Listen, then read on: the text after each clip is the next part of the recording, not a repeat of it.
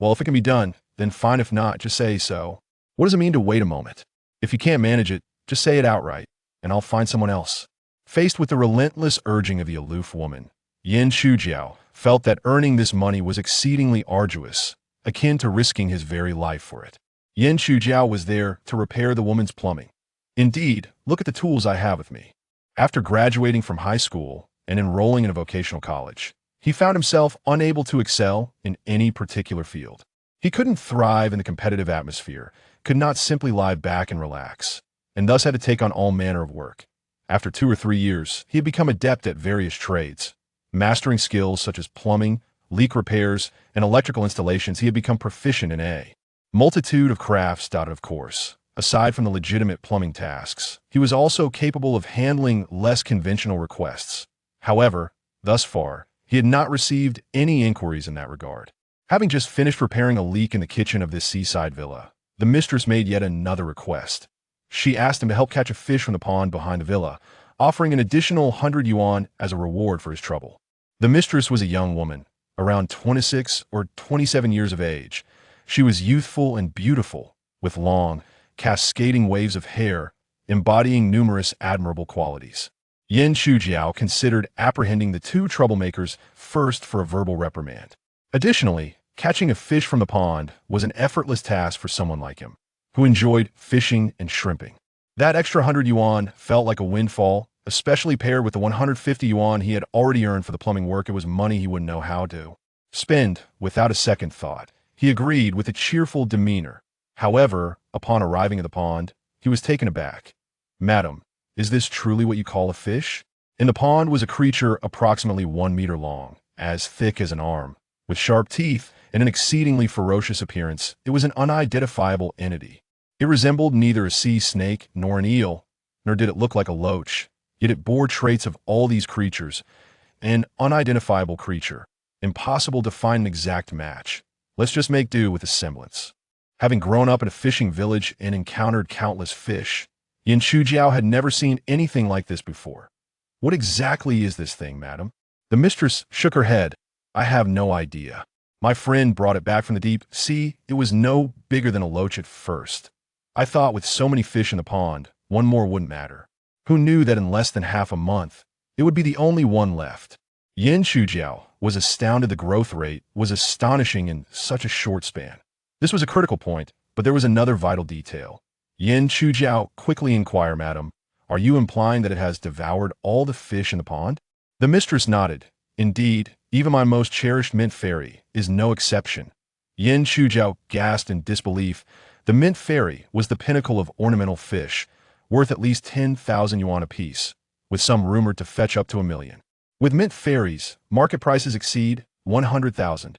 A wealthy individual indeed.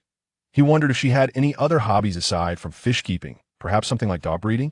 A friend of his had a single dog in need of adoption.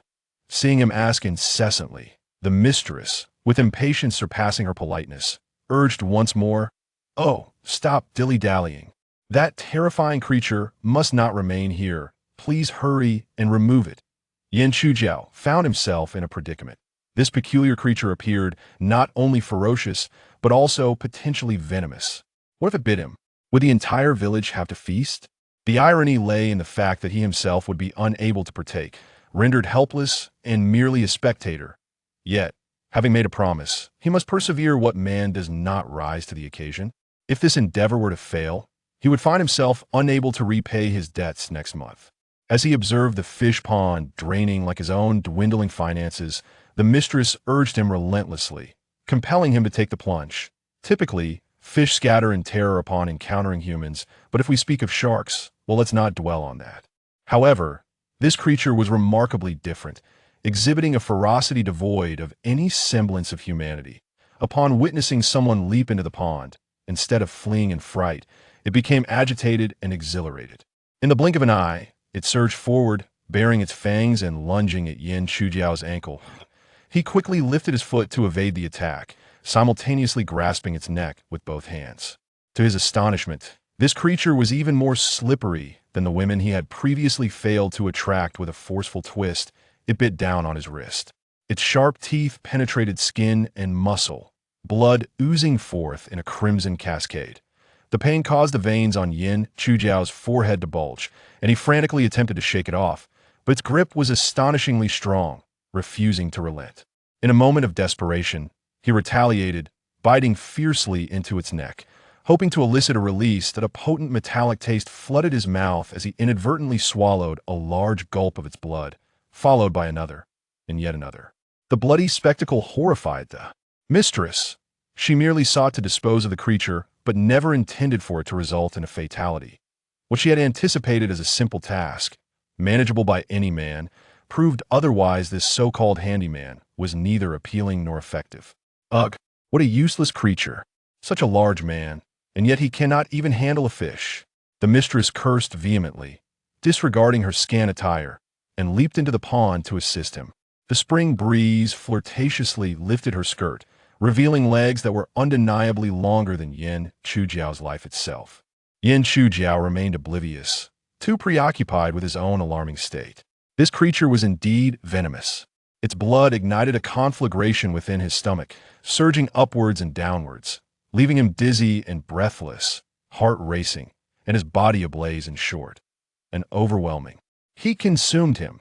As the mistress approached, the creature finally relinquished its hold on Yin Chujiao, collapsing to the ground with a thud.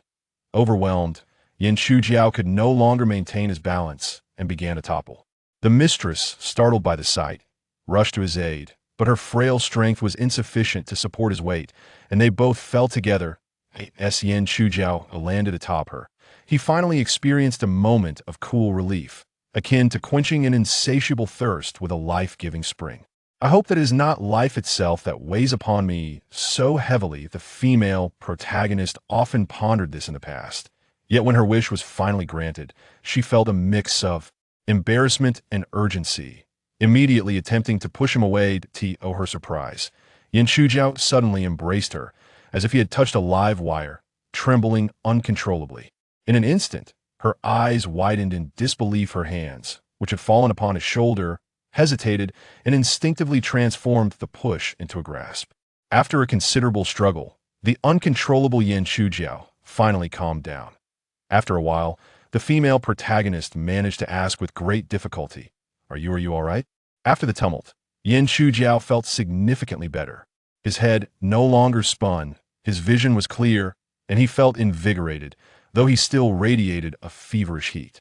If one were to describe it, it felt akin to an itch that could not be scratched. Yin Chujiao stammered in response, "I am fine." The female protagonist snapped, "If you're fine, then get off me." Only then did Yin Chujiao realize he was still atop her, which explained why she felt so soft and fragrant. Though reluctant, he recognized she was another's wife and had no choice but to rise.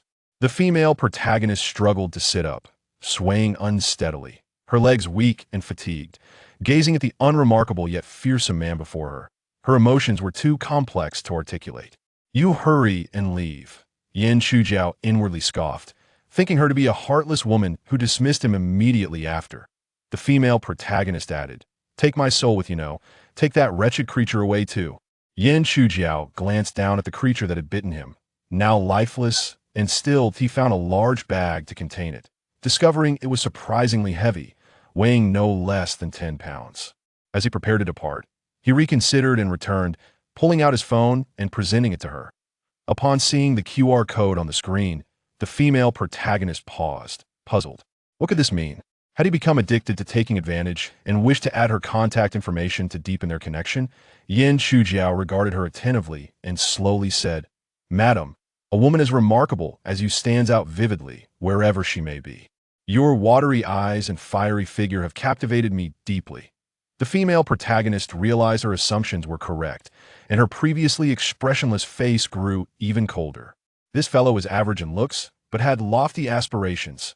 However, Yin Chujiao shifted his tone. "There are rules to every trade. You must settle the payment for the earlier services. Do you think one can call for home service without compensation?"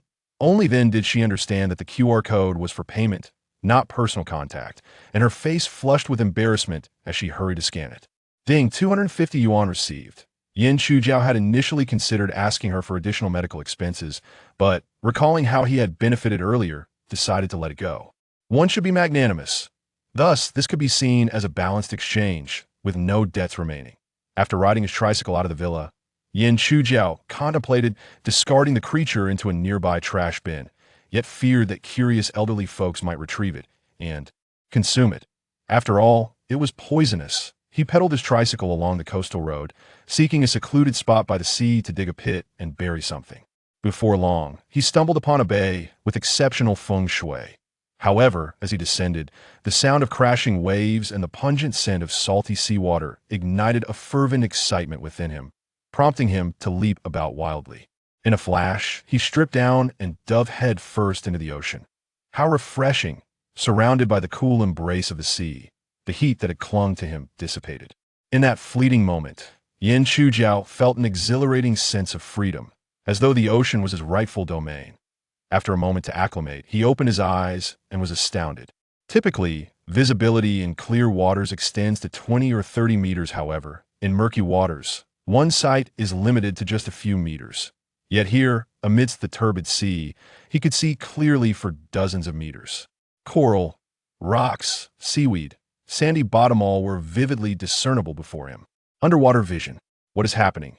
Confounded, he stood up in the water, only to uncover an even more astonishing phenomenon. Not only could he see clearly underwater, but upon standing, he realized he could also see beneath the surface through the water surface. This is utterly bizarre. Yin Chujiao thought he was imagining things and rubbed his eyes, only to find that he could indeed penetrate the water's surface. While it may not be crystal clear, it was at least 1080p.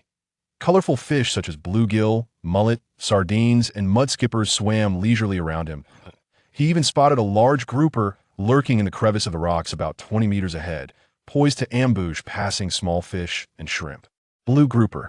This is definitely not a vision one would expect from an ordinary person. Surely, I haven't mutated after being bitten by that thing. Yin Chujiao couldn't fathom it, but the pressing matter at hand was how to catch that grouper. He was in dire need of money. Although uncertain of the specific species of grouper, its substantial size suggested it could fetch 700 to 800 yuan. Diving down to catch it by hand was one option, though not particularly practical. Before he could swim close enough, it would likely slip away. Shooting it from a distance with a spear gun? That idea was quite sound, but alas, he possessed no spear gun. Turning to glance at the tricycle he had parked on the shore, a brilliant idea suddenly struck him.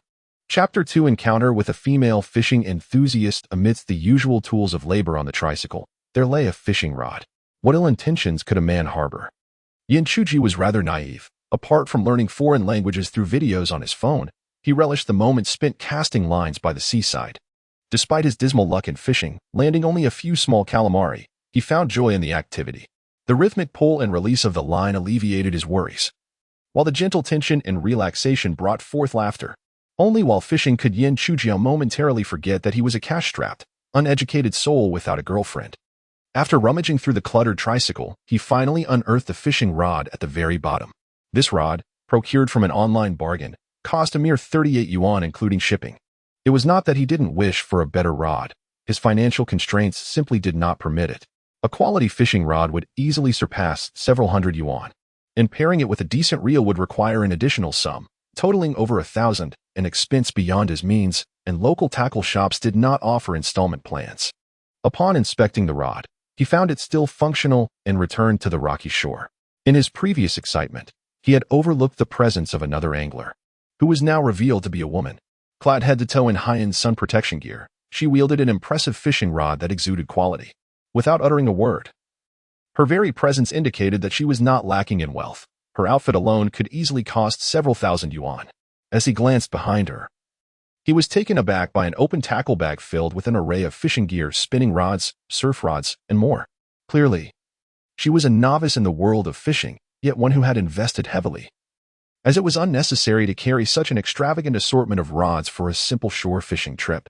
However, the focal point of this encounter was that this angler was indeed a female. Such occurrences were rare, particularly for a solitary woman venturing into the wilderness. This required not only skill but also considerable bravery, as the isolated shores could harbor unforeseen dangers. Should she encounter an unwelcome male presence, the situation could escalate perilously. Though the woman was fully covered and donned sunglasses, obscuring her features, her striking physique was undeniable, with legs that seemed to stretch endlessly. Yin Shujiao was not the type to drool at the sight of a woman, yet he found himself captivated by her remarkable form, prompting an involuntary salivation that he struggled to suppress. Ultimately, he reminded himself, women only serve to hinder the speed of my casting. Hey, how is the fishing? Yin Shujiao ventured to strike up a conversation, not motivated by her alluring figure, but rather seeking to borrow some bait. He had set out solely for work, never intending to fish, and thus had come unprepared. Li Meiqi, however, was oblivious to his approach. After much effort in locating an unpopulated fishing spot, she was thoroughly engrossed in her activity when an unexpected intruder arrived, seemingly carefree and audaciously undressing in front of her. Despite the vastness of the wilderness offering anonymity, Li Meiqi felt an overwhelming sense of embarrassment. To her astonishment, the intruder then leapt into the sea, splashing around without a care in the world. Such a commotion must have startled the nest, for since his appearance, no fish had been caught. Li Meiqi was not displeased, merely discontent, and thus chose to ignore him. Yin Shujiao, bold and thick-skinned, remained oblivious to this sentiment and continued to engage her. Hey there, have you caught anything? Li Meiqi remained silent. The fish box lay behind her, uncovered. Could she not see for herself whether there were any fish? Do not think for a moment that I am unaware of your thoughts. Even thinking it is forbidden. Such thoughts are sinful. Yin Shujiao found his attempts fruitless and turned to glance at her fish box, realizing that this female angler must possess a novice's aura of luck. She had already caught 5 or 6 fish, albeit small ones, little mudskippers, white bream, and rockfish. It was only upon seeing these fish that Yin Shujiao comprehended that the female angler had been there for quite some time. His earlier splashing nearby had likely disturbed her. Had it been another angler, he would have surely resorted to throwing stones. He initially intended to apologize but reconsidered the necessity of it. After all, he could only see the surface of the water, not what lay beneath the stones. Who knew what silent, unremarkable angler might be lurking behind the rocks? She remained mute. So could he be blamed? Moreover, it was evident that she had observed him thoroughly. Not making her return gaze was already a form of courtesy, and apologizing seemed excessive. However, given these circumstances, his desire to borrow bait suddenly felt unrealistic. Yin Shujiao wisely refrained from pressing further. In truth, he felt somewhat embarrassed, having lived for so long. He had never introduced himself to anyone. This manner of appearing was rather informal. Additionally, one need not rely solely on commercial bait. Sea cockroaches, sandworms, hermit crabs, all could serve as bait, though capturing them required time and effort. Suppressing his disgust, Yin Shujiao managed to catch a few sea cockroaches on the damp rocks nearby. These creatures were swift, typically eluding capture. Yet Yin Shujiao was quicker. Though the sea cockroach was unattractive, it was certainly fragrant, favored by perch, black bream, rock bream, and even grouper. Li Meiqi cast a glance at his makeshift fishing rod, nearly bursting into laughter. Was this fellow sent by a troop of monkeys to amuse her? The rod was rusted, the line guides crooked, and the reel wobbled precariously, looking as though it might fall apart. Did he truly believe he could catch fish with such a contraption? Moreover, how repulsive were those sea cockroaches? Could he truly ensure the fish caught would be edible? Yin Shujiao possessed the ability to see through the water but lacked the power to read minds, remaining blissfully unaware of the turmoil within her. Instead, he felt fortunate. After such a lengthy delay, that large grouper still lingered, seemingly waiting for him with unwavering patience. Since you were so devoted, I shall never abandon you. With bait affixed, he raised his rod and cast it. The motion was smooth and seamless, the hook carrying the entire sea cockroach sinking into the water, gradually descending to just over 2 meters from the grouper. Yin Shujiao realized he had not cast it accurately and hesitated, contemplating whether to retrieve it and recast. Suddenly, a rockfish, perfectly camouflaged as a stone, emerged without warning, snapping at the sea cockroach. With a swift motion, Yin Shujiao raised his rod without hesitation, successfully reeling in a catch. Li Meiqi was taken aback. She had not anticipated Yin Shujiao's ability to catch a fish so quickly. However, upon realizing that it was merely a small rock fish, her spirits lifted somewhat. Humph, what's the big deal? She thought. It's just a rock fish. As if I haven't caught one before. Turning to inspect her own catch, she discovered that her fish was merely a tiny calamari, barely measuring 2 fingers in length. In contrast, Yin Shujiao's catch appeared robust, weighing nearly half a pound. For a species like the rock fish, which seldom grows large, his catch was indeed substantial. A pang of envy washed over Li Meiqi. She found herself silently wishing that he would encounter similar luck in all his endeavors. Oblivious to her thoughts, Yin Shujiao might have remarked, "You're quite fortunate, aren't you?" Wild rock fish could fetch around 80 to 90 yuan per pound, their tender flesh perfect for soup. A quick sear followed by the addition of an egg and shredded radish would yield a creamy, delectable broth. Nonetheless, this was not Yan Chujiao's target fish. So he casually tossed it aside after unhooking, rebaiting with a cockroach, and casting again with greater force, overreaching by more than a meter. He began to reel in, hoping to entice a large grouper. To his surprise, a black bream suddenly emerged from the side, sniffed the cockroach, and promptly inhaled it. Opportunity knocks but once, he thought. And without hesitation, he lifted his rod sharply the moment the float submerged. Success. The resistance on the rod was unmistakable, bending it into a perfect arc. Li Meiqi was left speechless. Another fish caught? Yan Chujiao suspected he might have hooked a solitary fish, and the evidence was compelling. As he felt the weight on the line, he refrained from yanking it out as he had before. Instead, he played it cool, maintaining a steady tension. This exemplified the difference between a novice and an expert. Beginners often act impulsively, yearning to wrench their catch from the water immediately, clumsily, and violently, lacking the finesse to appreciate the fish. Such haste often leads to missed opportunities, with the fish escaping in mere seconds. In contrast, seasoned anglers demonstrate patience, skillfully manipulating the line until the fish surfaces. Yan Chujiao exhibited a professional demeanor, enduring the struggle with the fish for a good 3 minutes before finally coaxing it to the surface. He grasped the line firmly, lifting it out of the water.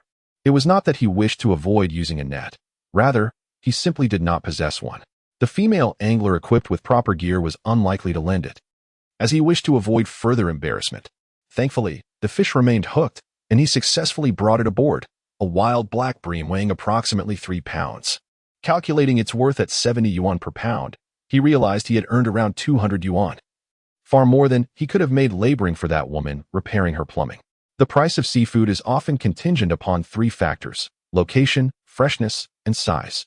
It is important to note that the seafood prices mentioned pertain solely to the local market, with variations possible across different regions, sometimes drastically so. In certain locales, a seafood platter may only cost 150, while in others, the price may double. Although this black sea bream is sizable, it does not align with Yan Chujiao's target fish. Thus, he casually discards it after unhooking, continuing instead to bait and cast. His impatience is evident, fearing that the large grouper might return home without him. However, Li Meiqi perceives his nonchalant demeanor as deliberate bravado, a form of provocation. A novice might set up a stall, while a master wields a single rod. Look at me, with this ragged piece of equipment, effortlessly dominating you. Frustrated by her own internal turmoil, she feels an overwhelming urge to push Yan Chujiao into the sea. Unwilling to be subjugated without a fight, she begins tossing Antarctic shrimp bricks into the water, determined to attract more fish. Fishing without a proper baiting ground yields little reward. This fellow can hardly expect more than these 2 fish. Yet, hope is often more bountiful than reality. Yan Chujiao casts twice more, and though his aim remains slightly off, he manages to reel in 2 more fish, each weighing between 7 and 8 tails.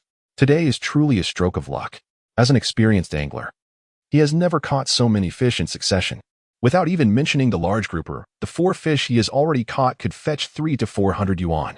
If such fortuity graced him daily, there would be no need for plumbing repairs. He could forego his tricycle entirely. As he cast for the 5th time, the sea cockroach finally settles where it ought to be, right before the grouper's mouth. Yet, the grouper merely glances at it, not opening its mouth. Clearly, it is highly alert, aware that opportunities that fall from the sky are often traps. Eat up. Haven't you been waiting for me to feed you? Yan Chujiao urges internally. But the grouper remains obstinate. All right then, this is how you wish to play. He begins to tease it, gently lifting the rod, making the sea cockroach sink slowly and gracefully, akin to a dancer performing a sultry routine. The grouper, initially resolute in its decision to remain aloof, finds itself unable to resist the blatant provocation. After much restraint, it bursts forth, mouth agape, and voraciously swallows the sea cockroach whole. Now is the moment. Now is the time. It must happen immediately.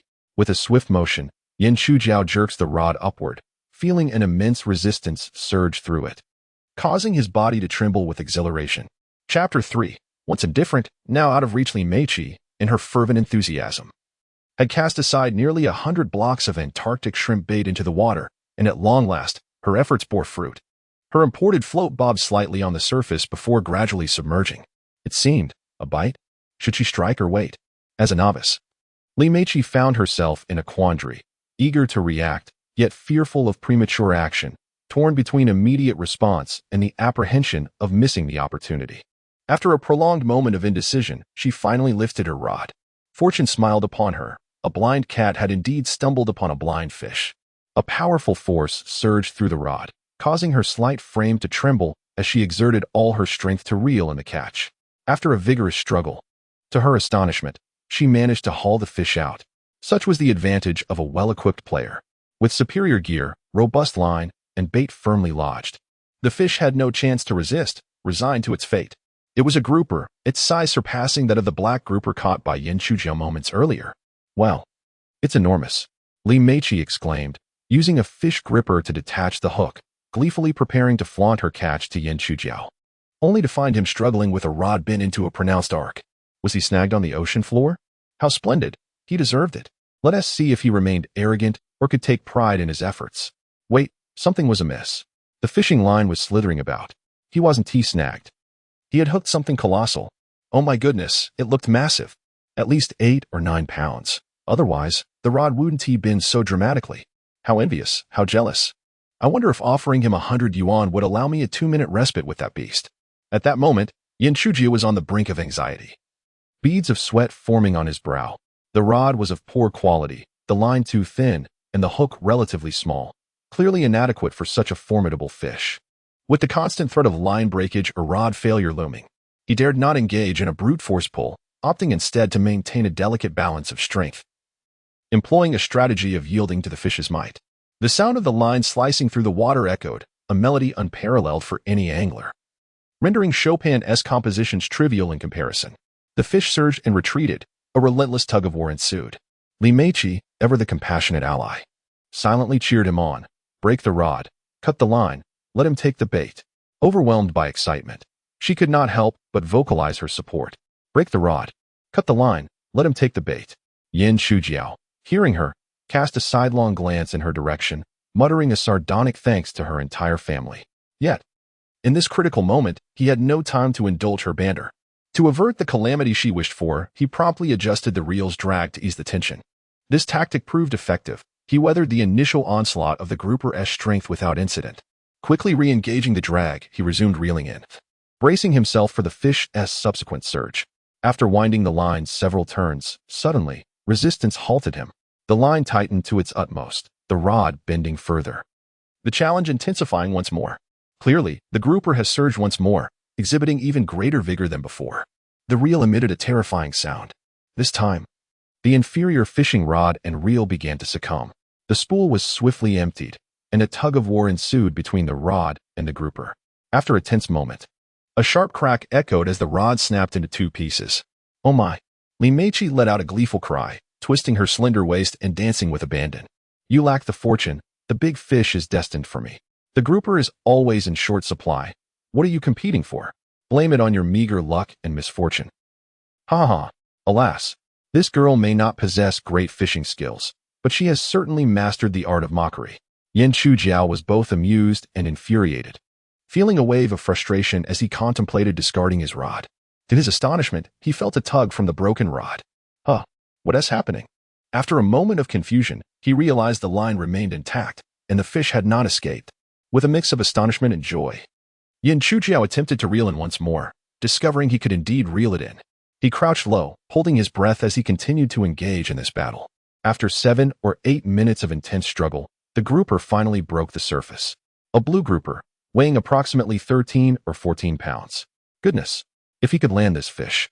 Even at 50 or 60 yuan per pound, it would amount to nearly 1,000 yuan, equivalent to a week's worth of hard labor.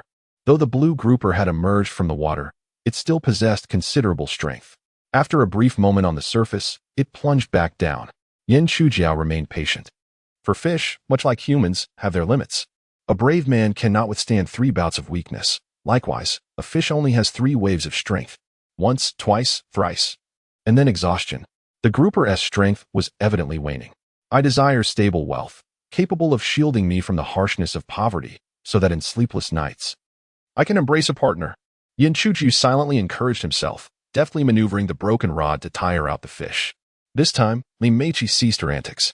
The big fish could break the line at any moment, and the stakes were high, fraught with peril. Her heart raced, wishing she could leap into the water to assist in landing the fish, leaving no room for mischief. After an intense contest lasting another 3 or 4 minutes, the blue grouper finally resurfaced. This time, it lay belly up, sprawled across the water's surface, clearly exhausted and devoid of any tricks. As Yin Chujiao slowly reeled it in, he faced a dilemma. Such a large fish would be difficult to lift ashore without a net. If it were to escape at the last moment, he would surely be left with bruised thighs. He needed a landing net for safety, but that meant borrowing from his female companion. However, this woman clearly was not an ally. Just as he hesitated to ask, a telescopic landing net gracefully descended into the water, effortlessly scooping up the fish. The one who netted it was none other than Li Meiqi. There was no one else present. As for her sudden act of assistance, do not inquire, for even she could not explain it. In any case, upon spotting such a large fish, she too desired to have a go at landing it. It is akin to those seasoned drivers who, upon encountering a dazzling luxury car with its striking design, will go to great lengths to muster the down payment, even if it means cobbling together resources from various sources. If they cannot afford it outright, they will devise countless schemes just to secure a test drive. When Yin Chujiao saw the grouper safely ashore, he exhaled in relief, politely expressed his gratitude, and then pulled out his phone to take a photograph. To catch a large fish without boasting is akin to donning fine garments in secrecy. After such a long time in the fishing community, he finally had a moment to revel in his achievement. Not to boast about it in the fishing group for years would be an affront to himself. Yin Chujiao activated the camera function, placing his size 44 foot beside the grouper. Alas, my shoes are somewhat dirty today. Following this humble commentary, he finished the video and posted it in the wild fishing group where he had scarcely exchanged a few words since joining. Previously, when he could not catch any fish, he spoke with little confidence and opted instead to lurk in silence, observing the fishing spots shared by others. However, those generous souls who were willing to share their fishing hotspots had mostly exhausted them. Even the bait bags strewn on the shore could yield a bountiful catch. Newcomer Li Meiqi watched his actions with a sense of bewilderment. What do the state of your shoes have to do with the fish you catch? You could simply take a picture of your shoes, but why include the fish as well? This person must surely have some peculiar obsession. Yet, one must admit, his catch is indeed impressive. Moments later, the previously quiet group erupted in excitement. Xiang Yaotu, if this fish exceeds 10 pounds, I shall eat it raw on the spot. Can you tell me where you are? I will come over with a scale immediately. Xiang Yaotu, are you hungry? Your sister-in-law has made dumplings. I'll save you a seat. Come eat at my home. Xiang Yaotu, let us be straightforward. I am a tea enthusiast.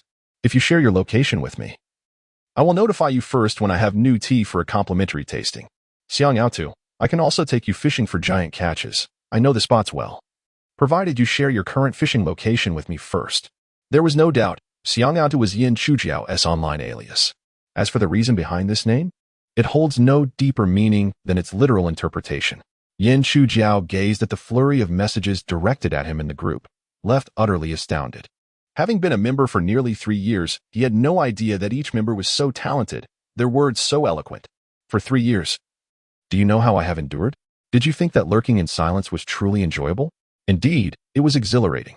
Who among you knows that I have secretly saved videos of your grand fishing exploits? Naturally, Yin Chujiao would not divulge his fishing spots. He finished his task and exited the group chat, concealing his achievements and name. He put away his phone and began to remove his clothes. Again, Li Meiqi, who had been closely observing him, was taken aback and instinctively stepped back twice. She truly did not wish to continue this tour. Even if it were free, she would decline. It was simply too frightening. Li Meiqi immediately issued a warning. What are you doing? Don't act recklessly, or else this woman must surely have some sort of mental lapse. Yin Chujiao muttered to himself, spreading the clothes he had removed on the ground, preparing to place the bluestone fish and various other fish into them, intending to carry them over to the tricycle. He had caught far too many fish for his 2 hands to manage. Alas, how bothersome. Li Meiqi, upon witnessing his actions, finally realized her misunderstanding. Hey, that fisherman. Yin Chujiao heard her, but chose to ignore her. Just a moment ago, he had greeted her only to be met with indifference. Now, as he caught larger fish, she was no longer worthy of his attention. Of course, if she were to use her beauty to bribe him, he might consider acknowledging her presence. Chapter 4. Fishing not only brings wealth but also friendship and marriage. Wait a moment, handsome. Upon hearing this endearing term, Yin Chujiao finally halted. As a native of Guangzhou, it was indeed difficult for him to resist such a charming address. What is it? Li Meiqi hesitated, fumbling for words. Yan Shujiao. Displaying his perceptive nature, inquired, are you hoping to take a photo with the fish? Li Meiqi quickly shook her head. No. Then, do you wish to befriend me so I can teach you how to fish? Li Meiqi was momentarily taken aback. Although she had not yet formed a deep bond with this individual, he seemed to possess an uncanny ability to discern her thoughts as if he were privy to her innermost desires. Indeed, she wanted to capture a photo for her social media, as such a magnificent wild green grouper was a rare catch, and landing one was even more challenging. Although she had not caught it herself, she had assisted in reeling it in. She yearned to post a picture to impress her friends. Moreover, she genuinely wished for Yan Shujiao to teach her the art of fishing. A person who could land such a substantial fish with a mere piece of shabby equipment was evidently a master among masters.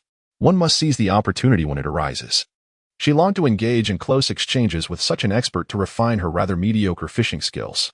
However, since he had already accurately guessed her intentions before she could voice them, she felt embarrassed to admit it. No. Yan Shujiao, perplexed, asked, then what do you want? I want to buy this green grouper from you. An idea struck Li Meiqi as she cleverly fabricated an excuse. Yes, I wish to purchase it.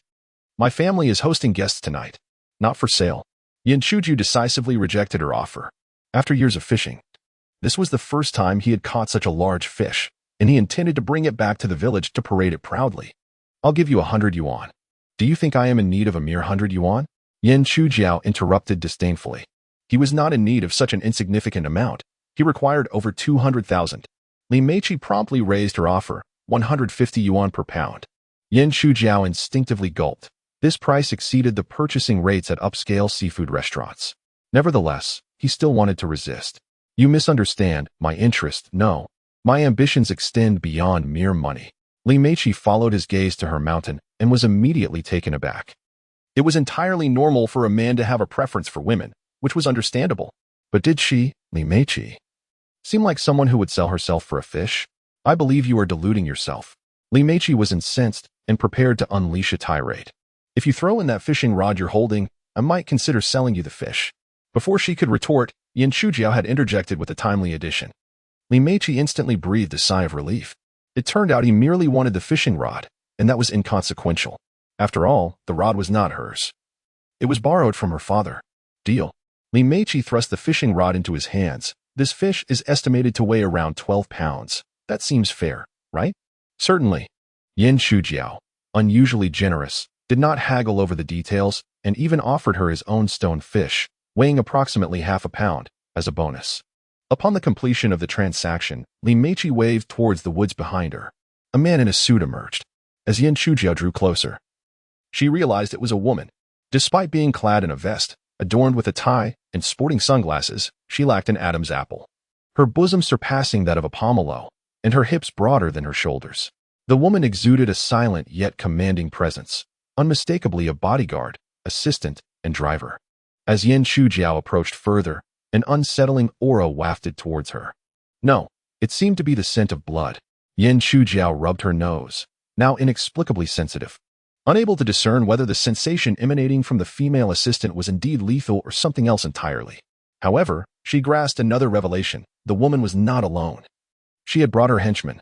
Fortunately, she had refrained from making any rash moves earlier, or she would surely have been left incapacitated. Seeing that her assistant had tidied up her belongings, Li Meiqi raised her phone, now a friend, and said to Yan Shujiao, so, when you have time, let us go fishing together?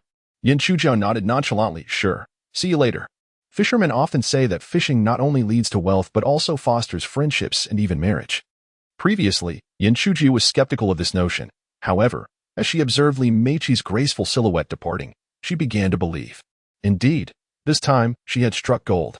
Though the size of the fish was considerable, its species was rather ordinary and not particularly valuable. If sold to a fishmonger, it would fetch a maximum of 50 yuan per pound. However, selling it to Li Meiqi, the price soared 2 to 3 times higher, yielding 1,800 yuan. In less than an afternoon, she had made a profit equivalent to half a month's earnings as a technician repairing pipes. Such a fortune was something she had only dared to dream of in the past. Beyond the monetary gain, she had also acquired a fishing rod for free. Initially, Yan Shujiao presumed the rod to be of modest worth, perhaps a few hundred yuan, hence she had requested it. Yet upon receiving it, she discerned that its quality and feel were far from ordinary. The combined worth of 3 large fish scarcely matched that of this rod. Upon closer inspection, it bore the insignia of a reputable manufacturer, though I shall refrain from naming it, as the author has not received any advertising fees. It is merely acknowledged among anglers as an exceptional rod. In the past, such a fine rod would not have brought her joy, for no matter how splendid, it was merely a recreational toy, incapable of providing sustenance. However, with her newfound ability to perceive underwater, the situation transformed entirely. This could very well become a tool for wealth accumulation. Oh, the riches! Just 2 days ago, they graced one household, yesterday another, and today, surely it is my turn. Ha ha. Once, she dreamed of traversing the world with a sword, intent on catching a grand fish and returning home first. Yin Shujiao laughed foolishly, her smile broad and toothy, as she picked up the remaining fish, preparing to return home. Yet, upon reaching her tricycle, she discovered something peculiar. The bag that had contained the strange fish was now empty. Where had the body gone? Had it been snatched away by seabirds? Or perhaps dismembered by sandcrabs? Surely it could not have miraculously returned to the sea. Perplexed, Yin Shujiao pondered this mystery just as her phone rang. Shujiao, where are you? The call was from Su Yuqing, Yin Shujiao's only relative, his aunt. Since the tragic incident involving his parents while fishing at sea a few years ago, Su Yuqing, only a few years older than Yin Shujiao, resolutely took on the mantle of the family, bearing responsibilities that were not rightfully hers. Yin Shujiao, deeply empathetic to his aunt's hardships in raising him, despite successfully passing the college entrance examination, quietly tore up his acceptance letter to ease her burden. He fabricated a story about failing the exam and began working to support their household. The two relied on each other, with only a 5 or 6 year age gap. Their bond was exceptionally close. Today, having earned a considerable sum, Yin Shujiao was eager to share the news with her. Aunt, I have wonderful news to share with you. However, Su Yuqing interrupted with alarming news. Shujiao, come home quickly. Zhao Mei is about to be killed. Yin Shujiao's expression changed drastically, without a moment's hesitation. He hopped onto his tricycle and sped homeward. Whether it was anxiety or sheer determination, his legs propelled him with extraordinary strength. The tricycle creaked under the strain, the chain nearly smoking from the effort. A journey that typically took over half an hour was reduced to a mere 10 minutes. Upon entering the village, he found a crowd surrounding the unadorned walls of their single-story home.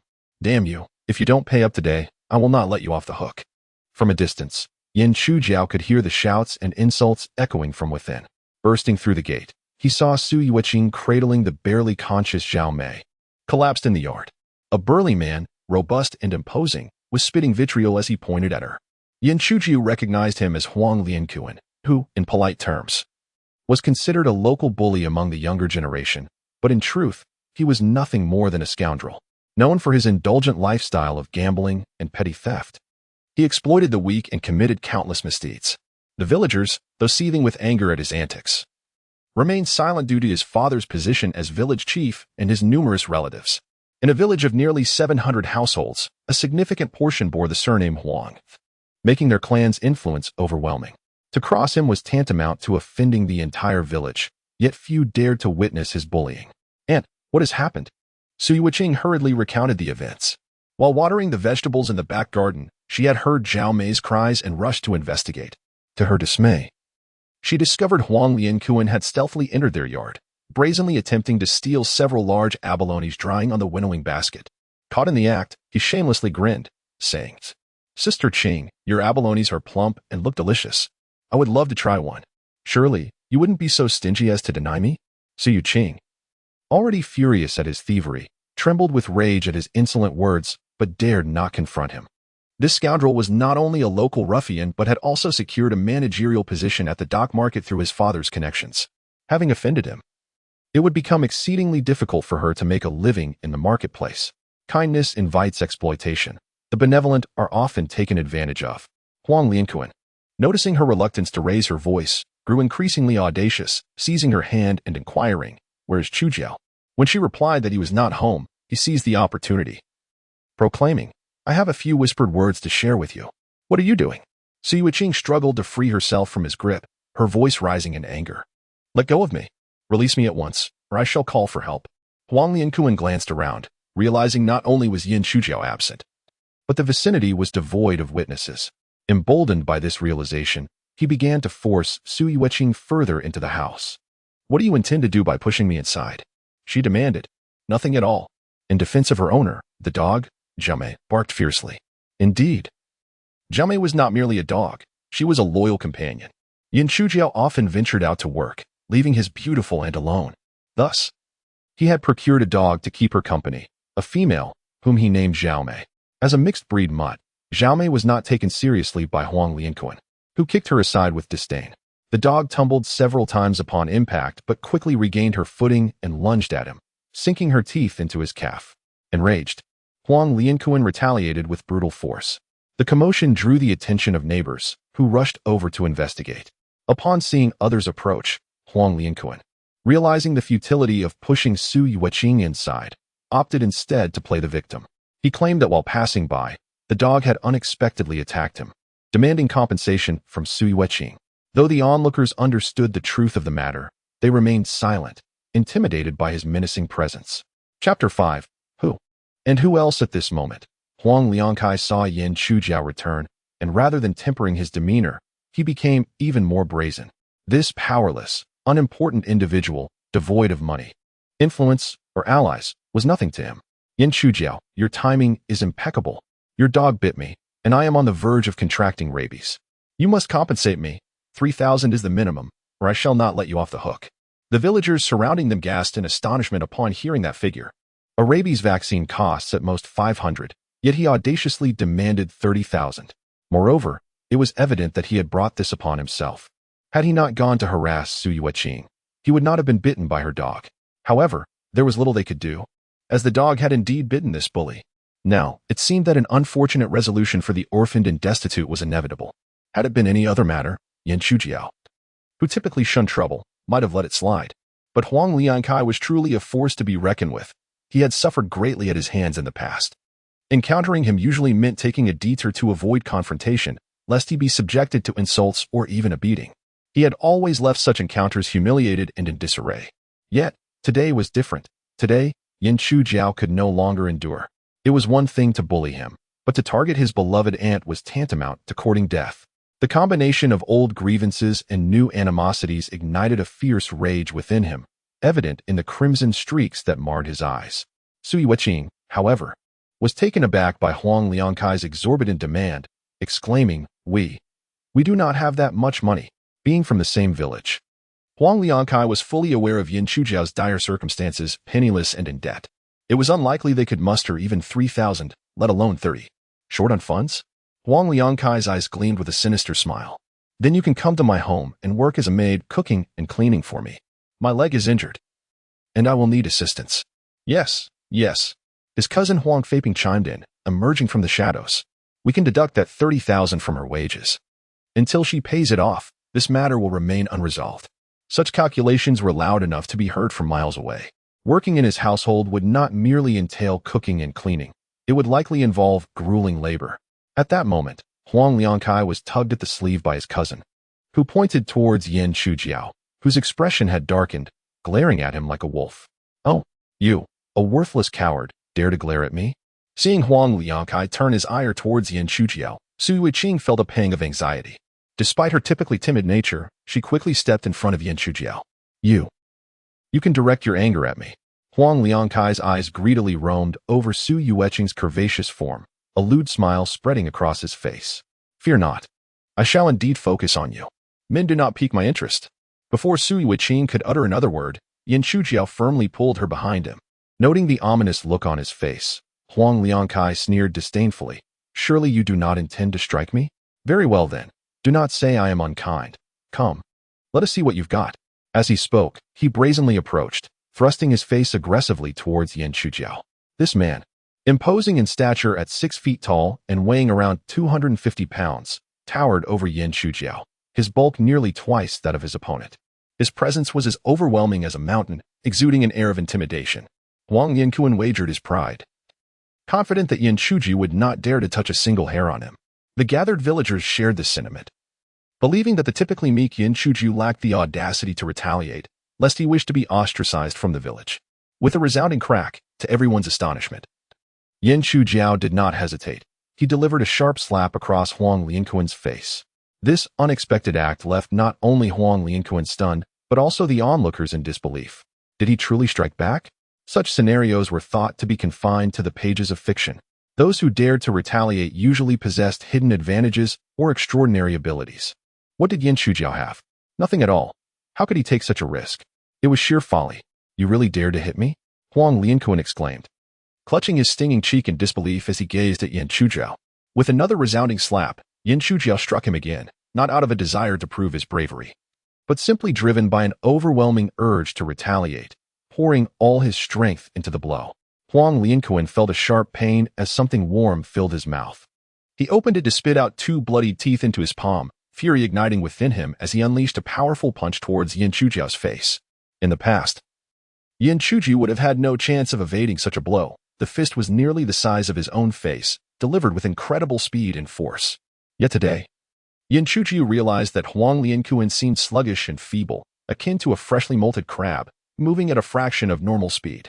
As a result, he not only dodged the punch, but also seized the opportunity to kick out, landing a precise strike on Huang Lianquan's groin. With a howl reminiscent of a slaughtered pig, Huang Lianquan crumpled to the ground, clutching his injured manhood.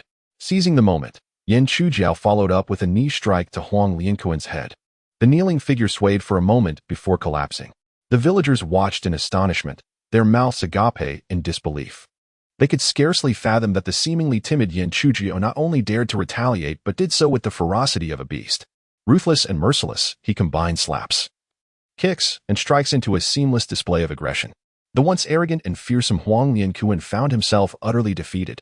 In truth, not only the villagers, but even Yan Shujiao himself was bewildered by his own actions.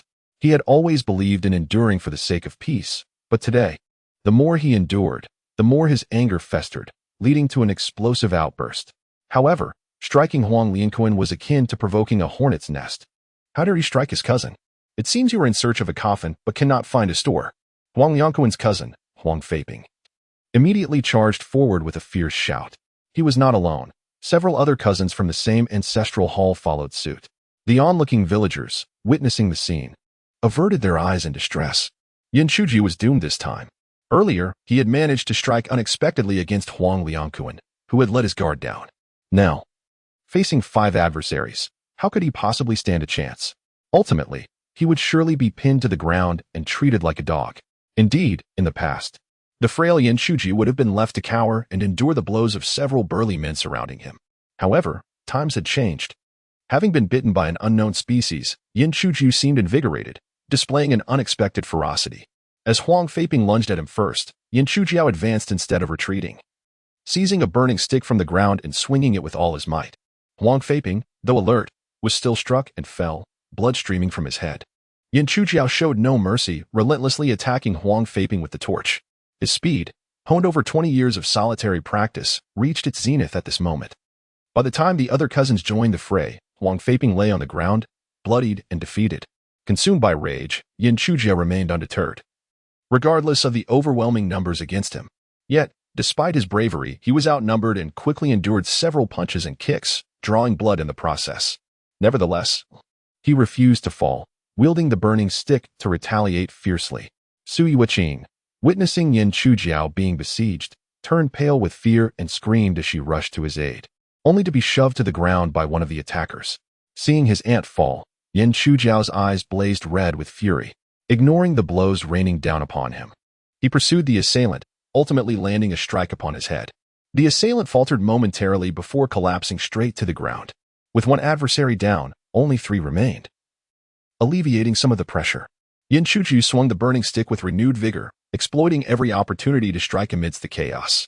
The torch was used not merely to strike the head, but to target vital areas, exhibiting a complete disregard for martial ethics. Thus, whenever the flaming stick was unleashed, it invariably felled an opponent. In less than 2 minutes, Huang Lianquan's cousins lay sprawled on the ground, unable to rise. Though Yan Shuji was battered and bloodied, he stood resolutely, surveying the crowd with a slow, deliberate inquiry. Who else? Chapter 6. I will not act rashly. I will prepare before acting at this moment. Huang Lianquan had already risen, yet he refrained from joining the fray. Yan Shujiao had struck with such ferocity that his lower regions were left in pain and numbness. uncertain if he would ever regain full function. He intended to bide his time, waiting for his cousins to subdue Yin Chujiu before swooping in to claim the spoils. However, to his astonishment, Yin Chujiu remained unyielding, while his cousins were reduced to a pitiful state. Huang Liangkong was rendered speechless. How could this once feeble and malleable individual suddenly exhibit such ferocity and prowess? Had he been possessed, or was he channeling the spirit of Bruce Lee? Regardless of the cause, the situation was evidently dire. In accordance with the 36 stratagems, he resolved to retreat. As he abandoned his cousins and stealthily made for the door, a sudden gust of wind ruffled the hair at the back of his head. Yin Chujiao hurled the fiery stick in his grasp, striking him squarely on the head. Huang Liangkong was left dazed and disoriented, unable to comprehend what had transpired before he found himself toppled to the ground. With the ferocity of a tiger pouncing on its prey, Yin Chujiao pinned him down, landing heavily upon his already injured lower regions. A piercing scream escaped Huang Liangkong's lips, as he feared for his very existence. Yin Chujiao, invigorated by his initial success, proceeded to deliver 2 more crushing blows. Then, disregarding all restraint, he unleashed a barrage of punches with unrelenting ferocity. The resounding thuds of flesh meeting flesh echoed ominously, sending shivers through all who bore witness. Huang Liangkong's arrogance and swagger dissipated under the relentless assault, replaced by sheer pain and terror. Bloodied and battered, Huang Liangkong could no longer withstand the onslaught, begging for mercy. "No, please, stop. I was wrong. I won't dare to disturb your aunt again. I beg you, spare me." Once so haughty and domineering, he now lay in utter disgrace. Yin Chujiao, his eyes ablaze with fury, remained impervious to the pleas, continuing to rain down blows with unyielding determination. He was utterly consumed by rage. It appeared that if this continued, someone would surely perish. Some villagers, sharing the surname Huang, could no longer stand idly by and rushed forth to intervene. Yet, the frenzied Yin Chujiao possessed extraordinary strength. Even several villagers were unable to pull him away. Ultimately, it was Sui Yiqing who stepped forward, wrapping her arms tightly around Yin Chujiao. "Chujiao, that's enough." At that moment, his sole thought was to eliminate the wretched Huang Liangkong. In this instant, he seemed transformed into a beast, devoid of humanity.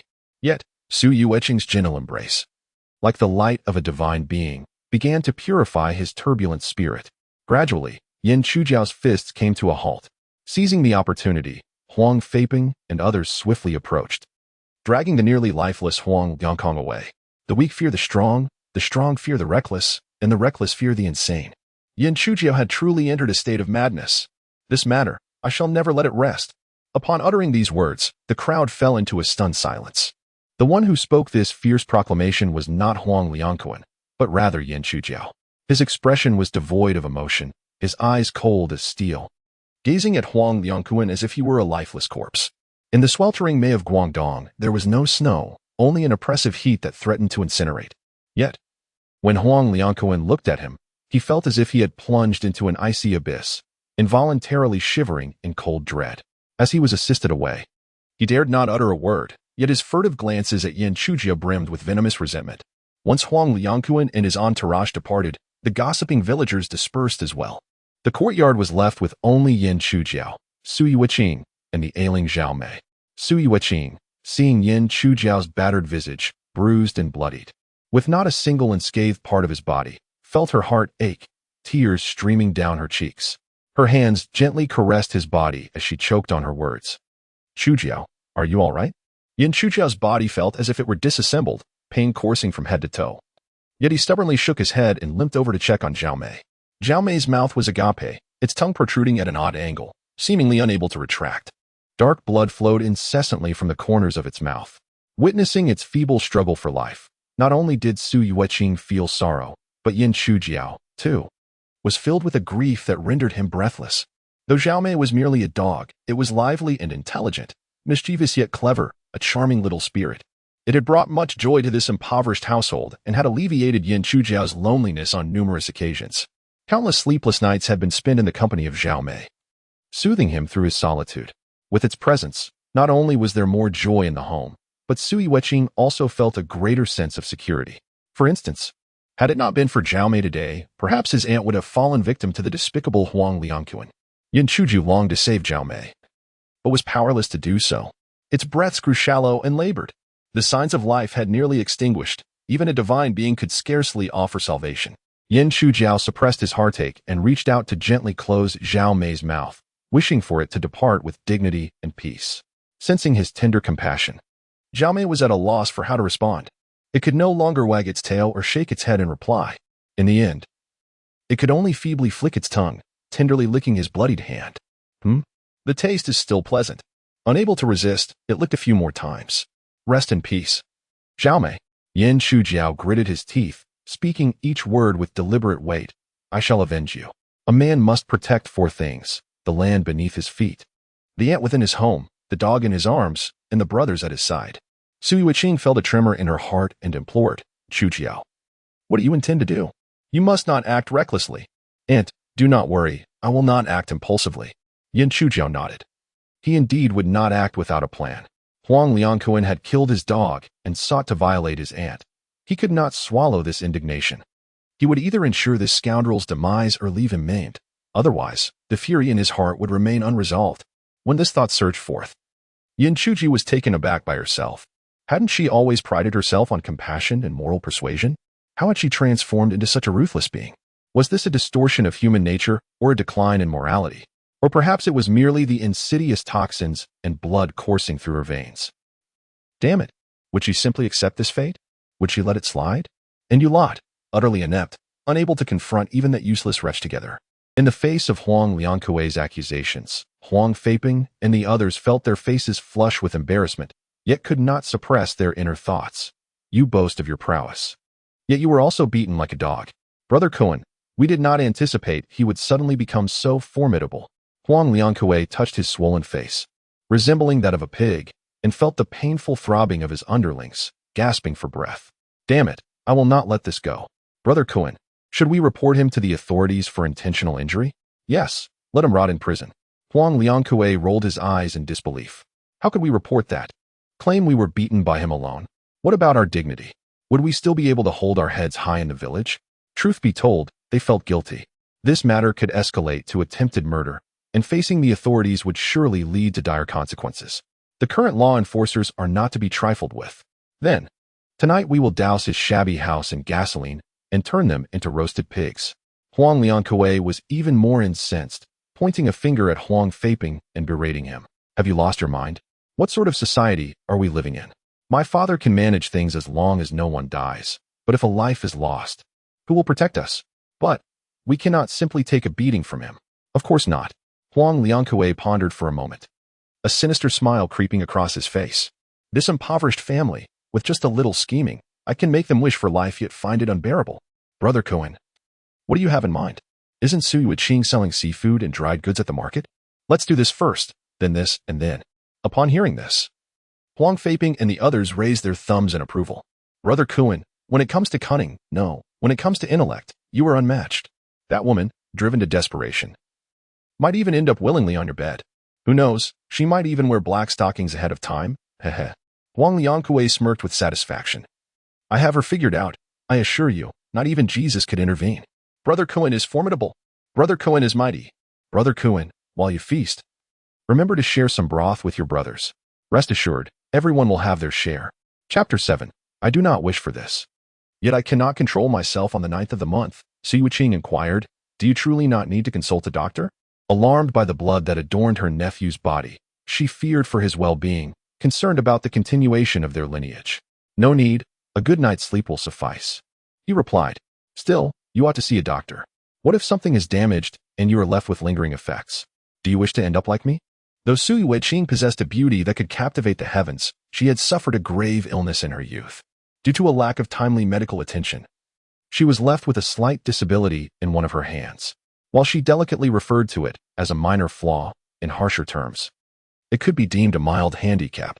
Coupled with the burden of caring for Yin Chujiao, she had remained unmarried, a choice she had made herself. Despite her striking appearance and enviable figure, suitors still approached her, albeit mostly men of advanced age or those with previous marriages.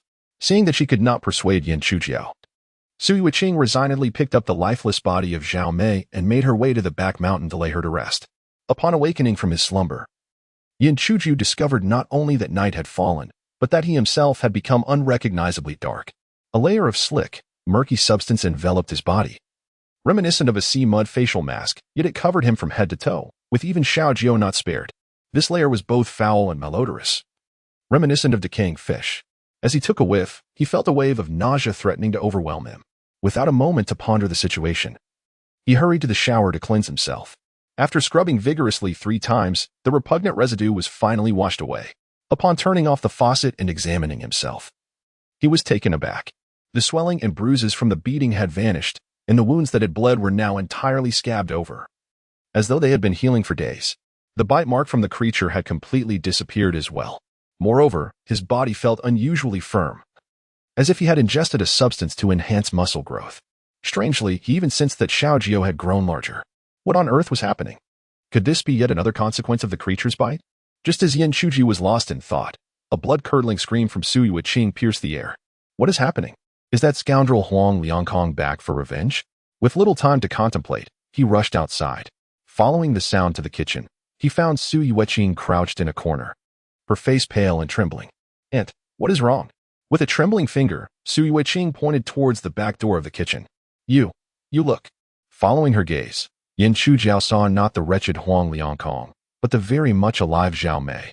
Zhao Mei stood at the doorway leading to the back mountain, wagging her tail and playfully panting, occasionally shaking off the dirt that clung to her.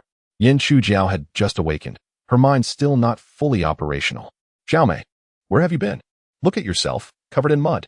Zhao Mei remained silent, unable to speak, merely directing her gaze towards Su Yuqing. With a timid voice, Su Yuqing stammered. It was buried by me." Yin Chujiao was taken aback. "What? This afternoon it had already passed away. Its body was rigid. I took it to the back mountain and dug a pit to bury it, but now, it's back." It suddenly dawned on Yin Chujiao that Zhao Mei had indeed been lifeless before she retired to her room. She hurriedly crouched down to inspect Zhao Mei, discovering that aside from a bit of dirt, there was no other abnormality. If anything, Zhao Mei appeared vibrant and lively, as if nothing had transpired. "Zhao Mei, are you all right?" Zhao Mei emitted a call, a soft "ong." "I don't believe it, unless you roll over for me to see." Zhao Mei promptly rolled over on the ground and then wagged her tail at him, seemingly asking, "Do you believe me now?" Startled, Su Yuqing finally managed to regain her composure, hesitantly approaching and tremblingly extending her hand to stroke Zhao Mei. "Zhao Mei, you clearly died. How are you alive again?" Zhao Mei did not respond vocally, but her gaze held a hint of resentment. Upon encountering Zhao Mei's eyes, Su Yuqing found herself momentarily taken aback. Zhao Mei, having returned from the dead, seemed more sentient than before. Filled with guilt, she confessed to Zhao Mei, "I truly did not wish for this. I thought you were genuinely gone and wanted you to rest peacefully, which is why I buried you." "Ong." Zhao Mei protested vocally, clearly indicating her discontent. Su Yuqing quickly apologized. "I'm sorry. I'm so sorry. Next time, I will ensure you are truly gone before taking any action." Zhao Mei displayed a forlorn expression. Yin Chujiao interjected, "Aunt, haven't you heard that dogs have 9 lives? I have only heard that about cats." Su Yuqing's words trailed off, her expression turning uneasy. She scolded lightly. "Look at you, such an adult, yet not dressed. Don't you feel any shame?" Yin Chujiao glanced down and instantly flushed crimson. In her haste to emerge, she had only donned a pair of briefs and needed to find appropriate clothing. "Wait." Su Yuqing quickly grabbed his arm. "Let me apply some medicinal alcohol to your injuries." "Huh, where are your wounds?" Yin Chujiao attempted to free himself from her grasp. "Aunt, I'm fine. No need for medicine." Yet, Su Yuqing held on, perplexed. "Why do you seem to have grown taller all of a sudden?" Having been anxious earlier, he now felt utterly embarrassed. "Aunt, could you let me put on some clothes first?" Seeing his flustered demeanor, Su Yuqing couldn't help but chuckle lightly, giving his shoulder a playful pat. "Go on." Relieved, Yin Chujiao hastily made his way back to his room. After putting on some trousers, he noticed that what had previously seemed a bit long now appeared short, exposing his ankles.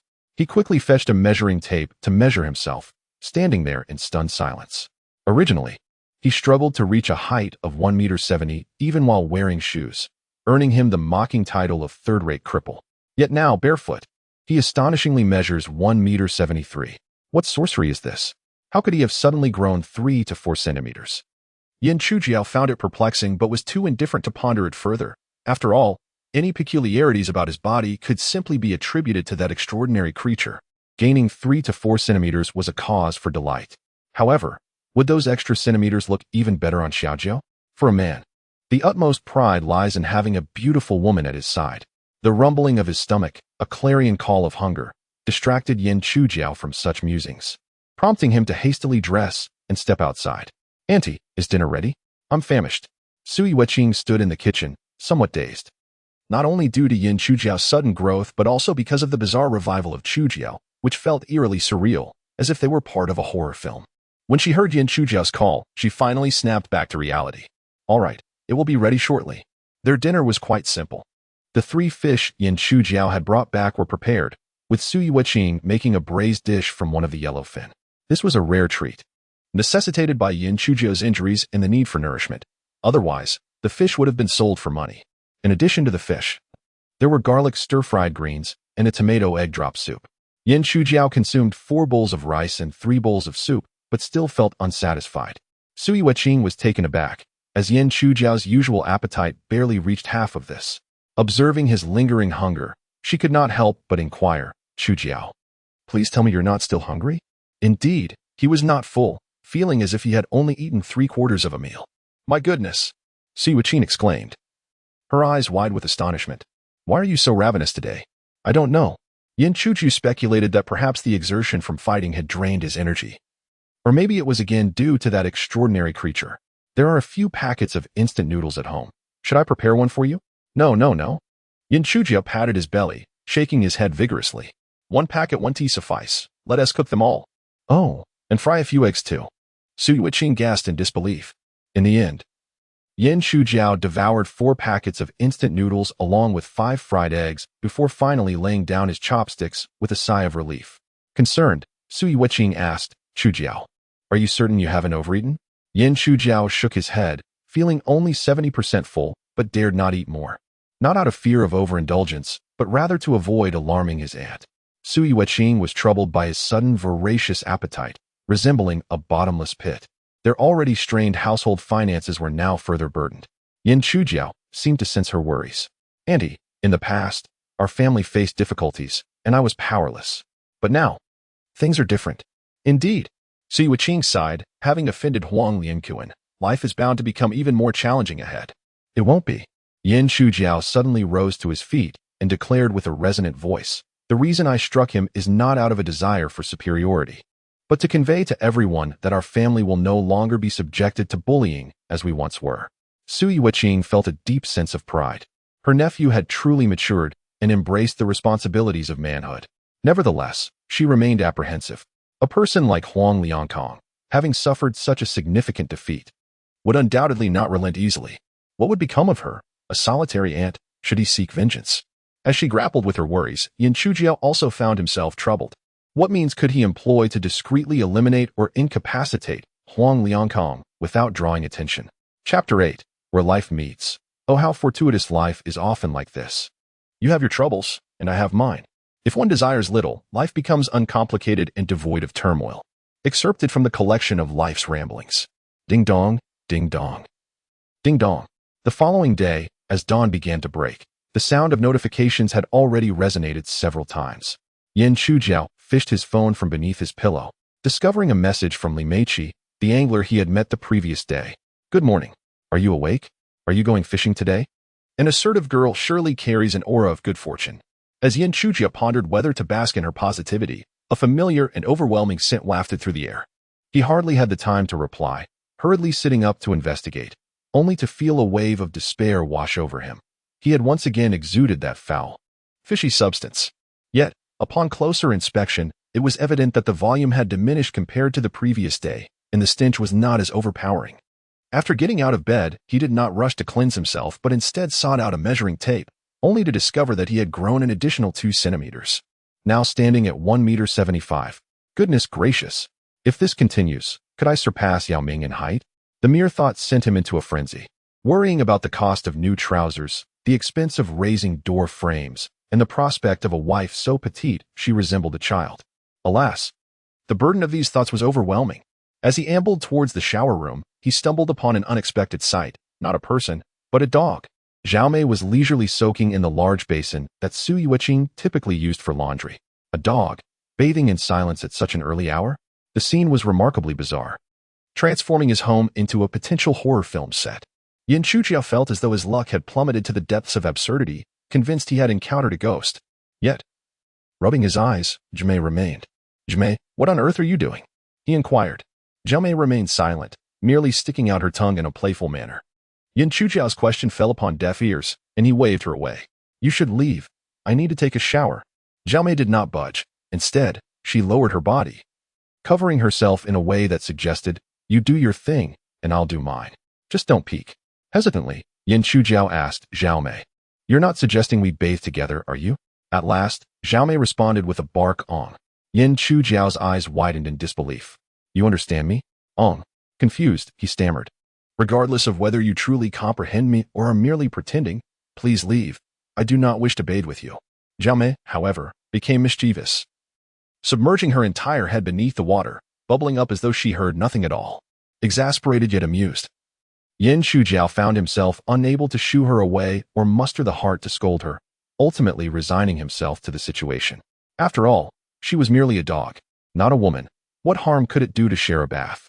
As he prepared to undress, he noticed a layer of dark substance floating atop the water in which Jiamei was soaking. It was not merely similar to what had seeped from his own body. It was strikingly identical. What could be the meaning of this? Has Xiaomei's body also mutated? But it wasn't bitten by that strange creature. Surely, it cannot be due to licking the blood that flowed from its own hand yesterday. Yin Chujiao found it incomprehensible and was unwilling to dwell on it. Taking a shower was the priority. After thoroughly cleansing herself of the grime, she finally breathed a sigh of relief, only to turn and discover Xiaomei staring intently at her. It was one thing to gaze, but why was it drooling? Startled, Yin Chujiao exclaimed, "Jiamei, why are you staring at me? Is this how you show politeness?" Xiaomei seemed to recall its own gender and turned away, no longer looking at her. Yin Chujiao's eyes widened further. Xiaomei could truly understand human speech and even express its thoughts?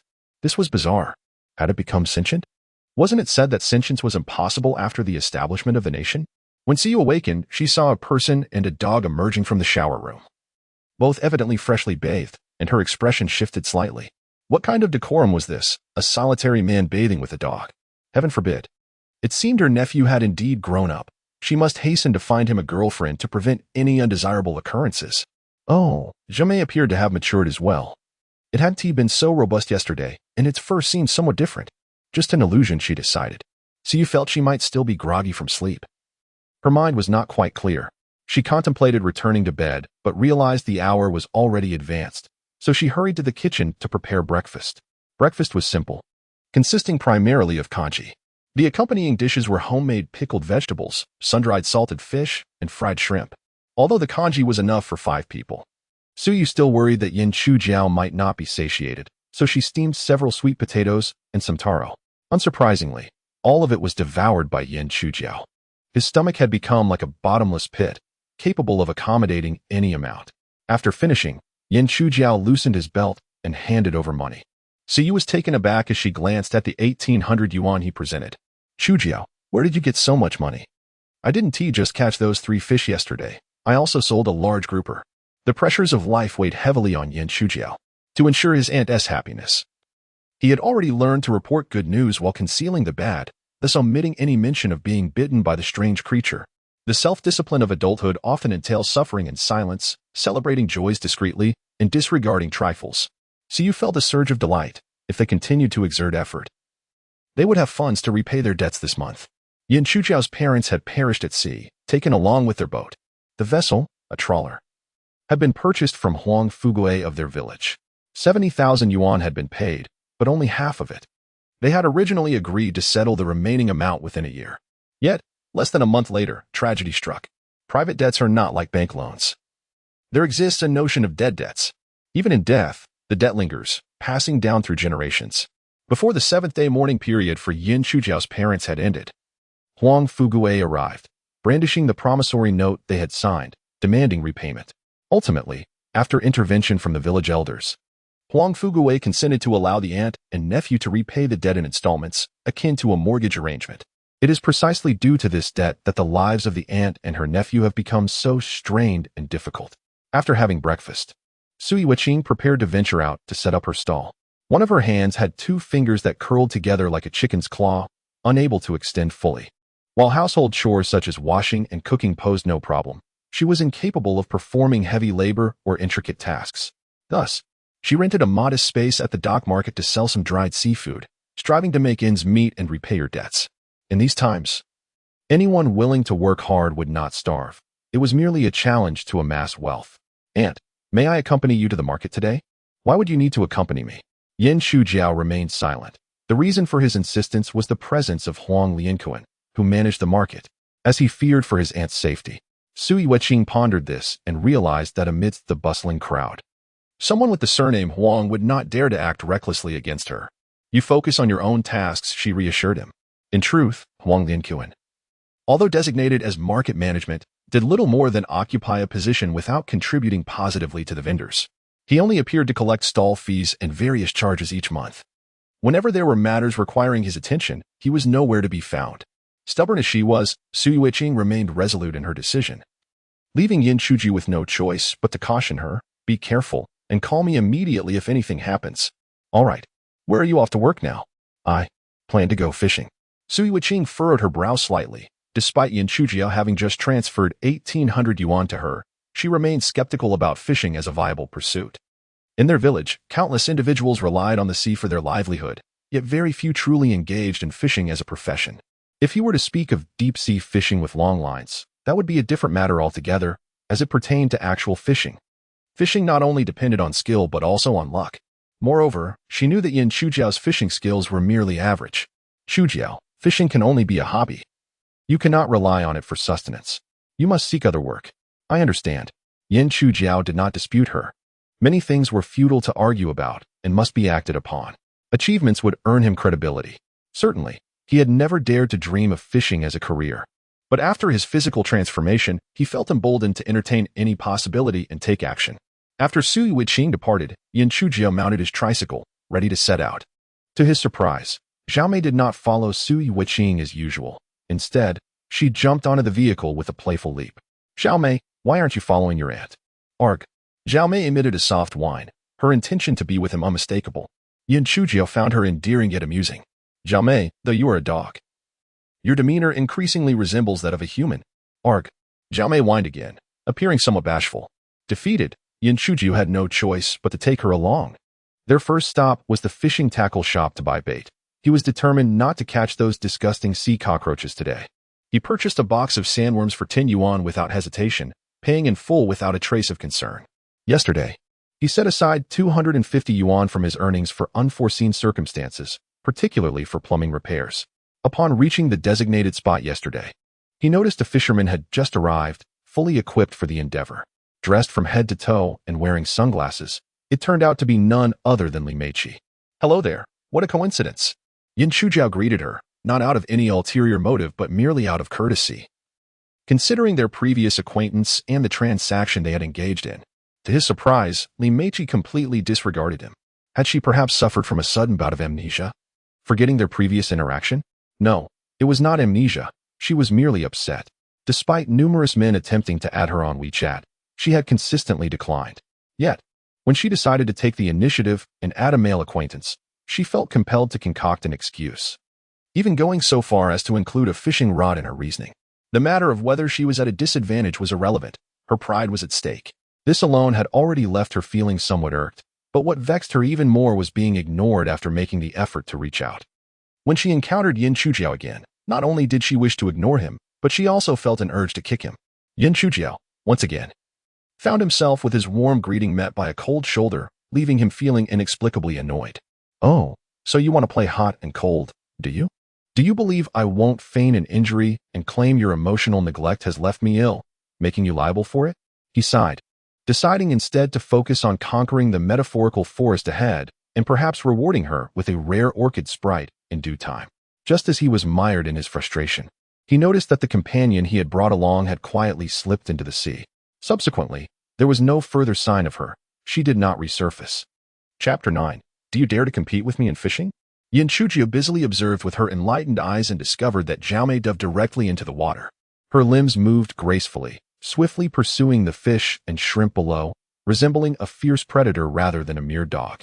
In no time, she had plunged into depths beyond Yin Shujiao's sight. What on earth? This dog not only dives but also forages underwater? Yin Shuji was utterly astonished. She had never realized this remarkable talent before. Just then, Li Meiqi, who had previously ignored him, suddenly spoke up. "Do you dare to engage in a fishing contest with me?" Yin Chuji was taken aback.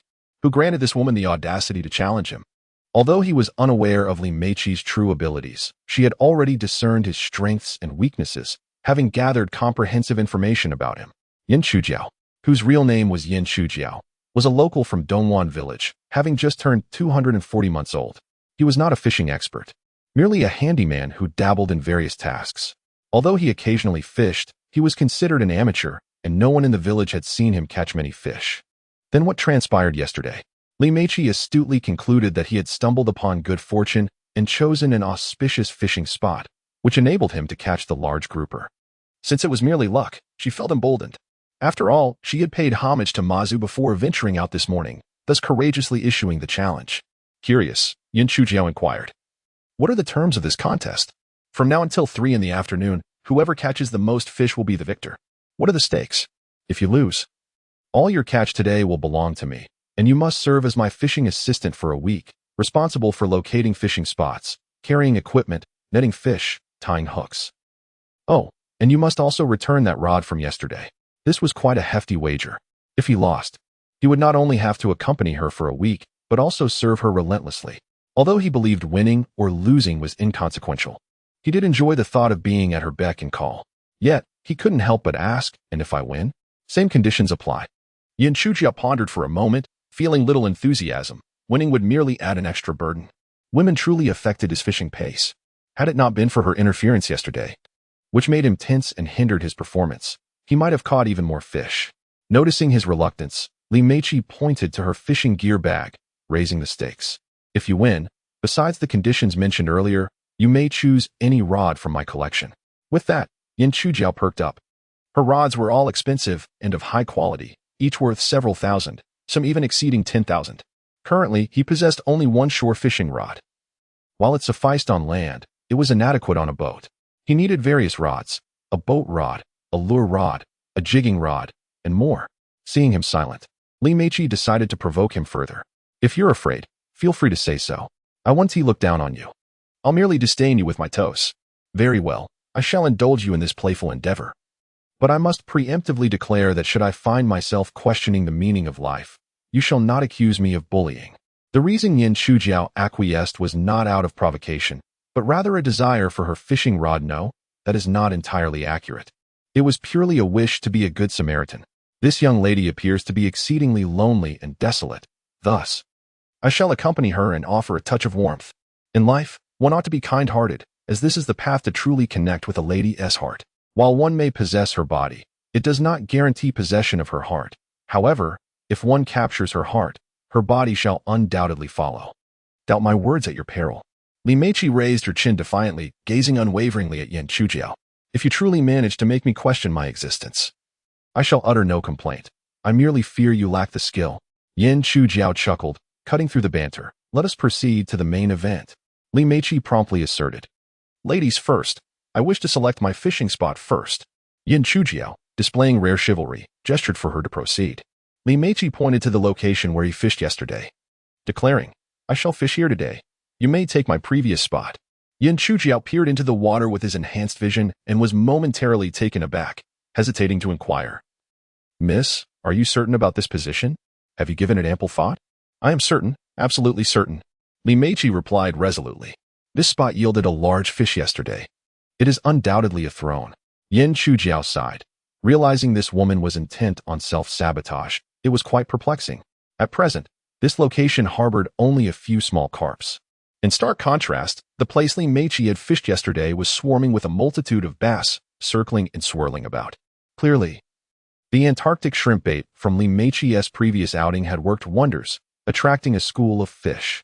However, lacking the gift of enhanced vision, she remained oblivious to the murky depths below, unaware of the fish that had arrived. Fearing Yin Chujiao might reconsider, she hastily claimed her spot, rigged her rod with live shrimp, and cast her line. Whether it was mere luck or the aura of a novice, she hooked a fish immediately, with a swift motion. She knew Yin Chujiao was watching her and decided to showcase her prowess. Without a moment's hesitation, she raised her rod violently, landing a black sea bream weighing nearly a pound. Goodness, what a sizable catch. Yin Chujiao shook his head in disbelief. Even if you possess strength, one cannot be so reckless. While you may endure, the rod may not withstand such force. Fishing, much like life, requires a touch of gentleness. Li Meiqi scoffed. I do not require your counsel. I delight in directly hoisting the fish from the water. What is the point of dawdling? Yin Chuji was taken aback. Realizing this seemingly frail girl preferred such a vigorous method of fishing, truly, appearances can be deceiving. Such a technique could very well ruin even a rod made of reinforced steel. After releasing the fish, Li Meiqi rebaited with shrimp and cast her line once more. Noticing that Yin Chujiao remained leisurely and unperturbed, not rushing her. The longer he squandered his time, the greater her chances of victory would become. She wished fervently that Yin Chuji would fixate entirely on her, utterly neglecting his fishing. When he ultimately lost, he would become her servant. And she would relish in commanding him. Observing that the youth was incorrigible, Yin Chujiao ceased to waste his breath and approached the spot where he had fished the previous day, ready to cast his line. Although Li Meiqi had already established a lead, she remained unsatisfied and sought to disrupt his concentration. Some individuals delight in mistaking luck for skill, believing that a single stroke of fortune guarantees a lifetime of success, unaware that it is merely a fluke. Such a blatant attempt at psychological warfare. Yin Chujiao chuckled, reassured by his own prowess. If he could compose a fine poem, he could certainly craft them for eternity, for his capabilities were evident. While his lips were busy, his hands were equally industrious. In no time, he assembled his fishing rod and baited the hook. Let us go, Yin Chujiao called out. And the line with the hook plunged into the water. The sandworm accurately hit the fish's lair, provoking a frenzy among the bass. A particularly sizable male bass seized the sandworm with a voracious appetite. It tasted delightful. The swift ones feast, while the sluggish ones go hungry. Huh. Who among you possesses my speed or my serendipitous fortune? I am truly the chosen fish. Whoosh. Just as the male bass reveled in its triumph, it was suddenly launched into the air as if in a helicopter. Yin Chujiao had catapulted it onto the shore, perhaps with a bit too much force, sending the fish tumbling behind him, requiring a thorough search to retrieve it. Upon witnessing this, Li Meiqi immediately mocked him, claiming that he was no less violent himself. Yin Chuji was inherently gentle, always cherishing the delicate balance of nature, yet this bass, weighing just over 2 pounds, deserved a robust catch with such a fine rod. Though explaining was akin to stating facts, Yin Chujiao yearned to impart a lesson. My dear, while this may appear crude, it is, in truth, a blend of strength and grace. One must act in accordance with the flow, and even a vigorous approach is permissible if directed correctly. Li Meiqi scoffed. Whether deep red or pale yellow, you surpass them all. Even HBO pales in comparison to you. Not hearing her respond, Yin Chujiao presumed she had given up and proceeded to bait his hook once more, raising his rod and casting anew. With his keen insight, he once again targeted the sweet spot, leading to another frenzied attack from the fish. Whoosh. Another catch. This time, a bass, not much larger than the last. Merely a pound heavier. Yin Chujiao chose not to utilize the net he had brought along, opting instead for another direct catch. Why? Because he was confident in his strength. A good fishing rod must be wielded thus. Otherwise, its true value remains unappreciated. Li Meiqi, momentarily distracted, soon realized that Yin Chujiao had already caught 2 fish, and her initial lead was slipping away. Not daring to revel in her prior advantage, she quickly adjusted her stance, took a deep breath, baited her hook, and cast anew. This time, it seemed the grace period for novices had expired. Even the 100 yuan per pound 9-segment shrimp proved futile. The float bobbed aimlessly, failing to sink. It was evident that no fish were present. Whoosh. Yet again, Yin Chujiao reeled in a catch. Another bass, weighing over 3 pounds, but shy of 4. Whoosh, he caught another. This one slightly smaller, barely weighing 3 pounds. Whoosh. Yin Chujiao entered a frenzied mode of angling. Although the fish caught were not particularly large, with the maximum weight not exceeding 5 pounds and the smallest weighing only 1 or 2 pounds, the advantage lay in the sheer frequency of catches. There was hardly a moment of inactivity. Every cast resulted in a strike from a bass, with each rod reeling in fish. Is this wild fishing? It felt more akin to angling in one's own private pond. Is this truly fishing? It resembled a delightful pursuit of virtual currency. Yin Chujiao experienced an unprecedented surge of fortune in fishing, unable to cease his endeavors. With his robust and powerful arms, he repeatedly lifted the rod, reeling in fish one after another. Li Meiqi watched in sheer astonishment. Chapter 10. The girl caught a big fish. Li Meiqi had initially resolved to concentrate solely on fishing, unaffected by Yan Chujiao's antics. However, her float remained stubbornly still, impervious to her fervent efforts to attract fish. Unlike Yan Chujiao, whose float danced with lively exuberance the moment it touched the water, drawing Li Meiqi's gaze uncontrollably, by the time she regained her focus, Yan Chujiao had already caught 7 or 8 fish, leaving her feeling somewhat outpaced. Xiang Aodu, do you see how round the moon is today? Li Meiqi, undeterred, sought to divert his attention, aiming to disrupt his rhythm and frequency of success. A strategy of breaking before establishing. Once she unsettled Yan Chujiao, she could regain her footing. Yan Chujiao paid her no heed, continuing to reel in his catch. It's scorching hot, and you're talking about the moon? What nonsense. Xiang Aodu, are you thirsty? I have Red Bull. Xiang Ao too, are you hungry? I have some exquisite chocolate. Not a fan of chocolate? I also have self-heating rice and a delightful little hot pot. Yan Chujiao remained oblivious to her attempts at distraction, wholly engrossed in his pursuit of fish. He had reached the pinnacle of fishing mastery, lost in the moment. Oblivious to thirst, hunger, or fatigue, nothing could deter him from casting his line, unless perhaps Li Meiqi suggested, let's go to the grove. Watching him haul and fish with such fervor, Li Meiqi finally grasped the reason behind his success. The numerous Antarctic shrimp bricks she had deployed yesterday were indeed effective. This phenomenon in fishing vernacular is referred to as baiting. Despite her novice skills, her theoretical knowledge was extensive, thanks to several mentors. Platforms such as Douyin, Kuaishou, Weishi, and Miaopai had all served as her diligent teachers. In light of this realization, Li Meiqi felt a pang of regret. Why had she considered changing spots? Yesterday, her location had clearly been the throne of fishing prowess. While the Antarctic shrimp bricks played a significant role, Yan Chujiao's keen insight and technique were equally crucial. With a focal point established in 2 fundamental positions, he consistently cast his bait precisely where the fish would bite.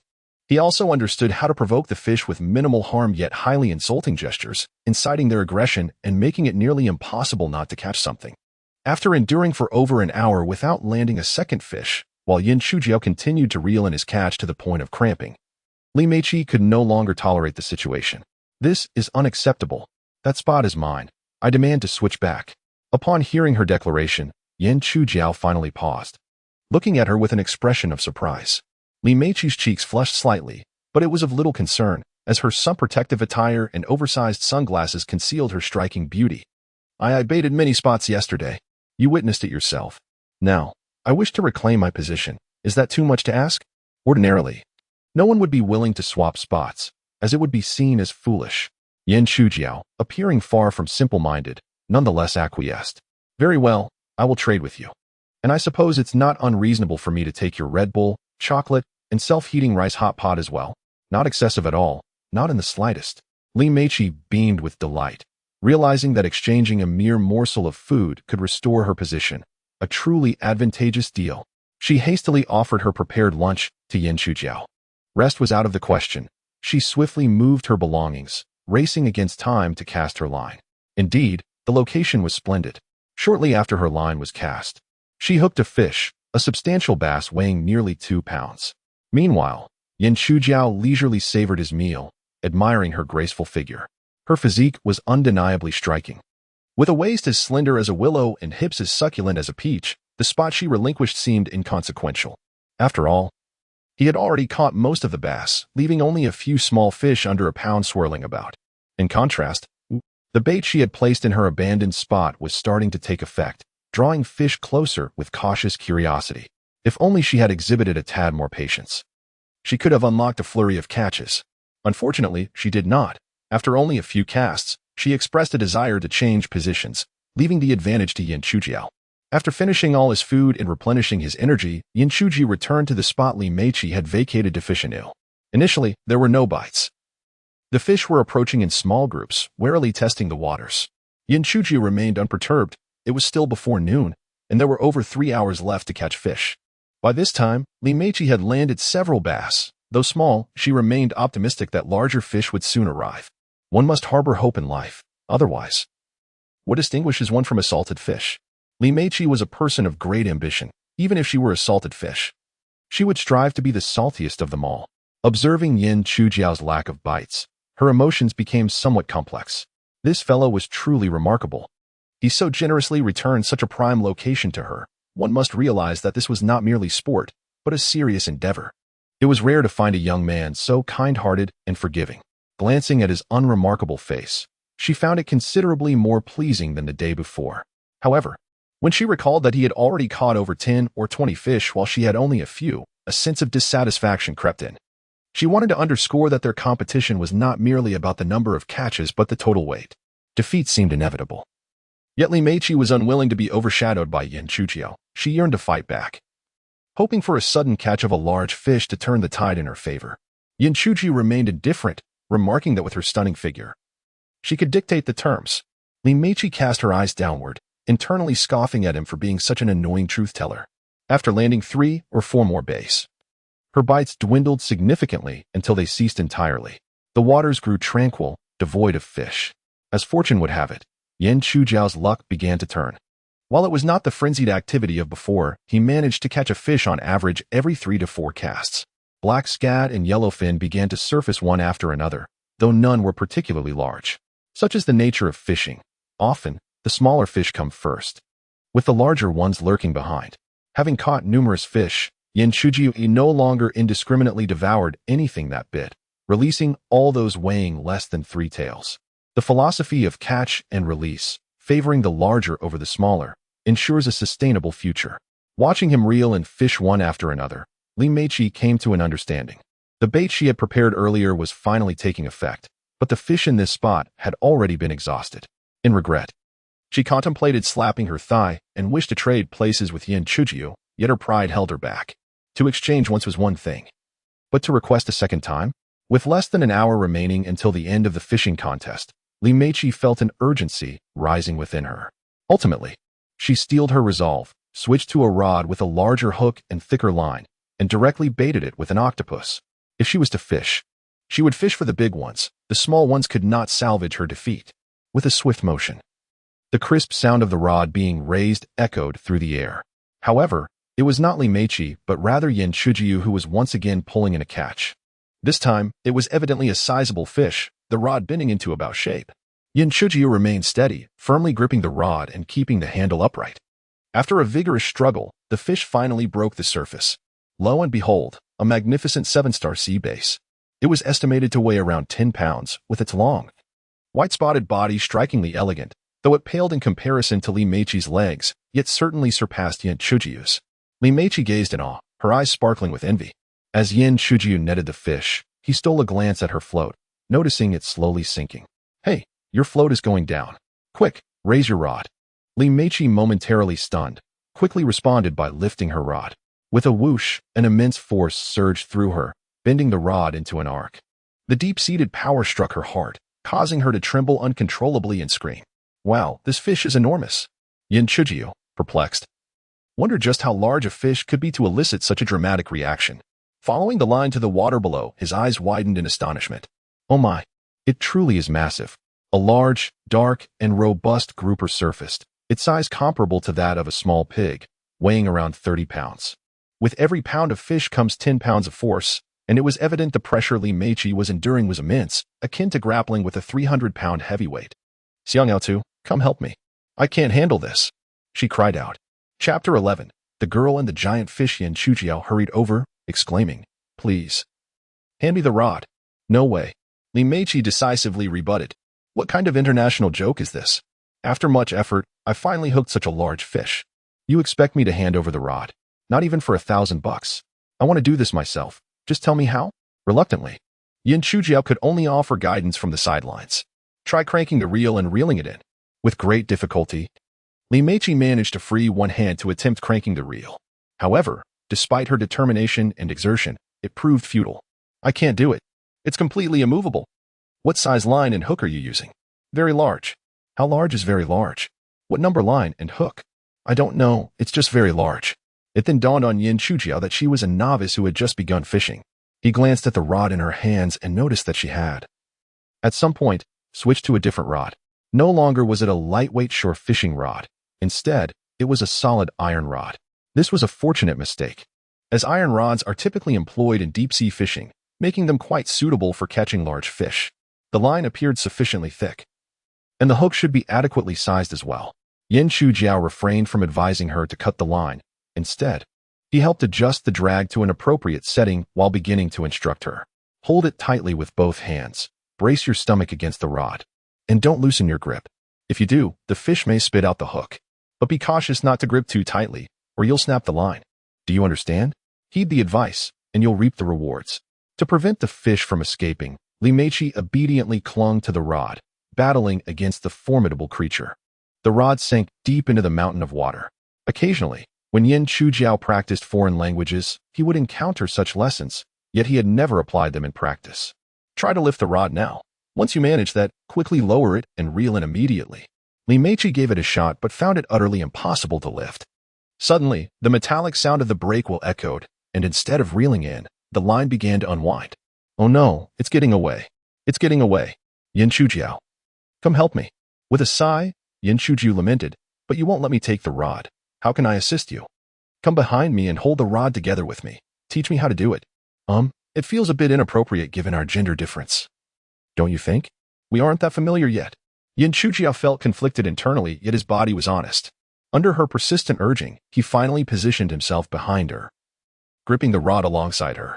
This quickly morphed into a rather intimate moment, and to keep it brief, Yin Chujiao could sense Li Meiqi trembling with excitement, which was entirely understandable. Who wouldn't be nervous and exhilarated upon catching a big fish? He, too, felt an overwhelming rush of adrenaline. However, to avoid a futile endeavor, Yin Chujiao kindly whispered reassuringly in her ear, "Stay calm. Once the fish surfaces, it will tire and be at your mercy. Just hold on tight. You must hold on." His voice, though soothing, only heightened Li Meiqi's heartbeat, which raced nearly to 200 beats per minute, filling her with regret for asking for his assistance. Isn't this just making matters worse? I am completely exhausted. Yet, this was a choice I made, and even with tears in my eyes, I must bring the fish ashore. Thus, she silently gritted her teeth, fiercely battling against the fish. Fortunately, her sacrifice was not in vain. After nearly 40 minutes of relentless struggle, the massive grouper finally surfaced. Yin Chujiao dared not relax. Catching a fish was an achievement, but bringing it ashore was the true reward. He remained firmly planted against the nearly spent Li Meiqi, both hands gripping the rod as he reeled in the line, until the large grouper was dragged to the shore and netted. Wow, what a magnificent fish! Xiang Achuo. I have never caught such a large fish before. Upon seeing the fish emerge, the previously silent Li Meiqi immediately burst into exuberant celebration. Witnessing her unrestrained joy, Yin Chujiao couldn't help but shake his head slightly. This girl was completely hooked, just like him, enchanted and unable to extricate herself. Xiang Achuo. What kind of fish is this? With such a sizable catch, Yin Chujiao felt elated and patiently explained, "This is a pearl dragon grouper. A hybrid breed cultivated from the blue grouper and the tiger grouper, sometimes referred to as the dragon tiger grouper or pearl grouper." Li Meiqi was puzzled. How can there be such a large grouper near the shore? Didn't those fishermen say you had to go out to sea to catch big groupers? This species is not wild. They are all artificially bred hybrids. Most likely, this one escaped from a fish farm. Not wild? Li Meiqi's excitement dimmed slightly. That must mean it wasn't worth much. Given its color and size, it has probably been out for quite some time. It could be sold as wild, surely fetching 50 to 60 yuan per pound. This fish is worth 1,000. Li Meiqi remained somewhat disinterested. Is that all? How boring. Yin Chujiao was left speechless. 1,000 yuan is merely a pittance? You truly have a peculiar perception of money.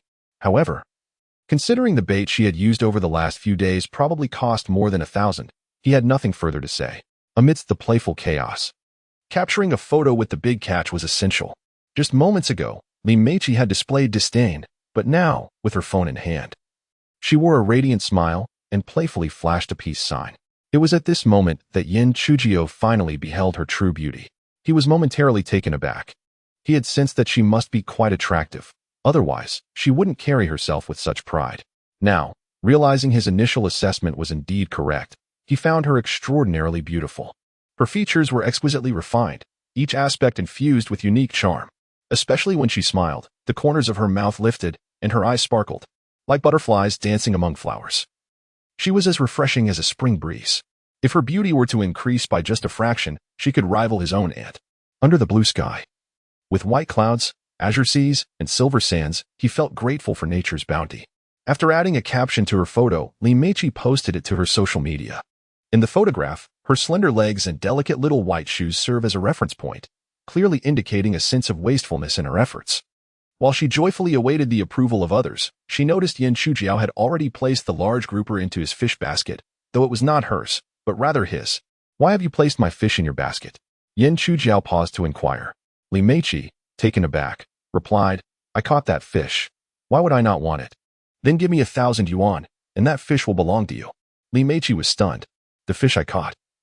And I must pay you to claim it as mine? Is there no sense of justice, no law?"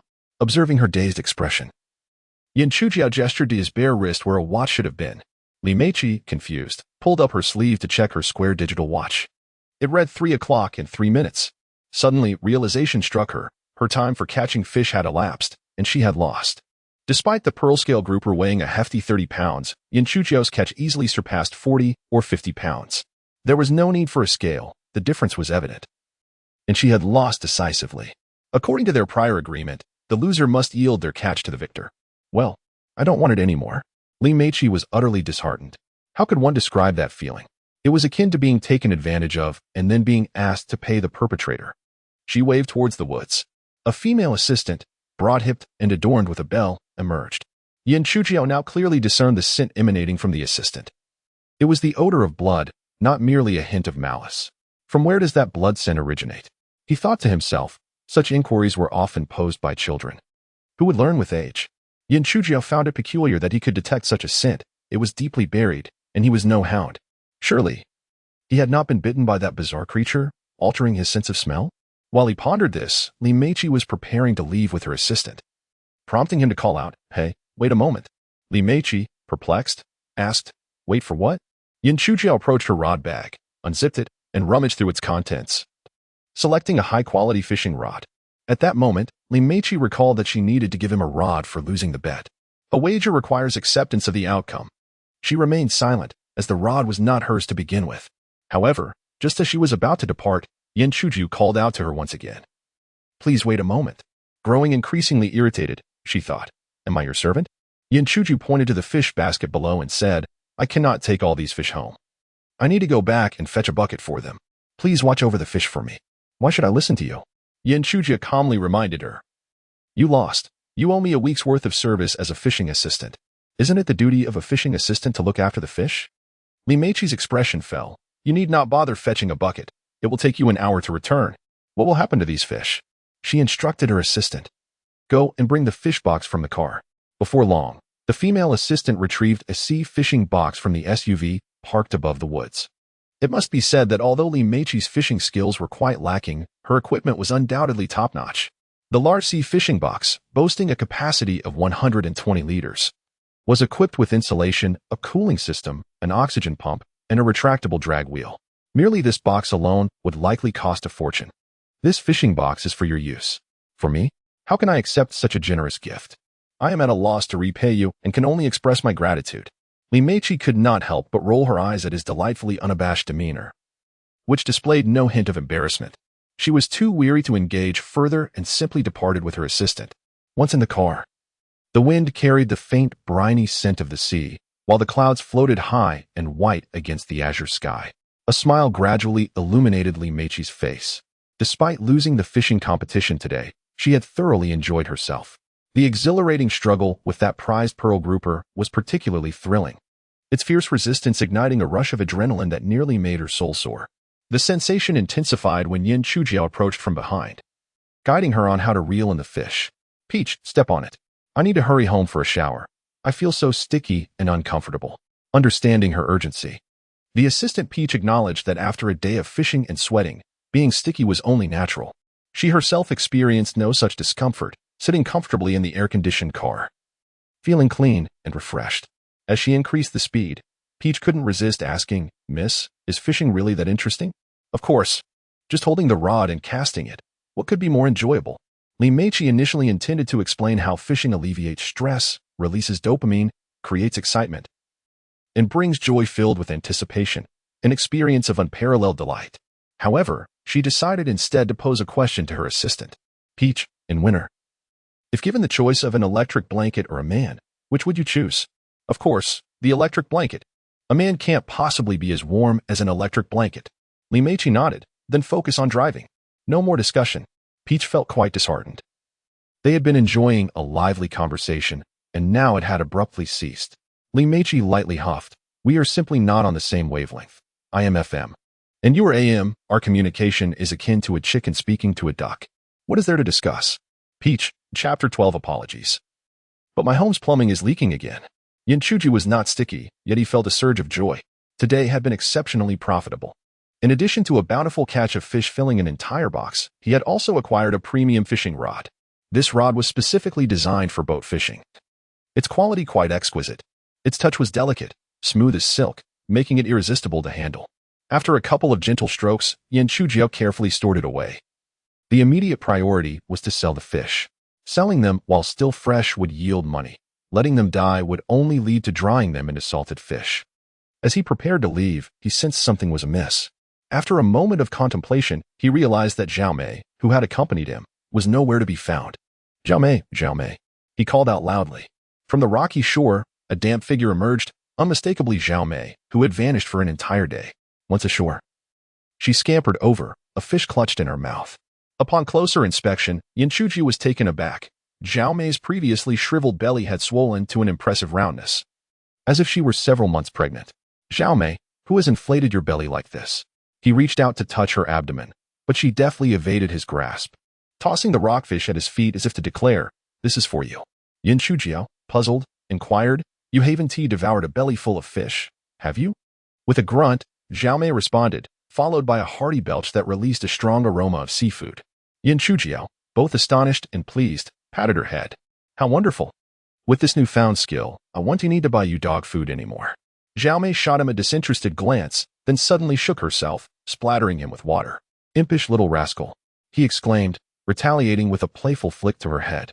If only she could speak, she would surely retort, and you are such a joker.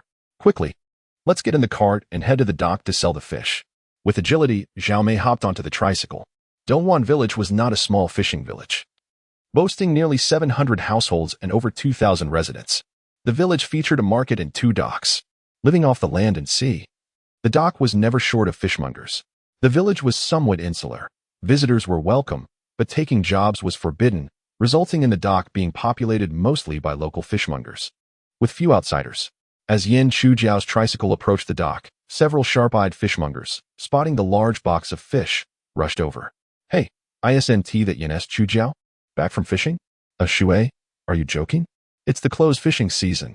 Does he dare to venture out? The fisheries administration would surely bankrupt him. Even if he dared, he has no boat. His family is too poor to afford even a motorcycle, let alone a boat.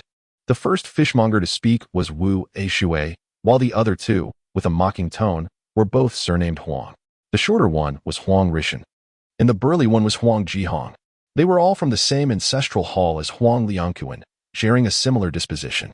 Word of Yin Chujiao's altercation with Huang Liangquan had already spread throughout the village, but these 2 were skeptical, considering it mere gossip. What a weakling Yin Chujiao is. They are not oblivious to the fact that he could possibly confront Huang Liangkong, if it weren't for the bustling crowd at the dock. Their disparaging remarks would not only be unkind, but they might even want to challenge Yin Chujiao to see if he truly possesses any skills. Wu Ashui glanced at Yin Chujiao's tricycle, noting the fishing rods, indicating he had gone fishing. Humph, with his skills, how many fish could he catch? And to bring such a large box, how ridiculous. Let's go.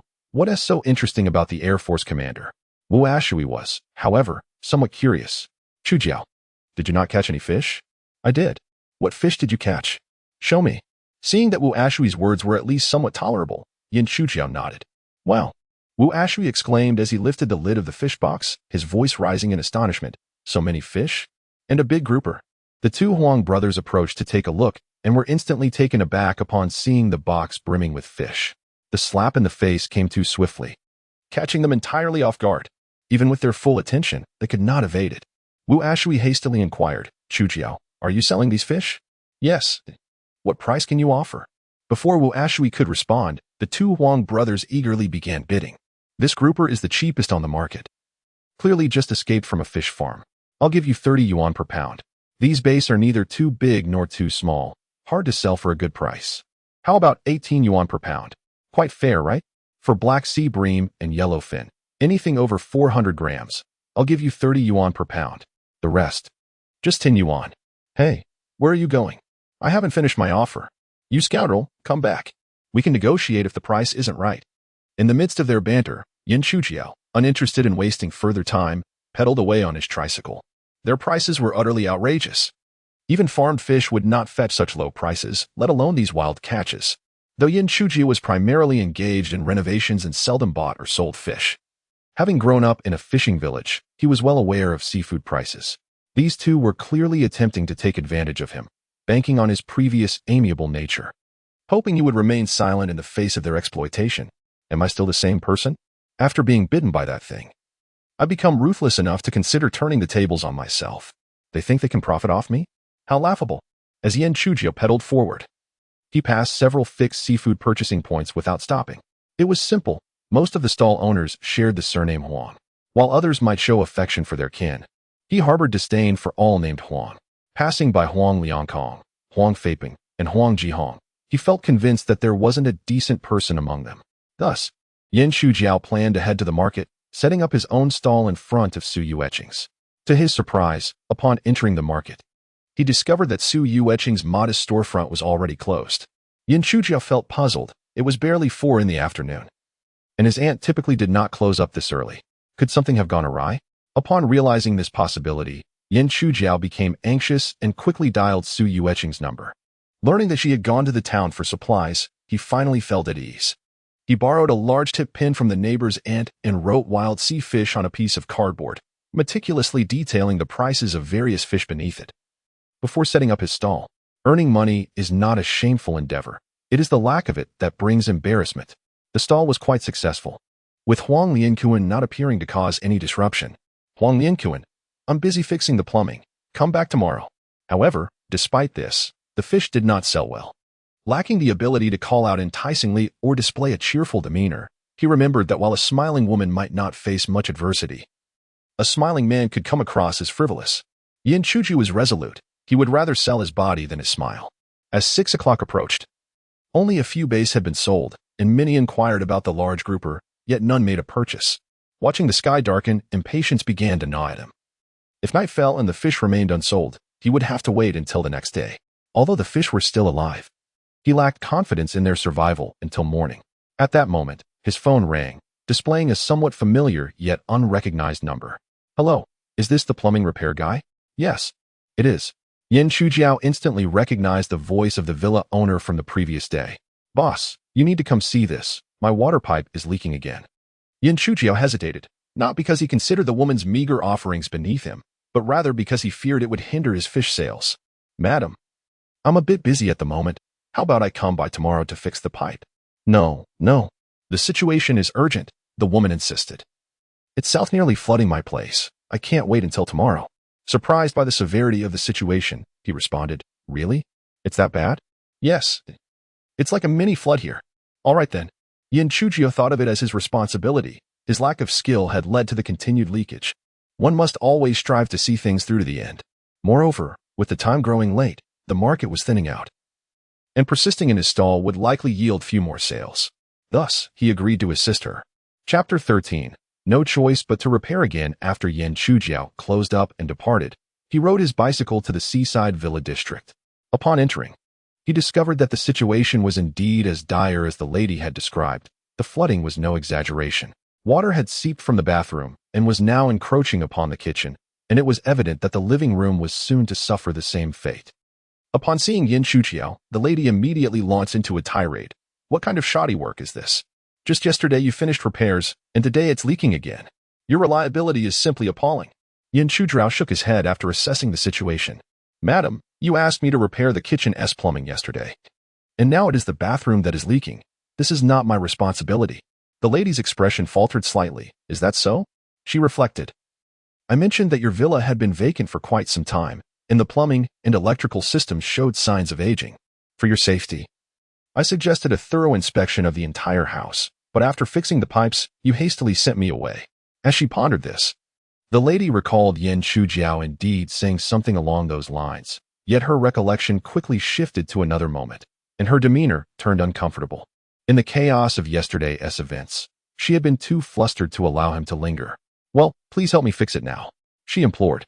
Yin Chujiao nodded and bent down to tighten the valve, only to find that it was in a state of disrepair, utterly corroded.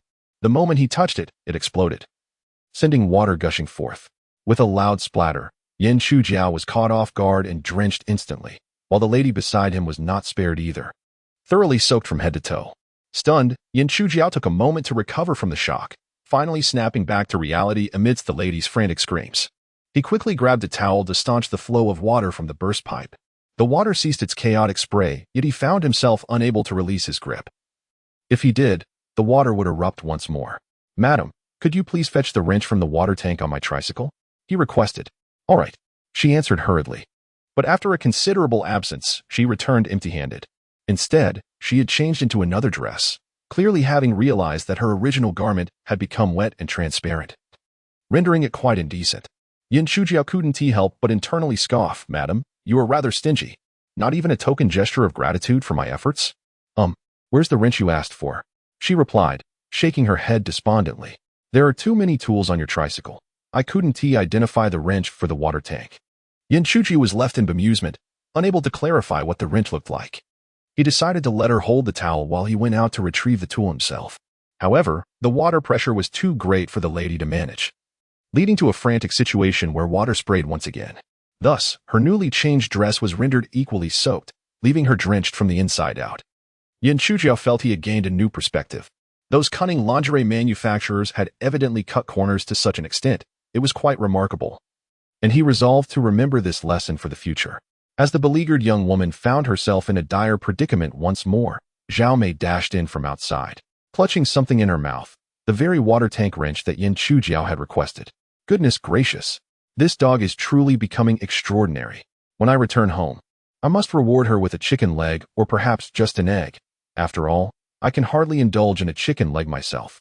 Yin Chujiao, unable to spare a moment for praise, swiftly seized the wrench and set to work. Meanwhile, the young woman pondered her existence, questioning whether she was indeed inferior to a mere dog. After approximately 10 minutes, having replaced the old valve, Yin Chujiao exhaled a sigh of relief and declared, "Madam, the water pipe has been repaired." The woman inspected the work carefully and confirmed that it was indeed fixed. "Will it leak again?" she inquired. Yin Chujiao shook his head slightly, replying, "It is difficult to say. This house has stood unused for quite some time since its renovation, and the pipes have fallen into a state of disrepair. They may very well leak again now that they are in use." "What should I do then?" she pressed. "The best course of action would be to replace all the pipes with new ones." "Very well, please do that for me now," Yin Chujiao, ever honest, responded. "I currently lack the time. You might have noticed my box of fish earlier when you fetched the tools. I must hurry to sell them." The young woman shook her head. "Do not go sell them." Yin Chujiao, somewhat taken aback, instinctively remarked, "If I don't sell them, will you support me?" The woman, taken aback by his boldness, shot him a sideways glance and retorted, "If you truly wish to sell, you could sell to me." Yin Chujiao's gaze shifted to her large fish pond, which, though recently filled with water, was conspicuously devoid of fish. "Are you intending to buy them as ornamental fish? That wouldn't be suitable. Mine are all for consumption." "Not at all. Are you familiar with the Haiwang restaurant?" Yin Chujiao nodded, acknowledging that he was aware of it, a prestigious establishment renowned locally, where villagers took pride in hosting banquets there, albeit usually out of reach due to its high prices. They only catered to high-end events, refusing to accept tables for less than 6,000 yuan. "Madam, please do not tell me that restaurant is yours." What Yin Chujiao truly wished to convey was, "Annie, I no longer wish to strive." "Not at all. The newly opened Haishan restaurant across from it is mine. We are currently in a trial phase and have a constant need for various seafood, particularly wild ones." Yin Chujiao paused, realizing that while one was named Haiwang, the other was called Haishan and was situated directly opposite, seemingly designed to compete for business. "Aren't you concerned about being suppressed?" "Madam, I know you have a grand heart, but I did not expect you to possess such audacity." Seeing his silence, the young woman quickly added, "Rest assured, the price I offer you will undoubtedly exceed that of others." Yin Chujiao instinctively asked, "What price are you offering?" "That pearl dragon grouper should weigh around 30 pounds. For such a size, the market retail price hovers around 60 yuan, but that is the price for farmed fish. Given the coloration and body shape of yours, it appears to have escaped from the breeding tank quite some time ago, so I can offer you 70 yuan per pound." A discerning expert could immediately assess the quality. The young woman's words revealed that she was well-versed in her trade, and it was no wonder she dared to open a seafood restaurant. Yin Chujiao silently gave her 10,086 likes. The market retail price for sea bass hovers around 20 to 25 yuan, but that is for farmed fish. Yours are all wild, so I will offer you double, 40 yuan per pound. For black sea bream weighing over half a pound, it will be 80 yuan per pound, and for yellowfin, 90 yuan per pound. Yin Chujiao's expression brightened considerably. The price offered by this woman was exceedingly generous, already double that of the fishmongers and even significantly higher than the market retail price. How about it? Can you sell them to me? Absolutely, without a doubt. The woman took out her phone to call someone to pick up the fish. After finishing, she said, "The plumber. I am Yin Chujiao." Yin felt it necessary to introduce himself, thinking that in the future, he might also introduce his brothers to her. After all, one must cultivate friendships with women to secure a favorable position for oneself. The woman smiled. "I should be a few years older than you, from now on.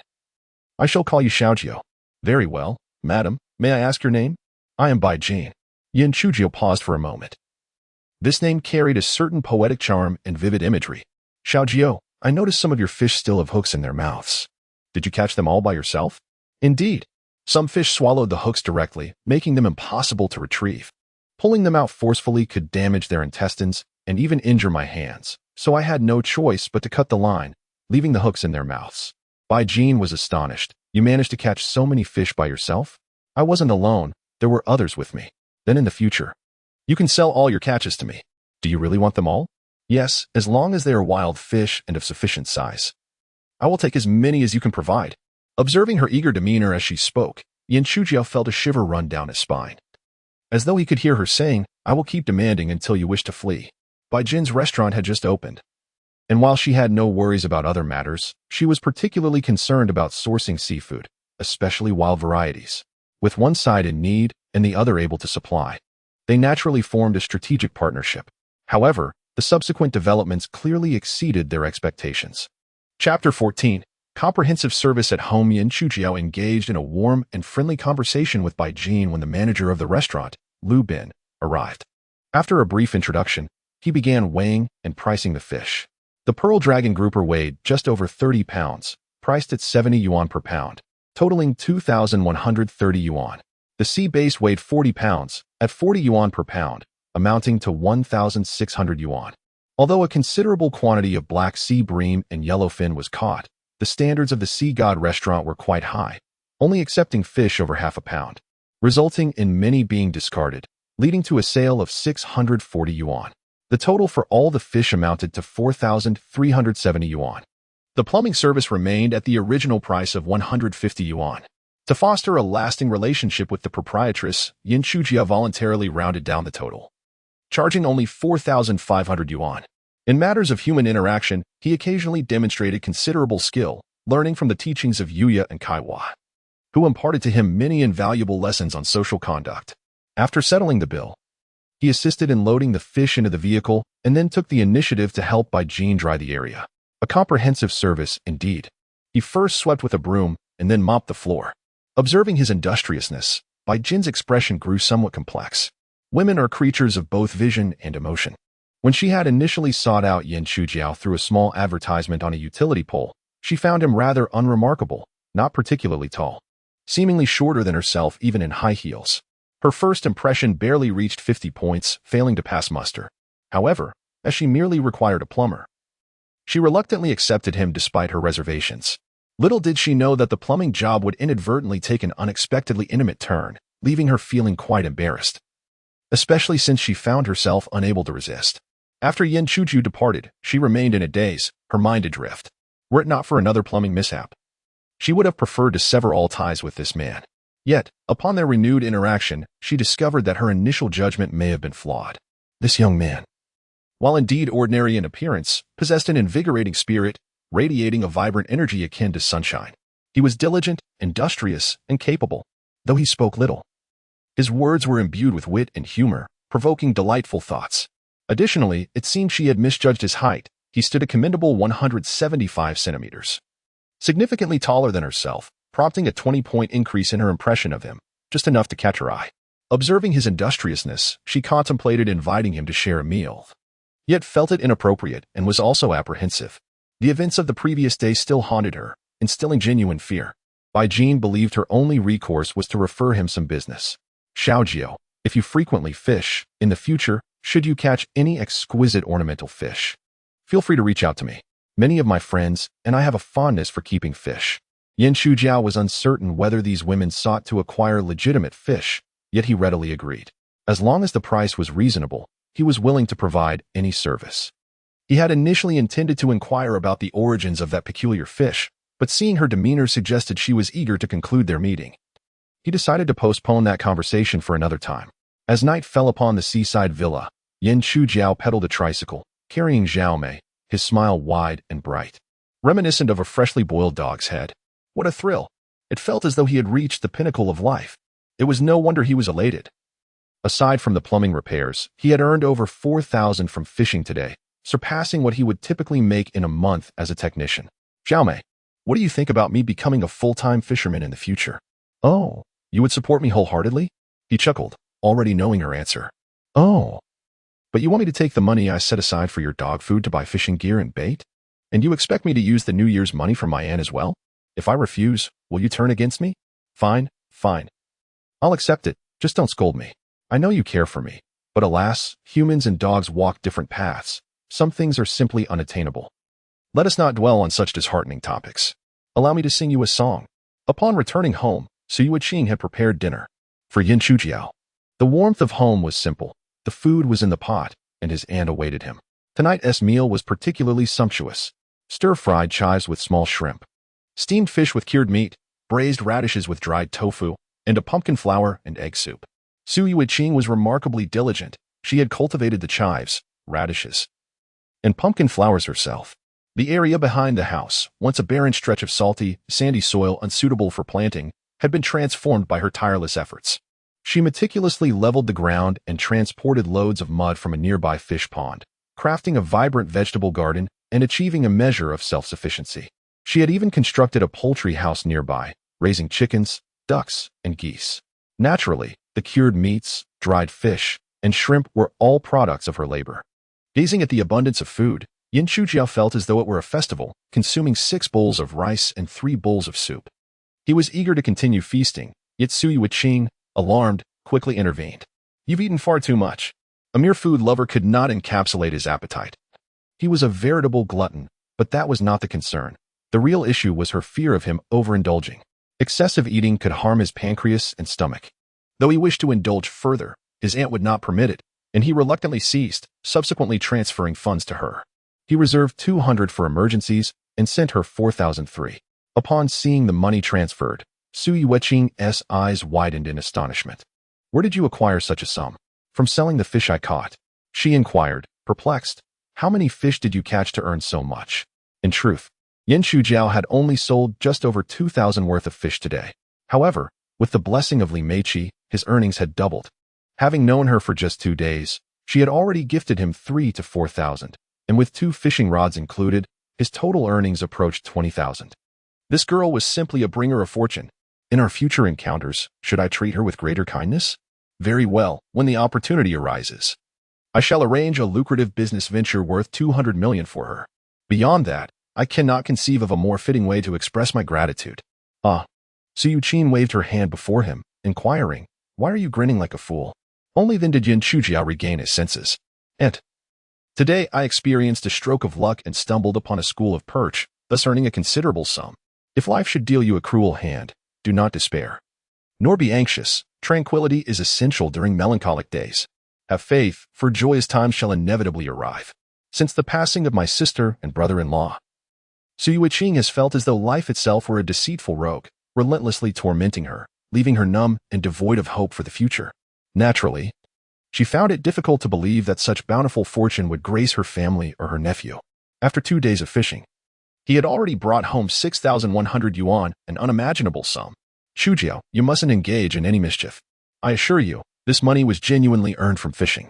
You can ask the kind lady next door or the fishmonger, Wu Shui. They witnessed me this afternoon. I needn't inquire of others. Su Yuqing interjected, shaking her head. I trust you completely. If you say it's not deceitful, then it assuredly is not. If one cannot trust their own family, Whom can they trust? And then I shall abandon renovations and dedicate myself solely to fishing. Let us see how it goes for a while longer.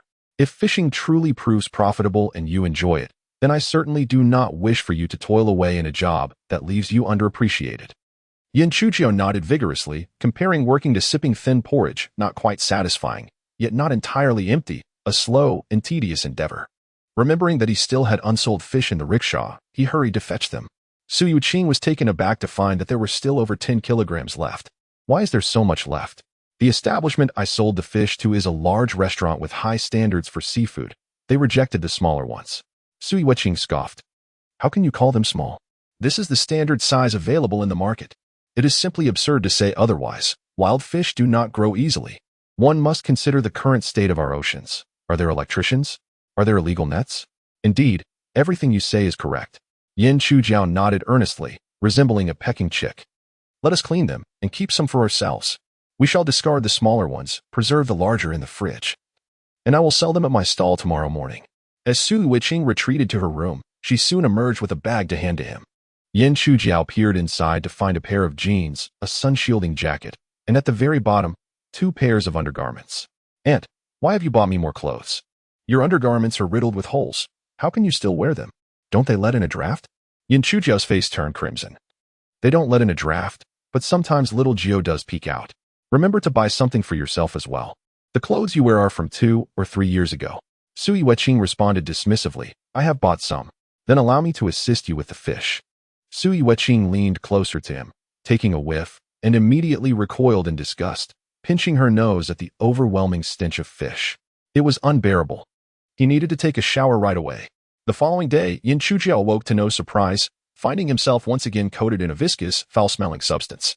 However, in comparison to the previous days, it was noticeably less abundant, and the odor was not as pungent. After rising, he habitually measured his height, noting a mere increment of just over 1 centimeter, bringing him to 176.5 centimeters, observing the diminishing rate of his physical transformation.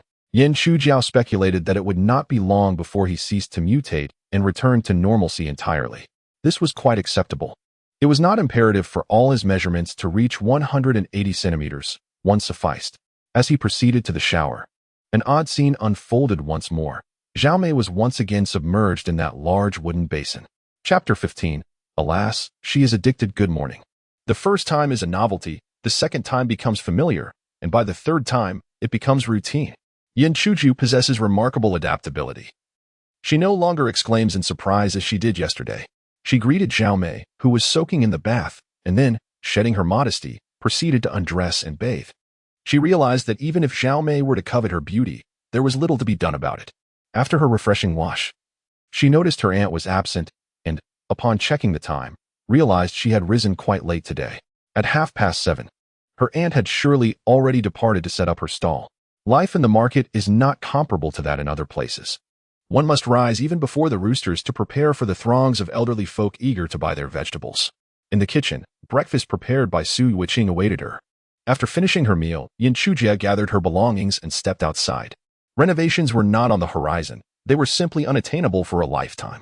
With no benefactor to rely on for sustenance, she could only hope that fishing could sustain her livelihood. Climbing onto the tricycle with Zhao Mei, Yin Chujiao pedaled vigorously, calling out, "Let's go." However, the wheels did not budge. Instead, a loud clanging sound resonated from beneath the vehicle. Bending down to inspect, her expression soured. What misfortune! The tricycle's chain had snapped. Clearly, her vigorous pedaling over the past few days, coupled with a lack of lubrication, had finally taken its toll on the aging vehicle. This tricycle had a long history. It had been around since her father's time. The sentimental value far outweighed its practical worth, and more importantly, there were no funds to replace it. Reluctantly, she resolved to push it to the dock for repairs. As she stepped outside, Yin Chujiao noticed a full-sized SUV parked at the entrance. Despite her financial struggles, her appreciation for luxury vehicles remained intact. She may not be able to afford one, but merely admiring and analyzing such cars brought her joy. She instantly recognized this particular vehicle as a Land Cruiser Black Knight, with a price tag exceeding 100,000. Is driving an extravagant car truly impressive? Does it signify one's virtue? What audacity to park at my doorstep. Yin Chujiao was about to confront the driver when the window slid down. Upon seeing the female driver, she thought, Oh, it's you. Never mind then. Even if she might not recognize someone in a disguise, the mask was not enough to obscure her identity. This was none other than the fortune-bringing maiden, Li Meiqi. Curiously, how did you know where I live? As Yin Chujiao began to inquire, she realized it was a redundant question. Her background was hardly a secret. It could easily be discovered, even for a price. Li Meiqi might appear a bit scatterbrained, yet she certainly was not lacking in wealth. Let us not dwell on trivialities.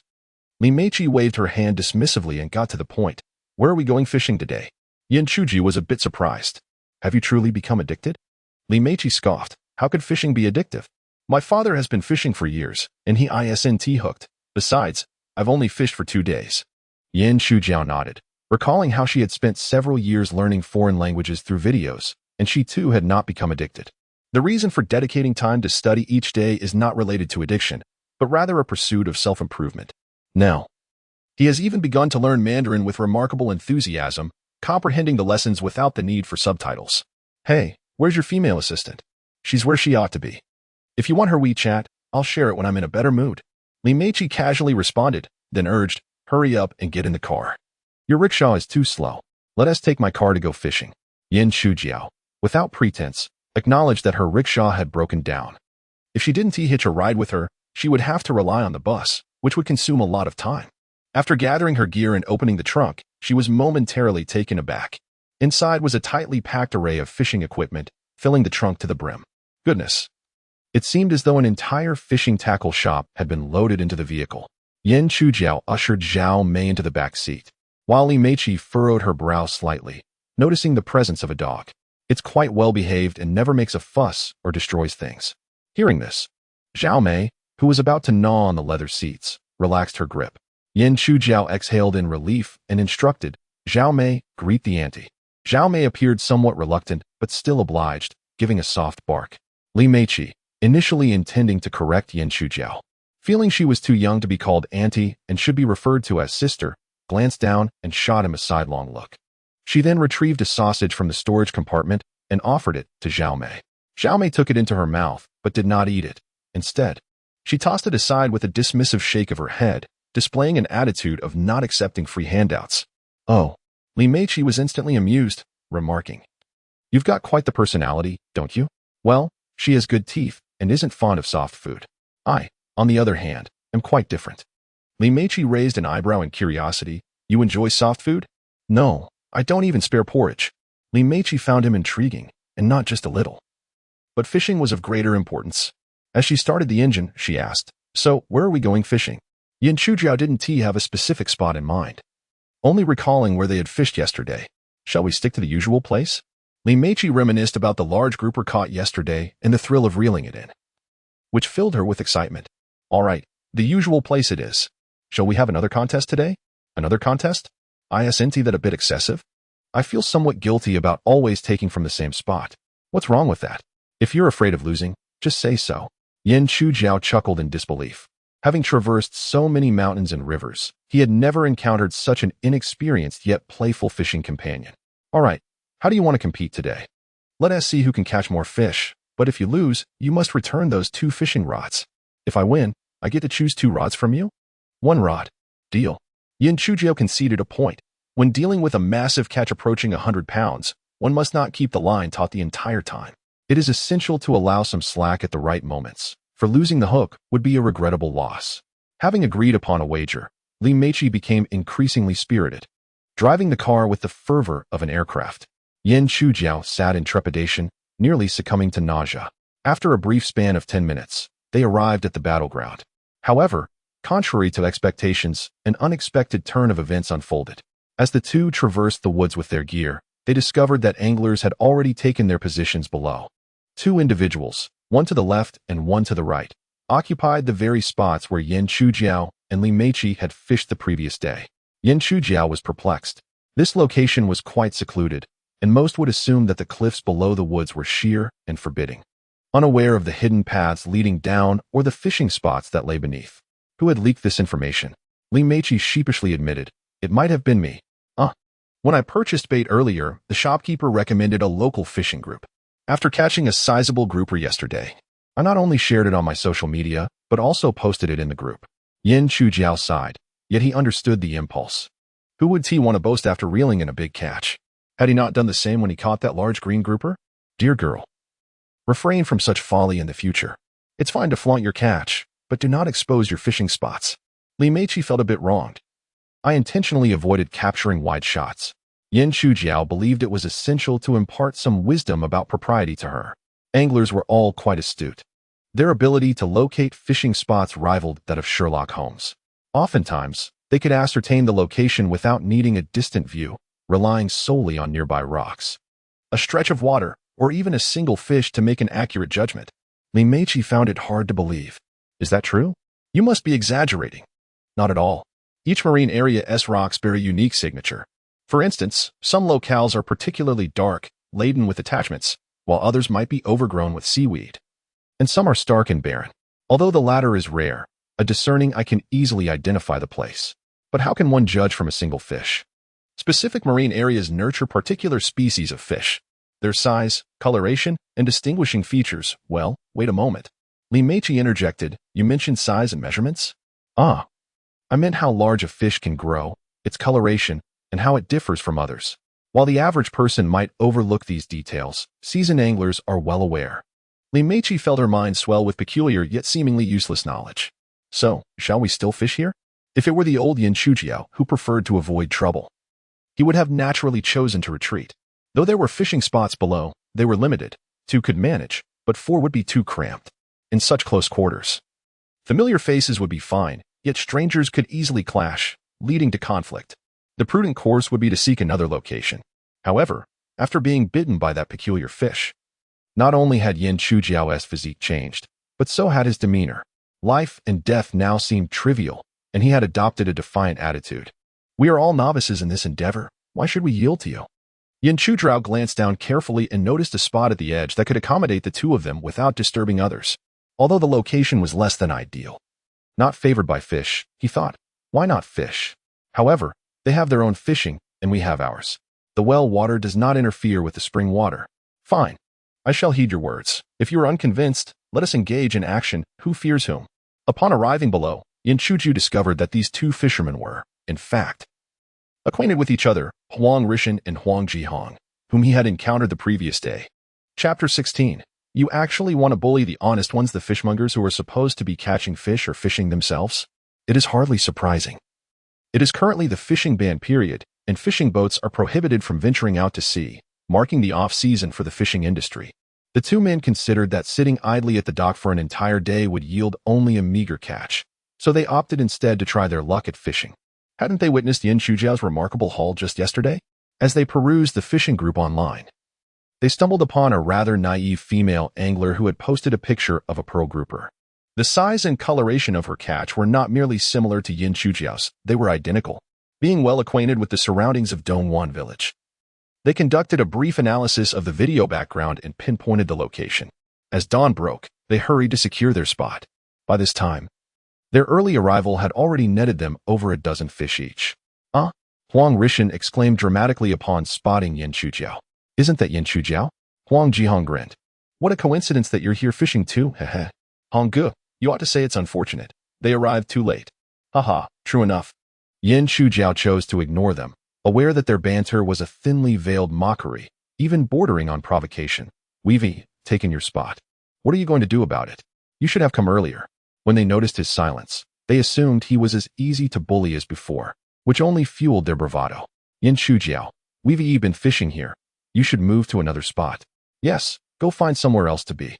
Li Meiqi could no longer hold back and shot them a fierce glare, but her sunshade and sunglasses obscured her lethal gaze. How dare you?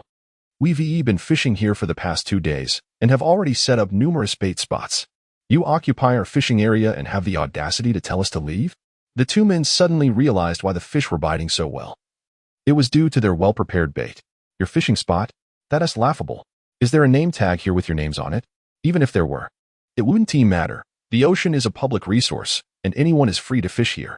Exactly. First come, first served. Now scram. You're just in the way. Yan Chujiao smirked. Since this is a public resource, if you can fish here, why can't we? What gives you the right to chase us away? Oh, you want to challenge me, do you? Huang Jihong, relying on his imposing stature, stepped forward and shoved Yan Chujiao. Get lost. having been bitten by a peculiar creature.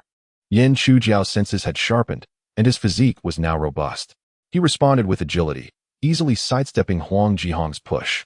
As Huang Jihong stumbled forward, his anger flared, and he switched hands to push Yin Chujiao again with greater force. This time, Yin Chujiao stood firm, swiftly reaching out to seize Huang Jihong's wrist with astounding speed.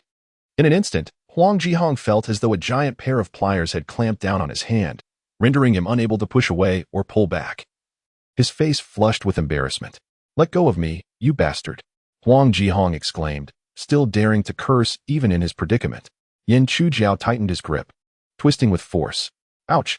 Huang Jihong winced in pain, twisting around and half kneeling on the ground. It was only at this moment that he truly believed Yin Chujiao had indeed beaten Huang Lianquan. Despite his robust physique, he found himself utterly defenseless before Yin Chujiao. The once bullied waist had now risen completely, not only formidable but also quite ferocious. After he knelt, Yin Chujiao promptly placed a foot on his back while forcefully twisting his arm. "Ah!"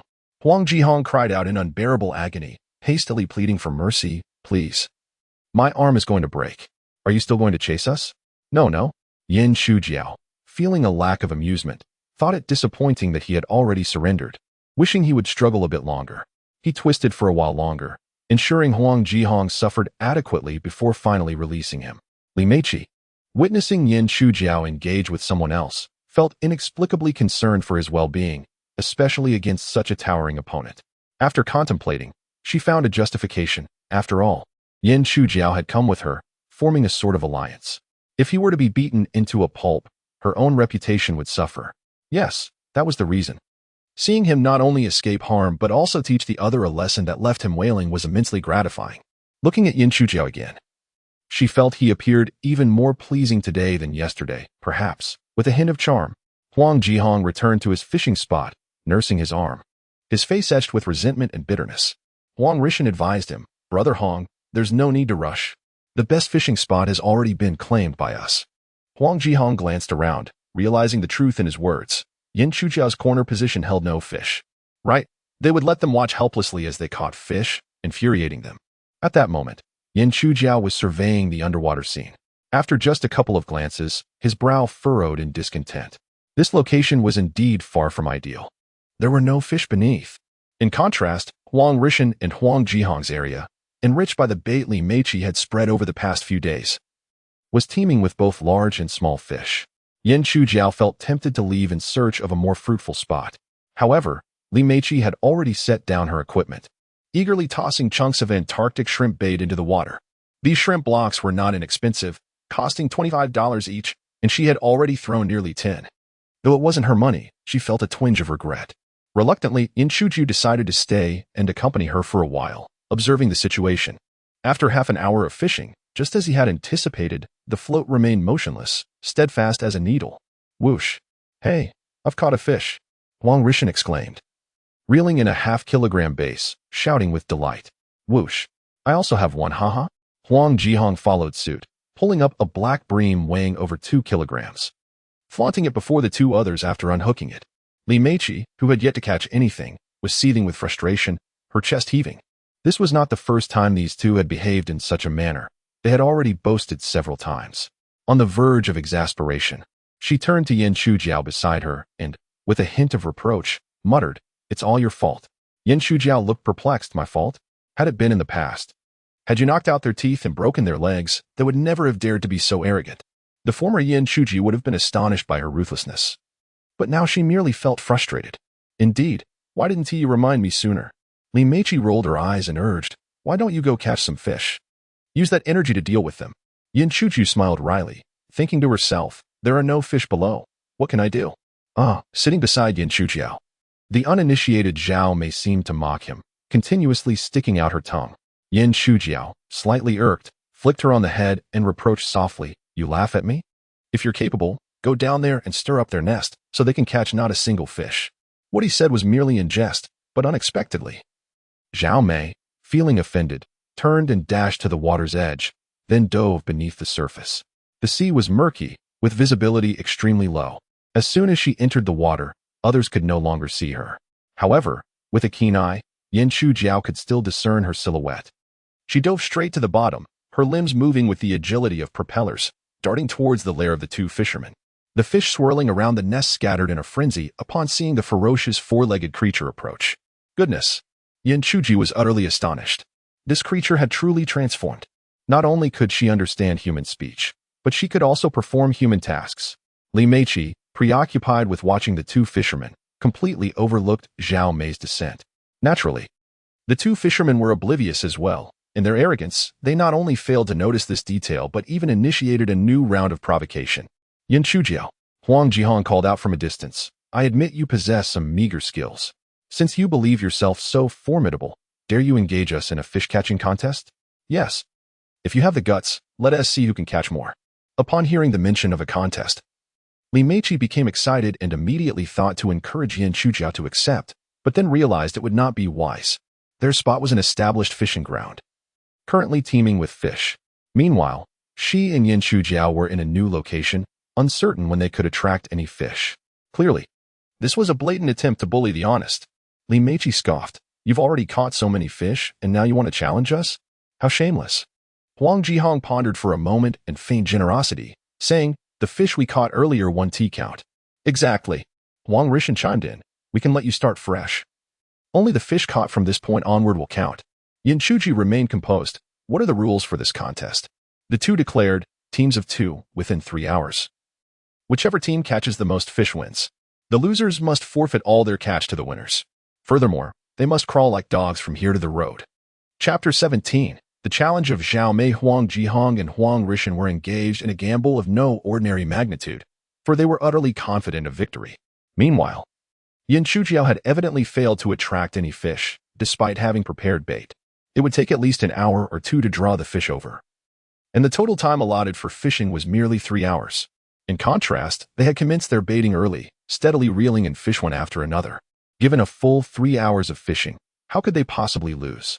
Li Meiqi tugged at Yin Chujiao's sleeve and whispered, Xiang Aotu, ignore them.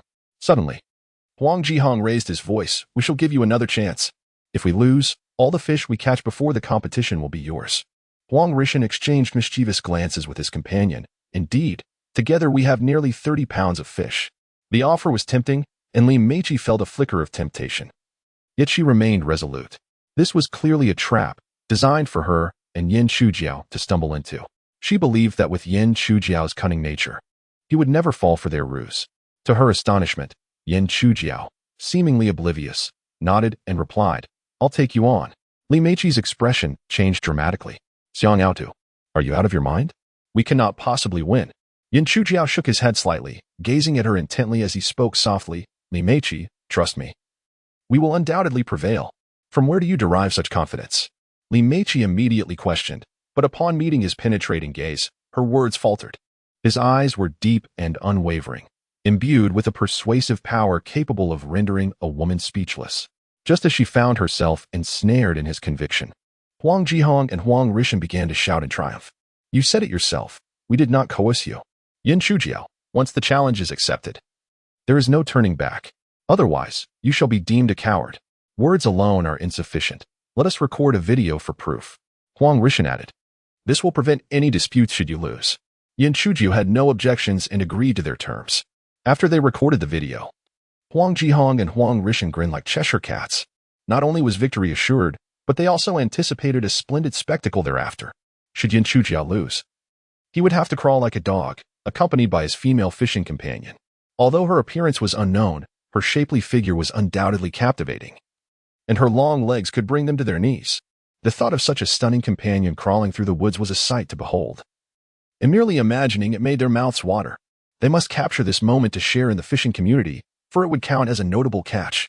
100 pounds of exquisite beauty. How could they resist? Li Meiqi herself could not comprehend why she had begun to believe in Yin Chujiao's ability to win. Not only had she agreed to this fishing duel, but she also participated in the video recording. Xiang Aotu, if we lose, the gear is one thing, but I would have to crawl. How could I ever show my face again? Fear not. Yin Chujiao pointed to her headgear and oversized sunglasses. You won't be recognizable. No one will know it's you. Frustrated, Li Meiqi raised her hand to strike him. What if someone recognizes me by my figure? I have known Sister Doll for many years and have yet to recognize her true identity. What sister? Do not dwell on these trivial details. Yin Chuju waved his hand dismissively, confident that we would never lose. Li Meiqi smiled wryly, puzzled by the source of his confidence and uncertain about her own misaligned instincts. She could only pray to Mazu, hoping desperately not to lose. Alas, I forgot to burn incense for Mazu this morning. I wonder if she will grant her protection. Who bestowed such confidence upon Yin Chujiao? Perhaps it was his use of a gentle shampoo, coupled with his ability to see beneath the water's surface. While negotiating the bet with Huang Jihong, he never ceased to observe the underwater activity. He noticed Zhao Mei darting back and forth between two fishing spots, creating chaos. And as a result, no fish dared approach the bait. There was no need to worry about Huang Jihong catching any fish, rather. The concern lay in Zhao Mei biting the hook or accidentally surfacing and being discovered. However, after watching for a while, Yin Chuju realized his concerns were unfounded.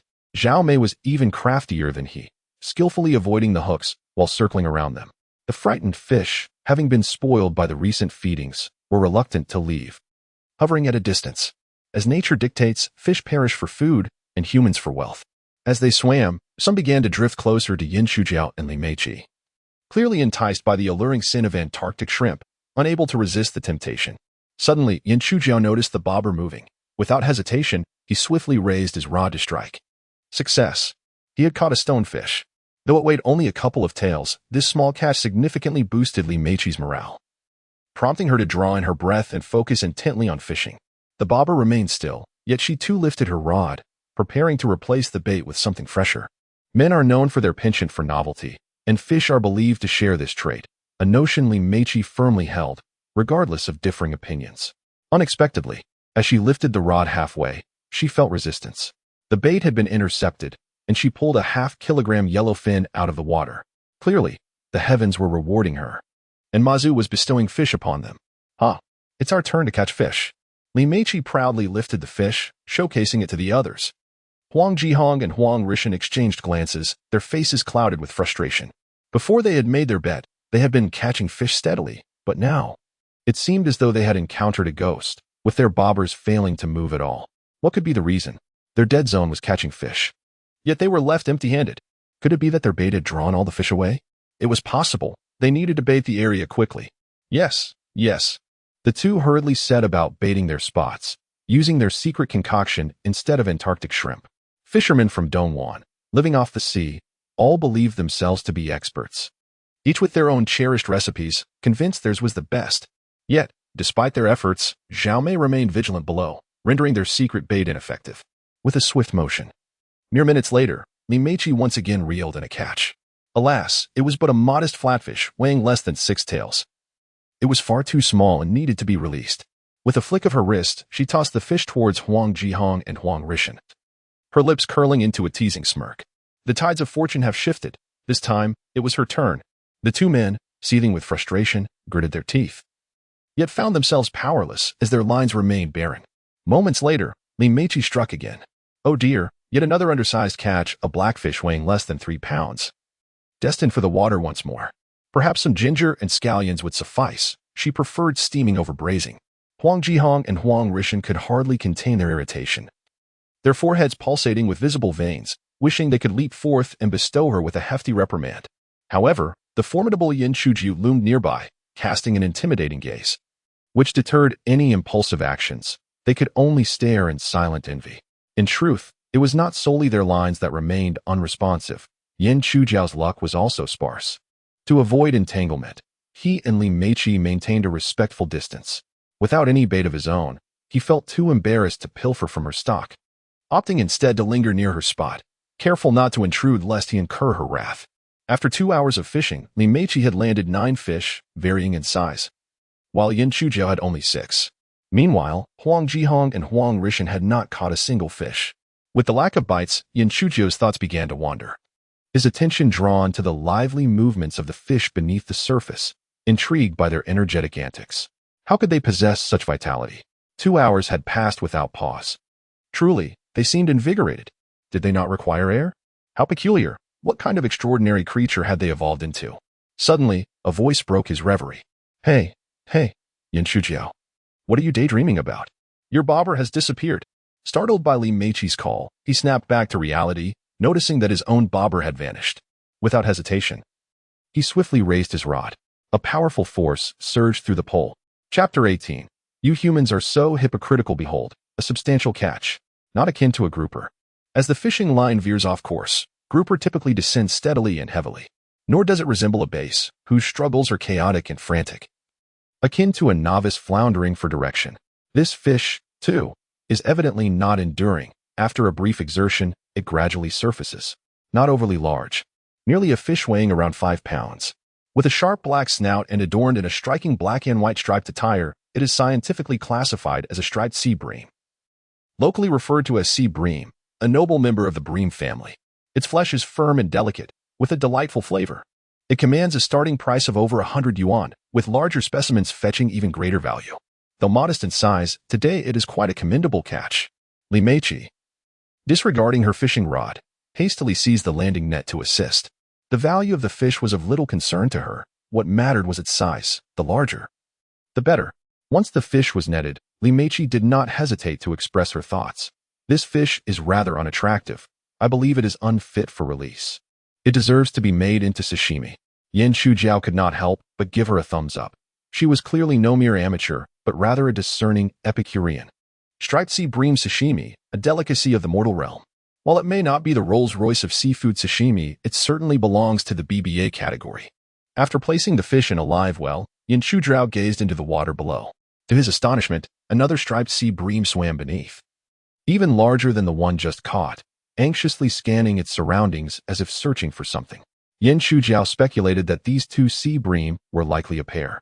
The slender one that had just emerged was the wife, while the more robust one below was the husband. With the wife suddenly vanished, the husband was naturally distressed. Nearly ready to call for help. One cannot disrupt a family, they must remain united. Yan Shuji resolved to bring this couple home for a steamy reunion. He took one of Li Meiqi's 9-segment shrimp, affixed it to the hook, and cast his line anew. After practicing with Li Meiqi for the past 2 to 3 days, his casting technique had noticeably improved. The bait entered the water as smoothly as silk, landing right before the striped sea bream's mouth. The fish noticed it, yet seemed preoccupied with the absence of its mate, lacking appetite and failing to open its mouth. Yan Shujiao gently wobbled the rod, causing the bait to sway enticingly. The 9-segment shrimp, clad in a striped pattern, perfectly suited the sea bream's taste. Its slender, tender form presented an irresistible temptation. As it twisted and swayed in the water, the sea bream felt its stomach rumble with hunger. Should it consume the shrimp first, and then search for its wife? The instinct to act surged forth. The sea bream, like a hungry tiger pouncing on its prey, lunged forward, viciously biting down. In an instant, Yan Shujiao decisively lifted the rod to set the hook. Success. He felt resistance on the line. This male sea bream was clearly more vigorous than the female, thrashing violently in its struggle. Nevertheless, it was no match for Yan Shujiao. Within 3 minutes, it was out of the water. Li Meiqi, quick-witted and agile, swiftly netted the fish. What a catch, weighing over 6 pounds. Li Meiqi's joy was palpable. She was even more delighted than when she had caught one herself. After placing the fish down, she pulled out her phone to check the time before approaching Huang Jihong and his companion. Without uttering a word, she stood there with her hands on her hips. Huang Jihong, tall and robust, clearly lacked breath at this moment. What do you intend to do? He stammered. Li Meiqi pointed to her watch, stating that the time was up and they had lost. Both Huang Jihong and Huang Rishan wore embarrassed expressions, unable to articulate their thoughts. Not only had they lost, but they had lost thoroughly. 3 hours had passed without a single catch. They might as well have been Air Force pilots in the South Skygate. According to their agreement, the fish caught and their equipment belonged to them. Li Meiqi gestured toward the wooded path and began to ascend the road. What is this hurry? The two, unable to communicate effectively with her, turned to Yan Shujiao for assistance. Yan Shujiao, no, Brother Jiao. Huang Rishan pleaded with a forced smile. Considering we all belong to the same village, please, let us keep our fish and equipment. Don't make us walk up there. Huang Jihong joined in the plea. Let us leave some room for kindness. We'll meet again in the future. Indeed, indeed. Brother Jiao, please show some leniency, spare us. Yan Shujiao inquired in a calm tone. If we were to lose, would you allow us to walk away without any repercussions? No way. You want to die from the climb? Huang Jihong hastily nodded in an unprincipled manner. Of course, we're all from the same village. We wouldn't be that ruthless. Exactly, we don't believe in pushing things to the extreme. They echoed. Li Meiqi, listening to their pleas, began to feel that making them climb was indeed excessive and thought to persuade Yan Shujiao. How about we let them climb halfway? Before she could voice her suggestion, Yin Chujiao had already begun to chuckle coldly. I'm terribly sorry, but I am a heartless individual. I do not relish anything more than being utterly ruthless. Huang Jihong was enraged. Yin Chujiao, how can you be so disrespectful? Yin Chujiao raised his hand sharply. Huang Jihong, thinking he was about to strike, instinctively stepped back. However, Yin Chujiao merely adjusted his unruly hair, then coldly fixated on them. Climb, immediately, or do not blame me. As they met his serpent-like gaze, both men involuntarily shuddered. They had never understood the notion of murderous intent until now. Upon seeing Yin Chujiao's eyes, they finally grasped that chilling essence. In this moment, it became clear that if they did not comply, Yin Chujiao might indeed resort to violence. Had they known he was this merciless, they would have never provoked him. What a painful realization it was to lose everything in a single moment. Ultimately, the two men, begrudgingly, dropped to the ground and began to crawl up the wooded path. Ah, you are so heartless, so cruel, Li Meiqi disdainfully remarked to Yin Chujiao, then took out her phone to film the two men as they crawled. However, she intended to keep the footage to herself and would not share it in the fishing group, which consisted of over 400 members. What significance could it possibly hold? She prepared to post on Douyin, eager to see which foolish individual would dare to compete for her fishing spot in the future. With the antagonist vanquished, the next thrilling segment involved the division of their spoils. Li Meiqi approached to inspect the fishing rods they had left behind, her expression one of utter disdain. What a pile of junk these fishing rods are. Combined, the rod and reel are worth at most 1,000 yuan. I would disdainfully refuse them even if offered as a gift. Yin Chujiao nearly burst into laughter upon hearing this. If she deemed them worthless, then they would rightfully belong to her. She had been lamenting the inadequacy of her fishing gear. After all, Li Meiqi then lifted the two individuals' fish bags. Noting the decent catch, each had reeled in nearly 20 pounds. However, upon closer inspection, her contempt deepened. The assortment of fish was so varied and devoid of any valuable grouper. It felt like a waste of her expressions. Indeed, indeed. Yin Chujiao nodded vigorously. If she looked down upon these fish, then they were hers for the taking. With this realization, the equipment and fish would. Before Yin Chujiao could finish her thought, Li Meiqi snapped her fingers, declaring, one half for each of us. Yin Chuji was taken aback. Didn't you just dismiss these worthless items? Li Meiqi removed her sunglasses and headgear, revealing a slightly damp face. Strands of hair clung to her cheeks in a disheveled manner, a touch of disarray that only accentuated her delicate allure. Yin Chujiao found herself momentarily entranced, but quickly regained her composure. Li Meiqi wiped the beads of sweat from her brow with a graceful gesture, shrugging as she said, the value doesn't matter. I simply relished the thrill of the catch. It dawned on Yin Chujiao that sweetness was irrelevant. The joy lay in the act of reeling them in. Li Meiqi's laughter was vibrant and infectious, as she playfully winked at her. You understand me. Yin Chujiao felt flattered, but knew her understanding was superficial, completely oblivious to the underlying nuances. Very well then, let us proceed as you suggest, one half each. With their matter settled, it was time to discuss their own affairs. Our own affairs? Li Meiqi feigned forgetfulness. What do we have going on? Didn't we agree to compete for the fish this morning? Ah yes, they distracted me so much that I almost forgot. Yin Chujiao, undeterred by her laughs, handed Li Meiqi the two high-end fishing rods she had acquired earlier. Here, take them. Li Meiqi was momentarily stunned. What do you mean? You caught 9 fish. I only caught 8. By our agreement, I owe you these 2 rods.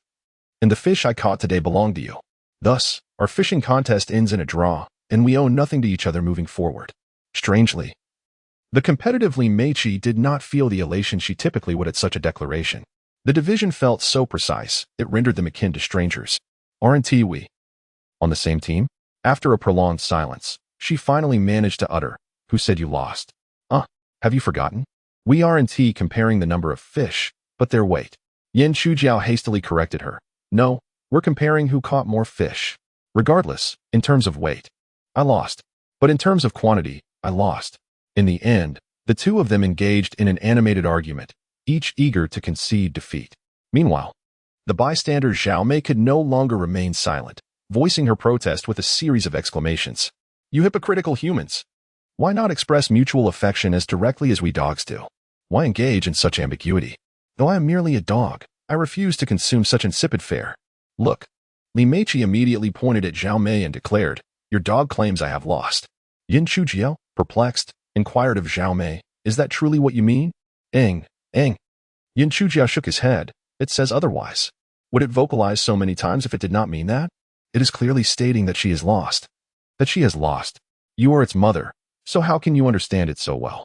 Yet you are its father, and you understand it so poorly? Blabbering on. The two fell into yet another heated dispute, their faces flushed with emotion. Zhao Mei, unable to bear the scene any longer, stepped aside, choosing silence. She had no such parents. Chapter 19 The Taste of Memory. Yan Chujiao and Li Meiqi engaged in a heated argument, neither party managing to persuade the other. Naturally, they refrained from physical confrontation, both having learned the value of discourse over conflict. Ultimately, the wager was rendered null and void. After escorting Yan Chujiao home, Li Meiqi left his equipment and fish in the vehicle before turning away. Once the car disappeared from sight, Yan Chujiao realized she had left all the fish for him. He was not one to be greedy for trifles. If he were to be covetous, it would be for something substantial. He hastily called Li Meiqi, asking her to return for the fish, but she replied that the grouper she had brought back 2 days prior remained uneaten, and requested Yan Chujiao to help handle the new catch. Consequently, Yan Chujiao contacted Bai Jin, inquiring if she desired any fish. She, of course, welcomed the offering, albeit with a preference for the larger specimens. The smaller ones did not pique her interest. She urged him to deliver them promptly. Upon learning that Yan Chujiao lacked transportation to the restaurant, she instructed him to share his location, dispatching manager Lu Bin to collect the fish, while reminding Yan Chujiao to replace her water pipe after he had sold the fish. The previous evening, he had merely repaired the pipe without replacing it, and she feared it would leak again, causing a mess. Before long, Lu Bin arrived at Yan Chujiao's residence. The interaction between the two men was brief, limited to a casual greeting before they commenced weighing and pricing the catch. The prices for the other fish reflected those from the previous day, but the sizable live rock snapper commanded a notably high price of 250 yuan per pound, with a total weight of 12 pounds, that amounted to 3,000 yuan. The Black Sea bream weighed 16 pounds, priced at 80 yuan per pound, totaling 1,200 yuan. The yellowfin tuna weighed 10 pounds, priced at 90 yuan per pound, bringing in 900 yuan. The base, all exceeding a pound, weighed 15 pounds at 40 yuan per pound, totaling 600 yuan. Additionally, there were 7 rock mullet, slightly over 2 pounds, priced at 100 yuan per pound, resulting in 240 yuan. Lu Bin declined the lesser value miscellaneous fish, as they would be of no use at the restaurant. In total, Yan Chujiao was to receive 940 yuan. Since the restaurant owner was not personally collecting the fish, Yan Chujiao naturally refrained from rounding down the total. Every detail was accounted for, not a single cent could be overlooked. After a long day of fishing, earning nearly 6,000 yuan, the typically stoic Yan Chujiao could not suppress a smile. However, after a fleeting moment of joy, he regained his composure. Of the day's catch, only half had been caught by him. The other half had been caught by Li Meiqi, Huang Rishan, and Huang Jihong. While the two latter individuals were not worth considering, he felt obliged to share the proceeds with Li Meiqi. After a brief calculation, he transferred 500 yuan to her. Far from expressing discontent, Li Meiqi accepted the amount without hesitation and even sent a grateful emoji, thanking her boss. Yan Chujiao smirked, finding her gratitude rather perfunctory. If she were truly sincere, she would express her thanks in person. Nevertheless, her willingness to accept the payment was reassuring. The transaction was clear-cut, leaving no debts to linger, and he felt no burden when contemplating future dealings with her. Reflecting on his afternoon task of replacing the water pipe for the restaurant owner, Bai Jin, Yan Chujiao prepared to push his dilapidated tricycle to the dock for repairs. Observing his imminent departure, Zhao Mei swiftly hopped onto the tricycle. After spending 2 days out with Yan Chujiao, the dog's spirit had already been unleashed, making it impossible for her to stay cooped up at home. The transformation was striking after 3 days. She had grown taller and bigger. Her fur had shifted from a mottled white to a soft gray, while her ears remained short and upright, occasionally panting with her tongue lolling out, exuding an endearing charm. Her once unremarkable build had evolved into that of a majestic creature, reminiscent not of a simple local dog, but rather akin to a hybrid Czech wolf dog. This transformation appeared to be ongoing, showing no signs of ceasing. Nevertheless, no matter how much she changed, Zhao Mei remained a dog, yet Yan Chujiao had begun to regard her as a companion of human stature. Zhao Mei, what are you doing up here? Don't you see the car is broken? Get down and help push. Zhao Mei, however, did not disembark. Instead, she sprawled her limbs and lazily lay down, playfully sticking out her tongue at Yan Chujiao. The challenge was unmistakable. I won't budge. What can you do about it? All right, fine. Next time, I shall tether you at home and not take you out. Arg, fret not, you shan't feel lonely. I shall have that old black dog from next door accompany you. That old black dog, of unknown breed, appeared both rustic and unattractive, perpetually drooling and rather disheveled. A sight to behold. Zhao Mei was instantly alarmed, leaping down and using her head to nudge the back of the car, albeit with audible grumblings. Oh, you do love pushing the car, don't you? Why didn't you say so sooner? Come on, put in some effort. I'm off to the dock for roasted goose rice noodles, and I shall order you a goose rear. Upon arriving at the dock, Yan Chujiao first pushed the tricycle to the repair shop before indulging in his meal. True to his word, he had the proprietor slice off a goose's rear, along with a goose's head. Perhaps the head was best left aside, lacking in meat and abundant in bones, which might pose a choking hazard for Zhao Mei. He would reserve that for himself, while she could enjoy the goose's rear. Zhao Mei, clearly miffed, turned her head and swished her tail as she departed. Ah, this dog has quite the discerning palate. She refuses to eat goose meat. Is she truly your pet? The owner inquired with curiosity. Not at all. Yan Chujiao felt a twinge of embarrassment and quickly dismissed the notion. My dog is not so spoiled. She must be a stray, neglected, and unwanted. Zhao Mei had already scampered off, oblivious to the conversation. Had she heard, she would likely return to nip at him. A bowl of Longjiang pig trotter rice reveals the romance of a man. A bowl of Hunan spicy soup unveils the hardships endured. A bowl of Cantonese roasted goose noodles embodies a man's steadfastness. After devouring 7 bowls of roasted goose noodles, Yan Chujiao felt as stable as an old dog. Despite still feeling peckish, he refrained from indulging further upon witnessing the proprietor's astonished expression, as if he had seen a ghost.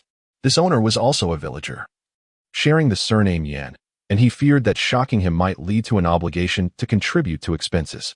The prices were steep. A small bowl of roasted goose noodles at 18 yuan, a medium at 25 yuan, and a large at 35 yuan.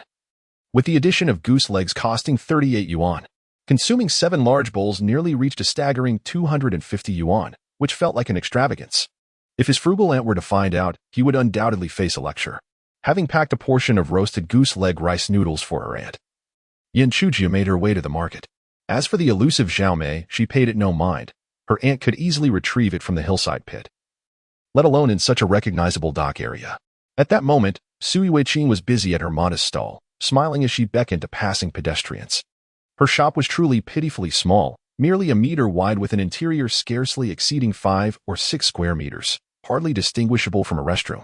Sui Weiqing was willing to rent this place primarily for its affordability, at 800 yuan per month, secondly, for its prime location right at the market's entrance, and thirdly, due to the lax management that permitted goods to be displayed outside. Upon spotting Yan Chujiao, Sui Weiqing's face lit up with joy, and she hurriedly pulled over a small stool for him to sit on. Aunt, have you eaten lunch yet? Sui Weiqing gently shook her head, planning to buy a steamed bun from the nearby dumpling stall shortly. She routinely settled for a light meal at noon, reserving her cooking for an evening shared with Yan Chujiao when they would dine together. Knowing she often skipped meals, he felt a pang of concern for her health, so whenever he could, he would visit her at lunchtime, bringing food and encouraging her to take a break. As orphans with only each other for support, they had learned to care for one another in this manner. Upon receiving the food he offered, Sui Weiqing glanced at it and lightly chided, why waste money on this? A Hunan pancake would suffice. Yan Chujiao understood that Sui Weiqing had a particular fondness for roasted goose rice noodles but often refrained from indulging herself, merely savoring the aroma as she passed by. Aunt, eat it while it's hot. Have you eaten yet? I've had something, Yan Chujiao replied, not daring to mention how much he had consumed. Sui Weiqing opened the food box, revealing the slender, snowy rice noodles and the golden-hued roasted goose. The rich aroma of meat wafted through the air, infused with hints of star anise and cinnamon. The familiar, nostalgic scent awakened her appetite. The last time she had savored roasted goose rice noodles, it seemed so long ago, almost a distant memory from when her sister and brother-in-law were still alive. Life had been stable then, with no worries beyond excelling in her studies. Whenever she wished for roasted goose rice noodles, her brother-in-law would buy her 2 portions without hesitation. After a sudden upheaval, her family was no longer as it once was. Remembering those fleeting moments and the sister and brother-in-law now beyond her reach brought a mist to Sui Weiqing's eyes. Noticing her aunt lost in thought, Yan Chujiao urged, what are you doing? Eat up. Sui Weqing snapped back to reality, picking up a piece of roasted goose to taste. The skin was crisp yet not burnt. The meat tender and juicy, rich yet not greasy. It left a lingering flavor that satisfied her palate. Feeling content, she offered a piece to Yan Shujiao, saying, "Here, open your mouth." Yan Shujiao grimaced in disdain, shaking his head. "You've already eaten from it, and your saliva is all over the chopsticks. Isn't that gross? Are you going to eat it, or not?" Sui Weqing's eyes softened yet held a hint of menace. "If you don't, I'll kick you." Reluctantly, Yan Shujiao opened his mouth and took a bite. "It is not that I despise her. Rather, I wish for my aunt to consume a bit more meat. She is exceedingly slender, standing at 5 feet 5 inches, but scarcely weighing 100 pounds. If she were to follow Sister Ling's example, she might very well diminish to nothing." To prevent her from serving herself more meat, Yan Shujiao decided to keep a distance. "Aunt, please refrain from being so frugal. You must eat lunch and indulge in whatever you fancy. In that case, I shall have a modest meal of lobster and abalone for lunch," Yan Shujiao exclaimed, eyes wide in surprise. Sui Weqing shot him a sidelong glance, remarking as if their household were blessed with a treasure trove, when in truth, they possessed naught but a mountain of debt. "If you do not exercise some restraint, we must still pay off what we owe each month." The debts left by Yan Shujiao's parents amounted to over 200,000, requiring a monthly repayment of 5,000, inclusive of principal and interest. And money is not the issue is the lack thereof. Sui Weqing interjected, glancing around and asking, "Enough of this idle chatter. Where is Zhao Mei?" "She was just with me. Do not worry, she is quite clever and cannot be easily lost," Yan Shujiao reassured. Sui Weqing shook her head. "I cannot afford to be complacent. The summer solstice is upon us, so you must hurry and search for her." With no other option, Yan Shujiao set off to the dock in search of Zhao Mei, while also checking on the repairs to the tricycle. He had not been gone long when Sui Weqing heard a cacophony of hurried footsteps approaching. She looked up to see the leading figure, her expression shifting in alarm. Huang Liangque had arrived. Chapter 20. You wouldn't want to lose this livelihood, would you? Huang Liangkong did not arrive alone. He was accompanied by his sycophant Huang Feiping, followed by several men in caps, presumably members of the elite enforcement squad. Upon reaching Sui Weqing's stall, Huang Liangkong, unlike his usual jovial self, adopted a serious and bureaucratic tone. The market was undergoing a thorough cleanup in collaboration with the comprehensive law enforcement team, and effective immediately. No unauthorized selling or displays were permitted. All of your goods must be taken inside the shop and cannot be displayed again in the future. Sui Weqing's face paled at this news. Her shop had limited space, making it difficult for anyone to turn around once inside. Selling her goods relied heavily on displaying them. And without the ability to do so, her business would inevitably suffer. This was clearly an attempt to cut off her means of livelihood. Fuming, Sui Weqing vehemently defended herself, stating that when she signed the contract with the market, it was agreed that she could display her goods. Huang Liangkong scoffed, asking, "Who told you that?" "Who else but from the village, your father?" She retorted. "Was it written in the contract?" Sui Weqing was at a loss in the market. It was customary for items to be displayed outside the shop, though this was merely an unwritten agreement and not formally documented in the contract. "But if you do this, how can I continue my business?" she pleaded. Huang Liangkong, showing clear disdain, replied, "Whether you do business or not is of no concern to me." His loyal lackey, Huang Feiping, chimed in, "Do you think we are enacting revenge?" "You're right. Enough of this nonsense." Huang Liangkong kicked him, asserting, "We are simply doing our job, cooperating with the comprehensive law enforcement team for a cleanup." Yes, just doing our job." Huang Feiping nodded vigorously, then pointed at the goods outside the door. Barking at Sui Weqing, "You must move those items inside immediately, or we will assist you in removing them." Unwilling to comply, Sui Weqing understood that giving in would mean the end of her livelihood. Seeing her refusal to budge, Huang Feiping continued to insist, "So you won't move them, huh? Then we will take action." No, Sui Weqing exclaimed, her emotions flaring as she stepped forward. "You cannot touch my belongings." As a confrontation loomed, Huang Liangkong suddenly played the role of the Good Samaritan, loudly admonishing them. "What are you doing? Do you intend to resort to violence? Who has granted you this authority? This is sheer lawlessness." Huang Feiping and the others were taken aback. Huang Liangkong then pushed them aside, beckoning Sui Weqing to step aside for a private conversation. With so many onlookers present, Sui Weqing felt emboldened and followed him a couple of steps away. "Sister Qing, you wouldn't want your family to lose this source of income, would you?" Of course, Sui Weqing did not wish for that.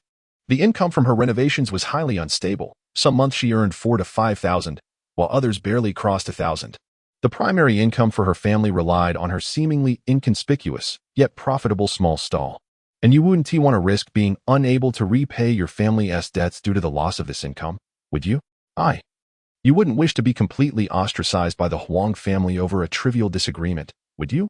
Huang Lianquan's fervent outburst has left Su Yiqing in a state of retreat.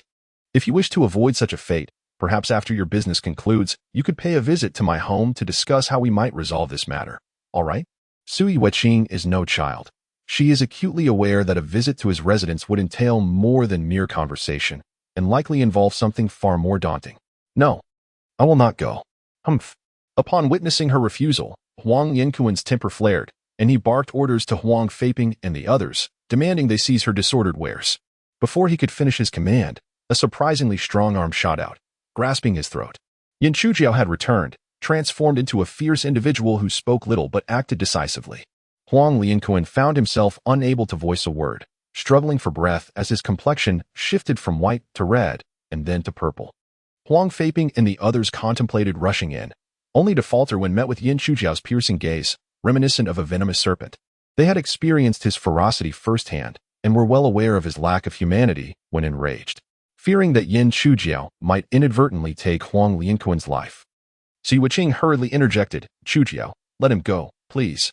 Although reluctant, Yan Chujiao eventually released his grip. While Huang Lianquan deserved to meet his end, such a direct act would be nothing short of brute force. A truly cunning individual would find a way to eliminate him without risking their own safety. After regaining his breath, Huang Lianquan's face was a mask of fury and resentment, yet he dared not retaliate. Fully aware of the terror Yan Chujiao could unleash, his own body still ached from prior encounters. "Feiping, you lot, charge at him," Huang Lianquan commanded. But as they exchanged apprehensive glances, none dared to advance. Huang Lianquan knew of Yan Chujiao's prowess, and it was clear they shared the same understanding. "Kunkin, perhaps it would be wise to reconsider. Did you not mention the necessity of civilized management and the avoidance of violence? Your father, no. The village chief frequently imparts such wisdom to us."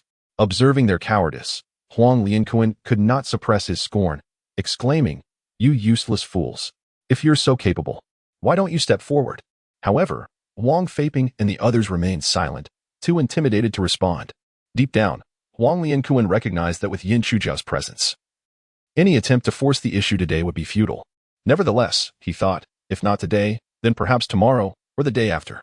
He was determined to wear down Su Yiqing to the point of mental collapse, rendering her powerless to resist and ultimately compliant with his demands. Su Yiqing. Today marks the first day of market rectification. In light of our community ties, I am willing to grant you a brief grace period for cleanup. Starting tomorrow, however, there can be no more disarray in your sales, or I will find it increasingly difficult to assist you, and will be obliged to visit you daily to enforce compliance." Huang Lianquan declared, waving his hand as he turned to depart. "Let us proceed to the next establishment." Yan Chujiao, when driven to madness, was a force to be reckoned with. He feared that any delay might provoke another attack on his life. The experience of having his throat seized had brought him perilously close to death. One learns from adversity. Huang Lianquan was left with psychological scars after being beaten by Yan Chujiao. Logically, one would expect him to refrain from provoking their family again. However, altering one's nature is a formidable challenge, akin to a dog's perpetual inclination to consume refuse. "Jamais, pas. I would never stoop to that." The reasons Huang Lianquan clung to this family were twofold. He could not swallow the humiliation of being soundly thrashed by the coward Yan Chujiao, and he had long been captivated by Su Yiqing's breathtaking beauty, lusting after her for far too long. When it came to other vendors in the market, Huang Lianquan displayed considerably less restraint, preying on the weak. He dismantled the displayed shelves and demolished the makeshift fish ponds on the spot. The sunshades that had been erected were toppled as he ascended ladders to wreak havoc. Huang Lianquan was earnest about enforcing order in the market, wielding his authority like a feathered quill. The once vibrant marketplace descended into chaos, echoing with complaints and lamentations. Su Yiqing sat despondently on a small stool, her heart heavy with worry, utterly perplexed about what course of action to take. Yan Chujiao, with a brooding demeanor, had been preoccupied with fishing and making money over the past few days, leaving him no time to handle Huang Lianquan, who had resurfaced with renewed audacity. Very well. He decided to set aside other matters and extinguish this scoundrel first. However, How could he execute this plan without being detected? At that moment, Zhao Mei, who had been elusive until now, made her appearance. She did not return alone. Accompanying her was a remarkably large Tibetan Mastiff, adorned with a collar and a long leash dragging behind it. Where have you been gallivanting off to? And you've brought back a companion. Yin Shujiao, feeling frustrated, began to scold her, but his expression brightened halfway through upon seeing the imposing Mastiff. What a splendid companion, Zhao Mei. Is this your new beau? Zhao Mei proudly lifted her chin and responded affirmatively with a confident ahm. Yin Shujiao crouched down, stroking the dog's head with one hand while pointing towards Huang Liangkong, who was climbing a tall ladder to dismantle someone else's sunshade in the distance. Do you recognize that fellow? Following his gaze, Zhao Mei's expression darkened as she caught sight of Huang Liangkong, baring her teeth and revealing a fierce and menacing countenance. While fish may possess a mere 7 seconds of memory, dogs remember far longer than 7 years. Zhao Mei instantly recognized him as the brute who had kicked her to death just days prior. In the next moment, she was ready to charge forward. Yin Shujiao swiftly grasped her head. Hold your horses. Let us do this the right way, then head home, all right? Zhao Mei acquiesced, before darting out at breakneck speed. The Tibetan Mastiff, lacking the same level of intelligence, was utterly bewildered by her sudden departure and immediately took off in pursuit. The two dogs engaged in a fervent chase throughout the market, their considerable sizes and swift movements creating a scene reminiscent of wild beasts. Bystanders hastily stepped aside, fearing a bite would spell disaster. Yet, Zhao Mei had no intention of biting anyone. She merely sprinted forward. As she passed by Huang Liangkong atop the ladder, she yearned to halt and exact her vengeance, but recalling Yin Shujiao's instructions, she pressed on without stopping. The Tibetan Mastiff behind harbored no malicious intent. It merely sought to catch up with the graceful and statuesque Zhao Mei for a deeper exchange, and nothing more. Huang Feiping, steadying the ladder, was startled by the frenzied chase of the two dogs and quickly relinquished his grip to sidestep. As the Tibetan Mastiff dashed past, the dog leash trailing on the ground inadvertently tripped the ladder. Chapter 21. The second-hand car. Indeed quite good. With a resounding crash, the ladder toppled over, and Huang Liangkai plummeted to the ground, the impact reverberating like an earthquake, stirring a cloud of melancholic dust. Though the height was not substantial, merely over 3 meters, akin to the second-floor windowsill, had he prepared himself to leap down, he might have only sustained minor injuries. However, falling unexpectedly could lead to more severe consequences. He landed headfirst, and it was certain that the entire village would gather to mourn his misfortune. The severity of Huang Liangkai's fall remained uncertain, as there were no doctors present at the scene. All that was known was that he had lost consciousness upon impact. Yet, one could argue that he brought this upon himself. Huang Feiping regarded him as a formidable figure, and given that Gigi was already injured, he was originally meant to ascend himself. Huang Liangkai, in his quest to assert dominance, insisted on climbing up personally, which resulted in this predicament. Initially, onlookers presumed he was unharmed, but as they approached, they discovered that he was unresponsive. One of his calves twisted at an unnatural angle, indicating serious injury. The culprit had vanished without a trace, leaving them no choice but to carry him to the hospital. Sui Weiqing, lost in thought and troubled by the prospect of repaying family debts following the loss of this livelihood, remained oblivious to the turmoil surrounding her, completely unaware of what Yin Shujiao had done. It was only when a group of people carried the unconscious Huang Liangkai past her stall that she snapped back to reality. Shujiao, what has happened? Yin Shujiao shrugged, expressing ignorance of the incident, having seen nothing at all. Sui Weiqing gazed at the retreating figures, confusion etched on her face, until she inquired with an elderly woman from the neighboring stall, finally grasping the situation. Was this the work of Mazu, seeking retribution on her behalf? Regardless, as long as it did not involve her and Shujiao, she was indifferent. The Huang family, with their considerable influence in the village, was not to be trifled with. Please continue with your stall. I shall attend to my work, Sui Weiqing said with a bitter smile. If the market were to undergo a thorough overhaul, how could she possibly maintain her stall? Nevertheless, she said nothing further, merely nodding in agreement. Having exited the market, Yin Shujiao purchased some pipes, PVC glue, and other materials from the hardware store before departing on her newly repaired tricycle. The seaside villa area lay approximately 10 kilometers from Dongwan village, and with her current vigor, she could reach it in under 20 minutes without pause. Upon arriving at Bai Jin's doorstep and ringing the doorbell for an extended period, she received no response. A phone call revealed that Bai Jin was at the restaurant and was on her way back, impatient to repair the water pipes. Yin Shujiao sought a shaded spot to peruse her phone, primarily to explore options for second-hand motorized tricycles. The human-powered tricycle, though it had a bell that remained silent, was quite noisy and limited in distance for fishing excursions. Opting for a motorized version would allow for greater travel range, though its carrying capacity was still modest. Unable to provide shelter from the elements, and would cost around 2,000 to 3,000 yuan. At that price point, it seemed wiser to add a little more for a four-wheeled vehicle. It appeared that even second-hand Wuling vans were priced in the thousands. After browsing various options, she concluded that the small vans were still impractical, offering limited storage. The most suitable choice remained the pickup truck, with many brands available: Great Wall, Jiangling, JC, Photon, Isuzu. Wait, does Ford also manufacture pickup trucks? The front design of this car is quite imposing, and the cargo compartment at the back is spacious enough. It can accommodate 5 individuals and carry a substantial amount of belongings. This is suitable. It shall be the one. What? It costs over 700,000? My apologies for the interruption. I shall explore other options. Just as Yan Chuji was engrossed, a notification sound from Li Meiqi interrupted her. What are you doing? Working. What sort of work? Yan Chujiao sidestepped the question, asking instead, do you happen to know of any such websites?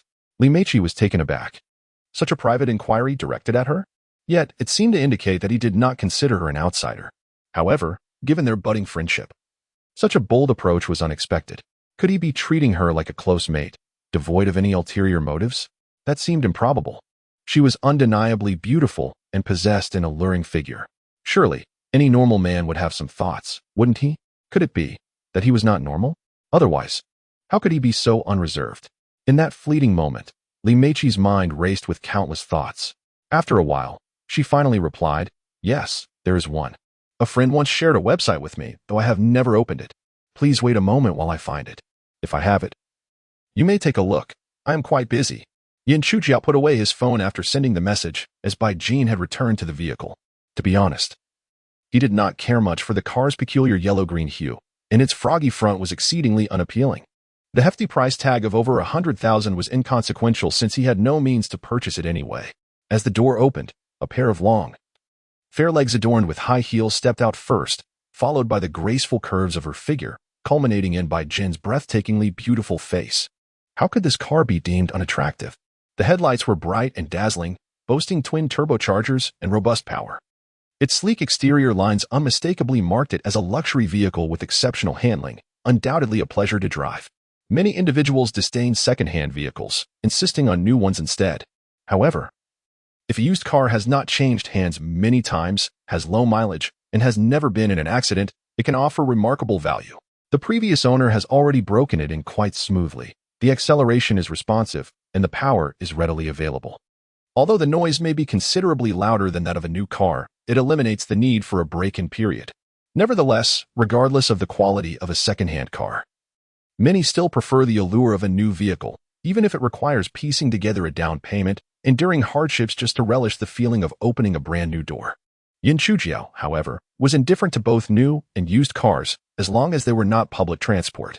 After Bai Jin exited the car, she greeted him, Xiao Jiao. Have you been waiting long?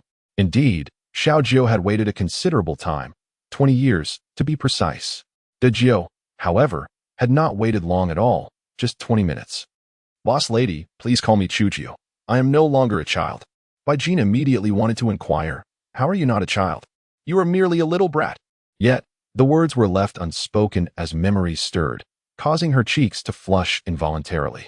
Bai Jin was deeply engrossed, her heart racing, and she hastily shifted the topic. Xiao Chujiao, I observed the fish you brought today. They are quite vigorous and commendable, truly worthy of the price I offered. As long as the boss lady is satisfied. Indeed, I am pleased, but the quantity is a bit lacking. Yan Chujiao could not help but inquire, is it insufficient? With such high demand at my restaurant, that amount is hardly adequate. I would need at least 10 times more. Yan Chujiao smiled wryly, boss lady. If you require that much, my back might just give out. You may not realize that fishing can be quite taxing on the waist. Do you have any friends who fish as well as you do? Please introduce a few to me. Yan Chujiao shook his head. Fishing has always been a solitary pursuit for me. I can manage at most 2 companions. Any more would complicate matters. When too many people are involved, it creates chaos. And untangling lines consumes precious time and energy that could be spent catching more fish. However, Noticing Bai Jin's dissatisfaction, Yin Chujiu felt compelled to exert more effort. After a light exchange, he began to attend to his tasks. First, he shut off the main water supply, and then proceeded to replace the aging pipes within the house. In May, the weather in Guangdong was sweltering. The restroom, devoid of air conditioning, felt akin to a steam room. After a short while of labor, he was drenched in sweat, his clothes thoroughly soaked, and he contemplated shedding his shirt. Bai Jin, whether out of concern for theft or simply enjoying the sight of him working, remained close by. Eventually, Yin Chujiu could no longer restrain himself. "Boss lady, may I remove my shirt? This damp clothing makes it difficult for me to work efficiently." Having been in similar situations before, Bai Jin was unfazed by his request. "Do as you wish, take it off if you like." Yin Chujiu complied, casting aside his shirt, and sweat immediately pooled beneath him. Bai Jin glanced at him, her expression brightening. The young man appeared slender in clothing, yet without it, his physique revealed a subtle muscularity, neither exaggerated nor overly defined, but rather harmonious and graceful, with faint lines that hinted at strength. With further scrutiny, Bai Jin found herself involuntarily swallowing hard. His firm abdominal muscles conveyed an indomitable sense of power. Recalling moments past, her heart raced, and her mind spiraled into uncontrollable thoughts. Suddenly, she realized she had been staring for quite some time, nearly completing the pipe replacement. A wave of amusement and exasperation washed over her. "Bai Jin, what on earth are you thinking? Have you never seen a man before? Is this the type you find appealing?"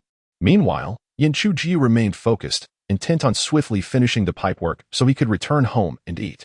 The 7 bowls of roasted goose noodles had long since vanished from his thoughts. "Boss lady, the water pipe has been fixed." Bai Jin appeared somewhat reluctant. "Is it truly over so soon?" Yin Chujiu shook his head. "It may not seem quick, but it has been over an hour." Bai Jin glanced at the feminine watch adorning her wrist, realizing that she had lost track of time. Over an hour had slipped by in mere moments. How much would it cost? Considering the materials and labor, 300 would suffice. Bai Jin was somewhat taken aback. Was it truly that inexpensive? It seemed she had underestimated the value. It should have been at least double that. Yin Chujiu inwardly sighed. Maintaining a forced smile on her face, wasn't this simply the price of camaraderie?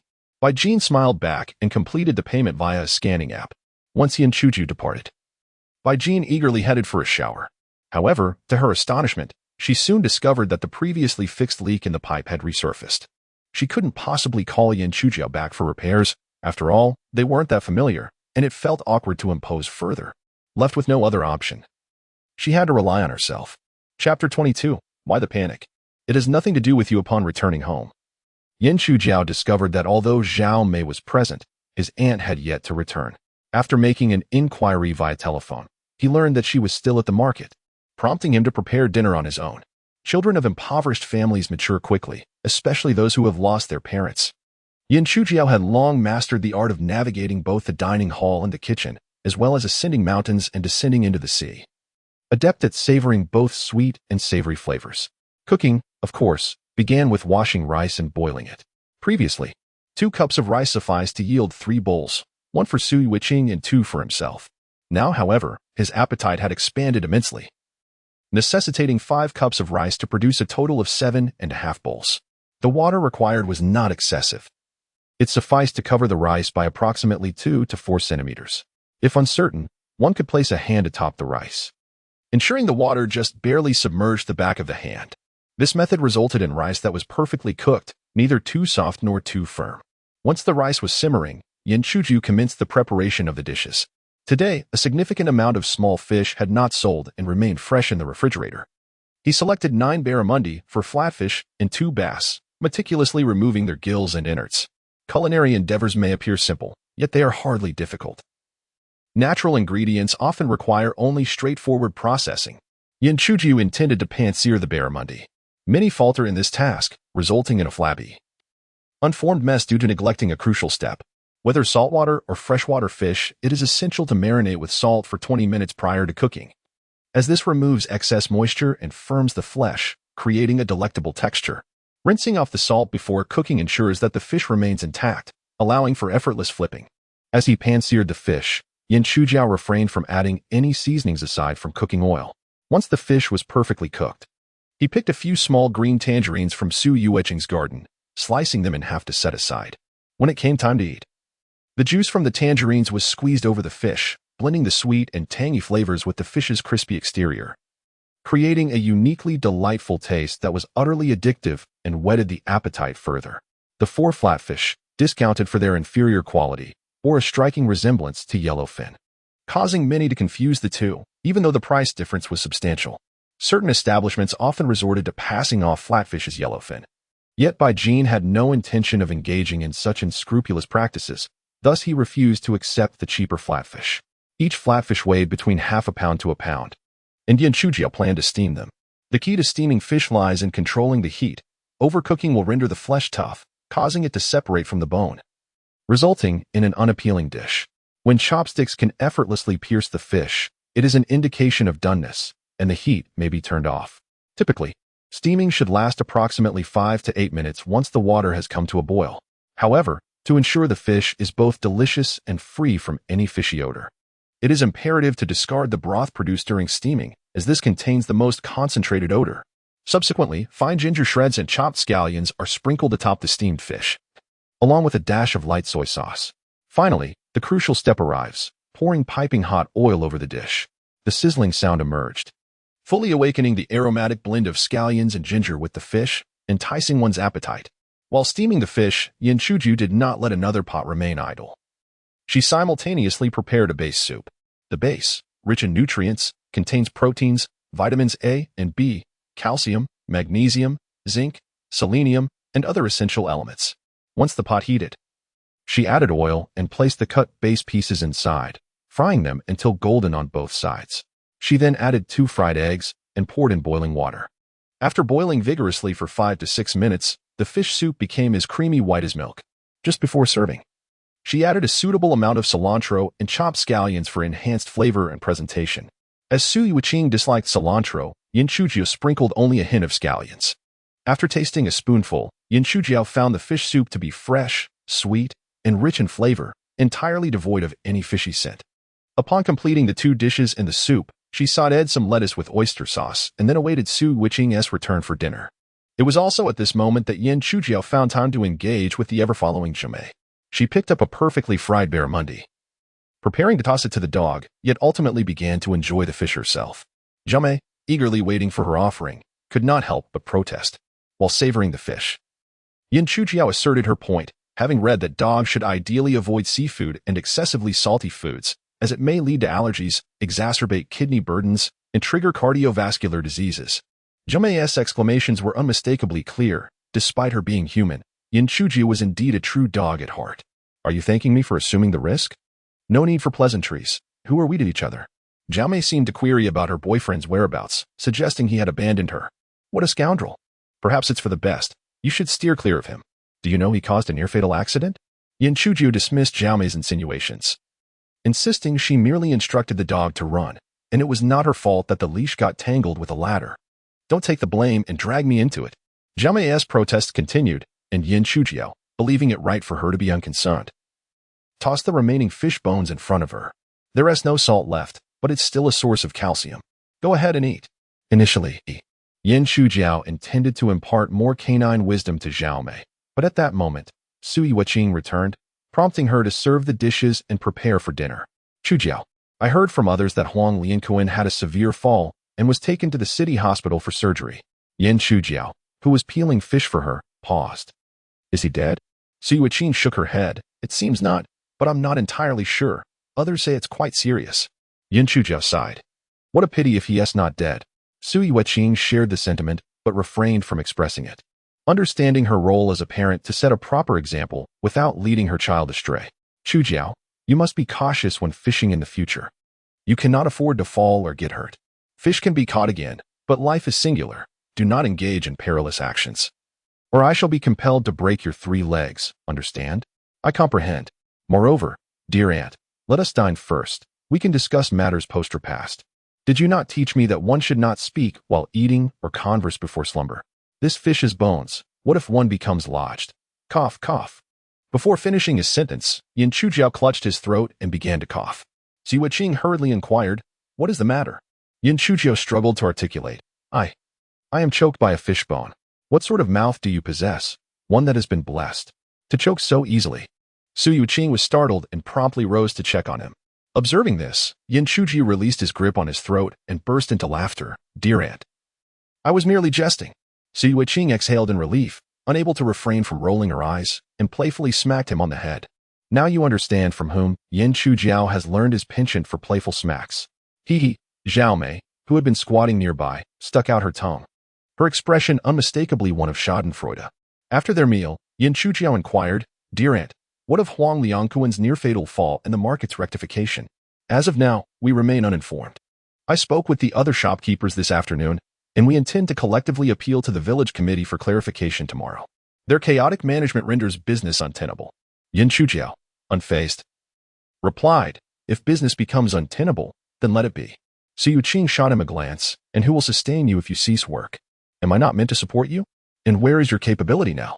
Before she could complete her thought, her phone chimed with a notification. Ding. 4,000 yuan deposited by Ji Fubao. Su Yuiqing quickly checked her phone, discovering it was money transferred from Yin Chujiao. Where did you acquire such a sum?" Yin Chuji replied with a hint of pride, "From fishing, of course." Su Yuiqing was astounded. The day before, he had sent 1,008. The day prior 4,003, and now another 4,000. In 3 days, it totaled over 10,000, surpassing what he earned in 3 months as a renovation worker. Is fishing truly so fruitful? Perhaps Mazu has observed our prolonged poverty and, unable to bear it, has bestowed upon me a stroke of luck. I have indeed fished remarkably well these past few days. Su Yuiqing found Yin Chujiao's words hard to believe, yet resolved to wash the dishes first. "No, I shall not wait. I will offer incense to Mazu immediately." Observing her before Mazu's statue, bowing repeatedly while reciting prayers, Zhao Mei joined in, playfully resting her head against the statue, her tail wagging in excitement. Su Yuiqing found it both amusing and inappropriate to laugh, for one must maintain solemnity when worshipping the divine. However, upon closer inspection of Zhao Mei, she pondered, "Is this truly my dog? It seems she does not resemble this form at all." Meanwhile, Yin Chujiao paid them no mind. Relying on divine intervention is futile if one lacks personal ambition. If one does not strive for improvement, even having a Buddha by one's side is of no avail. He retreated to bathe, the scent of fish lingering unpleasantly. With his physical transformation, not only had his vision sharpened, but his sense of smell had also heightened, allowing him to detect scents imperceptible to others. Apart from the metallic scent of blood emanating from the assistant, Taozi, there were other aromas to discern. For instance, during his afternoon visit to the seaside villa to replace the plumbing, he detected the briny essence of the ocean lingering on Baijin. Of course, beyond Baijin. The scent was also faintly present on Li Meiqi, though considerably more subdued. As for his aunt, well, it is best left unspoken. For to articulate it would be a great disrespect. In any case, his sense of smell had become remarkably acute, amplifying even the most subtle, nearly imperceptible fragrances. Rather than feeling elated by this heightened olfactory sensitivity, Yin Chujiao found himself somewhat troubled. "I am not a dog. What purpose does such a keen sense of smell serve?" Chapter 23. The annoyance of persistent female fishing friends in the inpatient department of the orthopedics and traumatology section at the Municipal People's Hospital. Huang de Fa inquired about his son, Huang Liangkuan, from the attending physician. "Doctor, how is my son doing now?" The doctor replied, "Aside from a rather severe concussion, he has sustained a spiral fracture of the left humerus and a comminuted fracture of the right tibia and fibula. The surgery went relatively smoothly, and the bones have been more or less reattached." Huang de Fa quickly asked, "Will he be able to walk normally in the future?" "The ability to walk is certain," the doctor assured. "However, given the nature of the fractures, the likelihood of him becoming a cripple is considerably high, and the functionality of his left hand may also be compromised." Suddenly, the image of a village fool, known for his awkward gait and clumsy movements, flashed in Huang de Fa's mind. Would his son end up like that? Overwhelmed by the thought, he could hardly accept this grim reality. "Doctor, are you saying my son will become disabled?" "That seems to be the case." The doctor began to nod but, wishing to avoid liability, tactfully refrained from making definitive statements. "Every individual's constitution varies. Your son appears quite robust. If he recovers well, perhaps he won't be severely limping, but it is unlikely he will be able to leap and frolic like a normal person." Huang de Fa's complexion turned pale as he exited the doctor's office. Dazed and disheartened, upon returning to the ward, he found his son, Huang Liangkuan, had awakened from anesthesia. "What on earth happened? How did you end up like this?" Huang de Fa could not restrain his anger as he confronted him. Huang Liangkuan could not provide an answer, The concussion left his mind foggy, and any attempt to think triggered an explosive pain in his head. Noticing his son's dazed state, Huang Defe turned to his nephew, Huang Feiping. You explain. Huang Feiping hurriedly recounted the events. After hearing the account, Huang Defe was infuriated, his face contorted with rage. Who gave you the authority to act so recklessly? Even the village committee does not dare to arbitrarily dismantle things in the market. How could you, a group of hired managers, take such liberties? You have stirred public outrage and incited controversy. Who among you will take responsibility for this? Huang Feiping waved his hands repeatedly, eager to clarify, it wasn't us. It was your son. This was all his idea. After venting his frustration, Huang Defe demanded, whose dogs were involved? Huang Feiping shook his head. I don't know. I only know there was a wolf dog and another dog, a Tibetan Mastiff. The one that tripped the ladder was the Tibetan Mastiff running behind. They were familiar with the small local dog raised by Yan Chujiao, but now the towering wolf dog bore no resemblance to their memories. Furthermore, they had witnessed Huang Liangkuan kick the previous dog to death. As for the Tibetan Mastiff, they had never seen it before. Huang Defe gritted his teeth, determined to find the owners of both dogs, insisting they must be held accountable for his son's plight. Uncle, do not worry, Huang Feiping declared, thumping his chest with determination. Tomorrow, I will rally our relatives from the ancestral hall. We will search high and low to find the owners of these two dogs. Huang Defe shot him a piercing glance. And what are you doing right now? Lying half-conscious on the bed, Huang Liangkong finally managed to utter, Dad. What should we do now? You fool, call the police. You are the victim this time. Only then did Huang Liangkong realize the gravity of the situation. He had never considered that he too could become a victim. Observing his bewildered expression, Huang Defe sighed repeatedly and took out his phone to call the head of the local police station. The unpredictable nature of the heavens often catches us off guard, yet through weather forecasts, we can prepare and strategize for various unforeseen circumstances.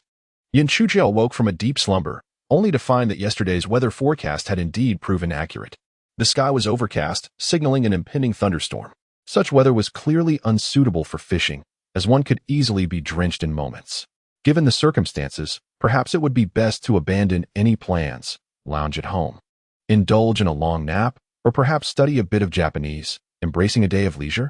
If individuals more accomplished than I exert more effort, what purpose does my own diligence serve? In mere moments, Yan Chujiao persuaded himself to close his eyes and turn over, ready to continue his slumber. Fishing provided a sense of relief, but dreaming was even more effortless. In dreams, anything was possible. One could catch massive fish at will. The abundance was limitless. Hard work is reserved for those prepared to seize opportunities.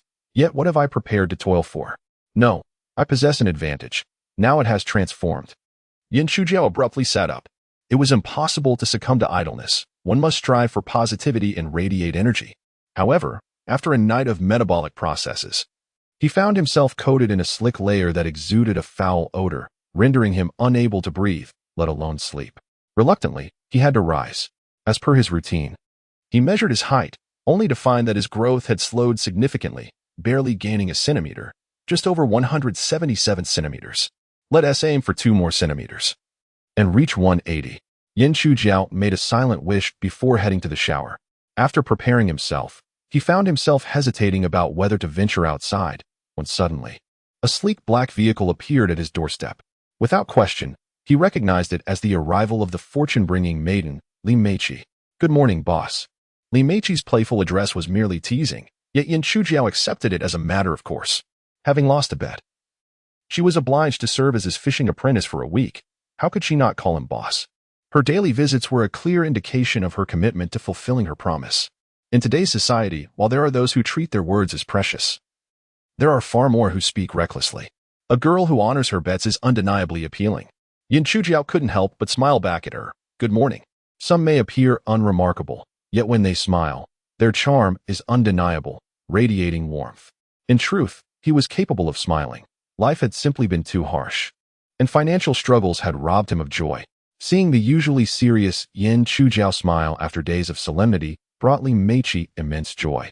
Although she had no desire to please others, the ability to bring herself joy was fulfilling, creating a sense of accomplishment. It felt as if she had mastered the art of living. Get in the car. Where to? Li Meiqi immediately rolled her eyes. What a pointless question. Where else could she possibly go but fishing? Some individuals, one need not inquire about their whereabouts or activities if they are not fishing. They're en route to do so. Yin Chujiao shook her head. Today would bring torrential rain and fierce winds, rendering fishing altogether unsuitable. However, as there was currently neither wind nor rain, they should seize the moment to cast a few lines, and if it proved unfruitful, they could always return. Yin Chujiao was astonished. The girl's obsession with fishing was quite extraordinary, seemingly unwilling to forego even a fleeting moment. Even more surprising was that she had agreed to this venture. He hastily seated Jume in the back of the car, while he took his place in the passenger seat. Once settled, he inhaled deeply, a myriad of scents inundating his senses. The array was both diverse and intricate, while others might struggle to discern the individual aromas. Yin Chujiao could distinctly identify the scent of leather upholstery, the hint of plastic coating, the fragrance of car air freshener. Most notably, the briny aroma of the sea wafted in from beside him. Taking a deep breath, he felt invigorated. Yin Chujiao sought to distract himself and inquired about their destination for the day. After a moment's contemplation, Li Meiqi proposed the usual spot. Yin Chujiao, exasperated, thought if they were going to the usual place, why ponder for so long? They could simply head there directly. Li Meiqi then drove off, only to ask, "Shall we still compete for fish today?" Yin Chujiao widened his eyes, surprised that she would want to return. Since yesterday's encounter was nullified, a rematch was only natural. Surely she wasn't afraid of him? Yin Chujiao found himself in a bemused state. He indeed felt a tinge of fear of her exacting revenge. One must be gracious. It is unwise to persistently prey upon a single sheep. No, he should cultivate a few more sheep. Ah, what was he thinking? He urged her to speak. No need to rush into the competition. They could discuss it upon arrival. Li Meiqi deemed this sensible. What if they encountered a situation akin to yesterday's? After approximately 10 minutes, they arrived at their familiar fishing spot. As they navigated the wooded path and looked down, Li Meiqi's expression contorted into one of dismay. The situation was even worse than the previous day. Not only were there fishermen below, but there were 6 of them, lined up as if in a competition. All were men, densely packed with no room to maneuver. Yin Chujiao sighed at the sight. This fishing spot was utterly ruined. Li Meiqi was baffled. How could there be so many? Yin Chujiao pointed to one particularly tall and robust fisherman, exclaiming, "Look!"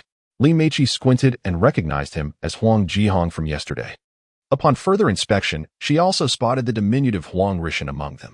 Undoubtedly, both had suffered considerable losses the previous day and had arrived early today with a group to secure their positions. At this moment, Huang Jihong seemed to be reeling in a catch, exclaiming jubilantly and gesticulating animatedly. His arrogant demeanor incensed Li Meiqi. Very well, so it was a game of revenge? Did he think her merely a playful kitten when she was, in fact, a tiger? Fuming, she pulled out her phone and located the video she had recorded yesterday. She had refrained from posting it on Douyin, believing that to squabble with such minor characters would diminish her stature. However, they utterly failed to heed the lessons of the past and dared to encroach upon the fishing spots, bringing along a multitude of companions, which she could no longer tolerate. She decided to publish the video, deliberately tagging the location of Dongwan Village. Although her follower count was modest, barely exceeding 100, it mattered little, for she possessed wealth. In this world, 90 of matters can be resolved with money, the remaining 10 requires even more. After releasing the video, Li Meiqi promptly purchased views. Investing a substantial sum of 2,000 yuan without a flicker of hesitation, resulting in a rapid surge of exposure. It would not be long before the entire Dongwan village would witness the video of the 2 individuals crawling along like a snake charmer. Chapter 24. The cheerful and audacious girl. Her luck will not be poor. After venting her anger, Li Meiqi still felt a sense of despondence. I really don't want to leave this place, she lamented to Yin Chujiao. Yin Chujiao shared her sentiment. Yes, we've caught quite a few fish here. Li Meiqi nodded vigorously, recalling, I even caught a colossal one with you here. Both felt a tinge of nostalgia. This locale was brimming with memories. However, the secret was out, and soon more anglers would come. It was inevitable that they would have to relinquish this beloved spot. Of course, those willing to stake a claim in the dead of night were a different matter altogether. Ark, ark, ark. Xiaomei barked repeatedly, wagging her tail incessantly at the 2. Unable to decipher the dog's intentions, Li Meiqi turned to Yin Chujiao for translation. What does your dog mean? Yin Chujiao replied. She suggests that if they continue to fish, she might just dive in and stir things up so they can't catch anything. This revelation left Li Meiqi stunned, and even Xiaomei looked at Yin Chujiao in surprise. Li Meiqi knew the dog had a temper, but was astonished at her perceptiveness. Xiaomei had always thought Yin Chujiao didn't understand her. only to discover he was merely pretending to be oblivious. Master, you truly are a remarkable dog. Yin Chujiao gently patted Zhao Mei's head, speaking earnestly. Your boyfriend has gotten into trouble, and things are currently tumultuous. Taking you out is already a risk, so you must keep a low profile and avoid drawing attention, understand? Arg, arg, arg. Zhao Mei seemed to be cursing in response. Do you dare to challenge me? Believe it or not. I will gather some straw at noon to warm you up and brew you a hot bath with some spices. At this, Zhao Mei's pupils widened and she fell silent, not daring to make a sound. Seeing this, Li Meiqi couldn't hold back. She pulled Zhao Mei close and said, All right, if you have the ability, go down there and handle them yourself. Taking it out on the dog is hardly impressive. Yin Chujiao shook his head. There's no need for that. Huh. I won't lift a finger. Nature will take its course. Just as he spoke, the heavens seemed to comply with his whims, and the wind began to pick up. The bay beneath the forest soon roiled with tumultuous waves, rendering fishing impossible. Before they could pack up, a torrential downpour began to fall. Yin Chujiao and Li Meiqi dashed to their vehicle, getting partially soaked in the process. The group below fared even worse. Not only drenched, but some of their gear blown into the sea. As Yin Chujiao settled into the car, wiping the rain from his body and gazing at the misty rain-soaked scenery outside, he silently rejoiced at their swift escape. Otherwise, they would have been completely drenched. Yet, glancing at Li Meiqi beside him, he felt a pang of regret for rushing so hastily. Li Meiqi was wet and disheveled. While not entirely soaked, she appeared quite disarrayed. However, her disarray was perceived differently through male eyes, being seen as alluring. The sun-protective garment clung to her like a second skin when damp. Yin Chujiao found it hard to tear his gaze away. Li Meiqi, sensing his captivated stare, followed his gaze to her figure, her cheeks flushed with embarrassment. She quickly shifted her position and coughed loudly, a subtle reminder of his impolite behavior. Despite feeling a twinge of embarrassment, there was also a hint of pride, so you are neither colorblind nor inclined towards the same sex. Yin Chujiao regained her composure, reluctantly diverting her gaze. Well, the weather is rather pleasant today. Torrential rain, and you call this fine weather? Li Meiqi's eyelid twitched, and she independently started the engine. With such heavy rain, it was unwise to venture out. Instead, she turned on the air conditioning to its maximum setting, hoping to dry her clothes as quickly as possible. They were merely acquaintances bound by a shared interest in fishing, and there was no need for such extravagant gestures. To prevent Yin Chujiao from casting his gaze upon her again, potentially triggering an adrenaline rush that could lead to disastrous consequences, Li Meiqi endeavored to change the subject.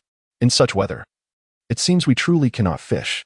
I mentioned this from the start, yet you insisted otherwise and lured me out as well. Lured?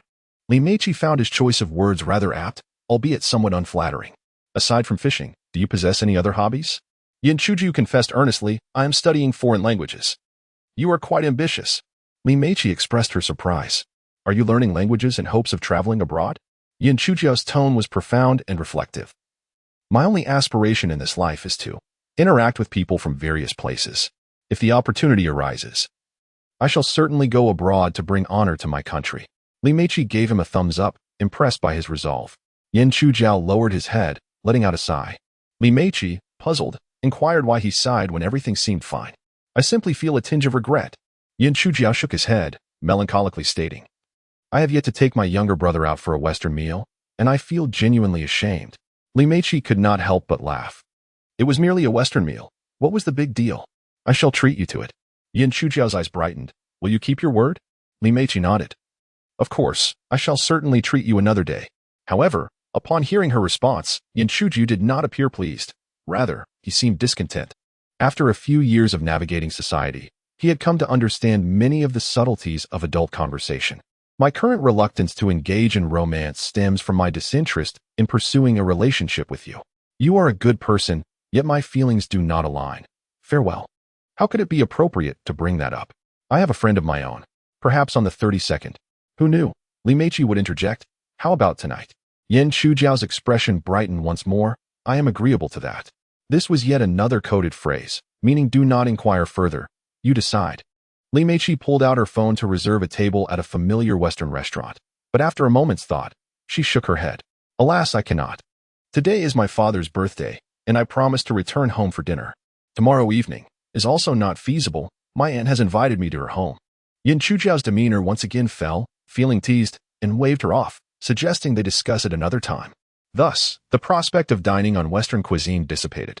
By now, the rain had ceased.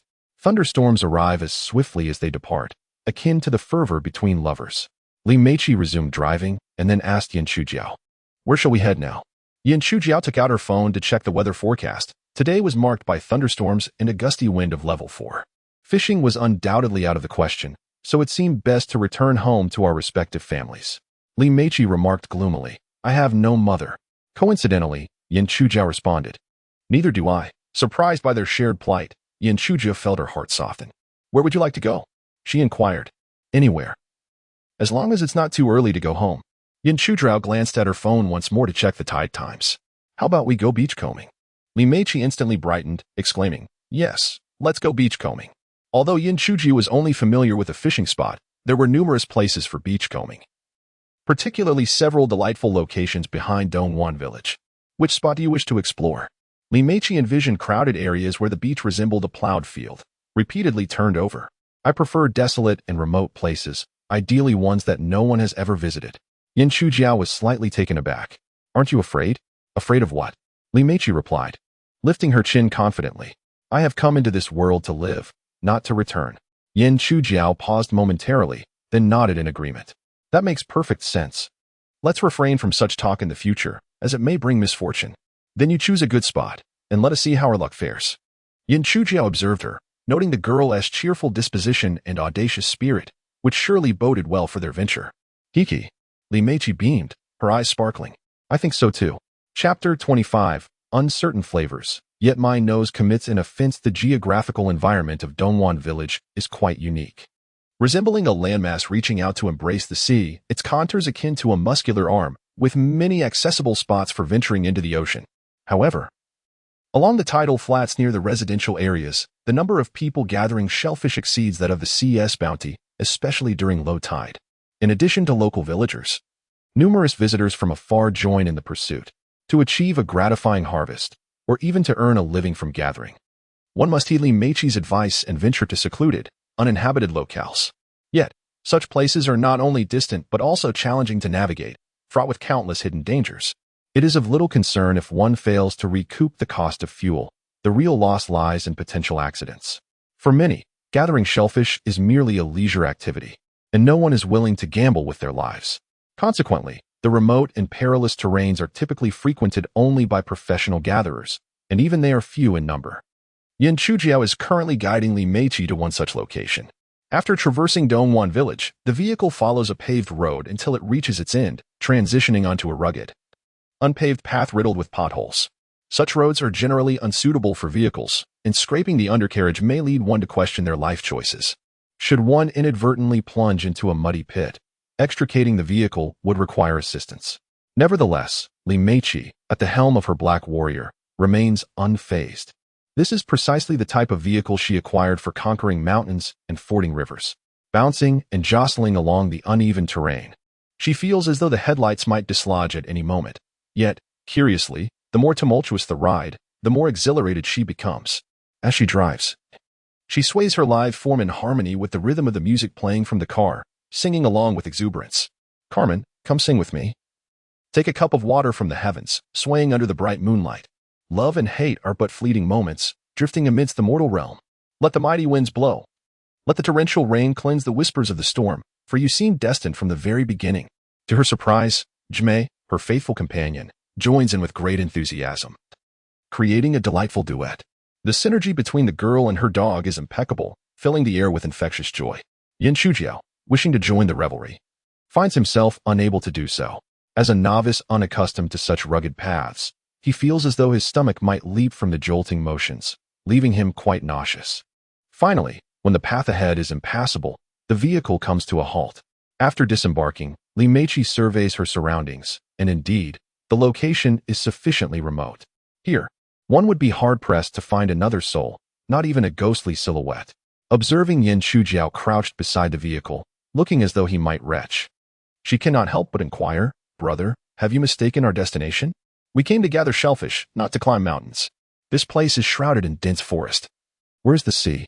After a brief pause, Yin Chujiao reveals, there exists a hidden path nearby that leads to the ocean. Li Meiqi, crouching to pet Zhao Mei. Scans the area and retorts, "A path? I see none." Yan Chujiao shakes his head. "You could never find such a route on your own. Follow me." Guided by him, they discover a narrow trail concealed within the seemingly impenetrable thicket of trees. It was evident that no one had traversed this path for quite some time. The rampant wild grasses and thorns nearly concealed it entirely, rendering it undetectable to those unacquainted. Yan Chujiao picked up a withered branch and proceeded ahead, using it as a walking stick, while Li Meiqi and Zhao Mei followed closely behind. After meandering for a while through the winding path, a stretch of rocky tidal flats came into view, revealing the vast expanse of the azure sea beyond. "Wow, Xiang Aodu, you truly did not exaggerate. This place is breathtaking." Indeed, the locale was enchanting, yet it was also quite distant and secluded. The journey from Dongwan village alone took a full hour by vehicle along the rugged dirt road. Yan Chujiao had visited this area several times before to forage for seafood, with modest success. The last time he came was with Su Yuqing, and together they managed to gather scarcely 200 yuan worth of marine bounty. During that outing, Su Yuqing accidentally stumbled and was unable to walk. Yan Chujiao had to carry her back, navigating the uneven terrain until they reached home well after nightfall. Since that day, he had not returned to this place. Now, revisiting the familiar grounds, his confidence was minimal, rather, it was non-existent. However, seeing the girl reluctant to head home, he decided to lead her into the thicket, hoping they might uncover some seafood treasures. Timing, it seemed, was fortuitous. When Yan Chujiao and Li Meiqi arrived, the tide was just beginning to recede, an optimal moment for foraging. After donning the water shoes she had brought, Li Meiqi grabbed a pair of pliers and a bucket, eager to rush towards the rocky flats, but paused, reconsidering her approach. "Yan Chujiao, let us have one last catch." "Another catch?" Yan Chujiao felt an urge to dissuade her. "Perhaps it's best to let it go. If we continue this, you might end up ensnared yourself. We've grown increasingly familiar, and I might find it awkward to undress you." Li Meiqi raised a delicate finger, its hue reminiscent of spring onions, asserting, "Just this final round, and then I will no longer bother you." "Not bother me? Seek others to catch with?" Yan Chujiao felt a pang of anxiety and quickly inquired, "What do you mean by catch?" "Whoever collects the most seafood wins." "And what are the stakes?" "If I lose, I treat you to a Western meal. If you lose, you shall be the driver for the next few days, and the fishmonger too." Yan Chujiao instinctively interjected, "And my entire life as well?" Li Meiqi rolled her eyes in exasperation, as if. Yan Chujiao sighed in relief, "As long as it's not me, I'm at ease." Li Meiqi was momentarily left breathless with indignation. To many, she was an unattainable goddess. Those without wealth could only admire her sweetness, while those with means could not savor her saltiness. Yet before Yan Chujiao, she felt diminished, as if scorned, fearing he might cast her aside. "Am I truly that unremarkable? Do you not appreciate me at all? How frustrating." "Xiang Yaotu, what kind of woman do you fancy?" Yan Chujiao was momentarily taken aback by the sudden shift in conversation, having thought they were discussing fishing. "Naturally, I prefer mature, composed women with long, flowing hair." Li Meiqi felt she had gleaned insight from this revelation. He favored women of a slightly older age. In youthful ignorance, one fails to appreciate the allure of maidens, mistakenly valuing the charms of married women. Only when one is faced with the consequences shall they realize their folly. Yan Chujiao waved his hand before her. "Aren't we talking about catching fish?" Li Meiqi snapped back to reality. "Right, catching fish. I concede. I shall treat you to Western cuisine. And if you lose, you must take me on a tour of the entire East Bay." Yan Chujiao pondered whether she truly comprehended his culinary preferences. Li Meiqi, seemingly attuned to his thoughts, replied, "Regardless of what kind of Western cuisine you desire, anything under 5888, I can certainly cover. Cash back is also acceptable." Yan Chujiao frowned. "Look at what you're saying, money. Cash back, making it sound as if I am some sort of mercenary. I am not the person you think I am. I accept your wager." Only upon hearing that did Li Meiqi grasp his implication. With a snap of her fingers, she declared, "All right, it's settled. Sister Zhao, let us be on our way." Sister Zhao, devoid of sentiment, promptly abandoned Yan Chujiao and followed her, as if the promises made under the moonlight had never existed. Watching Li Meiqi's retreating figure, Yan Chujiao sensed that this time, he would likely face defeat. On the tide-receded shore, his vision was of no use. He could only rely on luck. His luck in foraging, best left unspoken. Nevertheless, he prepared himself mentally for a disheartening outcome. Losing is losing. Accompanying the ladies on their adventures isn't so bad. It merely impacts his financial pursuits. If someone were to inquire, money or romance, which would you choose? He would unhesitatingly respond, only children make such choices. I undoubtedly seek the treasures of romance. Yin Chujiao shook his head to dispel the chaotic thoughts and inhaled deeply, the true sin of the ocean enveloping him. This aroma was intricate. The average person could merely identify it as the scent of the sea, unable to discern its constituents. Once, Yin Chuji was the same. Yet now he was markedly different. To illustrate simply, when one sips a fine tea, they might exclaim, "Wow, delicious." And then, there is nothing more to say. However, a discerning individual would elaborate. This tea boasts a rich fragrance, a smooth and robust palate, a silky finish, lingering notes that dance upon the tongue, and a delicate aroma that refreshes the spirit long after. Now, Yin Chujiao could detect the briny scent in the air, the essence of evaporating seawater. The fishy odor emanated from the clams, seaweed, and corals left behind by the receding tide. The moistness was a result of the waves crashing against the rocks. Not only could he identify the constituents of the aroma, but he could also discern their origins. This divine sense of smell sharpened the closer he approached the sea. Yet, despite his keen senses, as he traversed the shore towards the ocean, he discovered no valuable treasures of the deep. He did, however, encounter some dead and decaying fish and shrimp. Not that he sought them out, but the pungent aroma was overwhelmingly stimulating. Drawn by the scent, he couldn't help but glance in its direction, even feeling compelled to investigate. Of course, finding them was not for consumption, but merely to validate his olfactory judgment. For instance, at this moment, he detected the scent of what appeared to be a deceased octopus beneath a nearby stone. To ascertain this, Yin Chujiao approached, bending down to investigate. Upon closer inspection, he confirmed his suspicion. Indeed, there lay a lifeless octopus beneath the stone. However, it was not alone, for a green crab was clinging to it. Not in mournful lamentation, but rather indulging in a hearty feast. Goodness, how utterly ruthless. I cannot be held accountable for this. Chapter 26. A new golden finger. This blue crab is quite substantial. It appears to weigh at least 2 pounds, with its massive claws robust and powerful. If a human finger were to be caught in its grasp, bleeding would be the least of the concerns. It could very well be severed in two. Upon seeing it, Yin Chujiao was not intimidated by its fierce appearance. Rather, she was overjoyed. Wild blue crabs can fetch up to 100 yuan per pound during normal times. And during the closed fishing season, they become even more expensive, ranging between 100 and 130 yuan. Many people find it difficult to distinguish between wild and farmed blue crabs. It is indeed a challenge for those who seldom consume them. For instance, someone who has never driven a car might find a driving school vehicle easy to handle. Conversely, for those well acquainted with driving, the quality of a car can be assessed at a glance without needing to take the wheel. Farmed blue crabs tend to have a more robust physique, a paler hue, and a softer shell compared to their wild counterparts, which exhibit a more delicate appearance, vibrant colors, and greater shell hardness. Beyond appearance, the taste also differs. Farmed crabs have a shorter growth cycle, resulting in less fat accumulation and thus a less exquisite flavor than wild crabs. Wild crabs thrive in their natural habitat, feasting on organic materials, which enhances their delectable taste. Nutritional differences exist, yet they are often overlooked as most individuals prioritize flavor over nutritional value. This sizable blue crab before her could conservatively be sold for around 250 yuan. Ah, how fortuitous this figure seems. Yin Chujiao paid little heed to such details as she hurriedly retrieved her specialized crab-catching tongs, reaching beneath the rocks to grasp it. The crab, however, was quite fierce, easily escaping her grasp and raising its claws in a display of defiance, as if to challenge her. Come at me. Yet, Yin Chuji was undeterred, without hesitation. She made another attempt. The crab wriggled free again, retreating slightly while brandishing its claws, glaring with its crimson eyes and frothing in warning, as if to say, "Do not approach, or I shall not be gentle. Fear not, dear fellow. I harbor no ill intentions. I merely wish to take you for a warm bath, enjoy a sauna, and perhaps indulge in a gentle massage. No, merely a little pampering. Rest assured, there will be no charge." She jested. As she spoke, she made another attempt to seize it.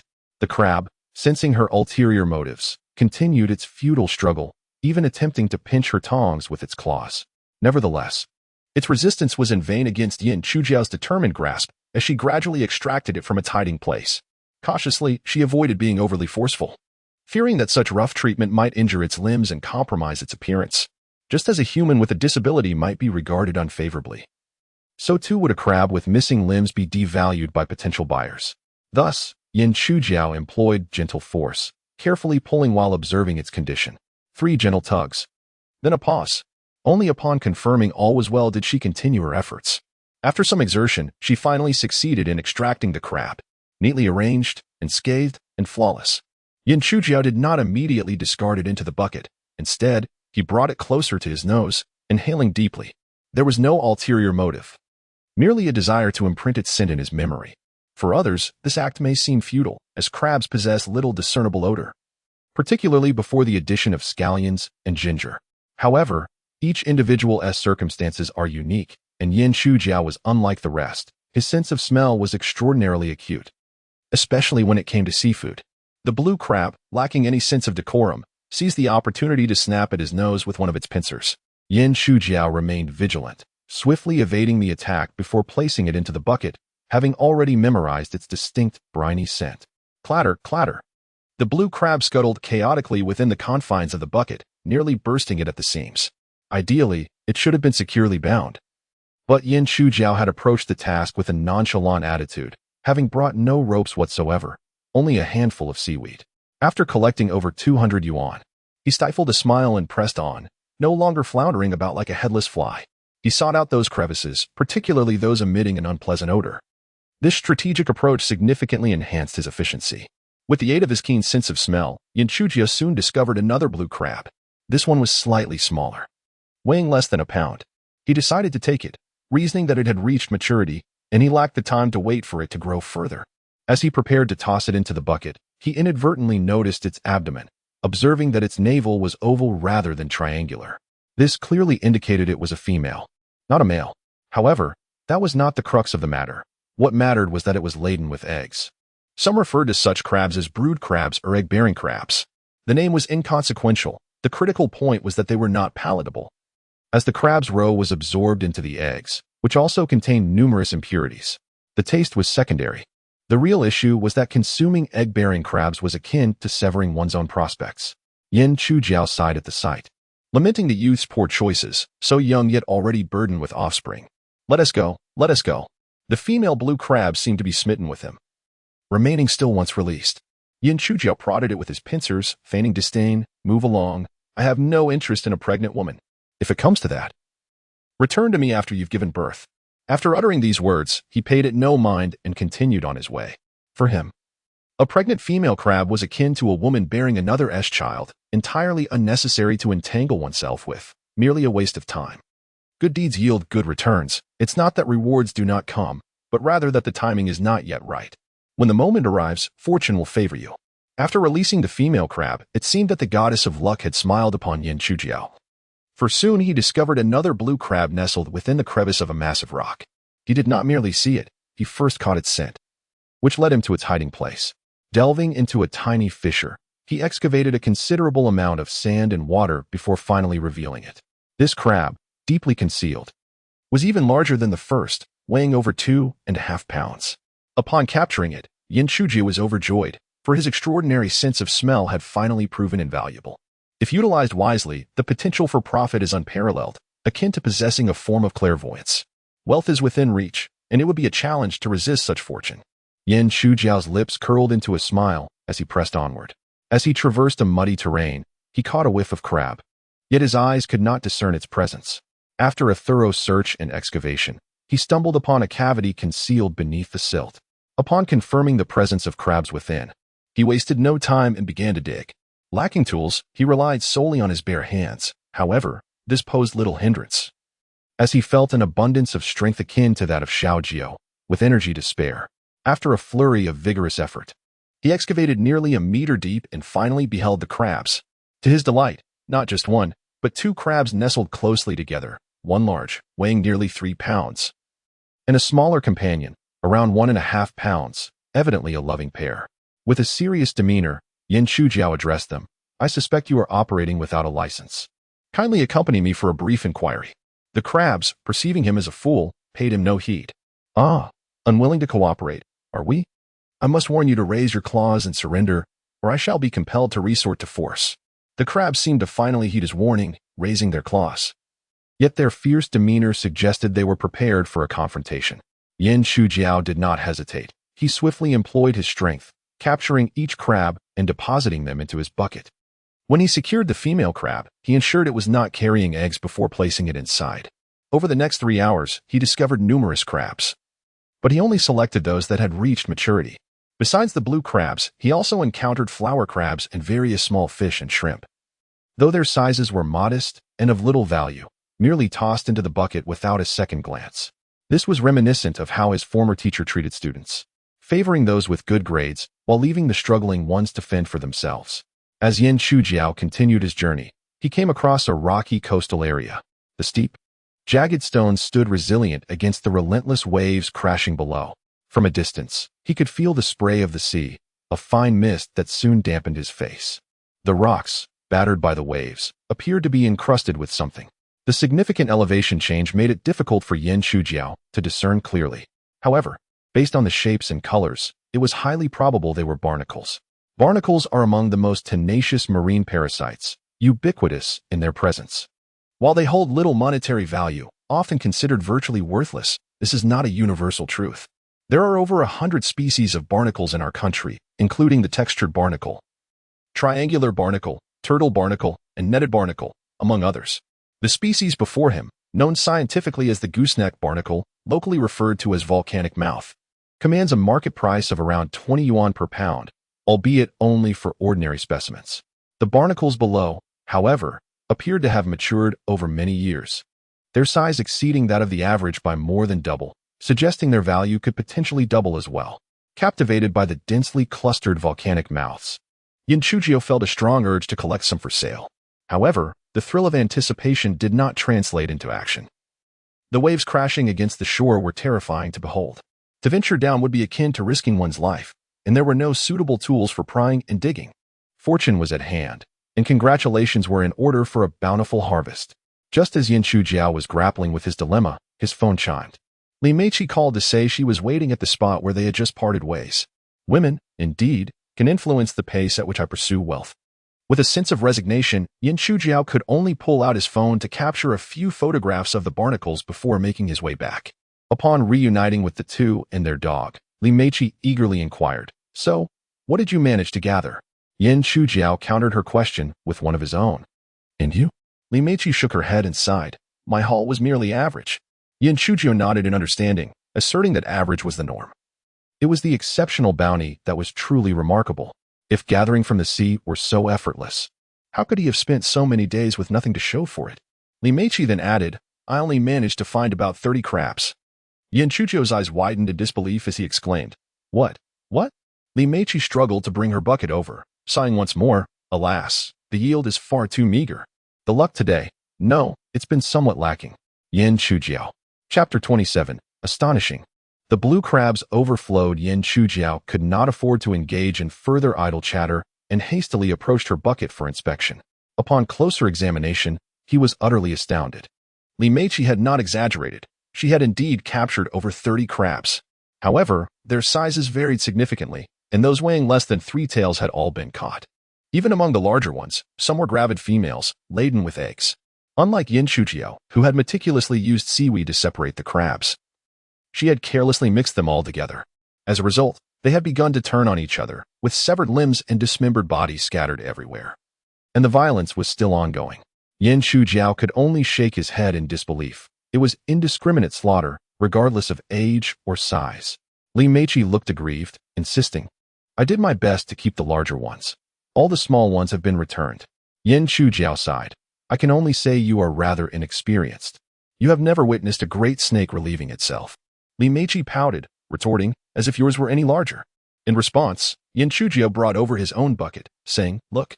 Li Meiqi leaned in for a closer look and gasped, "My heavens, your crabs are enormous."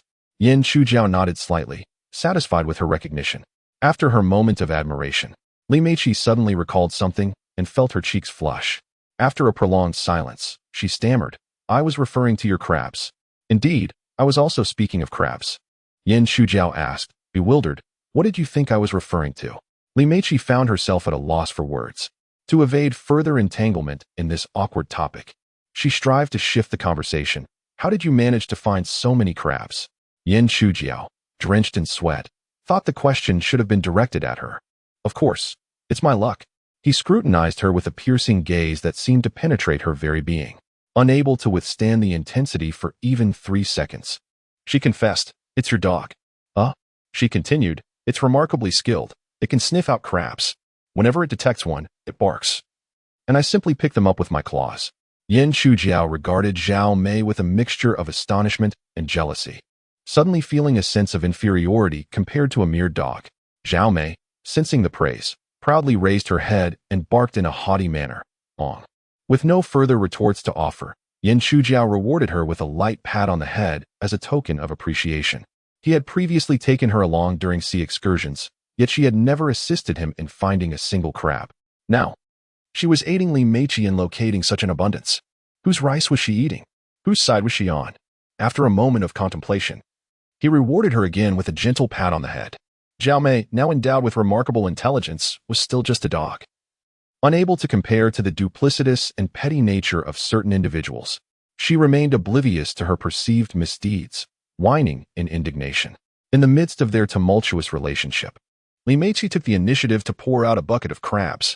She released all the smaller ones, leaving only those weighing over 4 taels.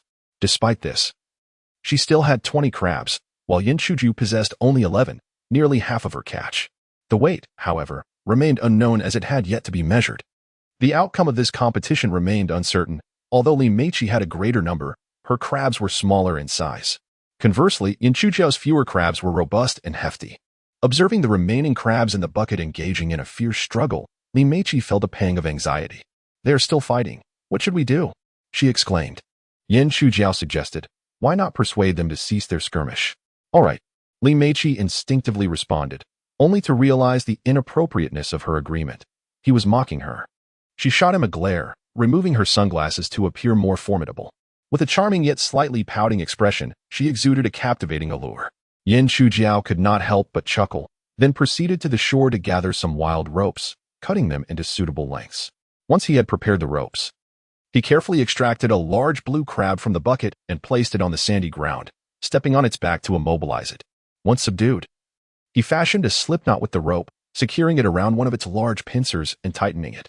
After ensuring that the claw was restrained, he wrapped the rope around and fashioned another slipknot to secure the other pincer, rendering both claws ineffective.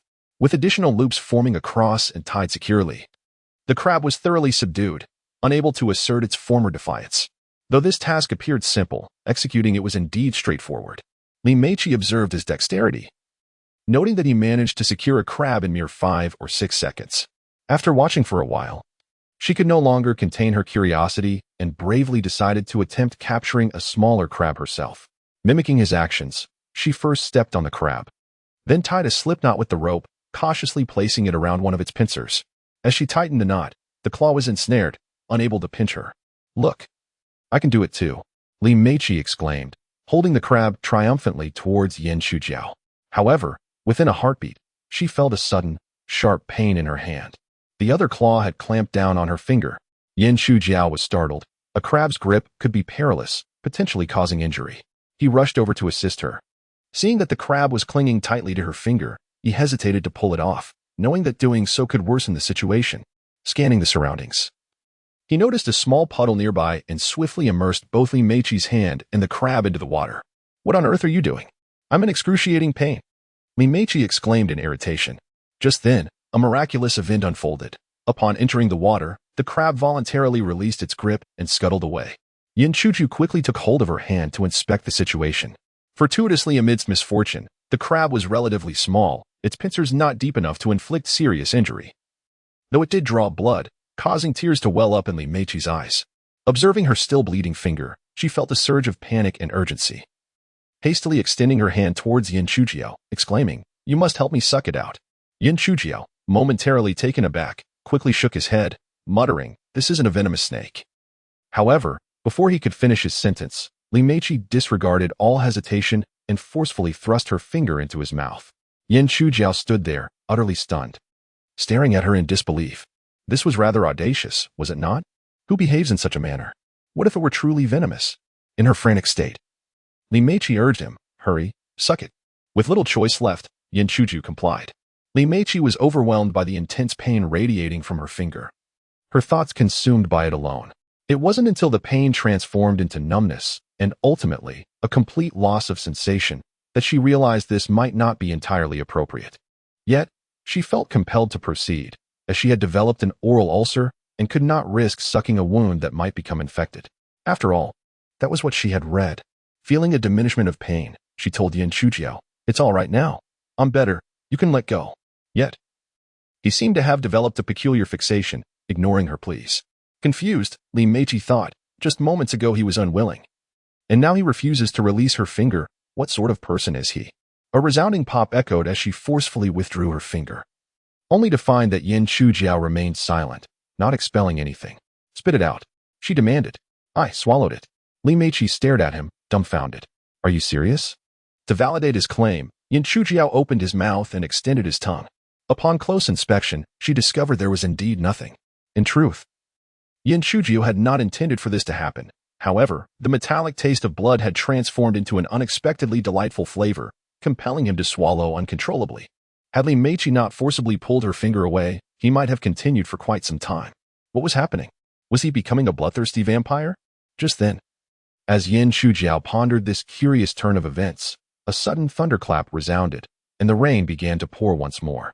The downpour intensified rapidly, each drop resembling a heavy bead cascading down. Knowing of a nearby cave in the rocky hillside, Yin Chujiao swiftly gathered their belongings and pulled Li Meiqi to seek refuge from the rain. They ran quickly, but the rain fell even faster. By the time they reached the cavern, they were thoroughly drenched, resembling two soggy chickens. Wiping the water from his hair, Yin Chujiao's gaze inadvertently drifted towards Li Meiqi, and he was instantly captivated. Earlier, at their fishing spot, she had only been partially wet. Now, she was completely soaked, water dripping from every inch of her. Good heavens! Was this truly content available without charge? Chapter 28. Gradually, you are becoming more appealing to me amidst the misty, rain-soaked mountains. The towering peaks stand challenging to ascend, with the path faintly discernible. This road appears desolate and devoid of human presence. If no one has ventured here, Yin Chujiao is willing to be the first intrepid explorer, even if it means enduring injuries. Should someone have already traversed this way, Yin Chujiao would not hesitate to claim dominion over this land, leaving others with no path to tread. Observing Li Meiqi, who was huddled in a corner, attempting to evade his gaze, Yin Chujiao finds himself pondering whether to voice certain thoughts. "Dear girl, your attire is rather conservative. It starkly contrasts with your bold and audacious personality. If the opportunity arises, you ought to learn from our boss, Bai Jin. However, there is no need to rush. It can wait until our relationship deepens." The relentless thunderstorm rages on, and the wind, unwilling to remain subdued, sweeps in. Li Meiqi, soaked to the skin, shivers intermittently, clearly chilled by the gusts. Upon noticing this, Yin Chujiao, stirred by conscience, diverts his gaze. At this rate, she is bound to catch a cold. A girl should not fall ill. Sickness would prevent her from enjoying the world, and subsequently, she could no longer assist him in his endeavors. Surveying the surroundings, he spots numerous dead branches and driftwood accumulated in the crags, remnants washed ashore by the waves long ago. Over the years, they have amassed into a small mountain, unlikely to be consumed entirely even after years of burning. Yin Chujiao approaches to inspect, finding the lower portion somewhat damp, while the majority above remains dry. He collects the dry wood and arranges it into a pile. Indeed, he intends to kindle a fire. While it seems effortless to create fire by friction, it is unnecessarily tedious when a lighter is available. Yin Chujiao does not smoke, yet he always carries a lighter, as it proves handy during his renovation work. Thus, he rummages through his waist pouch, which serves as both a wallet and a toolbox, containing not only the lighter but also keys, a power bank, earplugs, and a multifunctional folding knife. Ah, what is this? He discovers an item he would not ordinarily possess. Could it belong to his aunt? It must be, given his frequent outings where he may encounter various situations. His aunt likely feared for his safety as a young man alone in the world, thus providing him with this item for emergencies. Lost in thought, he recalls his aunt's usual admonitions. "Chujiao, the weather has been unpredictable lately. Be cautious in the rain. While the rainwater is harmless, getting wet is a minor concern. But catching a cold is serious. You must wear a raincoat, understand?" Regaining his focus, he strides toward Li Meiqi. At this moment, she is drenched, appearing somewhat disheveled and vulnerable. Upon noticing his approach, a sense of panic wells within her. Despite his seemingly good-natured demeanor, he is still a man. Though she may consider herself unattractive, her beauty and splendid figure, now drenched, might provoke even a good man's interest. In this desolate wilderness, with no one around, should he choose to misbehave, she would find herself utterly powerless. In a moment of regret, Li Meiqi lamented her impulsive decision to abandon Taozi and venture into this unfamiliar place with a man she scarcely knew.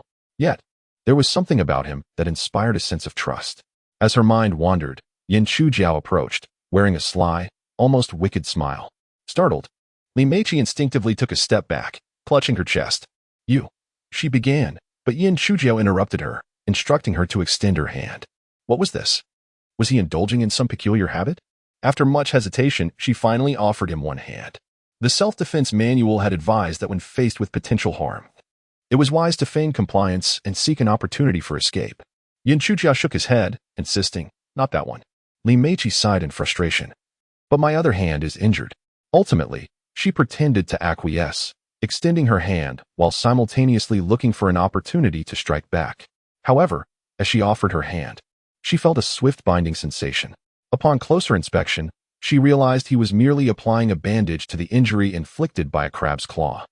Sui Wuqing had anticipated that Yan Chujiao might injure himself while working and had thoughtfully packed band-aids in his bag. There was also a large umbrella, but it was a cumbersome 24-ribbed one resting on his tricycle. After all that anticipation, was this truly all there was? Disappointment washed over Li Meiqi. Yet she let out a sigh of relief. Observing Yan Chujiao diligently tending to her wound stirred a complex mix of emotions within her. Once he finished, he turned his attention elsewhere, retrieving a lighter from his bag. He ignited some dry grass, using it to kindle the wood beneath a pile of logs, gradually igniting the larger pieces above. As the fire roared to life, it not only illuminated the cave but also enveloped them in warmth, eliciting a smile from Li Meiqi. She had not misjudged him. He truly was a good person. She had caught a glimpse of him saluting, and his restraint and decorum spoke volumes of his character. Perhaps swayed by his kindness and thoughtfulness, she felt emboldened, drawing closer to the fire for warmth without reservation. However, Yan Chujiao refrained from glancing her way, not due to any lack of attraction or embarrassment, but rather from a desire to maintain self-control. Additionally, he had yet to finish binding the remaining crabs, for they risked becoming disabled otherwise. This task was an art form in itself. Practice would only refine his skill. Although it might not see frequent use, mastery could prove beneficial one day.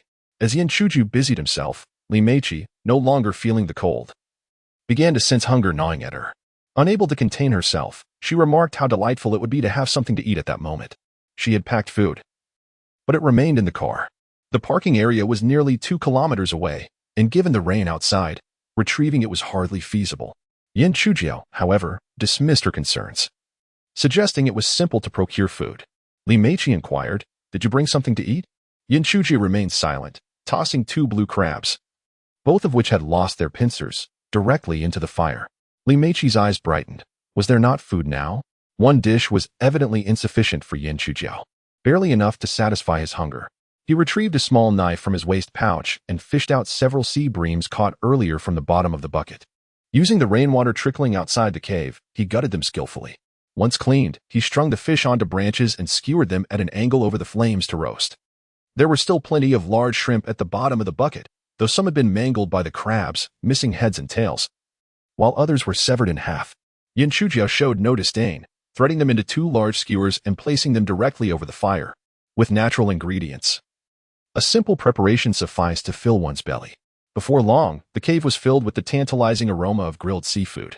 Li Meiqi, upon catching the scent, couldn't help but salivate, yet she remarked, "There's no oil, no salt, and no cumin powder. It shouldn't taste very good, right?" Yan Chujiao then offered her a skewer of shrimp that had turned a luscious red and was crispy on the outside, tender on the inside, inviting her to try it. Li Meiqi wrinkled her nose. "You didn't even remove the shrimp vein. Are you sure it won't upset my stomach?" Yan Chujiao was merely her fishing companion, not her boyfriend, and had no obligation to indulge her whims. He promptly handed the skewer to Zhao Mei, saying, "If you want to eat it, I'll give it to the dog." No, I'll eat it," Li Meiqi exclaimed, but it was too late. Zhao Mei, quick and observant, eagerly seized the shrimp skewer only to yelp in pain as she burned herself, causing the skewer to fall to the ground. Yan Chujiao shook his head. unable to bear the sight, and picked up another skewer of grilled shrimp for himself. Finally, disregarding hygiene, Li Meiqi snatched it away, carefully taking a bite. The shrimp shell was roasted to a delicate crisp, while the meat inside remained plump and firm. The texture was tender and springy, infused with flavor, and incredibly sweet. Delicious. This is the most authentic shrimp I've ever tasted. She beamed, exclaiming that she could easily devour 100 of them. Yin Chujiao teased her. You didn't remove the shrimp vein? Aren't you afraid of an upset stomach? Li Meiqi shook her head vigorously. Life is unpredictable, even if it means a stomachache. I accept it for something this delightful. Yin Chujiao did not contest her for the grilled shrimp. Instead, he used a stick to retrieve the crabs he had thrown into the fire. The crabs had turned a reddish hue, with many parts charred and blackened, looking unappetizing in appearance, which naturally did not pique Li Meiqi's interest. However, when Yin Chujiao lifted the crab shell, revealing a generous amount of crab roe, an irresistible aroma wafted into the air, nearly bringing her to tears. How could she resist such a delicacy? As she watched Yin Chujiao with longing, even the shrimp she had not finished lost their appeal. Yin Chujiao, not one to be stingy, offered her the opened crab. Having grown accustomed to being fed, would she still hesitate to accept his offering in the future? One must not only focus on the present, but also contemplate the future. By maintaining a far-sighted perspective, one can secure a path ahead. The aroma is delightful. The rich crab roe is slightly briny, yet it does not detract from the overall flavor. It is soft, glutinous, delicate, and subtly sweet, with a robust fragrance and an everlasting aftertaste. How I adore it. This distinction illustrates the difference between a true gourmand and a mere glutton. Yin Chujiao can only exclaim, wow, this is delicious. Observing her relish each bite and sing praises, Yin Chujiao's mind began to wander mischievously. Sister. This appellation initially elicited no particular feeling from Li Meiqi, as strangers often addressed her thus. However, after hearing Yin Chujiao call her this several times, she found it rather pleasant, much like his face, which, upon repeated viewing, became increasingly agreeable. Do you know the difference between crab roe and crab butter? Yes. Crab butter is found only in male crabs, while female crabs contain only roe. But do you know which part of the male crab houses the crab butter? Li Meiqi was caught off guard, asking, what is it? Yin Chujiao merely smiled in silence. Chapter 29. Oh, Xiang Yaotu, you are quite mischievous. Li Meiqi extracted her phone and consulted the search engine, her face instantly flushed with embarrassment. Oh, Xiang Yaotu, you are quite mischievous. Yin Chujiao could no longer contain himself and burst into laughter. Seeing him laugh uncontrollably made Li Meiqi want to kick him. Yet she found herself unable to suppress her own amusement. There was no helping it. When he laughed, it was infectious, as if he were afflicted by a contagious disease. After satisfying their hunger, Li Meiqi gazed outside at the relentless downpour, feeling a sense of drowsiness wash over her. Oh, Xiang Yaotu, if only there were a bed right now, I would be utterly content. Yin Chujiao glanced at her and languidly replied, in the beginning, God created the heavens and the earth. The earth was formless and void, and darkness was over the surface of the deep. You said you felt a bit cold, so I made a fire for you. You said you were hungry, so I prepared some food. Li Meiqi nearly burst into laughter again when she discovered that he was merely a high school graduate. However, upon truly engaging with him, she realized that Yin Chujiao was far more knowledgeable and entertaining than any graduate student or overseas returnee she had previously known. So, what if I now express a desire for a bed? Yin Chujiao approached the rock face, using both hands and feet to clear a flat area, gathering some soft hay to spread out evenly, thus creating the basic shape of a bed. He then ventured to the side of the cave to cut several large leaves from a banana tree, shaking off the droplets of water before laying them atop the hay, resulting in a perfect bed.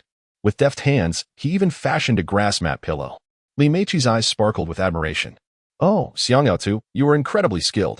You possess a mastery of various arts. If you were to challenge wilderness survival, you would undoubtedly emerge victorious. Yin Chujiao, in a moment of self-pity, mused that if it weren't for his impoverished background, he wouldn't have needed to acquire such skills. Li Meiqi was thoroughly entertained, laughing so hard her body swayed, causing the mountains to tremble. Oh, Xiang Yaotu, you are truly delightful. I have decided to befriend you. Yin Chujiao remained silent, thinking to himself, Sister, you are stealing my lines. Noticing his silence, Li Meiqi felt a flicker of anxiety as she glanced down at herself, relieved to find her clothes dry and intact. You wouldn't disdain me for being somewhat dim-witted, brash, and incapable of fishing, would you, thus refusing to be my friend? She was uncertain when it had begun. But in Yin Chujiao's presence, she no longer felt the usual pridefulness and instead grappled with a tinge of insecurity. Perhaps it was because she had always believed herself to be capable of anything, yet found herself feeling inadequate in his company. Finally, Yin Chujiao shook his head, saying, "How could that be? With your beauty and graceful figure, we must surely become as close as Guanzhong and Bao Shuya." Li Meiqi, well-versed in literature, recognized this as a reference to the profound friendship between Guanzhong and Bao Shuya during the spring and autumn period, symbolizing deep trust between friends. This made her cheerful. And in a playful tone, she declared, "From this day forth, we shall be sworn siblings. I shall be the elder brother, and you shall be the younger." Yin Chujiao nodded, acknowledging that during the day they were brothers, and at night, Li Meiqi felt her cheeks flush, asserting that at night they were still brothers.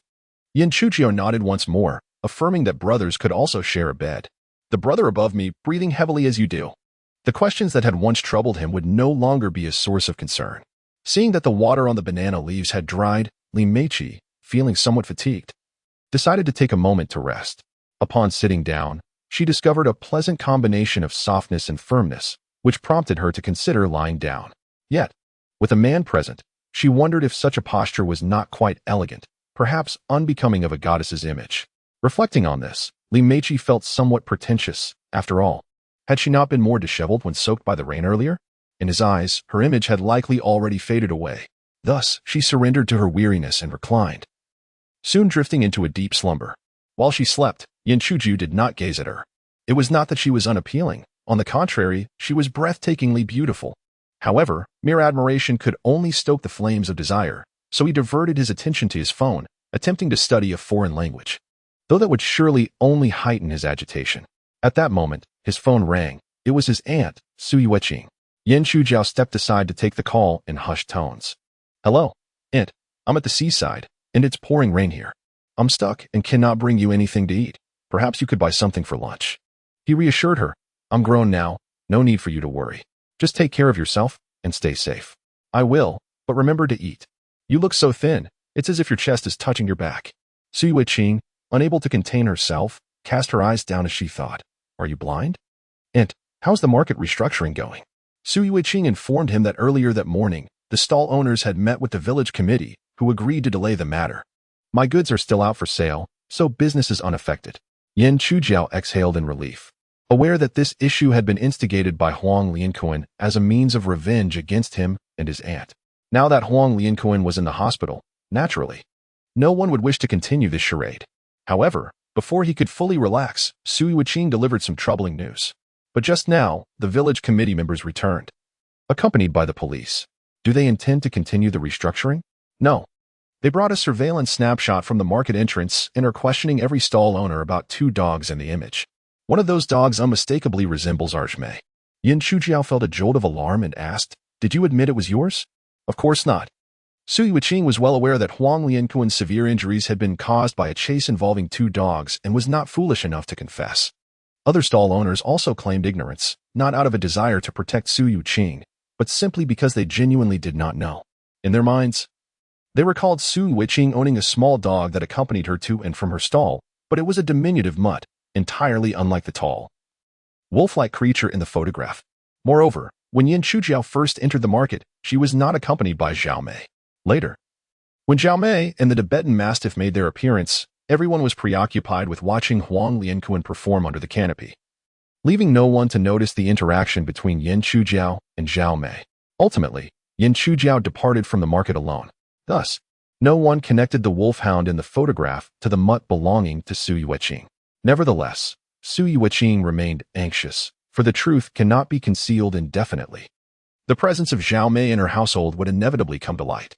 Should they discover Zhao Mei, her family would face significant troubles.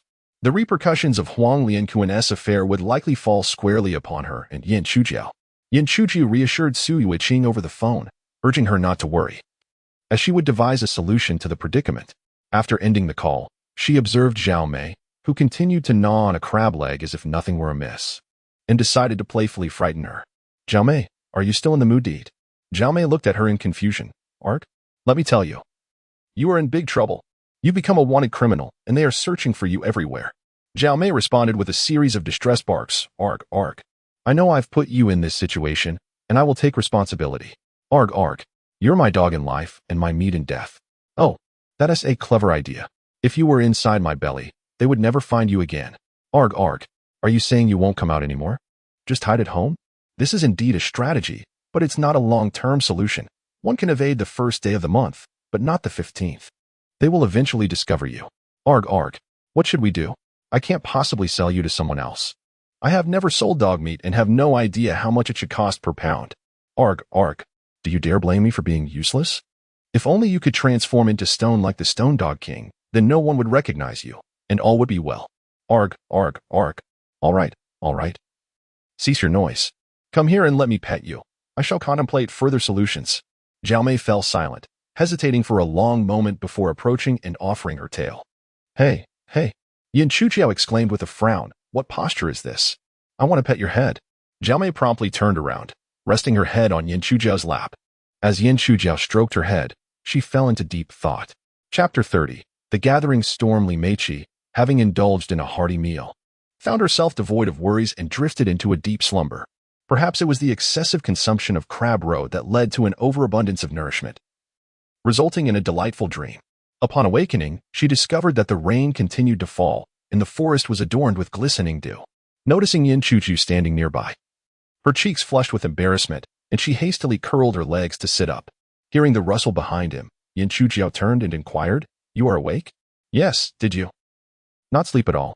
With a glance at the single bed beneath her, Yin Chujiao slightly shook his head, feeling it inappropriate to intrude upon her space when they were still not well acquainted. "What time is it?" 2:30 in the afternoon. Li Meiqi was taken aback. She had unknowingly slept for 2 to 3 hours under the watchful eye of a man. Had she been too carefree, not fearing that he might take advantage of the situation? Yet upon reflection, she deemed her worries unfounded. This fellow, though seemingly awkward, did not harbor ill intentions and possessed an inherent pride. He would hardly act inappropriately towards her. Even if she were willing, he might not be interested. As the rain ceased, the tide had risen, rendering it impossible to go crabbing any longer.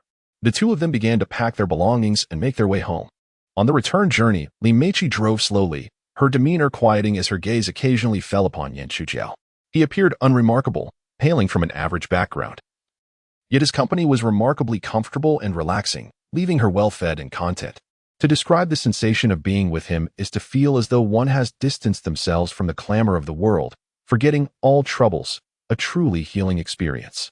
Fishing and crabbing had been delightful, and forging a friendship was refreshingly simple and pure, leading to a certain enchantment.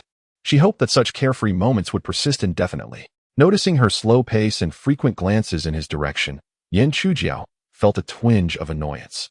"Why do you keep looking at me? Can you drive any faster? I need to return to sell the crabs and resolve the matter of recruiting a sister." The thought of recruiting a sister weighed heavily on him, as he was unsure how to approach the situation, fearing she might be sold or, worse, consumed. The two of them, along with the dog, each harbored their own concerns. After a silent journey, they finally returned to the cement road behind the village. It was then that Li Meiqi recalled their wager regarding the fish. "So, who emerged victorious in our little contest?" Yin Chujiao, adhering to his usual habit of countering with a question, replied, "What do you think?" "Clearly, I have triumphed.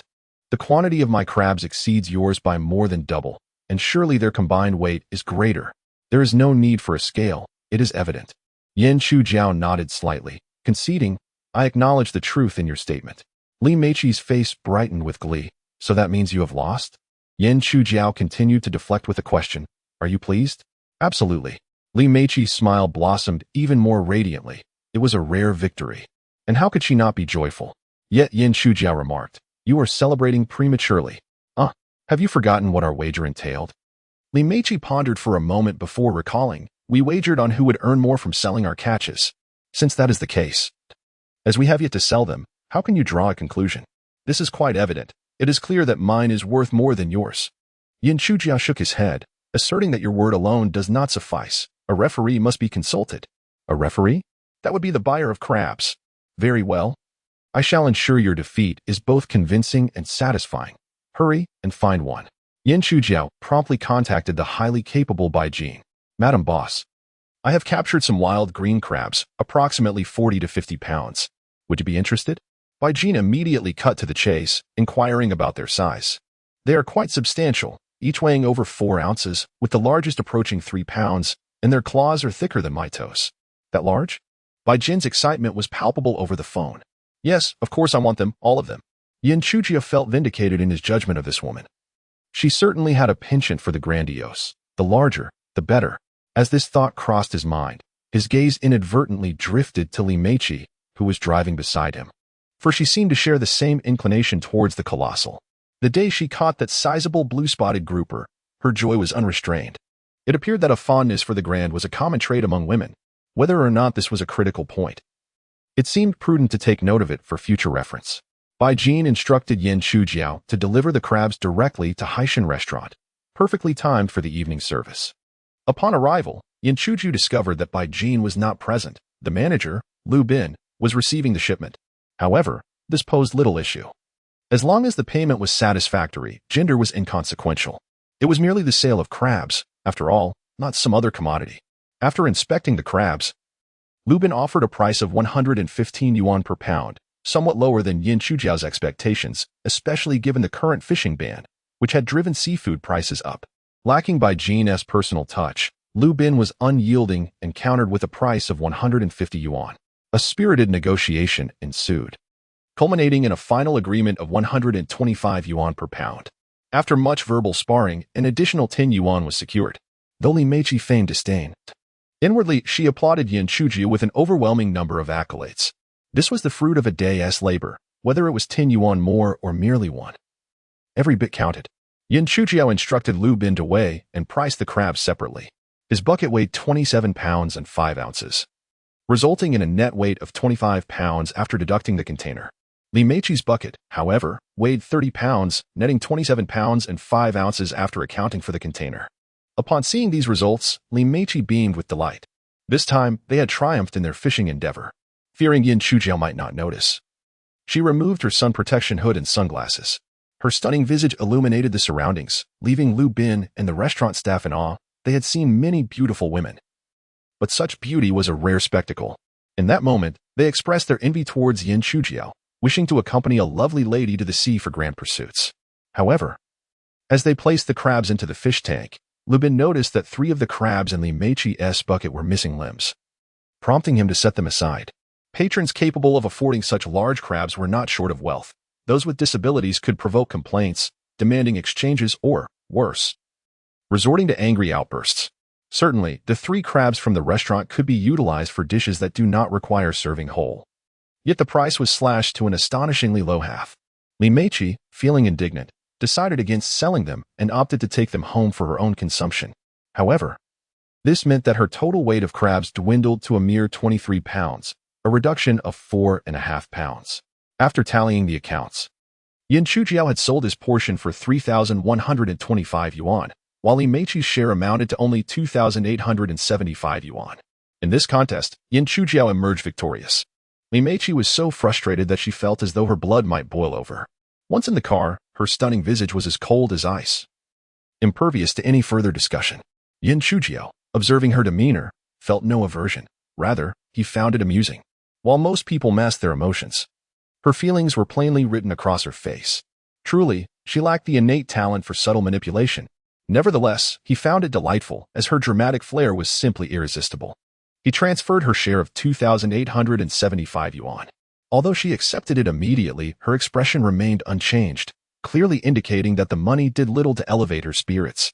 Yin Chujiao attempted to console her, saying, "My dear, it matters not that you lost this time, for there will be another opportunity. With time, one becomes accustomed to loss. After all, if one is willing to relinquish, nothing in this world is insurmountable. A day of joy and a day of sorrow are both merely days. And before you know it, they shall pass." Li Meiqi endured for a while, but finally could not contain herself, exclaiming, "Do you even know how to comfort someone?" "Well," Yin Chuji replied earnestly, "the truth is, you have already won." "How could that be?" she retorted. He pointed to the 3 crabs she had retained, stating, "They weigh a total of 4.5 pounds. Even at half price, they could fetch 281 yuan. When you add that to the 2,875 yuan I transferred to you, it totals 3,156 yuan. Since I only sold my share for 3,125 yuan, you are indeed the victor." Instantly, Li Meiqi felt somewhat consoled, yet insisted, but I didn't sell them, so I still lost. In reality, you have triumphed. Li Meiqi shook her head, asserting, a loss is a loss. In the back seat, Zhao Mei became exasperated, unable to bear the spectacle any longer. How ridiculous. Yesterday, you were so eager to concede. And today you are fighting over who wins. If you like each other, why not just admit it? I am truly fed up with your hypocritical antics. Ultimately, Li Meiqi grew impatient, asking Zhao Mei, do you think I can't handle losing? Yan Chujiao chuckled softly, of course not. I merely, Zhao Mei interjected. He is simply humoring you, trying to deceive the sun. That Tibetan Mastiff behaves similarly, bringing me a bone only to expect I'd let it lounge on my back. Humph. One bone is not enough to fool me. It should at least bring two. Li Meiqi looked bewildered. Zhao Mei, what on earth are you talking about? Zhao Mei fell silent, realizing her words would be lost on her. Meanwhile, Yan Chujiao, unsure whether she understood or not, playfully tapped Zhao Mei on the head. Children should not interrupt. With that, Li Meiqi ceased her chatter, starting the car and driving a short distance before coming to a halt. Before them stood an upscale and elegant Western restaurant. Yan Chujiao inquired, why have we stopped here? I have lost, and I shall accept my defeat. Allow me to treat you to Western cuisine. Li Meiqi pointed outside the car window, indicating a place she had dined at before, claiming its flavors to be exceedingly authentic. Authentic? My foot. One glance reveals the absence of any Western ladies. Yan Chujiao shook his head, stating, I am not hungry at the moment. How about I propose an alternative request? What kind of request? Li Meiqi inquired. Yan Chujiao looked at her, hesitatingly uttering, could you possibly? Chapter 31. Not a breakup, just a breather. Observing the bashful expression on Yan Chujiao's face, Li Meiqi felt a sudden clarity. Could I possibly be your girlfriend? Wasn't that a tad excessive? Just because you lost a bet with a fish, you want me to be your girlfriend? We've only known each other for a few days. Do you truly believe I am so easily swayed? I concede that spending time with you is quite delightful and relaxing, and engaging in exciting activities is indeed enjoyable. However, play is one thing and romance is quite another. There are countless suitors vying for my affection, some more handsome, others taller, and many with backgrounds far superior to yours. I have ignored them all. Do you honestly think I would agree to your proposition? Nevertheless, if you genuinely wish to pursue me, perhaps you could ease up on the competition and allow me some freedom. If you were to catch a big fish, let me reel it in and take me to more thrilling adventures. I might be willing to contemplate your offer. But even then, it would merely be a consideration, not a guarantee. With these thoughts, Li Meiqi began to anticipate his confession. To her surprise, he stammered for what felt like an eternity, failing to articulate the question. Could you be my girlfriend? It was as if the Wi-Fi had suddenly dropped, leaving his words hanging in the air. Ahem, Jame, he called out twice. Li Meiqi finally grasped Zhao Mei's intent. You useless creature, just say it. What is it you want to ask? Unable to contain her curiosity, Li Meiqi prodded. What do you mean? Yan Chujiao hesitated, finally uttering, could you help me take care of Zhao Mei for a while? What? Ahem. Li Meiqi exchanged bewildered glances with Zhao Mei, their expressions mirroring each other in disbelief. After all this, is that it? Doubting her hearing, she urged, please repeat that. I mean, you don't need to treat me to a fancy dinner. Just help me look after Zhao Mei for a bit. Don't let it go hungry or freeze, and most importantly, keep it from wandering off. Ahem. Before Li Meiqi could respond, Zhao Mei had already begun to whine incessantly. Yan Chujiao delivered a gentle reprimand. Do you think I want this? With the current situation outside, you can't just stay exposed. Originally, Yan Chujiao had planned to give Zhao Mei a makeover, dyeing its gray and white fur a sleek black and hiding it away, preventing it from being seen. However, the Huang family was not oblivious. They had already begun searching for their lost dog. Though few recognized the transformed Zhao Mei as their original mutt, secrets seldom remain hidden. Once discovered, even a dye job wouldn't mask its identity. Yan Chujiao considered sending Zhao Mei to a relative in the countryside, but East Bay Village was already rural, and he had no relatives to speak of. Ultimately, he had no choice but to trouble Li Meiqi. A small concealment in the woods, a larger one in the city. Li Meiqi, being from the city, seemed the safer option to temporarily harbor Zhao Mei, far removed from the dangers of East Bay Village. At this moment, Zhao Mei squeezed her way forward from the back row, crouching at Yan Chujiao's feet, emitting a series of plaintive cries that clearly conveyed her message. I shall not leave. As long as you do not abandon me, no matter how you scold or play with me in the future, I shall harbor no resentment. I implore you. Do not cast me away. Observing Zhao Mei's pitiful demeanor, Yan Chujiao felt a pang of sorrow in her heart. What are you so upset about? I have not found another companion to replace you. We are merely parting for a short time. Jiamei continued to whimper. Be good. Listen to me. Once the storm has passed, I promise to bring you back. Witnessing this poignant bond between human and dog, Li Meiqi was utterly astounded. After a few days of interaction, she had come to understand Zhao Mei's remarkable emotional intelligence, yet she never anticipated the depth of her wisdom. For a moment, she felt as though she were the villain, tearing apart a loving pair. Wait a minute, did I promise to take Zhimei in? What is going on, Xiang Aotu? Why are you sending Zhimei away? Yin Chuju sniffled. It's nothing. Aren't we approaching the summer solstice? Here, people indulge in dog meat, and Zhimei lacks a dog license and vaccinations, making her an illegal resident. If discovered, it would surely lead to her demise. Li Meiqi interrupted with a bemused smile. This isn't a difficult matter. Simply take her to get the necessary paperwork. You assist with it. Me? Li Meiqi pointed to herself, incredulous. Why should I? If you lose a bet, I will forego the 888 yuan dinner. Help me get her a dog license and provide her shelter for a while. Is that too much to ask? Such logic left Li Meiqi momentarily speechless. Thus, a joyful decision was made. After Yin Chuju concluded the arrangement, she looked at her and said, I entrust Zhimei to you. Treat her well. Li Meiqi hesitated. She could hardly care for herself, let alone take care of someone else's dog. You should consider the single individuals.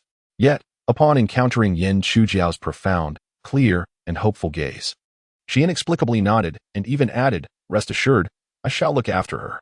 As soon as the words left her mouth, she wished to slap herself. What had come over her? Yin Chujiao gently patted Zhao Mei's head, offering gentle reminders. Once you arrive at the young lady's home, be obedient, show some initiative, work when you can, eat a little less. And do not become a nuisance, understand? Zhao Mei appeared to be on the verge of tears, though no actual tears fell. Her expression spoke volumes. Li Meiqi was again taken aback. Was this a dog? It clearly possessed the emotional depth of a human. Yin Chujiao, feeling overwhelmed, pushed open the car door. I am leaving. Li Meiqi hurriedly called out. Hey, come back. Yin Chujiao questioned. You aren't having second thoughts, are you? Li Meiqi rolled her eyes. This place is dozens of kilometers from Dongwan village. Are you planning to walk back? Do not worry about me. You all should go. Seeing the despondent look on his face, Li Meiqi felt a twinge of guilt. Let me drive you home. It looks like it might rain soon. Yin Chujiao shook her head and stepped out of the car. He wished to prevent Zhao Mei from returning to Dongwan village, even if it meant remaining in the car, to evade any unnecessary complications. As it turned out, his caution was well-founded. Upon hitching a ride back to the Dongwan village dock, he discovered that someone was posting a wanted notice for a lost dog. The notice featured images of the Tibetan Mastiff and Zhao Mei, along with a reward of 5,000 yuan. It was evident that Huang Liangkuei's family was searching for their dog. However, finding the dog was not the ultimate goal. They sought to hold the dog's owner accountable to Huang Liangkuei. Yin Chujiao glanced at the missing dog notice, but did not linger, instead making his way through the dock towards the market. As Yin Chuju departed from the dock, Huang Jihong and Huang Rishan returned from their fishing expedition. Their catch for the day was nearly non-existent. Earlier in the morning, before the rain began, Huang Jihong had indeed caught a single fish. But that was the extent of their success. Just as he was about to gloat, the rain commenced, accompanied by strong winds. The sea turned tumultuous, the waves raging like a boiling pot, rendering fishing impossible.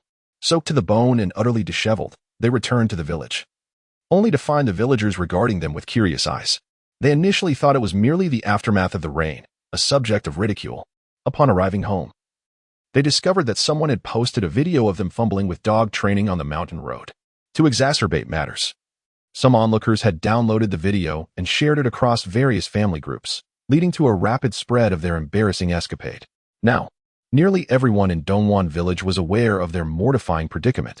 By afternoon, after the rain had ceased, Huang Jihong and Huang Rishan could no longer bear the village atmosphere. As anyone they encountered would inquire about the video, they hastily fled the village once more to fish. The winds remained fierce, and the bay was tumultuously turbulent. Just as one wave subsided, another would crash upon them, leaving no place to cast their lines. To avoid further scrutiny, they chose not to return to the village, lingering until it was late before making their way back.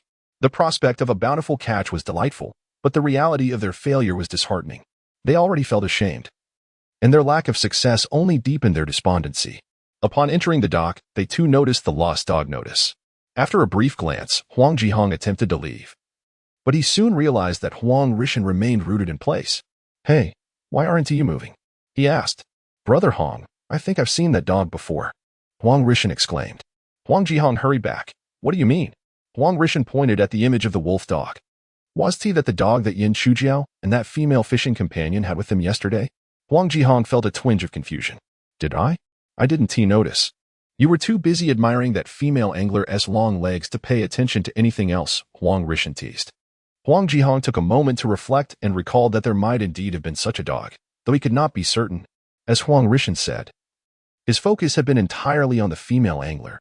Those legs were extraordinarily long, leaving him no inclination to observe anything else. After losing the bet, he found himself utterly humiliated, his mind in disarray, rendering him oblivious to his surroundings. "Rishan, are you certain that Yin Chujiao and the others truly brought the wolfhound with them?" "Indeed, I am certain. At first, I was perplexed. They clearly had a dog with them, yet it later vanished. However, I secretly hoped they had lost it, so I said nothing." Huang Jihong gazed at the notice displaying the reward of 5,000, breaking into laughter.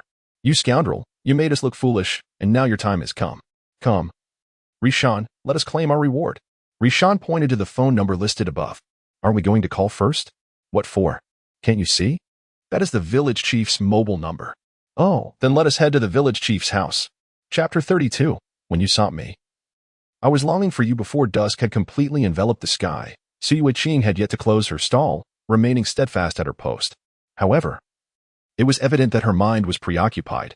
She did not greet customers with her usual cheerful demeanor but sat on a small stool, lost in thought. Clearly, she was not cut out for scheming. Upon the appearance of Yin Chujiao, Sui Wuqing was momentarily taken aback, followed by a look of surprise as she hurriedly glanced behind him, searching for the figure of Zhao Mei. Not seeing her, she let out a slight sigh of relief. It's nearly dark. Let us pack up," Yin Chujiao suggested.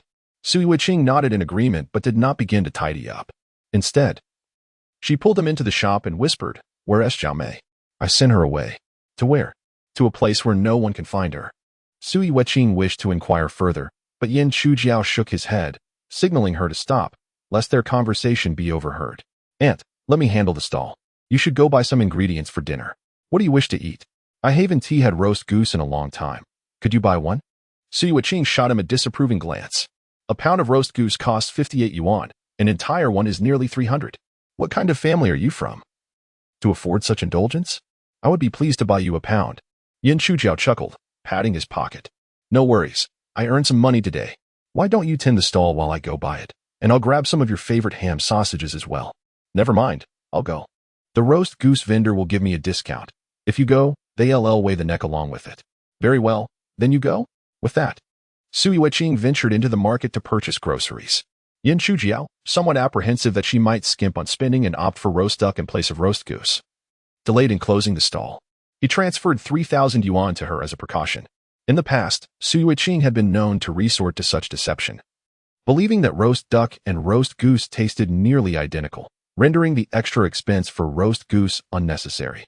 However, Yin Chujiao held a firm belief in the stark differences between the two.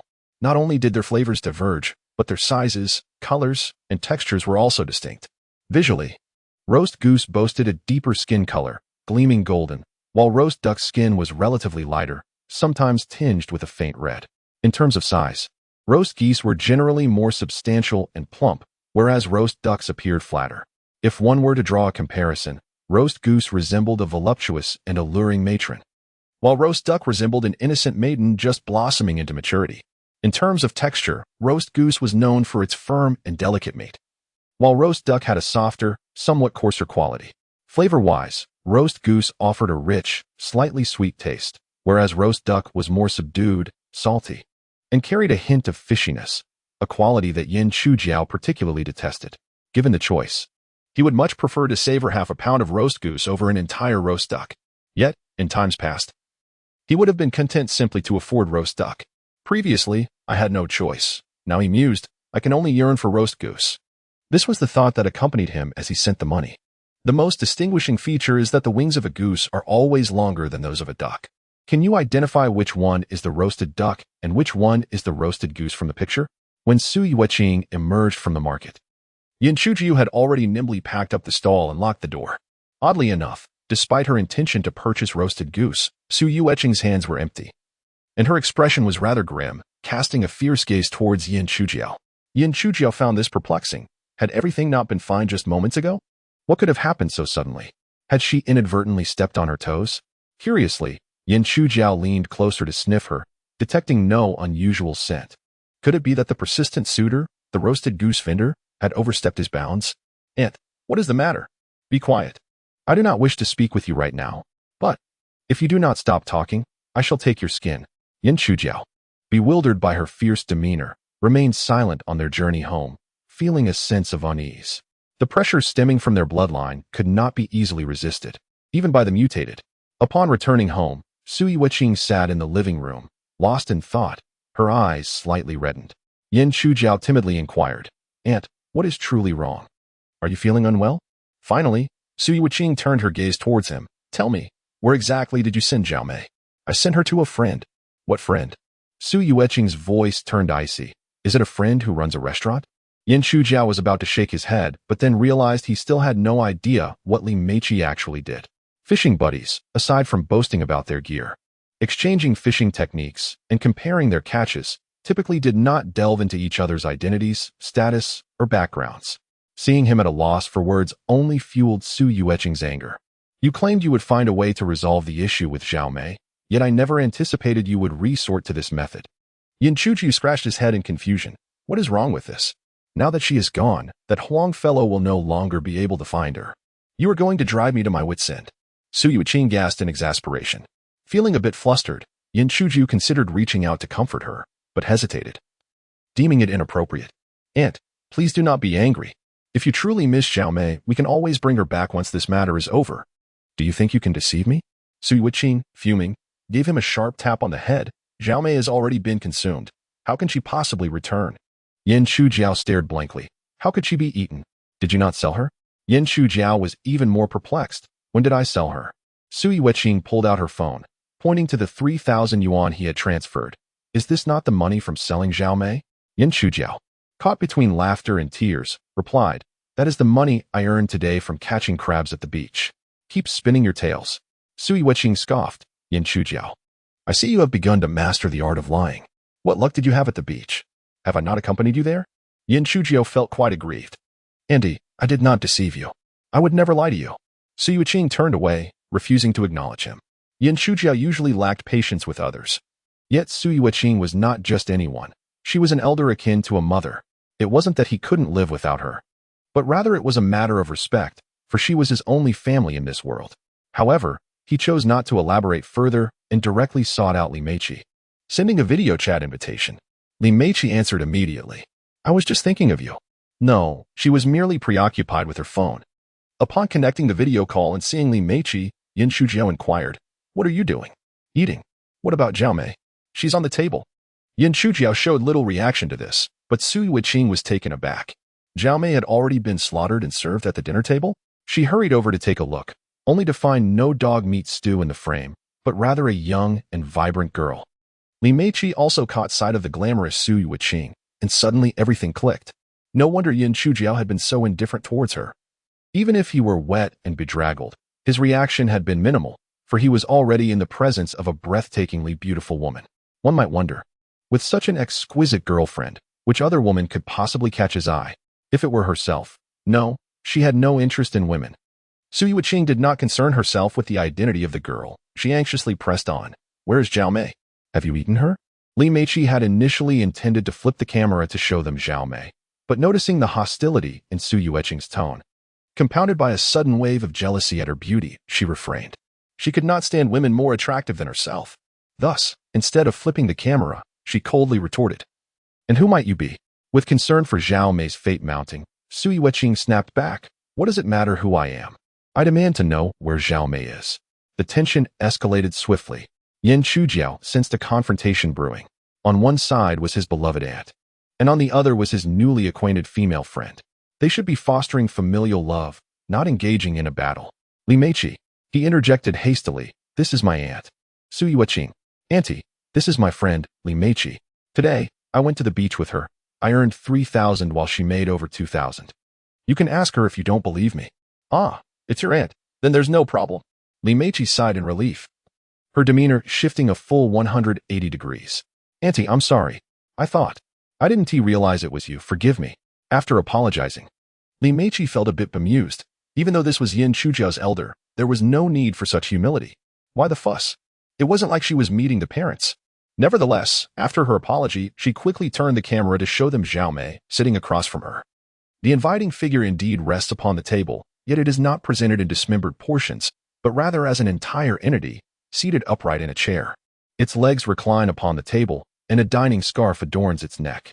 Before it lies a plate of black pepper steak, devoured with gusto, leaving its face and mouth smeared with sauce. The comically messy and unkempt appearance is not the crux of the matter. What truly captivates is the fact that it possesses life, and it does so with a semblance of human-like demeanor. Chapter 33. The older sister and the old mother Su Wuqing felt an immense relief upon seeing that Zhao Mei was not only alive but thriving, seemingly better off than at home. With this revelation, she not only fully believed Yin Chujiao's words, but also recognized that her previous demeanor had been inappropriate.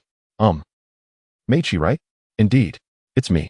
Li Meiqi quickly turned the camera around, smiling charmingly. Before the true beauty, Miss Li found it difficult to maintain her usual pride. Sui Wuqing, blushing slightly, said, I truly apologize for my earlier behavior. I thought Chujiao had sold Zhao Mei to a tavern for dog meat stew. I was quite anxious and did not express myself well, so please do not take it to heart. Sui Wuqing took the initiative to apologize, leaving Li Meiqi pleasantly surprised. Not at all, Auntie. I'm not that petty. You can rest assured that Zhao Mei is in my care. I will take her for vaccinations and to obtain a dog license tomorrow. In a few days, I'll return her to you.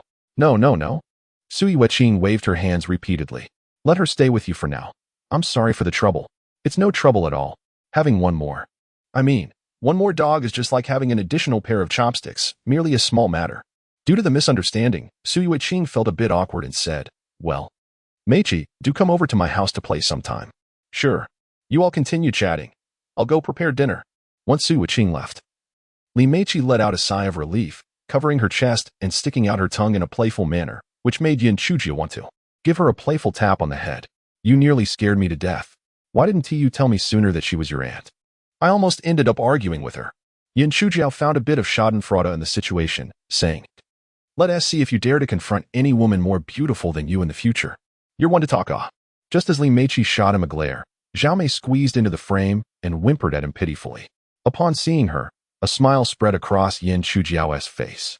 Oh, silly dog. Do you prefer steak or goose? Arf arf. Oh, what a glutton. Then don't come back. Stay at her place and enjoy steak. Arf arf. Why would you come back anyway? I can't afford to feed you steak. I can barely feed myself. I had hoped for some roast goose tonight. But because of you, that's out the window. Arf arf. It's not my fault. If you had just let your aunt know you were safe once you got there, she wouldn't have misunderstood me and denied me my roast goose. Arf arf. The two, one human and one dog, were having quite the animated conversation, leaving Li Meiqi in a state of astonishment. Are they truly conversing? Can humans and dogs communicate to such an extent? Can they genuinely understand one another? Someone pinch me. Am I dreaming? While Li Meiqi was lost in thought, Yin Chujiao heard strange noises coming from behind, as if someone were tearing the house apart. He quickly told her he would call back and hung up in haste. Yin Chujiao hurried through the back door of the kitchen and, upon looking behind, discovered Sui Wuqing trying to catch chickens in the coop, causing the poor birds to cluck and flutter in a panic. Yin Chujiao inquired with a hint of confusion, Aunt, what are you up to? Sui Wuqing, without turning her head, replied, Tonight, we shall slaughter a chicken for dinner. Yin Chujiao felt perplexed. It was neither a festival nor a special occasion. Why a chicken? They had failed to procure roast goose earlier, and now there would be no meat for the evening. Then we shall forego meat, he retorted. But the absence of meat made him uneasy. Ever since he had been bitten by that peculiar creature, he had developed an insatiable craving for meat. His nonchalance was merely a facade, for there was still meat at home. During their outing to the sea earlier, aside from the large blue crabs they had sold, they had caught a fair number of small fish and shrimp. They had feasted on some of it at noon in the cave, leaving a substantial portion behind.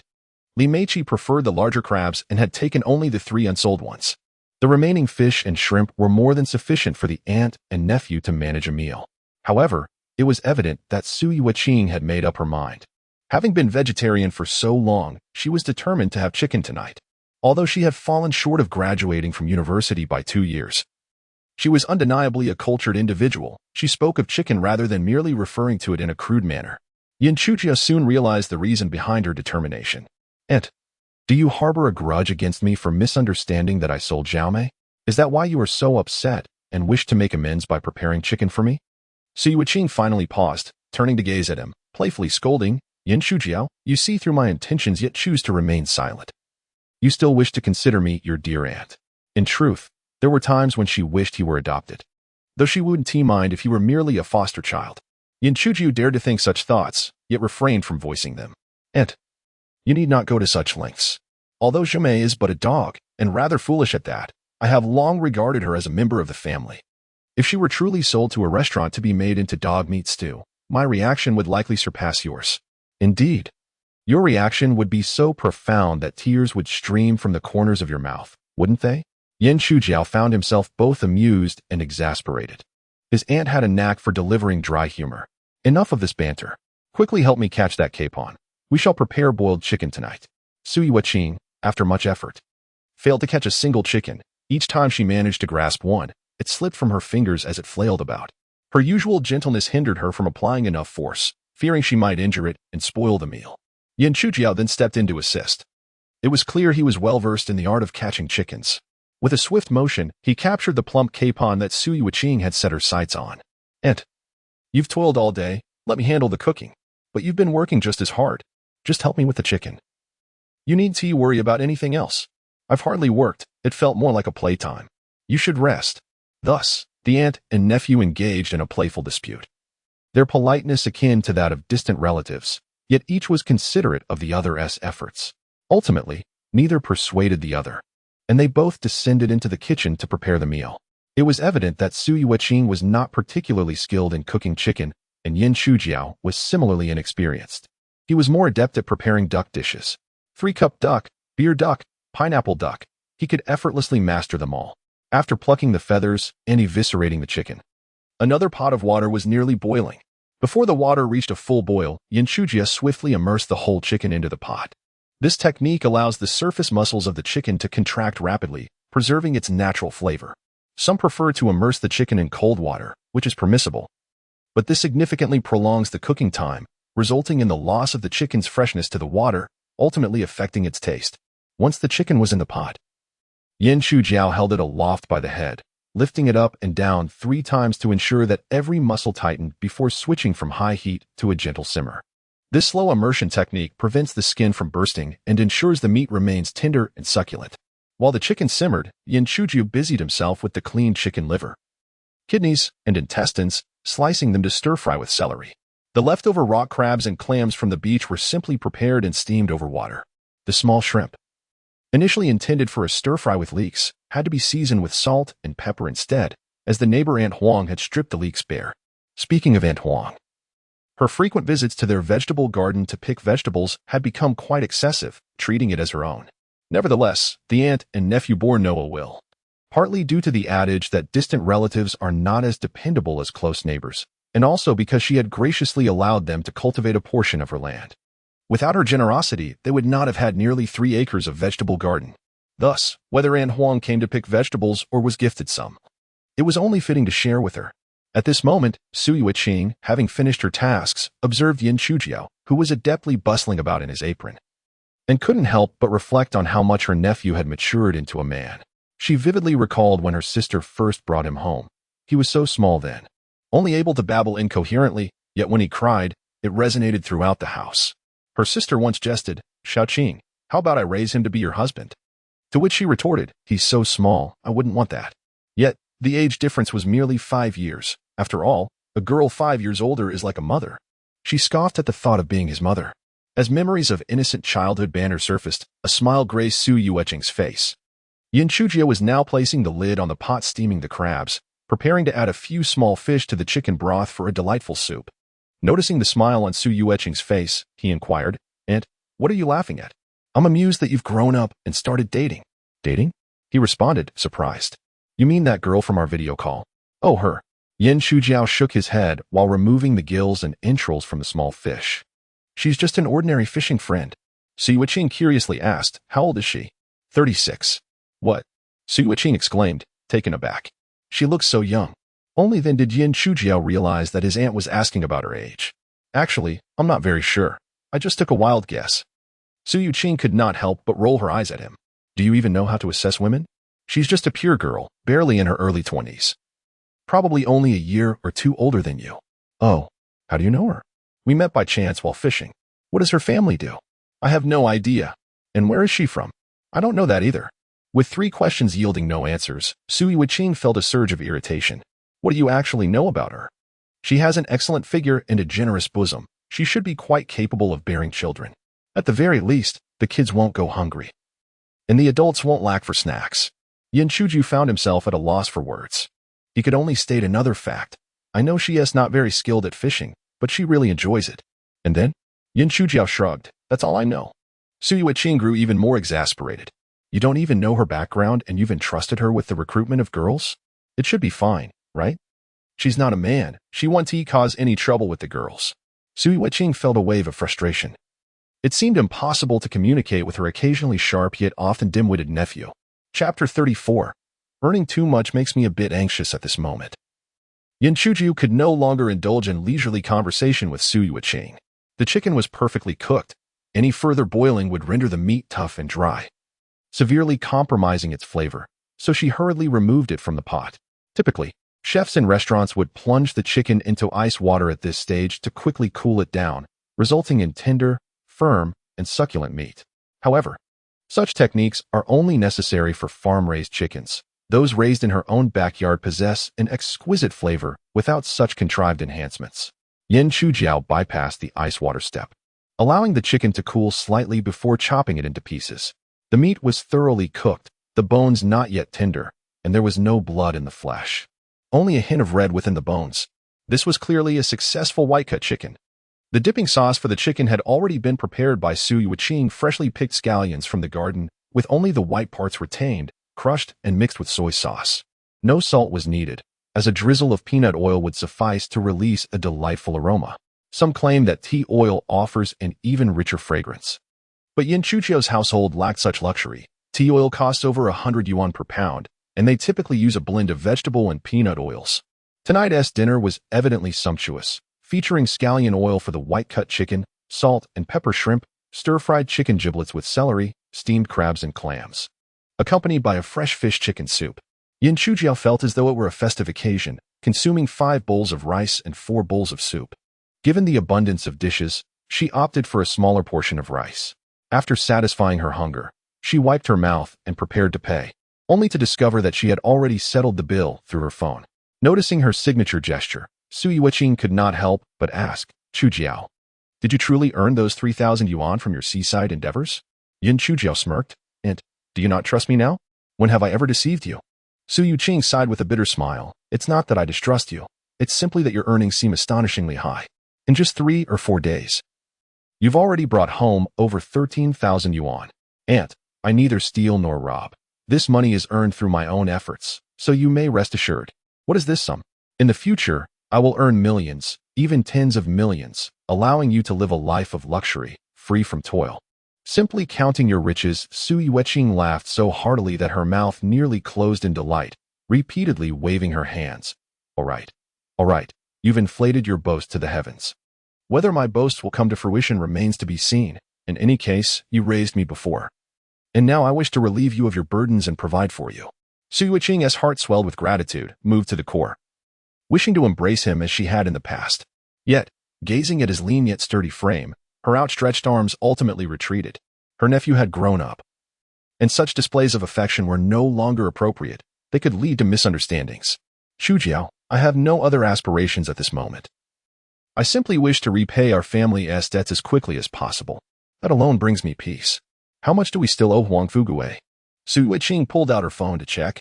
Originally, they owed 350,000 yuan, but after several years of gradual repayments, a balance of a little over 221,000 remained.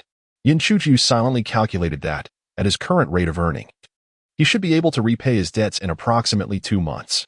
This was something he would have never dared to imagine in the past. However, now he felt that this pace was still too slow. He needed to devise a strategy to expedite his financial gains. Living in debt was akin to having one's throat constricted, a most uncomfortable predicament.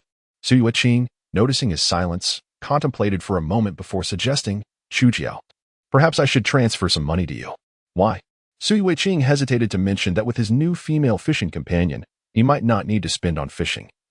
Yet outings, dining, and movies inevitably incurred costs. In moments of affection, one might even consider booking a room, if he couldn't afford even a simple lawn jingling. It would be utterly embarrassing. A man ought to have some financial means at his disposal. Don't worry, I have a few hundred yuan on me. After the two engaged in familial banter, Su Yuqing prepared to tidy up the dishes. At that moment, a knock echoed from outside. Yin Chujiao stepped out to answer the door, only to find members of the village committee standing before him. Leading the group was a woman in her 30s named Yin Funying, the village's women's director. This woman shared a distant kinship with Yin Chujiao. Technically, you should refer to her as aunt. However, their familial bond felt rather insincere. Before his parents' unfortunate incident, she often visited, but since then, her visits had dwindled, and any notion of assistance had vanished. Upon entering, Yin Funying surveyed the room before addressing Su Yuqing. Shuqing, are you having dinner? Yingjia, what brings you here? Su Yuqing asked politely, though not overly graciously, as she understood this woman only ventured into their home under dubious circumstances. The last time she visited, she had insisted on introducing a potential match for her. It's nothing particularly urgent. We're commencing this year's population census, and we're going door to door to gather information. Since you're all out working during the day, we can only come in the evening. Your household hasn't added any new members, has it? I'm not married, and Chujiao isn't either. How could we have added anyone? Yin Funying took a seat and continued, Shaoqing, have you been in touch with the cousin I introduced you to last time? No. I've been quite busy and haven't had the time to contact him. Though my cousin has slightly impaired vision in one eye, he is honest, diligent, and can earn a living. He neither smokes nor drinks. If you spend more time with him, you'll find he is quite a decent person. Su Yuqing frowned slightly, as she had no interest in this cousin of hers. Impaired vision? He was practically a one-eyed man, not smoking or drinking. His fingers bore the stains of tobacco, and he exuded a strong scent of alcohol. Earning a living? He was merely a deckhand on someone else's old fishing boat. Spending 3 days fishing and 2 days mending nets, how much could he possibly earn? Was it not utterly heartless to make such claims? As Yin Funying persistently extolled her cousin, Su Yuqing felt increasingly agitated. Yingjia, please don't concern yourself with my affairs. I have no intention of marrying in this lifetime. Why would you think that way? Let me tell you, marriage and children are the norm. Su Yuqing sighed. Then consider me unconventional. Yin Funying sighed. Qing, you are already in your 20s. You should consider marriage and children. Without a child, if you were to pass away in your home, no one would know. Standing nearby, Yin Chujiao could no longer contain herself and interjected. Knowing that wouldn't bring my aunt back to life, would it? She retorted to Yin Funying, and Ying, you are also in your 30s. Why don't you have a child? I'm in good health and not in a hurry. Ah, I see. Uncle isn't quite up to it. Have you ever heard the saying that marriage is the grave of love? Nonsense. If marriage is the grave of love, then what is blind dating? Just a search for a burial site with good feng shui. An attendant who had come with Yin Funying found Yin Chujiao's remarks amusing and chimed in. What about marriage? A tragic love story, perhaps? Or infidelity? That's relocating a grave. What about a mistress taking the place of the wife? That's tomb raiding. And divorce? You'd be digging up the ancestral grave. Yin Funying, now exasperated, stood up abruptly and headed for the door. Yin Chujiao called after her. And Ying, are you leaving already? Can't you stay a bit longer? I just brewed you some tea. Yin Funying shot him a glare and quickened her pace, fearing that lingering might upset her hormonal balance. Upon exiting Yin Chujiao's home, she instructed the attendant to return first and walked a short distance before getting into a parked crown car. Inside sat a middle-aged man, Huang Defa, the father of Huang Lianquan. How did it go? Huang Defa eagerly inquired as soon as she entered. I checked. They have no dogs. Are you certain? Yes, quite certain. There are indeed none. Huang Defa frowned, still unwilling to relent. What were they doing when you arrived? They had just finished eating. The table was still not cleared, and the meal looked quite good. Lots of chicken bones. Yin Funying scoffed. Owing a mountain of debt, yet daring to eat so well, utterly absurd. Huang Defa interrupted her rambling. Is there anything else? No. I deliberately dragged out the time for half a day and saw no sign of a dog at their home. After a few more queries, Huang Defa waved his hand. All right, I understand. You may go back now. However, Yin Funying was reluctant to exit the vehicle, Fa good. Aren't you taking me for a drive tonight? Huang Defa shook his head. My son is in trouble. I have no mood for that. Another time. All right. 3 minutes later, with disappointment, Yan Funying stepped out of the car. Huang Defa then drove to the dock, where Huang Rishan and Huang Jihong were waiting. Chapter 35. You appear ordinary, yet your figure is remarkable, Xiao Shan. Are you certain you did not misjudge? Huang Defa inquired of Huang Rishan. Does Yin Chujiao truly possess such a wolf dog? Uncle Fa, I assure you, I did not err. Just yesterday, while fishing, a dog exactly like the one you seek was right beside him. If you doubt me, you may ask Hongge. Indeed. Huang Jihong nodded vigorously. I can attest to this. I witnessed it with my own eyes. However, I have already sent someone to his residence. And there is no sign of the dog you described. Huang Rishan hesitantly asked. Could it be that he is aware of your search for the dog and has hidden it away, perhaps in the backyard? Huang Jihong nodded in agreement. Yes. I too believe this is a possibility. Huang Defa pondered for a moment before producing a stack of pink bills from his pocket. It was no more than 1,000. Perhaps 5,000 at most. Though modest, it was better than nothing, and Huang Rishan and Huang Jihong were elated to receive it. Yet, unexpectedly, Huang Defa withdrew his hand, stating, if you wish to take my money, you must first assist me with a task. Huang Rishan hurriedly inquired, Uncle Fa, what is the task? Huang Jihong interjected. We are at your service. Just give the word, and the matter of money is of no concern. Once they depart tomorrow, you shall enter his home and ascertain whether the dog truly exists. This was not a significant matter for the morally unrestrained duo, and they readily agreed. The world remains uncertain, and we are all dark horses. When the alarm rang, we are all mere beasts of burden. The next morning, as Yin Chujiao awakened, he found the sky still fraught with unpredictable storms, echoing the tempestuous weather of the previous day, yet the wind was evidently stronger. Ding dong. As Yin Chujiao opened his eyes, Li Meiqi, as if sensing his awakening, sent him a message. Xiangyao Tu, are you awake? Zhao Mei is in their hands. Yin Chujiao felt he should be prudent and promptly replied, Good morning, I have just awakened. Upon seeing he was awake, Li Meiqi, preferring not to type, sent a voice message directly. Xiangyao Tu, I fear I cannot accompany you to the sea for fishing today. Yin Chujiao pondered for a moment, expressing understanding. Then let us meet again in a week. Li Meiqi responded in confusion. Why must we wait a week? Well, at least 3 or 4 days hence. There is no need to wait 3 or 4 days. I simply lack the time today, as I must take Zhao Mei for vaccinations, obtain a dog license, and purchase dog food. Only then did Yin Chujiao realize he had overthought the situation and misunderstood. Then you may attend to your tasks. Li Meiqi, curious, asked. And what about you? What will you do today? In such weather, I believe I shall rest in bed for the day.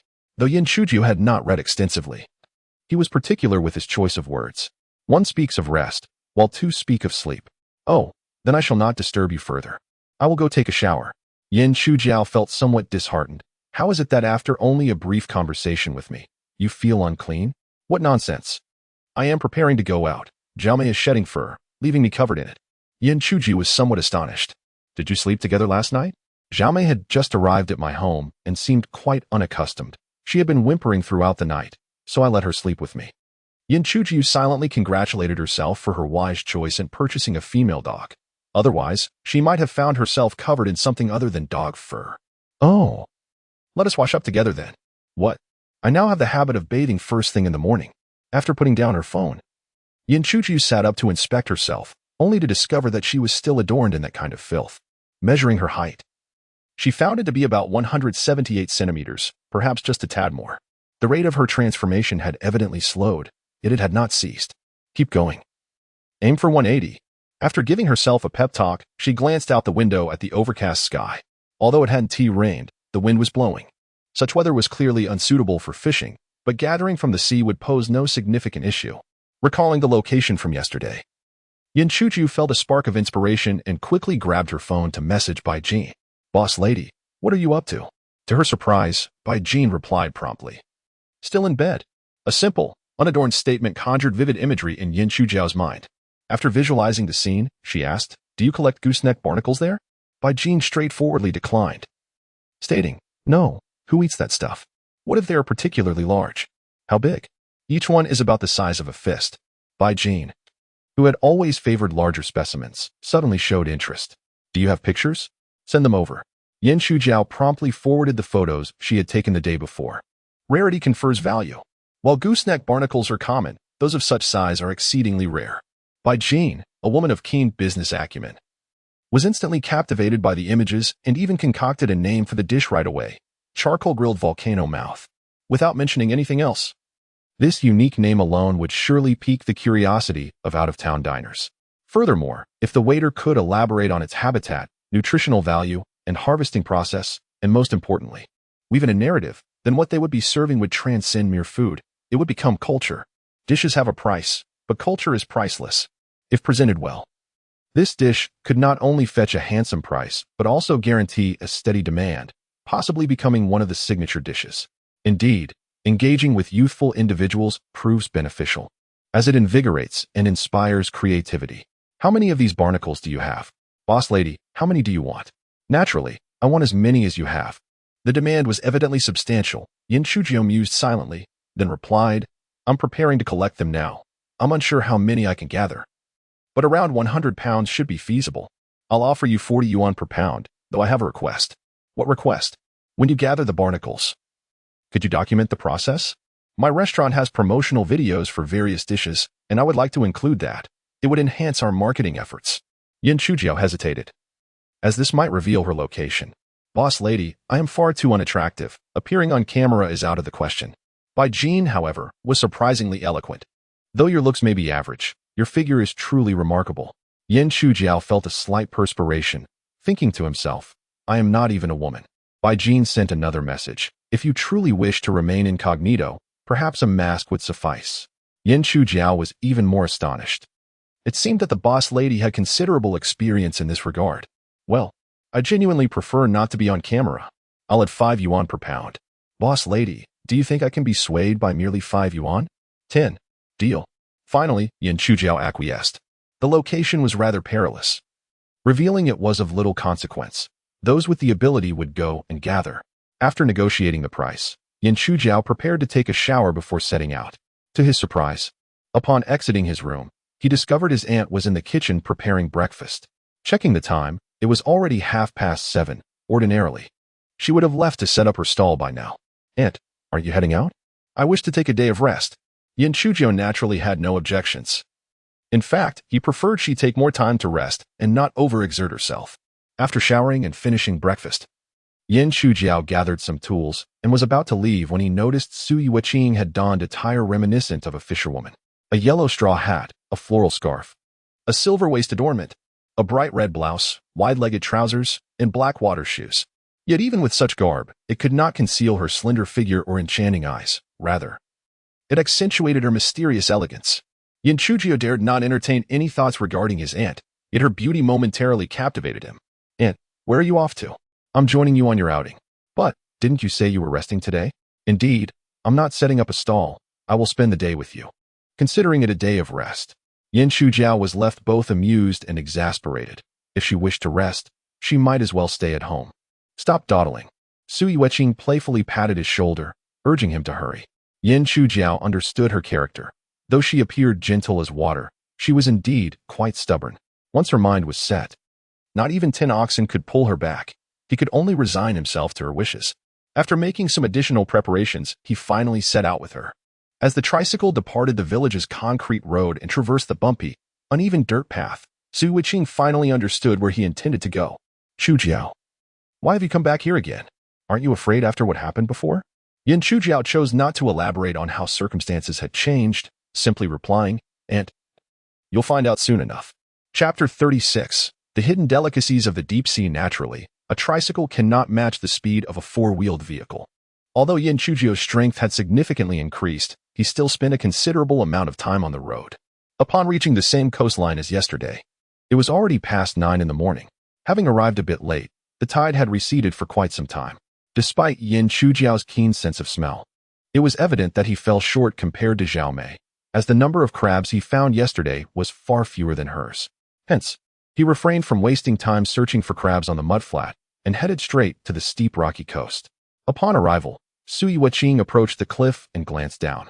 The furious waves crashed against the shore, and not only was there a considerable height difference, but the spray from the waves soared 3 to 4 meters high, causing her legs to weaken. Chujiao, we came here to, Su Yueqing began, but upon turning around, She was startled to see Yin Chujiao fastening a safety belt around his waist and preparing to descend with the rope. "What on earth are you doing?" she exclaimed. Yin Chuju pointed downwards. "I'm going down to collect some barnacles." Su Yiqing quickly inquired, "How will you descend from such a height?" Yin Chujiao gestured to the rope tied around his waist. "This end is secured up top. I will slide down the rope." Filled with concern for his safety, Su Yiqing shook her head vigorously. No. The waves are so strong. If a wave hits, you could be swept away into the sea." Yin Chujiao insisted. "The tide is very low right now. I will only descend halfway, far enough from the water's surface that the waves can't reach me. But, Auntie, when I worked in renovations, I often dangled from rooftops to clean windows or install air conditioners." Su Yiqing's voice was filled with anguish. "That is far too dangerous. Others are offering 50 yuan per pound for the barnacles below. If I go down and pry a few off, I could easily bring up over 100 pounds, which would amount to several thousand yuan, equivalent to what we earn in a month of hard work. Is money more important than your life?" Su Yiqing grasped his arm, her eyes reddening. "Chujiao, please don't go down. This money is simply not worth risking your life for. Fortune favors the bold. One must take risks to reap rewards." The barnacles here were remarkably large. If it weren't for the inherent dangers and difficulties in collecting them, others would have already stripped this place bare long ago. Yin Chujiao understood this reasoning, yet he could not articulate it. Instead, he spoke calmly to reassure Su Yiqing. "Auntie, it's not as drastic as risking my life. I have the safety rope for protection, and I won't descend too deeply. I'll be fine. Chujiao, please listen to me. Auntie, we can't waste time. The tide will rise soon, and I won't be able to go down." Seeing the resolute determination in Yin Chujiao's eyes, Su Yiqing realized that her attempts to dissuade him were futile. She understood his stubbornness stemmed from their family's financial struggles and the considerable debt they owed others. At that moment, her heart ached for her nephew, and she felt an overwhelming urge to prevent him from taking such risks. "Don't go down. I will set up a stall to support you." Ultimately, she resolutely controlled her emotions, saying nothing as she leaned in to inspect the safety rope on Yin Chujiao. After confirming its security multiple times, she finally released her grip. As Yin Chujiao prepared to descend, she recalled Bai Jin's request and donned her mask, handing her phone to Su Yiqing, instructing her to record the process of collecting barnacles. Upon reaching the cliff's edge, Yin Chujiao carefully surveyed the terrain, noting a staggering drop of over 30 meters, equivalent to about 10 stories. To be honest, had this been in the past, he would have lacked the courage to descend. During his renovation days, he had indeed cleaned windows and installed air conditioners from rooftops using safety ropes, but that was limited to a maximum of 2 stories. Beyond that, no amount of money could persuade him to proceed. It was not a matter of desire but of fear. Self-awareness is a virtue. Yin Chujiao understood the dimensions of his own limitations and firmly rejected anything beyond 2.5 stories. His acrophobia would inevitably resurface. Yet, strangely, at this moment, his fear of heights seemed to have vanished. Although a sense of trepidation lingered, it was not overwhelming. Without wasting another moment in hesitation, he took a deep breath, turned his back to the sea, grasped the rope firmly, and cautiously began to slide downward. As he descended a mere 10 meters, he found the rocky cliff face to be exceedingly damp and slippery, in stark contrast to the dryness above. Clearly, this area was regularly submerged and only dried out after the tide receded. Numerous barnacles were already present, although their size was noticeably smaller compared to those below. Yin Chujiao continued his descent. "Hey, that's enough. Don't go any further." Su Yiqing, anxiously watching from above, shouted in alarm. Yin Chujiao had no choice but to pause and commence his collection. While the task appeared daunting, it proved to be equally challenging in practice. The slope of the cliff was steep and slick, necessitating reliance on the safety rope for stability. He had to balance his body while prying the tightly affixed barnacles from the rock face, certainly no ordinary feat after considerable effort. He finally succeeded in extracting 3 barnacles that were interconnected. Remarkably, these barnacles were quite substantial, weighing over a pound collectively. The piece in his hand was already worth 50 yuan. Instantly, Yin Chujiao felt invigorated, resuming his vigorous efforts.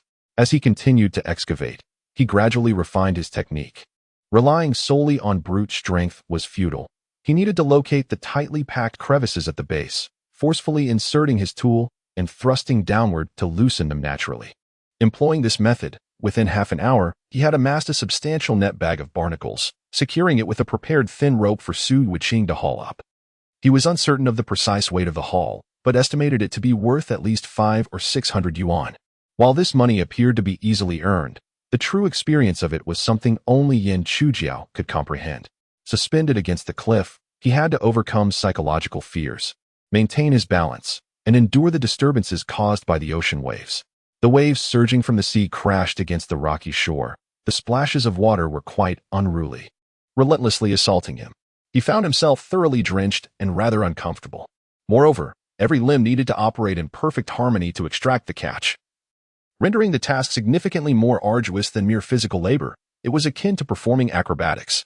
In the past, with his seemingly feeble physique, even managing a single net would have been a considerable challenge. However, times have changed. Now, after hauling up 7 nets, Yin Chujiao only felt a slight weariness. The thought that each net could fetch several $100s motivated him to believe he could handle a dozen more. In times of poverty, one tends to focus on self-preservation. In times of wealth, relationships abound. In his youthful naivety, he once believed that money could buy friendship, love, and all that was necessary. As he matured, he discovered that it indeed could, albeit fleetingly, as exemplified by the brief romance worth $600. Not that he had experienced it himself. Rather, it was merely hearsay from a villager named Sendetsi. Regardless, from that moment, he vowed to become a wealthy man. Aspirations are essential, even if they serve little purpose, as they occupy no physical space. After a momentary lapse into daydreaming, he resumed his labor. After securing 3 more nets, he noticed that the larger barnacles had been nearly harvested. He then slid further down the rope. "Hey, what are you doing?" Sui Weqing, who had been anxiously observing from above, called out urgently, "Don't go any further. The waves will sweep you away." Indeed, descending further posed a danger. A wave crashed nearby, and though it did not strike him directly, the spray left him soaked. "Aunt, don't worry, I'm fine," he reassured her. "Find my foot. Hurry back up." Sui Weqing shouted in distress. "There's already quite a lot. The box is nearly full, and we can't carry any more." As Yin Chujiao prepared to climb back up, he noticed an unsightly cluster of bizarre, claw-like growths emerging from the crevices of the rocks. They were densely packed, covering every fissure, appearing quite terrifying and sending shivers down his spine. Curiosity piqued, he leaned in for a closer look, nearly bursting into laughter at the discovery of a highly valuable treasure. Yet before his laughter could fully escape, a towering wave crashed down, engulfing him in a torrent of frothy water. "Ah!" Sui Weqing gasped in horror as his figure vanished beneath the waves, her face blanching in fear. Unable to contain a scream. Chapter 37. Exquisite delicacies, culinary treasures from the ocean's abyss. In this moment, Sui Weqing was overwhelmed with regret.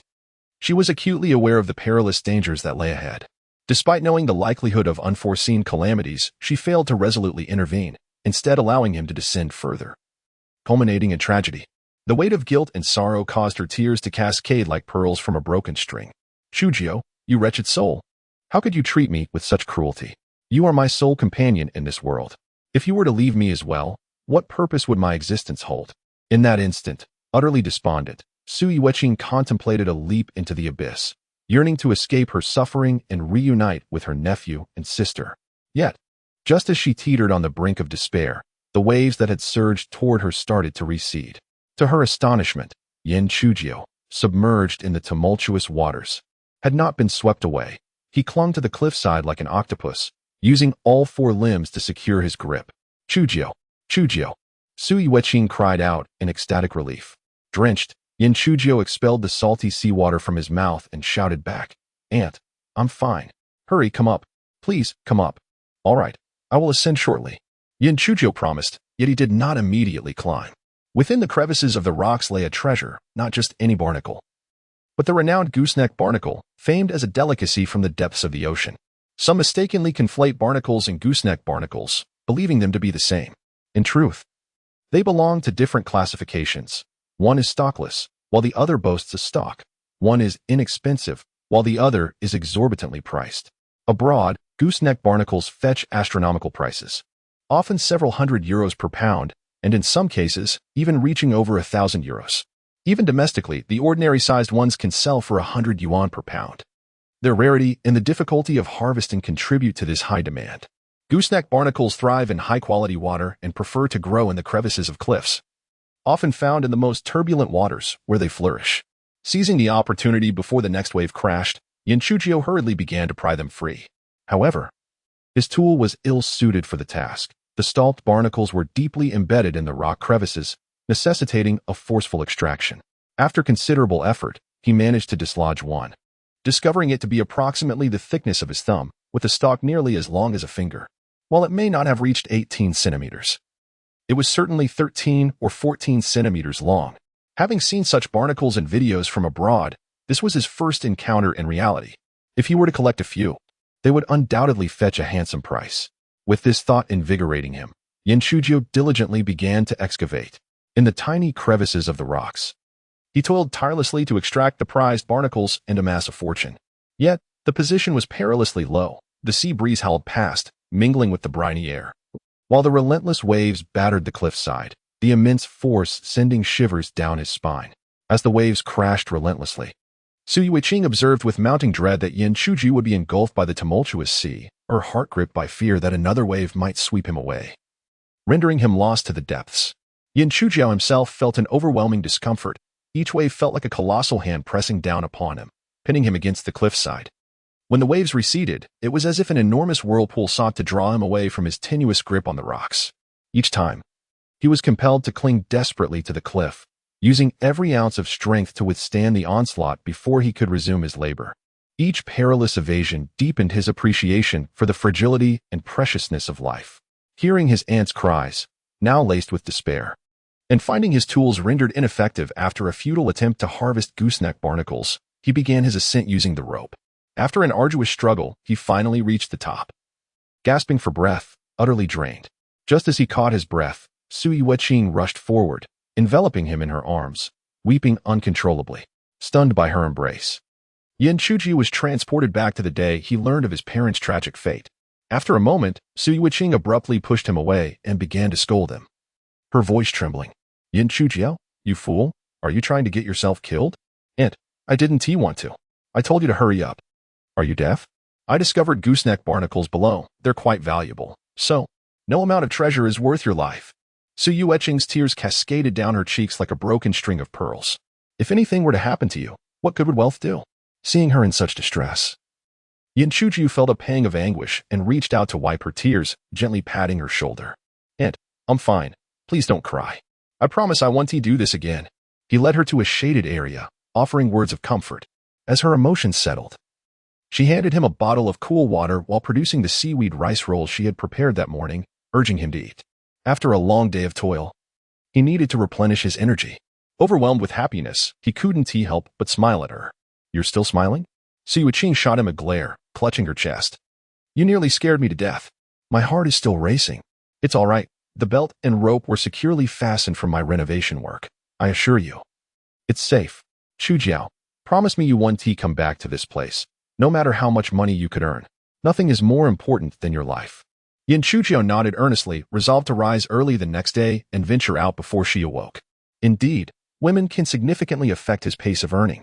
Meanwhile, Huang Rishan and Huang Jihong had already infiltrated Yin Chujio's home. They circumvented the mountain behind and directly descended into his family's vegetable garden, prying open the kitchen's back door to enter. They searched thoroughly both inside and outside, yet found no dog. Moreover, there were no valuables, not a single item. Yin Chujio's household was even poorer than they had imagined. Huang Rishan then called Huang Defa, Uncle Fa. We are already at Yin Chujio's place and have not seen the dog. Huang Defa questioned, did you search thoroughly? Indeed, the area is quite small. It is obvious whether a dog is present or not upon a cursory search. Huang Defa wished for them to leave promptly, as it was likely a case of mistaken identity. He had already consulted a professional regarding the surveillance at the market entrance, who confirmed that the Tibetan Mastiff Visible was quite valuable, but the other dog, the wolf dog, was even more precious. This wolf dog was not an ordinary breed but a Czech wolf dog. Known also as the Czechoslovakian wolf dog, it is a hybrid of the Carpathian wolf and the purebred German shepherd. It possesses an appearance reminiscent of both a dog and a wolf, exhibiting agility, liveliness, and bravery, excelling in guarding, tracking, and hunting, while being exceptionally loyal and gentle to its owner. Generally, hybrid Czech wolf dogs cost around 1,000 to 2,000 yuan, but purebred puppies fetch prices exceeding 20,000. Experts noted that the Czech wolf dog in the photograph not only exhibited pure traits, but also showed signs of ancestral resemblance. It bore characteristics of the Carpathian wolf as well as the appearance of a German shepherd, making it exceedingly rare. Its price could well exceed 20,000 with an additional zero. Huang Defo was well aware of Yin Chujiao's family background. Such a destitute household could never afford such an expensive dog. However, Huang Defo was a man plagued by suspicion. If his wife took a little too long while shopping for groceries, his mind would spiral into doubt. After some contemplation, he instructed the two men. Go rummage through their trash bins. Why? No time for questions. Just do as I say, especially the kitchen's trash bin. Huang Rishan and Huang Jihong were perplexed by his motives but complied nonetheless. After a rather unpleasant search, Huang Rishan reported back to Huang Defa, Uncle Fa. We have searched meticulously and found nothing. Did you see any chicken bones? None. What about leftover food? Also none. Huang Defa furrowed his brow. Yin Funying had mentioned that when she visited Yin Chujiao's home last night, they had just finished a meal with a pile of chicken bones on the table. Logically, there should be chicken bones in the trash bin. Although Su Yueqing also raised chickens, ducks, and geese, they do not consume chicken bones. Only dogs do. The absence of chicken bones likely indicated that they had been fed to a dog. Could it be that the Czech wolf dog truly belonged to Yin Chujiao's household? Aware of the search and had been hidden away? With this thought, he instructed the two, you may leave now. Meet me at the village committee later. They hurriedly agreed and retraced their steps out of Yin Chujiao's home. In truth, Huang Defa was partly correct, yet also mistaken. The chicken bones had indeed been fed to a dog, but not one belonging to Yin Chujiao. Rather, they belonged to the local mutt from the neighbor, Aunt Huang's house. Su Yueqing noticed that her dog had fled to seek refuge, and it seemed a pity to waste a pile of chicken bones. Therefore, while tidying up last night, she decided to give them to Aunt Huang next door to feed her dog. However, her good intentions only served to rekindle Huang Defa's suspicions.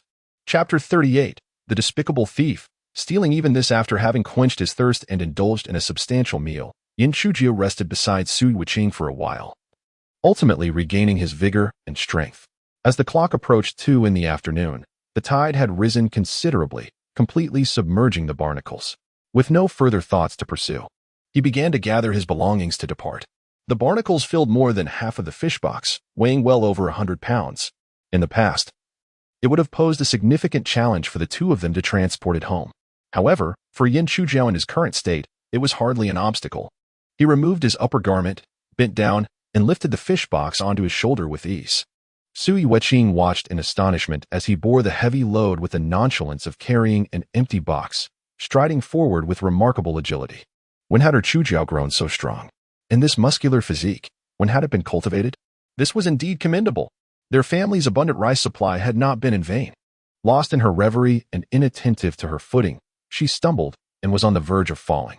Yet, before she could hit the ground, a strong arm securely encircled her slender waist. Regaining her composure, Su Yueqing turned to see Yin Chujiao at that critical moment, having freed a hand to steady her. Why do you keep staring at me, Annie? Watch where you're going. He chided lightly. Startled by the masculine scent emanating from him, her heart raced involuntarily, prompting her to push him away. I wasn't staring at you. I was just worried you might drop it. It's nothing heavy. I could carry you too, he boasted, eliciting a mix of amusement and exasperation from her. She playfully swatted at him. Stop boasting. Let us hurry and watch your step. On the journey back, Yin Chujiao sent a message to Bai Jin. By the time they arrived home, it was already past 4 o'clock, and to his surprise, Bai Jin had arrived ahead of them, waiting at his doorstep. As soon as she spotted Yin Chujiao, she hurried to greet him. Upon seeing the barnacles in the box, indeed as plump and vibrant as portrayed in the photographs, and discovering the interior filled with vibrant yellow, Bai Jin's delight was palpable as she laughed heartily. What about the video? Did you capture the collection process? Yin Chujiao promptly forwarded the video of Su Yueqing recording the endeavor. After viewing it, Bai Jin was utterly astonished.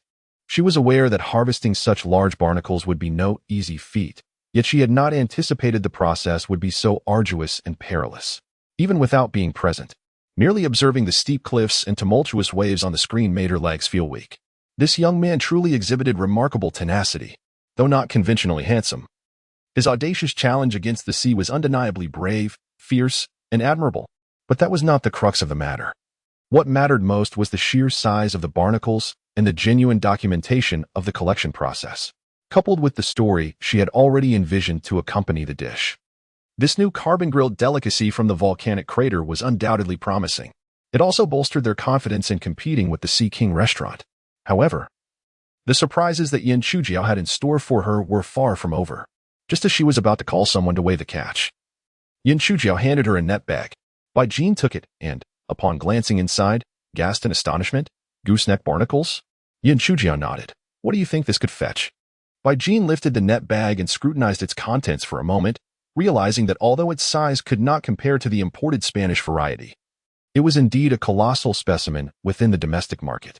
After fondling one of the barnacles with great admiration, Bai Jin finally spoke. In my restaurant, we usually acquire these gooseneck barnacles for less than 200 yuan, but given the size of yours, I will offer you 350 yuan. Yin Chujiao chuckled. Madam Owner, I knew you had a penchant for the large. Bai Jin did not deny it. Of course, the larger the seafood, the better. However, you have brought a rather small quantity. Harvesting these is no simple feat. As you can see, I nearly risked my life for them. My body feels utterly drained. I understand the effort involved, but if only there were a few more. She added, you are well aware of my restaurant's demand. The two were engrossed in their earnest discussion, while nearby, Su Yueqing felt her face flush with embarrassment, exclaiming, what are you two talking about? Is this business or something else? It sounds quite salacious. After about 10 minutes, their verbal exchange concluded, and it was time for the proper business of weighing and pricing. The sparrow beak barnacles were priced as agreed, at 50 yuan per jean, totaling 110 jeans, amounting to 5,500 yuan. The gooseneck barnacles were priced at 350 yuan per jean, with a weight of only 5 jeans, equating to 1,750 yuan. Together, the total was 7,250 yuan. For Bai Jin, Yin Chuji was always generous, waiving the small change and allowing her to pay just 7,200 yuan. Once the transaction was settled, Bai Jin did not linger, hastily departing to prepare these two dishes. Upon learning that her nephew had earned over 7,000 yuan from this venture, Su Yueqing felt joy. But the thought of the toil he had endured to earn that money dampened her spirits. This money was truly earned at the cost of his health.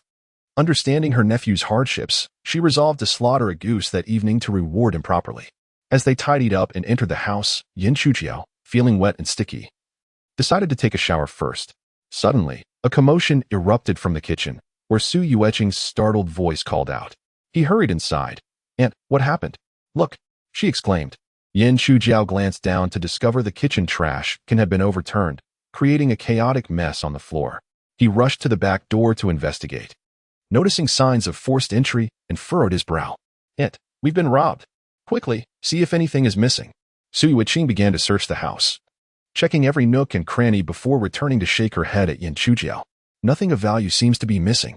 Her words made Yin Chujiao scratch his head in confusion, for there was hardly anything of worth in their home. Observing Su Yueqing's hesitant demeanor, it seemed she had more to say. Aunt, what is the matter? Well, I lost a few trivial items, she replied. Yin Chujiao, puzzled, inquired, what is missing? After much stammering, Su Yueqing finally confessed, I lost 2 pieces of lingerie that I wore. Yin Chujiao's anger flared, proclaiming, if I find out who did this, I shall break his legs. Noticing his agitation, Su Yueqing hurried to calm him, saying, it's all right, don't be angry. They were old anyway, losing them isn't a tragedy. I can simply get new ones. Realizing that his furious outburst was futile, Yin Chujiao nodded in agreement. Yes. Let us get new ones that are beautiful. Su Yueqing couldn't help but give him a sideways glance, thinking to herself that while new ones were fine, did they really need to be so exquisite when no one would see them? She chose not to engage further and busied herself with tidying up. As for reporting the incident, that thought had never crossed her mind. After all, it was merely 2 pieces of lingerie gone missing. She felt too embarrassed to even mention it.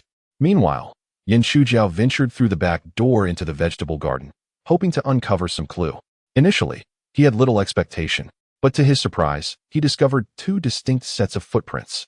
Recent rains had left the garden's soil particularly damp, rendering the footprints exceptionally clear. It was evident that these prints did not belong to him or his aunt.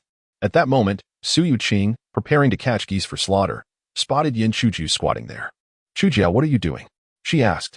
Without turning his head, he replied while photographing the footprints. I'm trying to see if I can track down the thief. Su Yueqing chuckled wryly. Have you watched too many detective films?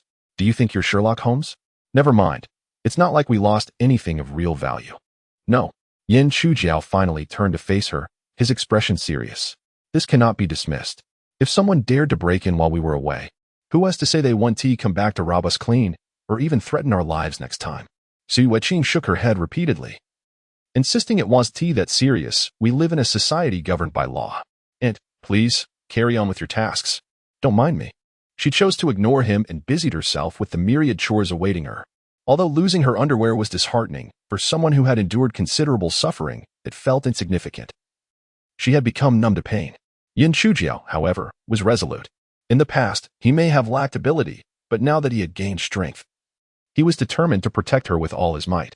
After capturing images of the footprints, he followed them, leading him out of the vegetable garden and up the back hill.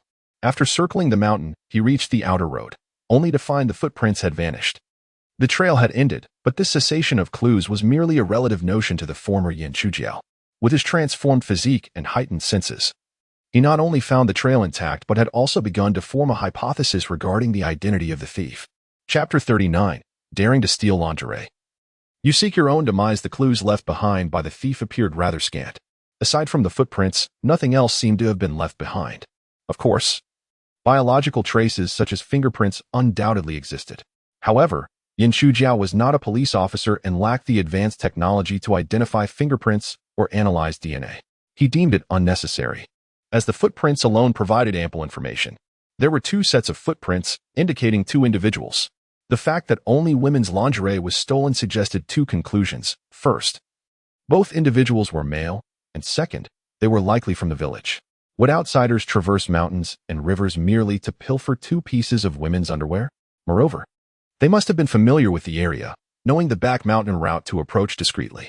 One set of footprints was larger than the other, suggesting one individual was tall and robust, while the other was likely small and frail. With these distinctive traits emerging, Yin Chujiao had two preliminary suspects. Furthermore, one set of footprints showed the toes pointing outward, while the other pointed inward, indicating that one walked with a pronounced outward gait and the other with an inward gait. This characteristic aligned perfectly with the two suspects he had in mind. Yin Chujiao was well acquainted with how these two individuals walked. Yes, their names were already on the tip of his tongue. He suspected Huang Jihong and Huang Rishan. Additionally, the larger set of footprints clearly belonged to a classic pair of AJ1 sneakers, with the letters of Nike discernible within the tread. Although Yin Chujiao could not afford a pair of AJ1s, he had long memorized the shoe's design and sole pattern. Huang Jihong was evidently wearing AJ1s, albeit a counterfeit pair.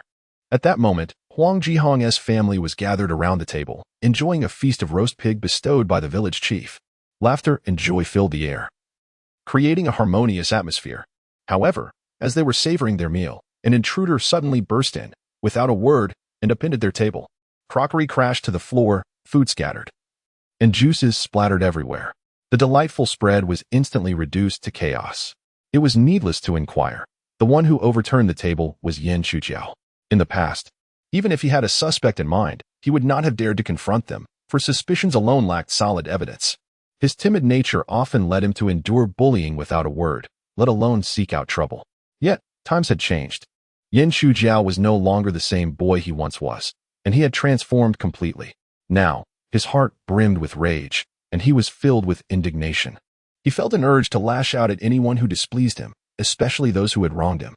Thus, upon reaching the village path, instead of returning home, he made his way directly to Huang Jihong's residence and overturned their dining table. Yin Chujiao, what are you doing? You lunatic! Are you truly out of your mind? You dare to come to my home and wreak havoc? I see you have a death wish.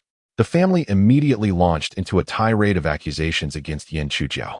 Unfazed, Yin Chujiao's gaze swept the room, ultimately resting upon Huang Jihong, who was clad in AJ1 sneakers with mud caked along the edges.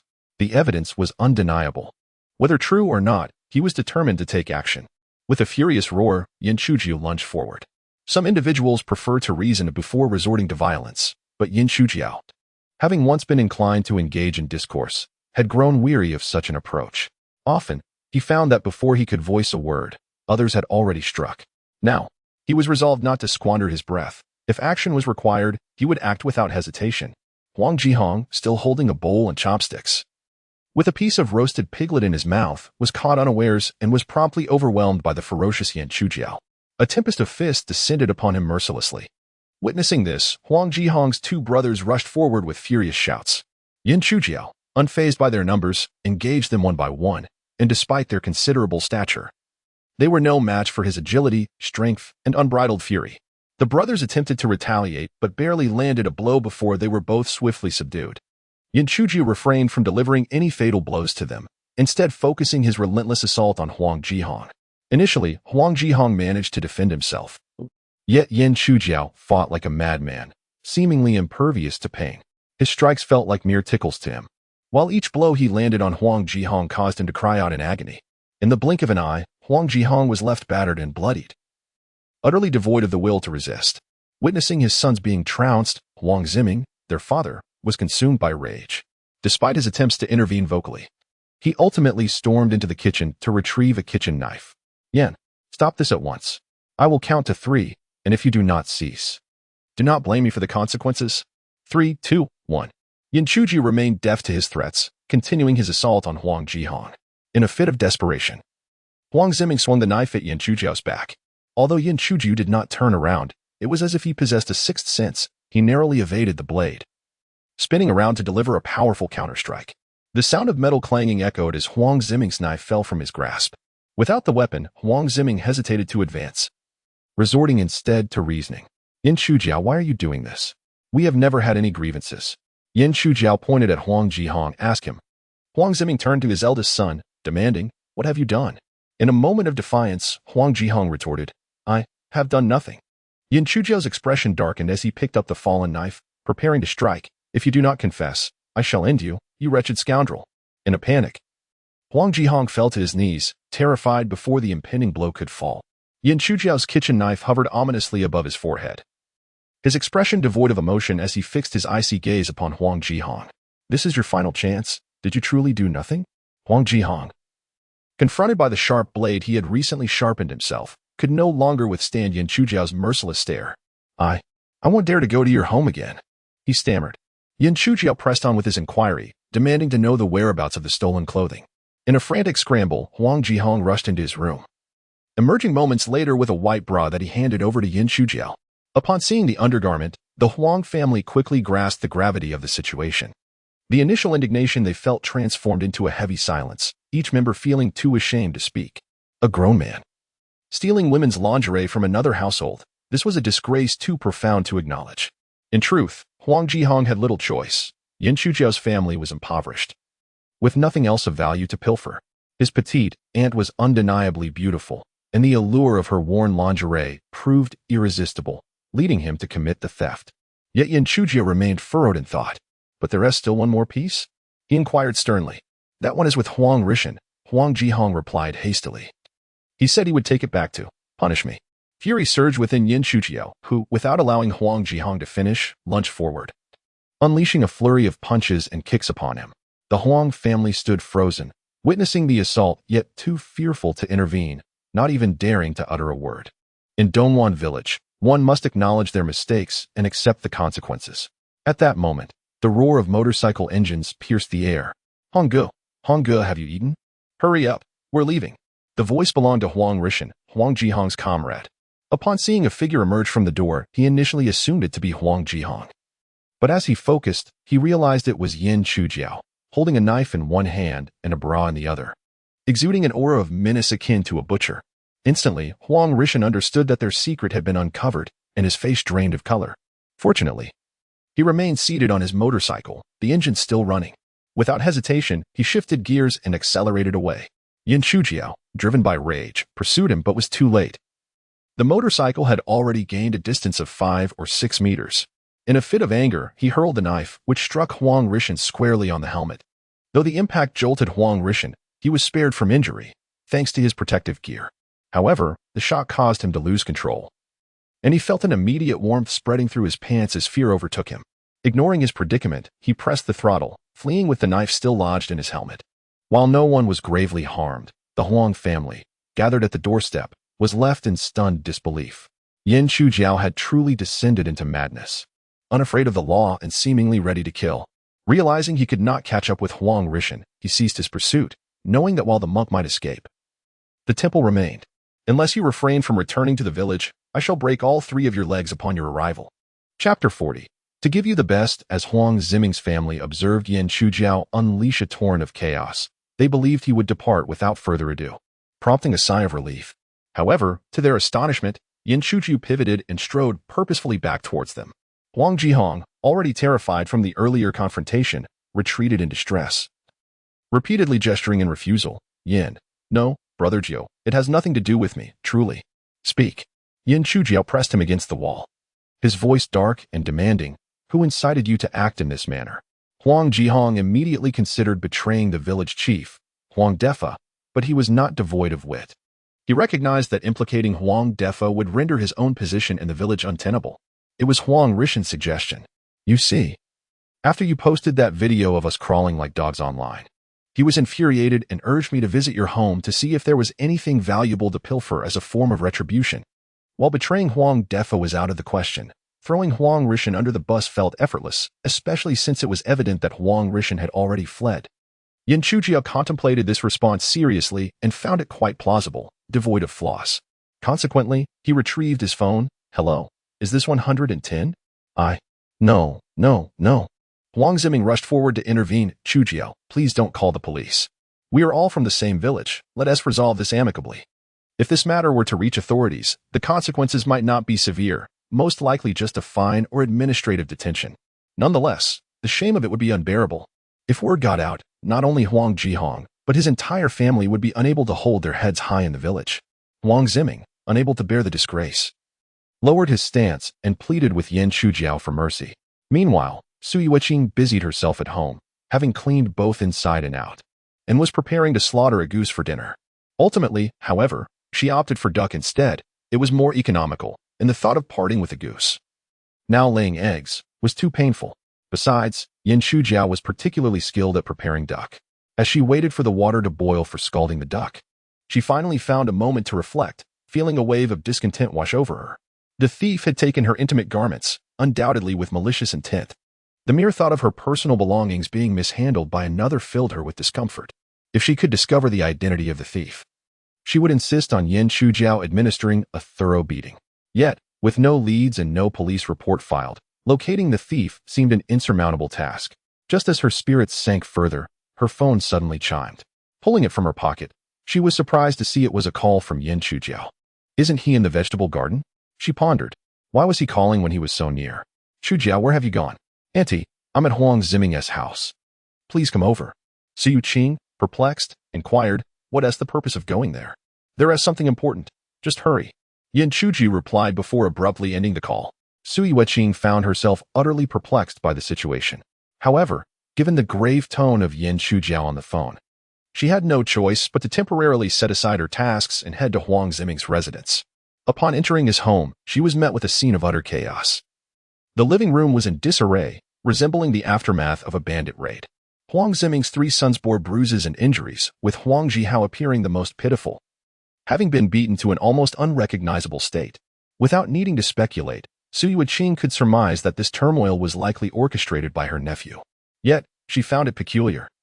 One would expect the Huang family to react with uproar upon her arrival, given the severe damage inflicted by her nephew. Instead, they stood with their heads bowed, dejectedly silent, scarcely daring to meet her gaze. Confounded, Sui Weiqing turned to Yan Chujiao for clarification. What on earth is happening here? Yan Chujiao remained silent, instead handing her a bra he had been holding. Upon glancing at it, Sui Weiqing gasped in shock. This is my stolen lingerie. Where did you find it? Yan Chujiao pointed to Huang Jihao. He stole it, along with Huang Rishan. Infuriated, Sui Weiqing contemplated ordering Yan Chujiao to punish him. But upon seeing Jihao's face swollen like a pig's head, her resolve softened. His current state was already quite deplorable. She directed her gaze towards Huang Ziming. Uncle Ming, your son broke into my home, rummaged through my belongings, and stole my underwear. How do you propose we handle this matter? Huang Ziming's face flushed with embarrassment. Shaoqing, this is a result of my poor upbringing. Let's not escalate this, considering we are from the same village. I promise to give you a satisfactory resolution. And how do you intend to resolve it? Sui Weiqing interjected. I have already discussed it with Chujiao. Aside from Huang Jihao offering you an apology, we will compensate you with 2,000 yuan. Would that suffice? Let us leave some room for future encounters. Being a compassionate woman, Sui Weiqing thought about maintaining harmony among the villagers, deeming it unnecessary to be excessively harsh. She intended to say that an apology would be sufficient, and she would forego the financial compensation. However, before she could finish her thought, Yin Chujiao interjected, "An apology must be sincere. It absolutely requires a bow." Hesitant, Huang Ziming ultimately disregarded the notion of pride, realizing that if this incident were to circulate, his reputation would suffer greatly. He swiftly kicked Huang Zhihao, exclaiming, "What are you waiting for? Hurry up and bow to apologize." Though reluctant, Huang Zhihao, fearful of further repercussions, quickly bowed his head in apology. "Sister Qing, I'm sorry. I was wrong." Yin Chujiao, upon hearing this, rushed to deliver another blow. "You dare to take advantage of me, do you?" Huang Zhihao, bewildered, took a moment to process the situation before realizing his faux pas. "Aunt Qing, I'm sorry, I was wrong." Seeing his repeated apologies and bows, Su Yuqing finally felt a sense of relief as her pent-up frustration dissipated. After the transaction was completed, Yin Chujiao revealed the payment QR code. Once the 2,000 yuan arrived, she prepared to leave, but not without issuing a final warning to Huang Zhihong. "This is my first and last warning to you. If you provoke my family again, I cannot predict what I might do. If you doubt my words, feel free to test me." Huang Zhihong shook his head vigorously, pleading, I won't. I promise, I won't do it again." Yin Chujiao took Su Yuqing by the hand and headed for the door, pausing just before exiting to convey a message to Huang Rishan. "Tell him it would be best for him to come to me voluntarily and confess. If I find him first, I may not kill him, but I will certainly leave him severely injured." Huang Zhihong nodded fervently. "Yes, I will definitely pass on your message." Observing the departing figures of the two women, Huang Ziming disregarded his eldest son, who was gasping in pain on the floor, and instead cautioned his other two sons. "Yin Chujiao has completely lost her mind. You must avoid provoking her from now on. Do you understand?" "Understood," they replied. "Go fetch me a length of rope." "Dad, what do you need the rope for?" Huang Ziming pointed at Huang Zhihong. "I intend to hang this disgraceful fool up and give him a beating." "But Dad, Big Brother has already been severely beaten by that Yin. Indeed, you should spare him." Huang Ziming's expression darkened. "You best not try to persuade me, or I will end up punishing all of you together." Upon returning home, Su Yuqing resumed preparing dinner while Yin Chujiao squatted by the large stove, tending to the fire and boiling water, a white bra in her hand. Su Yuqing noticed this and felt her cheeks flush. "What are you still holding on to that for?" Realizing she was referring to her aunt's undergarment, Yin Chujiao intended to return it, but, after a moment's thought, tossed it into the stove to burn along with the firewood. Su Yuqing scolded playfully, "What are you doing? It could still be washed and worn." Yin Chujiao shook her head. "Who knows what that scoundrel Huang did with it?" Su Yuqing considered this and found it reasonable, recognizing that undergarments touched by other men should not be worn again. Noticing her silence, Yin Chujiao assumed she was reluctant to part with it, and just buy a new one. "This one has become a bit misshapen. If it's too much trouble, I can buy it for you." Su Yuqing glared at him. "You're being ridiculous. What kind of nephew buys underwear for his aunt?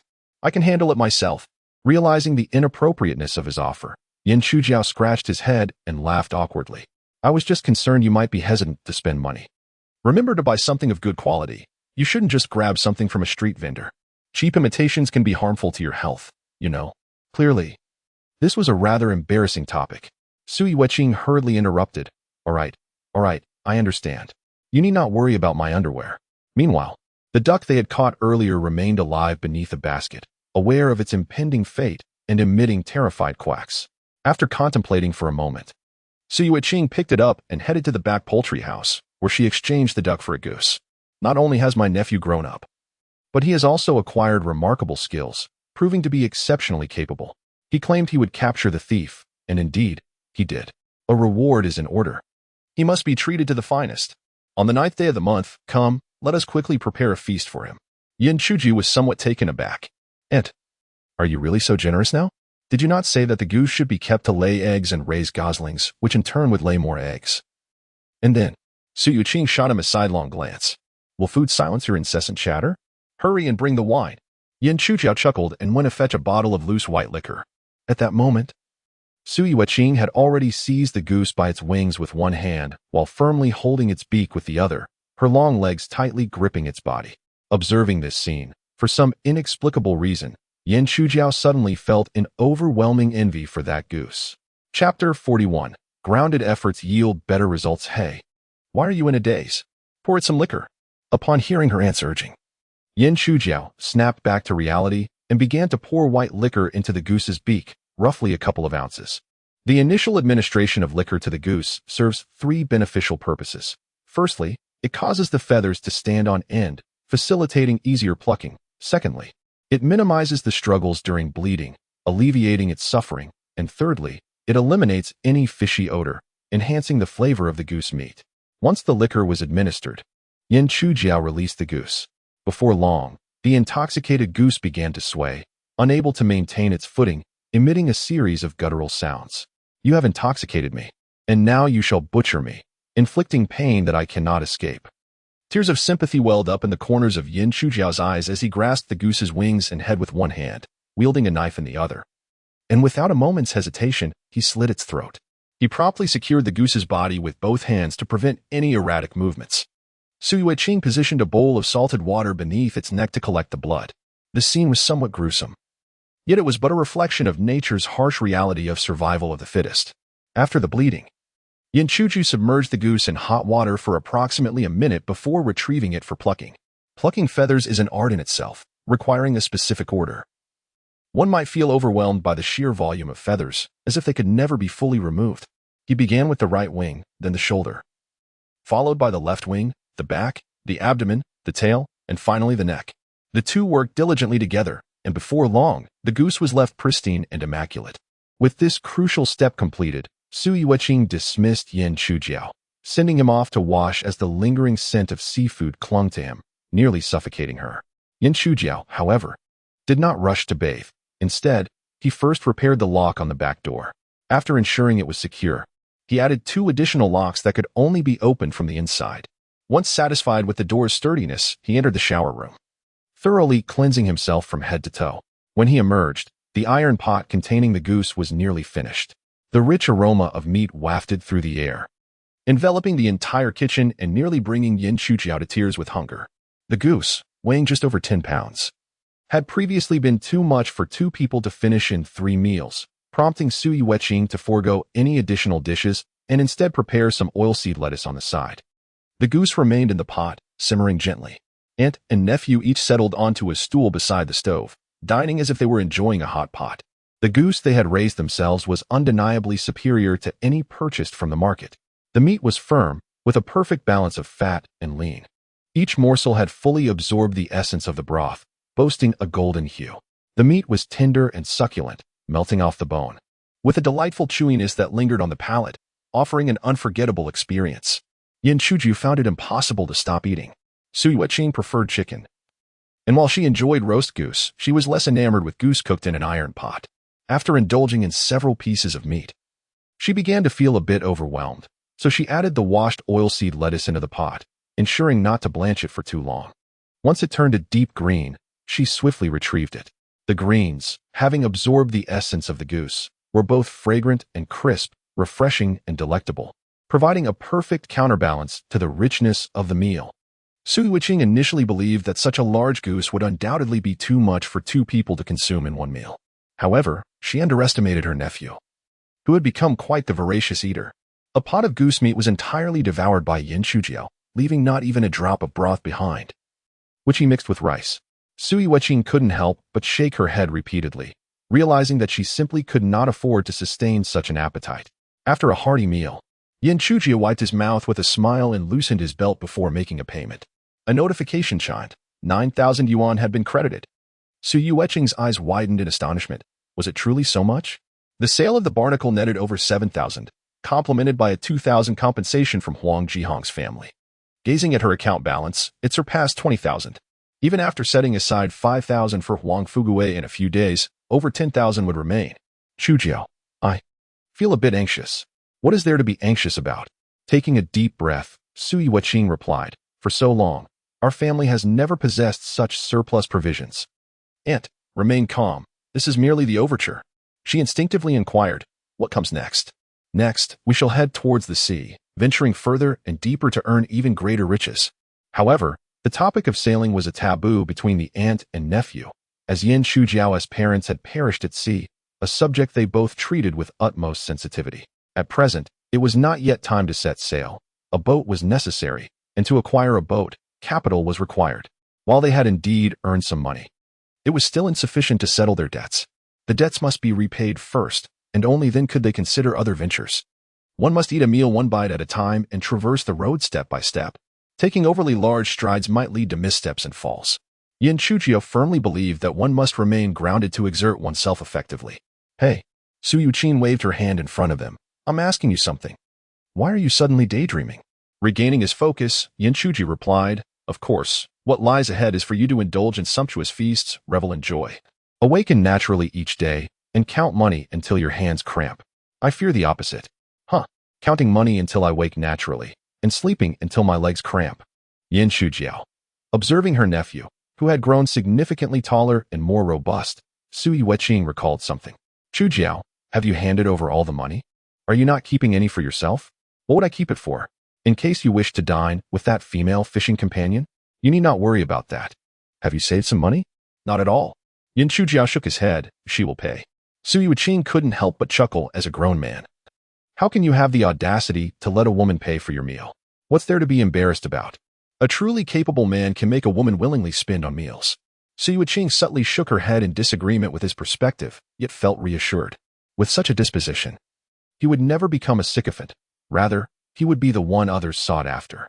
As Yin Chujiao gazed at the heap of goose bones he had gnawed, it was evident that he would soon be giving a treat to the neighbor's mongrel. Su Yuqing could not help but exclaim, Chujiao, I find myself longing for Xiaomei. Yin Chujiao, oblivious to the sentiment, replied, That foolish dog is living better than you, so what is there to miss? When will Xiaomei return? Yin Chujiao shared her concern. Sending her away was no simple task, but bringing her back would be even more challenging. Regardless, Xiaomei must come home, for a family is meant to be whole. The pivotal point is that she has now mastered swimming and possesses an acute sense of smell akin to that of a dog. If utilized properly, she would serve as an extraordinary companion for beachcombing and fishing, significantly enhancing their earning potential. Perhaps they should wait a few days to assess the situation. Su Yuqing nodded, acknowledging that her words were merely verbal musings, fully aware that Xiaomei could not possibly return at this time. Her return would entail more than just the transformation into a dog meat stew. The entire family would face dire consequences. Huang Defa is not Huang Ziming. He reigns in Dongguan village like a local monarch. By the way, that female fishing friend of yours has done us a great favor. When shall we invite her over for a meal to express our gratitude? No need for that, he replied. She lost a bet to me. It's only fitting that she helps me bring Xiaomei back. Su Yuqing smiled wryly, thinking him quite the obtuse man. Is it really that simple to invite her over for dinner as a token of thanks? If you play your cards right, you won't have to draw maps on your pants anymore. During the day, one must not speak of people. At night, one must not speak of ghosts.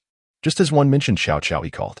At that moment, Li Meiqi sent a video call invitation to Yin Chujiao. Once connected, she spoke with palpable urgency. Chujiao. It's bad. Xiaomei is in grave danger. Startled, Yin Chujiao urged her to remain calm and clarify the situation. What is wrong with Xiaomei? She is unwell. What illness? Cancer, in the late stages.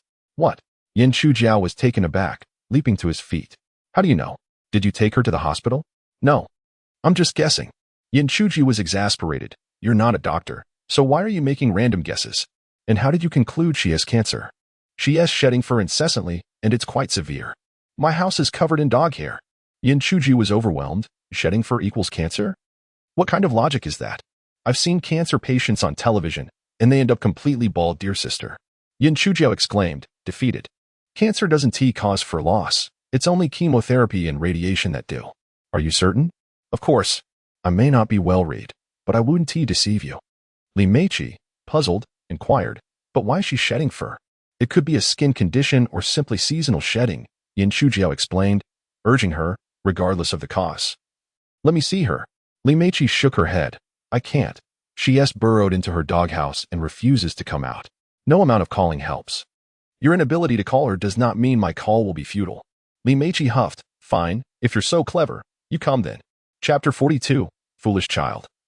You are not my own. The camera shifted to focus on a doghouse that resembled a small home, evidently a recent acquisition for Xiaomei by Li Meiqi. Xiaomei. Your father wishes to speak with you. Yin Chujiao felt a bead of sweat form, wondering when he had become Xiaomei's father. After all, he was merely her owner. Even if I were to assume the role of a father, it would not be for you. Inside the dimly lit doghouse, The figure of Zhao Mei could be faintly discerned, yet she remained silent. Yin Chuju called out to her through the lens, "Zhao Mei, it's me. What's the matter?" "Ah." The sound of Zhao Mei echoed from the doghouse, yet she did not emerge. "Why are you hiding in there? Come out and let me see you." "Allah, why be shy? I have seen you bathe before." Li Meiqi and Sui Weqing exchanged glances, clearly exasperated. What nonsense! Zhao Mei, lacking the courage they had anticipated, slowly crawled out of the doghouse, and Yin Chujiao was taken aback. Li Meiqi was not exaggerating. Zhao Mei was experiencing a severe loss of fur. She resembled a ragged creature, with patches missing, revealing pink skin beneath. At first glance, she appeared to be a quilt of mismatched pieces. Ugh! Yin Chujiao shook his head in disdain. "Zhao Mei, you look so ugly now." Upon hearing his words, Zhao Mei swiftly retreated back into the doghouse, evidently aware of her disheveled appearance and embarrassed to face anyone. Alas, Li Meiqi lamented on Zhao Mei's behalf. "Do you even know how to speak?" Zhao Mei is already feeling down about her fur loss. Instead of offering comfort, you choose to provoke her? Does she not deserve some dignity? From her hiding place, Zhao Mei let out a timely ah, a sound that unmistakably conveyed her agreement. Yin Chujiao, realizing he had to take a serious approach, asked, "Zhao Mei, do you feel unwell anywhere?" "Ah, surely. You don't feel as though you might perish?" "Ah, can you eat and drink?" "Ah, then that is peculiar. Your condition resembles the natural shedding that occurs during a seasonal change, yet you are over a year old now. Such a phenomenon should not be happening." I understand you are confused. But you haven't been out causing trouble, have you? Contracting some filthy disease?" All right, if you say so. No need for such a dramatic reaction. Just take it easy. Children shouldn't worry too much. Whatever the issue, I will be here to support you." Li Meiqi shifted the camera back, her brow furrowed. What should we do about Zhao Mei in her current state? It appears she is still losing fur. At this rate, she'll be completely bald before long. At this juncture, what options remain? Professional matters should be entrusted to those with expertise. Please take it to the veterinary hospital tomorrow. Li Meiqi appeared visibly troubled. This. Yin Chujiao's tone suddenly grew serious. "My dear, you certainly do not wish for such an adorable and clever dog to encounter any problems, do you?" Upon hearing this, Sui Weqing, who had remained silent and off-camera, thought that Zhao Mei was indeed a dog, and that her nephew was even more of one. Indeed, Li Meiqi was swiftly cornered. "I, of course, do not want that. Then I must entrust Zhao Mei to you. However, I wish to go fishing. I haven't fished in 2 days." Yin Chujiao dismissed her concerns. "It has only been 2 days. Li Meiqi immediately protested, speaking heatedly. "You make it sound so easy. Do you know how I have spent these past 2 days?" Yin Chujiao suddenly felt a sense of disconnect in his own words. For instance, learning a foreign language. Missing even a single day leaves one feeling unfulfilled, as if life lacks something essential. To draw a comparison, it is akin to eating instant noodles without the seasoning packet. I understand.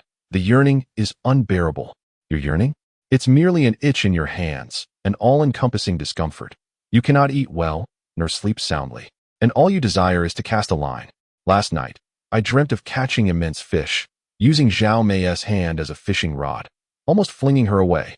Sui Weqing listened in disbelief, exclaiming, "My dear, you are quite obsessed."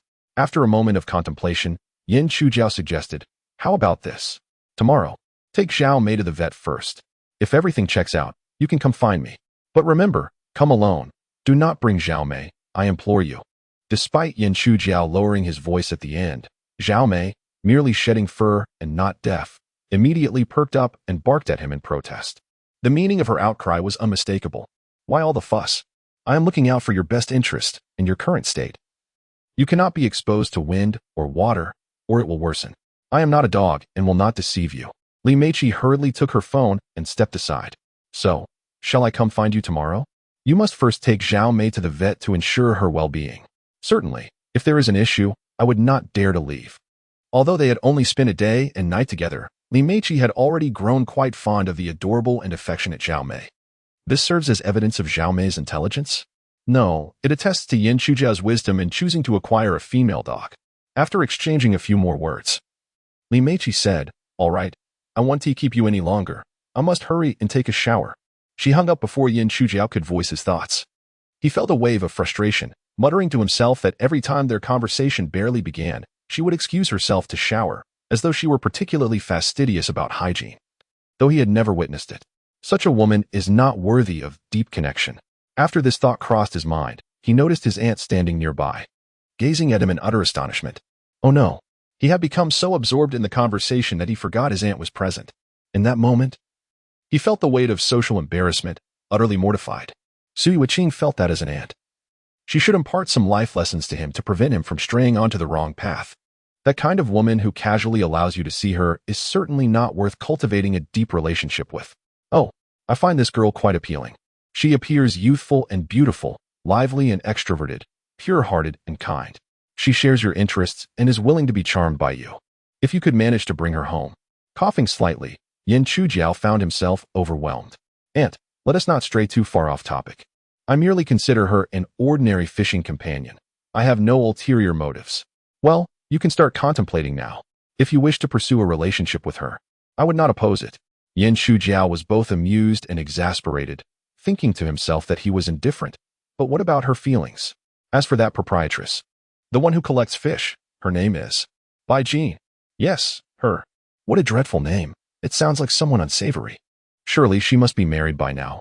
Yin Chujiao shook his head. I'm not quite sure, but I've heard rumors that she may have gotten divorced. Su Yuqing's expression turned serious. Chujiao, listen to me. Steer clear of divorced women. What about those who are not divorced? Keep an even greater distance.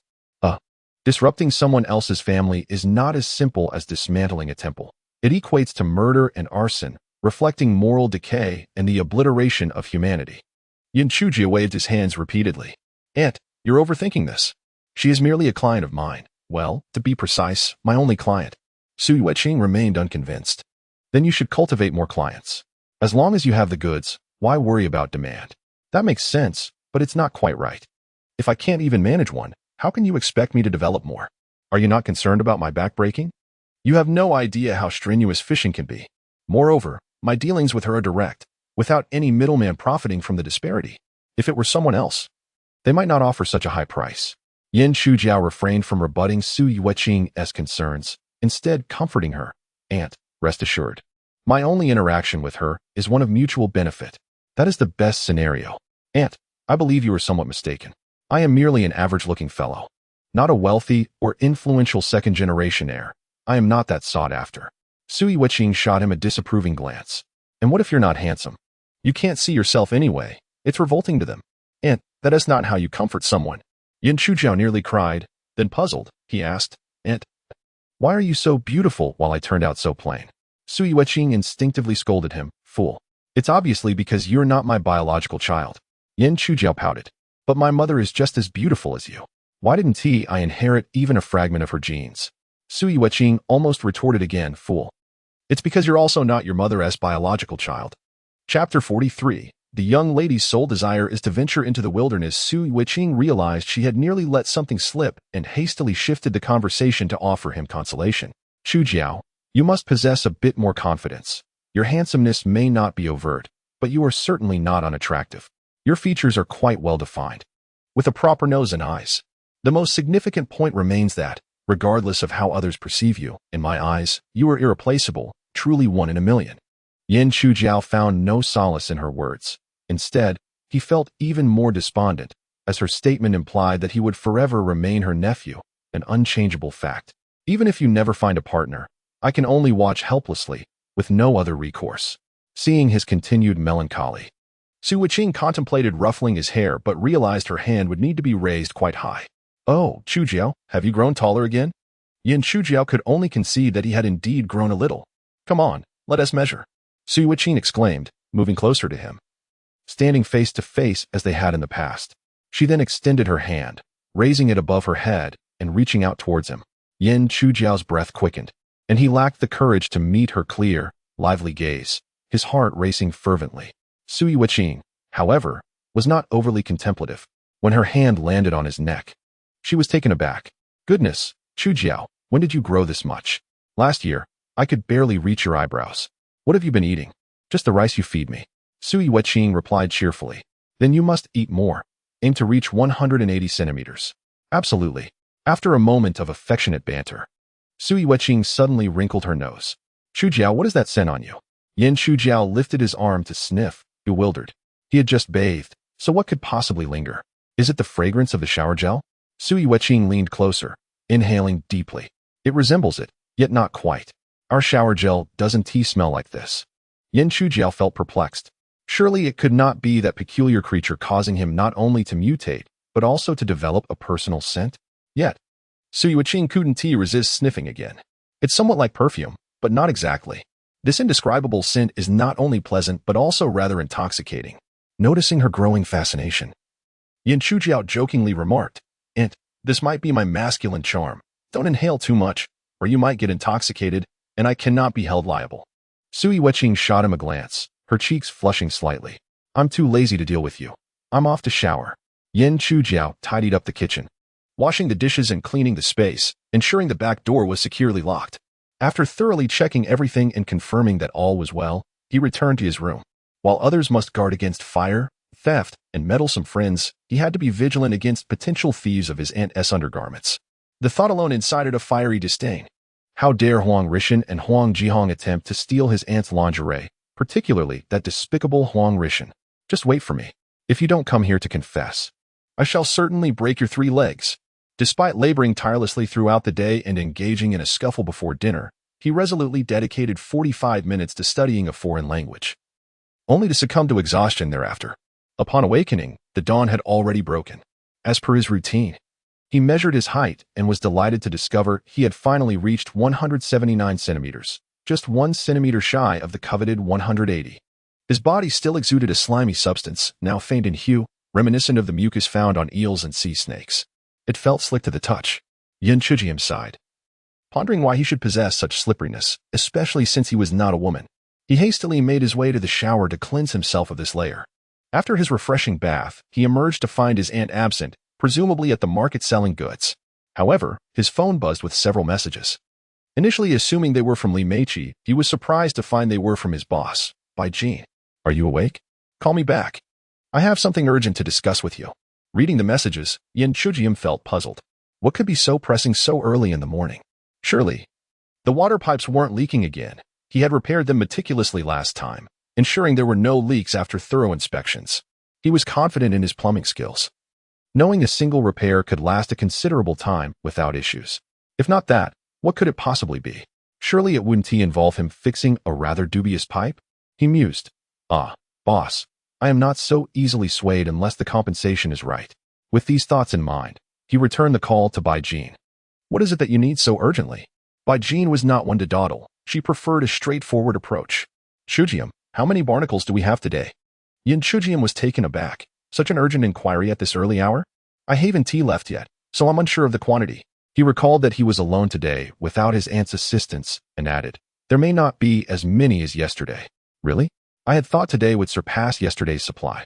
The new dish, carbon-grilled volcano, was initially intended as a mere trial, but to Bai Jin's astonishment, it garnered an abundance of 5-star reviews.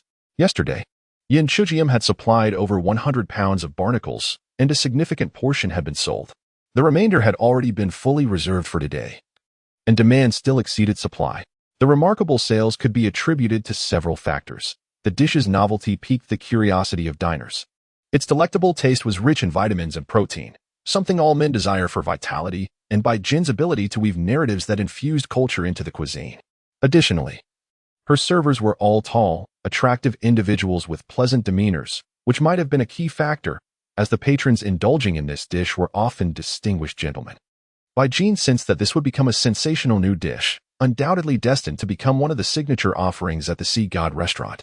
Thus, she promptly messaged Yin Chujiao, hoping he could procure a larger quantity for her. Even if a long-term supply were impossible, it was essential to satisfy the immediate demand and establish her reputation. To her dismay, Yin Chujiao replied that the supply would be less than the previous day, leaving her somewhat disappointed. Could you possibly arrange for a bit more? She implored. Yin Chujiao could not make any promises, only stating, I'll see what I can do. Determined, Bai Jin bit her lip and offered, I'll add 5 yuan for each kilogram. Yin Chujiao perked up at this, declaring, I will do my utmost, even if it means exhausting myself, to meet your needs, Madam Boss. Bai Jin chuckled. All right then, I shall await your good news. After hanging up, Yin Chujiao began to gather his things in preparation for departure. If he could earn 7,000 yuan daily, as he had the previous day, he would be able to repay his debts in just over a month. Thus, he deemed any risks taken to be worthwhile. With a reasonable profit margin, one becomes audacious. At a 10 profit, one is assured of widespread utilization. At a 50 profit, activity becomes vibrant. Now, embarking on this venture with nothing to lose, Yin Chujiu was more than willing to take risks. However, as he stepped outside, he spotted the familiar black warrior vehicle. What is going on? He wondered. Hadn't Li Meiqi mentioned taking Zhao Mei to the doctor today? Perhaps she found Zhao Mei troublesome and had returned her instead? When the window rolled down, he indeed saw Li Meiqi at the wheel, instantly making him tense. He leaned in to peer inside the car, but saw no sign of Zhao Mei, which relieved him greatly. Zhao Mei was a wanted creature and could not be seen in the village. Hey, why are you here? Weren't you supposed to take Zhao Mei to the doctor? He inquired. I already took her. She replied. Oh? He asked, surprised. After our call last night, I noticed it wasn't too late, so I skipped my shower and took her straight to the pet hospital. Yin Chuju quickly asked, so, you didn't shower last night? Li Meiqi chuckled, exasperated, as she noticed his intent to sniff her like Zhao Mei. She quickly shifted away, saying, is that the focus here? What should matter is what the doctor said. Oh, what did the doctor say? He pressed. The doctor indicated that it is highly likely a physiological shedding, but cannot be entirely certain, as the rate of hair loss is alarmingly rapid. Normally, shedding lasts for a month, yet she is nearly bald already, which is why I have arranged for her to be hospitalized for observation. Yin Chujiao gasped. Even dogs are hospitalized, receiving treatment akin to that of humans. Zhao Mei had indeed found a fortunate companion, albeit a female one. Li Meiqi pulled out her phone, exclaiming, here are the photos the doctor sent this morning. Yin Chujiao leaned closer to take a look, instantly struck by a sense of discomfort. Zhao Mei's condition had visibly deteriorated since last night, her appearance remarkably unkempt, devoid of any semblance of a dog. However, since there are professional doctors observing and treating, Yin Chujiao can only suppress her worries and brood in silence. In her impulsive reckoning against Huang Liangkong, she clearly acted recklessly without due consideration. Otherwise, Zhao Mei might not have to endure such suffering. The creature remains by her side, living a life of neglect, with no troubles at all. When it reached Li Meiqi's abode, it was lavished with delectable delicacies, including steak. Yet it developed various ailments due to the change in environment. Alas, what a wretched fate for a foolish dog, lacking in intelligence and yet imitating the bald-headed. Noticing his gloomy demeanor, Li Meiqi offered comfort, assuring him that Zhao Mei should be fine, as the doctor reported that aside from shedding fur, everything else was satisfactory. I have also instructed Taozi to check in from time to time. Well, let us hope for the best. Yin Chujiao nodded and, still not fully convinced, inquired, did you take a bath last night or not? Li Meiqi, utterly defeated, shot him an exasperated glance. Yes, I did. Thoroughly, both inside and out. I am spotless. Yin Chujiao was evidently skeptical, challenging her to provide proof. Li Meiqi wished to avoid lingering over such trivial details and asked, so, where are we heading today? I plan to return to the seaside spot from last time. The thought of those delicious blue crabs and the small fortune of 3,000 yuan she garnered ignited her excitement. Wonderful, splendid. Let us hurry, you lazy dog. Having developed a fondness for beachcombing and fishing, she had continuously invested her money, and this was her second time earning a profit. Last time, she earned 1,500, and this time, over 2,800, totaling over 4,000. Though this amount was insufficient to purchase a fine fishing rod. The prospect of earning money was a different matter altogether. The ability to earn brought forth a sense of accomplishment, filling her heart with contentment and joy. Fishing may not be addictive, but the pursuit of happiness undoubtedly is. It is precisely for this reason that she frequently sought out Yin Chujiao. For being with him was always a source of endless surprises and sheer delight, satisfying her hunger and her wallet. Some say that the essence of life lies in clarity of thought and discernment of right from wrong. Li Meiqi dismissed that as nonsense. The most crucial aspect of life is happiness, with everything else relegated to secondary importance. Without happiness, what is the point of existence? She had a premonition that today would undoubtedly be a thrilling and exhilarating day, perhaps even yielding a colossal catch. In truth, she was overly optimistic, and the heavens seemed to conspire in her favor. For those who possess beauty, fortune has always favored them. Chapter 44. Going to the beach is like falling in love. Utterly delightful, while Li Meiqi was momentarily distracted, Yin Chujiao had already unloaded his equipment from the tricycle and placed it onto her vehicle. Under his guidance, Li Meiqi had cleared away many unnecessary items from the car. Now, the trunk space was quite spacious, enough for 2 people to roll around comfortably. When Yin Chujiao settled into the passenger seat, Li Meiqi unexpectedly requested, "Can you drive instead?" It was rare for a girl to make such an assertion, leaving Yin Chujiao momentarily taken aback. "Me? Don't tell me you don't have a driver's license?" "Of course I have a license, but I understand. I'm your fish boy now, so I should be the one driving." Li Meiqi yawned and feigned a pout. She had risen early that day, having driven from the city, and was feeling a bit fatigued. "Just drive, will you?" "Fine, I'll drive. As long as you're not afraid I'll steer us into a ditch." Li Meiqi was somewhat astonished. "You've never driven before?" "Of course I have. Otherwise, how would I have gotten my license?" The last time Yin Chujiao drove was indeed during his driving test. Upon reflection, he realized he hadn't touched the steering wheel since circumstances had not permitted. Upon learning this, Li Meiqi erupted into laughter. "No worries, I'm an experienced driver. I'll teach you how to drive." Yin Chujiao felt uncertain about her driving expertise. While she appeared somewhat naive, she was undoubtedly earnest. "Aren't you worried I'll ruin your precious car?" Li Meiqi shook her head. "Not at all. Men are naturally skilled at driving. At first, you may lack experience, but after a couple of trips, you'll be just fine. Your speed will definitely surpass that of a female driver." Yin Chujiao remained skeptical of her assertions, questioning the validity of her comparison, yet he had no evidence to dispute her. Under Li Meiqi's insistence, he reluctantly switched seats and took the driver's position. Li Meiqi exhibited exceptional patience in teaching him the intricacies of driving. She meticulously explained the functions of the dashboard and central controls, which button started the engine, which was the electronic handbrake, and how to engage low-speed and high-speed four-wheel drive, among other details. Afterward, she allowed him the freedom to navigate on his own. Indeed, Li Meiqi's words held merit. Men seem to possess an innate talent for driving. Initially, as he hit the road, Yin Chujiao was clumsy, appearing disoriented and reckless. With her guidance in correcting his steering, he soon grasped how to drive, progressively gaining confidence. Before long, he was pressing the accelerator firmly, and after a short while, he was driving swiftly and steadily like a seasoned driver. However, the absence of lively banter on the road left the atmosphere somewhat lacking, devoid of joyful laughter. Seeing that he was now maneuvering the vehicle smoothly and confidently, Li Meiqi felt a profound sense of satisfaction. "I can teach people how to drive now, and surpassing the teacher is a remarkable achievement." The sense of accomplishment filled her heart with joy. She yearned to listen to music and sing a few lines. As she activated the car's audio system, the sound shifted from rock to a tender, lyrical piano accompaniment.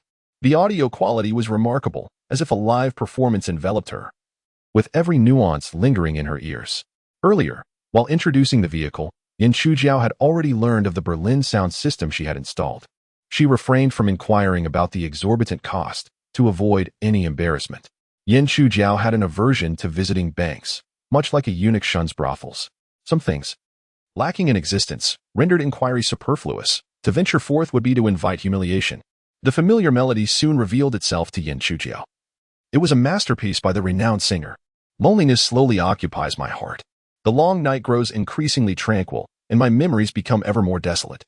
Li Meiqi accompanied the rhythm with a gentle, lilting voice. Her tone rose and fell, imbued with melancholy and longing, at times flowing like a gentle stream, and at others, heavy with sorrow, as if weeping over fallen blossoms. Ethereal and poignant, the high and aloof elegance of a goddess finally manifested through Li Meiqi. Yin Chujiao was entranced, her gaze inadvertently drifting towards her. Though she had the potential to embark on a singing career, she preferred indulging in fishing, embodying the contrast between what one can do and what one chooses. Under her influence, as the chorus approached, Yin Chujiao could not help but join in. "Who secretly stole my battery, leading me from the darkness into dawn? Oh, weary from the journey, heartbroken from the walk, to the point of numbness. You dare not inquire further, fearing you might become a suspect." Li Meiqi stared at Yin Chujiao, awestruck. What a talent! "Oh, divine singer, do not rush to your concert. First, come and silence him." As the accompaniment played a second time, Li Meiqi found herself unable to hold back. "It is regret that slowly erodes my heart. Let me steal your battery, causing the elder brother to wander until dawn. One who associates with vermilion turns red, while one who mingles with ink turns black." Li Meiqi was thoroughly swayed, completely lost in the moment. Yin Chujiao's eyes turned to her once more, wearing an expression that clearly said, "So you are the one who stole my battery." Li Meiqi, in return, shyly blinked at him. If Zhao Mei were present, she would undoubtedly say, "Pull over, I can no longer endure your antics. I shall step out to provide space for your exchange." After a leisurely hour of swaying along the road, they finally arrived once more at the shore. It is better to arrive early than late. The tide had not yet begun to recede. The mudflats were entirely submerged by the sea. Seeing that they could not reach the shore and had nowhere to step, Li Meiqi inquired of Yin Shujiao, "When will the tide begin to recede?" Yin Shujiao pulled out her phone to check the tidal schedule. "We arrived too early. The tide will not recede for another 2 hours, with the lowest point occurring at 11 in the morning." Li Meiqi replied, somewhat disappointed, "We have to wait that long?" "Patience is key. Haste will not yield great catches," Yin Shujiao offered a casual reassurance.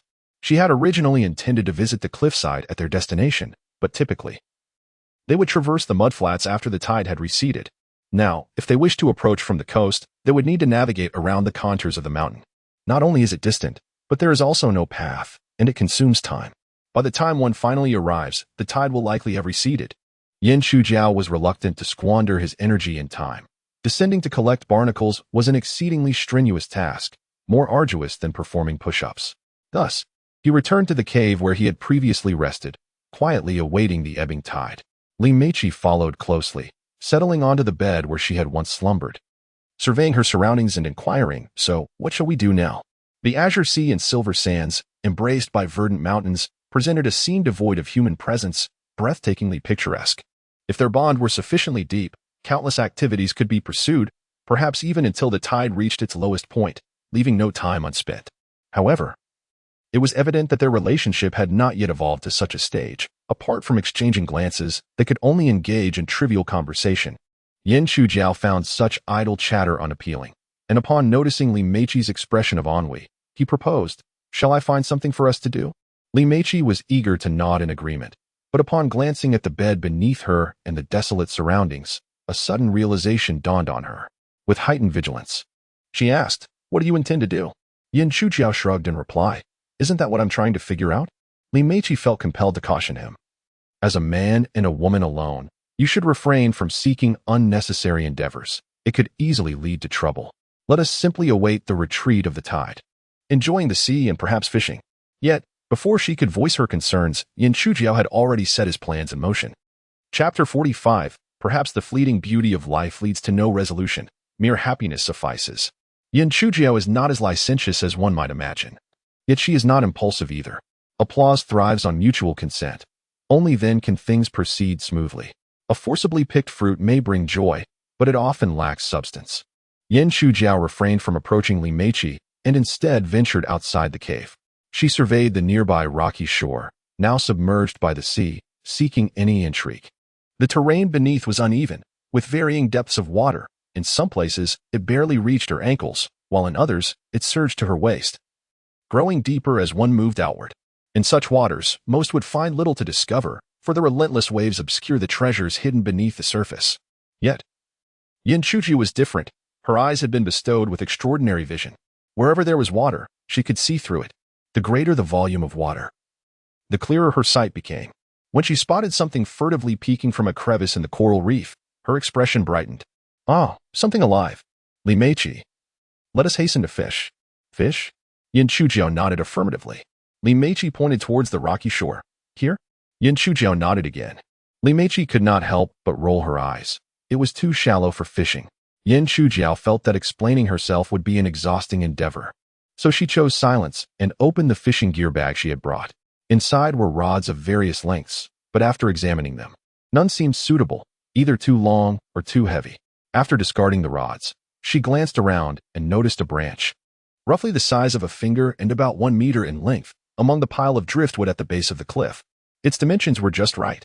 Yin Shujiao quickly extracted the branch from the pile, using a small knife to carve a notch at one end to secure the line. She then tied a segment of fishing line to it and attached a hook.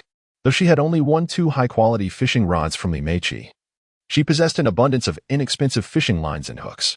Li Meiqi watched in bewilderment, asking, "What on earth are you doing?" "I just told you, fishing." "Fishing for what?" "You'll find out soon enough." As she spoke, Yin Shujiao deftly assembled a simple yet sturdy fishing rod. She then searched the rocks for an oyster, breaking it open to extract the meat, which she then affixed to the hook. "Here we go," Yin Shujiao exclaimed habitually, tossing the oyster meat into the water. Li Meiqi couldn't help but chuckle, for the depth at which she cast was scarcely 30 centimeters, and there were no fish below. Yet, despite the absence of fish, Yin Chujiao pretended to vigorously jig the rod. What is this childish play? Li Meiqi thought, finding it more sensible to return to the cave for a nap rather than witness his antics. Just as she turned away, she noticed the previously bent fishing line suddenly snap taut. What was happening? Had she snagged a rock? As Li Meiqi pondered in confusion, Yin Chujiao suddenly raised his rod with vigor. A serpentine creature was forcefully extracted from the crevice of the rocks and flung onto the shore. Li Meiqi approached in astonishment, discovering it to be an eel, approximately 40 to 50 centimeters in length and weighing around a kilogram. Goodness, is it truly possible to catch fish this way? Yin Chujiao, could you possibly be any more impressive? She exclaimed, her excitement causing her to tug at his arm incessantly. Yin Chujiao inwardly chuckled, thinking, you may praise me, but please refrain from being so exuberant. I cannot be held responsible for what may ensue. However, Li Meiqi soon released him, preparing to assist in unhooking the eel. The eel, with its sharp teeth and fierce demeanor, writhed violently despite being securely hooked, entangling itself in the fishing line. Li Meiqi, though lacking skill, was bold enough to attempt to grasp it with her bare hands. Yin Chujiao, alarmed by her audacity, realized the danger. Eels could inflict a painful bite, and he had no desire to further entangle himself in her affairs. Quickly, he reached down and pulled her up with a forceful tug. Unprepared, Li Meiqi stumbled into his embrace. The unexpected closeness left them both momentarily stunned, akin to an electric shock. Yin Chujiao's body stiffened while Li Meiqi's heart raced. Though their contact was fleeting, both blushed profusely, caught in an awkward moment. The eel is quite slimy and slippery, making it difficult to unhook without proper tools. Yin Chujiao attempted to ease the tension. Li Meiqi, understanding the situation, pondered aloud what to do next. We could simply cut the line. That would only cost us a hook. Attempting to unhook it could result in a bite and waste time. With that time, we could easily retie a hook and catch another fish. Oh, Yin Chujiao retrieved a small knife and severed the line, then placed the eel into a net to keep it submerged in water. He deftly tied another hook and prepared to fish once more. The area, surrounded by dense jungle and strewn with rocky outcrops, was seldom visited, allowing for an abundance of resources. However, finding eels was no easy task for the average person. But for Yin Chujiao, with his keen eye for water, it was a different story. Before long, he spotted another eel nestled within a coral reef's crevice and cast his bait. Get in there. Eels are highly aggressive marine creatures, possessing acute senses yet lacking intelligence. Unaware that the bait was a trap, the eel, lured by the sweet scent of the oyster meat, lunged at it without hesitation. Yin Chujiao reacted swiftly, raising his rod as the hook pierced the eel's mouth, pulling it halfway out of the water. This one was significantly larger than the previous, roughly twice the size and weighing over 2 kilograms. Wow, how magnificent! Li Meiqi exclaimed in awe, only to suddenly release a sigh of lamentation. Oh dear! Just as the eel was about to emerge completely from the water, it slipped off the hook and fell back into the depths, swiftly disappearing into the crevices of the rocks. Alas, it was so close to being caught, yet it managed to escape. It infuriated me to no end. Li Meiqi pounded her thigh in frustration, more vexed than if she had lost the fish herself. Yin Chujiao shook his head in bemusement. It was quite normal for fish to slip off the hook. If one cannot accept this, then what is the point of fishing when the fish are biting? Losing one is an everyday occurrence. If you limit every lost catch, you would surely end up bruising your thighs. Such long legs, if you do not cherish them. Allow me to take care of them. Without uttering a word, Yin Chujiao calmly continued to shuck the oyster meat, bait the hook, and cast it into the very crevice where the eel had vanished. Li Meiqi, witnessing this, shook her head repeatedly. It seems you have been deceived by Su Dewenhao. What do you mean? Su Jimao, in Ashima, wrote that a fish's memory lasts only 7 seconds. After that, it forgets its past experiences. Yin Chujiao nodded slightly. Su Dewenhao also mentioned that during these 7 seconds, the fish does not forget but rather recalls. When one dreams, the joy is unparalleled. Dreams arise from the heart, yearning to be realized. Perhaps the tales of romance will yield no tangible results, yet they remain stories of wind and snow, and that joy is sufficient. Li Meiqi's voice pulled Yin Chujiao back from his poetic reverie. Scientists have long since proven that a fish's memory extends beyond 7 seconds. Some memories can last for years, and some traits can even be inherited by the next generation. I'm aware of that. If you know, then why not change your fishing spot? That eel has already been hurt by you.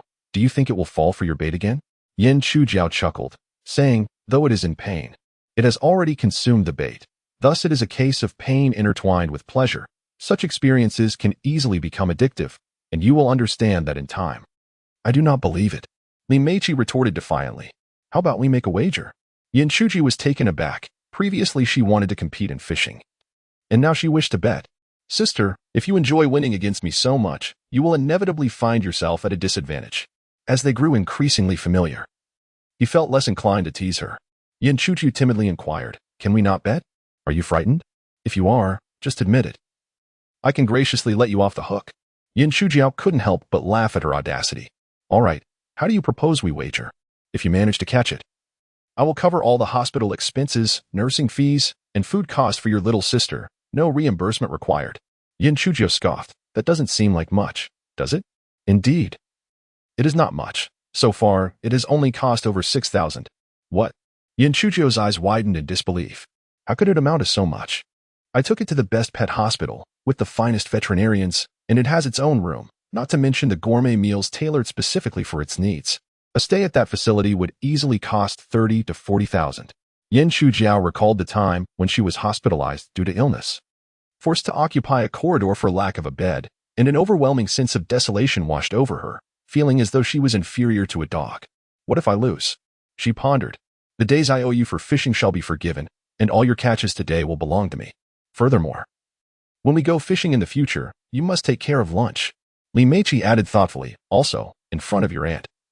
You may only speak well of me and must not utter anything negative. Yin Shujiao was taken aback. Li Meiqi, I can comprehend what you said earlier, but why this? I fear your aunt might perceive me as an uneducated girl, addicted to fishing, neglecting all responsibilities, spending her days preoccupied solely with the thought of fishing. Yin Shuji was tempted to ask, aren't you? At the same time, she found it perplexing that her aunt's opinion of her held such significance. However, before she could voice her thoughts, she swiftly changed her stance. I accept the wager. Just as she began to articulate her commitment, Li Meiqi's expression froze, leaving her momentarily speechless. Chapter 46. The peculiar preferences of the young lady. Li Meiqi watched in astonishment as Yin Shujiao's fishing line, which had been leisurely floating on the water's surface, suddenly tightened. It was evident that the sea eel, which she had deemed utterly incapable of being fooled again, had re-emerged to take the bait. This time, Yin Shujiao did not hastily lift the rod. Instead, she calmly awaited the moment when the tip of her fishing rod was pulled downward before she sharply lifted it. Success. The resistance on the rod was unmistakable. The hook had embedded itself deeply within the eel's mouth, and no matter how it twisted and struggled, it could not escape. Once she pulled the creature from the water, she effortlessly flung its long, robust body onto the sandy shore. Hastily, she set down her rod, used a small knife to sever the line, and placed the eel into a net bag. Li Meiqi stared at this scene, utterly dumbfounded, unable to collect her thoughts.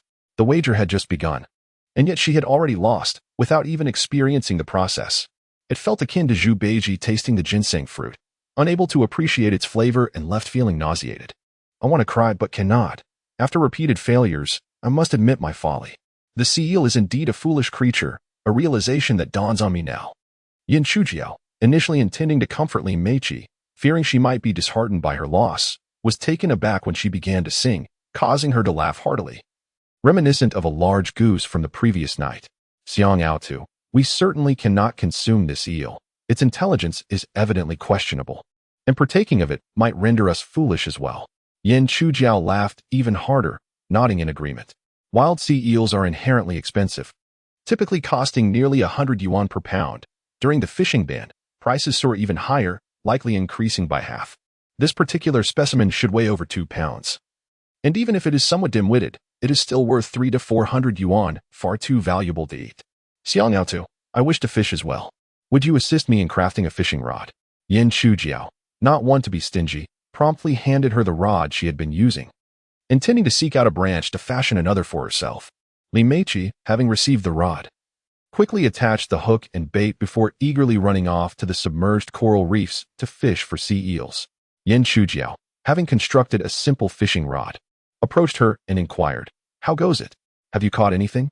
Li Meiqi shook her head, her expression forlorn. No, the waves are too tumultuous. I cannot see the bottom at all. Precisely. If you could see it clearly, what would I be showcasing? Yin Shujiao chuckled to herself before glancing underwater. She pointed to the right side ahead. There seems to be one over there. Try casting your line. Where? Li Meiqi glanced over, her face a mask of confusion. I can't see it. Look more closely. With no choice, Li Meiqi widened her eyes and scrutinized the water again, finally realizing that Yin Chujiao's observation was indeed correct. For a sea eel was peeking out, barely visible. Its coloration blended seamlessly with the surrounding rocks, rendering it nearly indistinguishable unless one looked intently. Xiang Yaotu, your eyesight is truly remarkable. To have spotted it, I evidently need to get myself some glasses. After giving Yin Chujiao a thumbs up, Li Meiqi lifted her rod and cast her line, aiming for the hidden creature. Upon hearing the familiar catchphrase, Yin Chujiao was somewhat astonished. This girl had evidently floundered once more. He chose to disregard her and began searching for fish. To his surprise, the underwater coral reefs concealed a remarkable number of eels. They varied in size, with the smaller ones predominating. The 2-pound specimen he had caught earlier was indeed a rarity, while the majority were mere little calamari, weighing less than 3 pounds. As Yin Chujiao continued to fish, he began to comprehend why Bai Jin had a penchant for larger catches. The smaller ones were simply insubstantial. Nevertheless, he managed to reel in 17 or 18 eels, totaling over 10 pounds. In contrast, Li Meiqi's catch was rather underwhelming. She could hardly see any eels and required Yin Chujiao's assistance to locate them before she could cast her line. Consequently, she only managed to catch fewer than 10, amounting to around 4 or 5 pounds. Despite her haul being half of Yin Chujiao's, Li Meiqi was quite content. It was her first time battling such fierce and vigorous creatures. The thrill and excitement, along with the sense of conquest from landing fish, made her exuberant throughout the experience. Her laughter bright and infectious. Yin Chujiao's spirits were equally buoyant, for the 10-odd pounds of eels could fetch nearly 2,000 yuan. Do not underestimate this sum. In the past, Yin Chujiao would have needed to repair countless water pipes for such money. Though they initially planned to continue fishing, the tide began to recede. The coral reef gradually lost its water, and the eels ceased to peek out, retreating into their holes, rendering Yin Chujiao's keen eyesight ineffective. Of course, he could still use his nose to sniff them out, but that would require digging rather than fishing, lacking the proper tools such as shovels or hose. It would be a considerable waste of time, and even with tools, the yield would be minimal. It seemed more prudent to explore the rocky crags nearby for barnacles instead. Observing the tide receding and the mudflats emerging, Yin Chujiao tidied up, guiding Li Meiqi across to the steep cliff face. As Yin Chujiao halted and set down his gear, Li Meiqi realized they had arrived at their destination. Leaning over the cliff edge for a glance, a look of confusion crossed her face. Are we going to fish here? The drop is so steep, it would be impossible to net anything substantial, and with the waves crashing, fishing seems rather futile. Yin Chujiao shook his head. No? I intend to collect barnacles. Li Meiqi scrutinized the rock face below, noticing indeed a plethora of barnacles, and inquired, what purpose do they serve? What else? They are for sale. Does anyone actually want them? Yes, they sell for 40 to 50 yuan per pound. Li Meiqi was taken aback. Are they truly that valuable? Indeed. You stay up here while I descend. Li Meiqi immediately shook her head. No. Yin Chujiao assumed she was like his aunt, concerned for his safety, and was about to reassure her. To his surprise, she exclaimed, I want to go down too. Yin Chuji was flabbergasted. Why do you want to go down? To gather barnacles with you. Absolutely not. Yin Chujiao resolutely declined, asserting that the task was perilous and certainly not a trivial matter.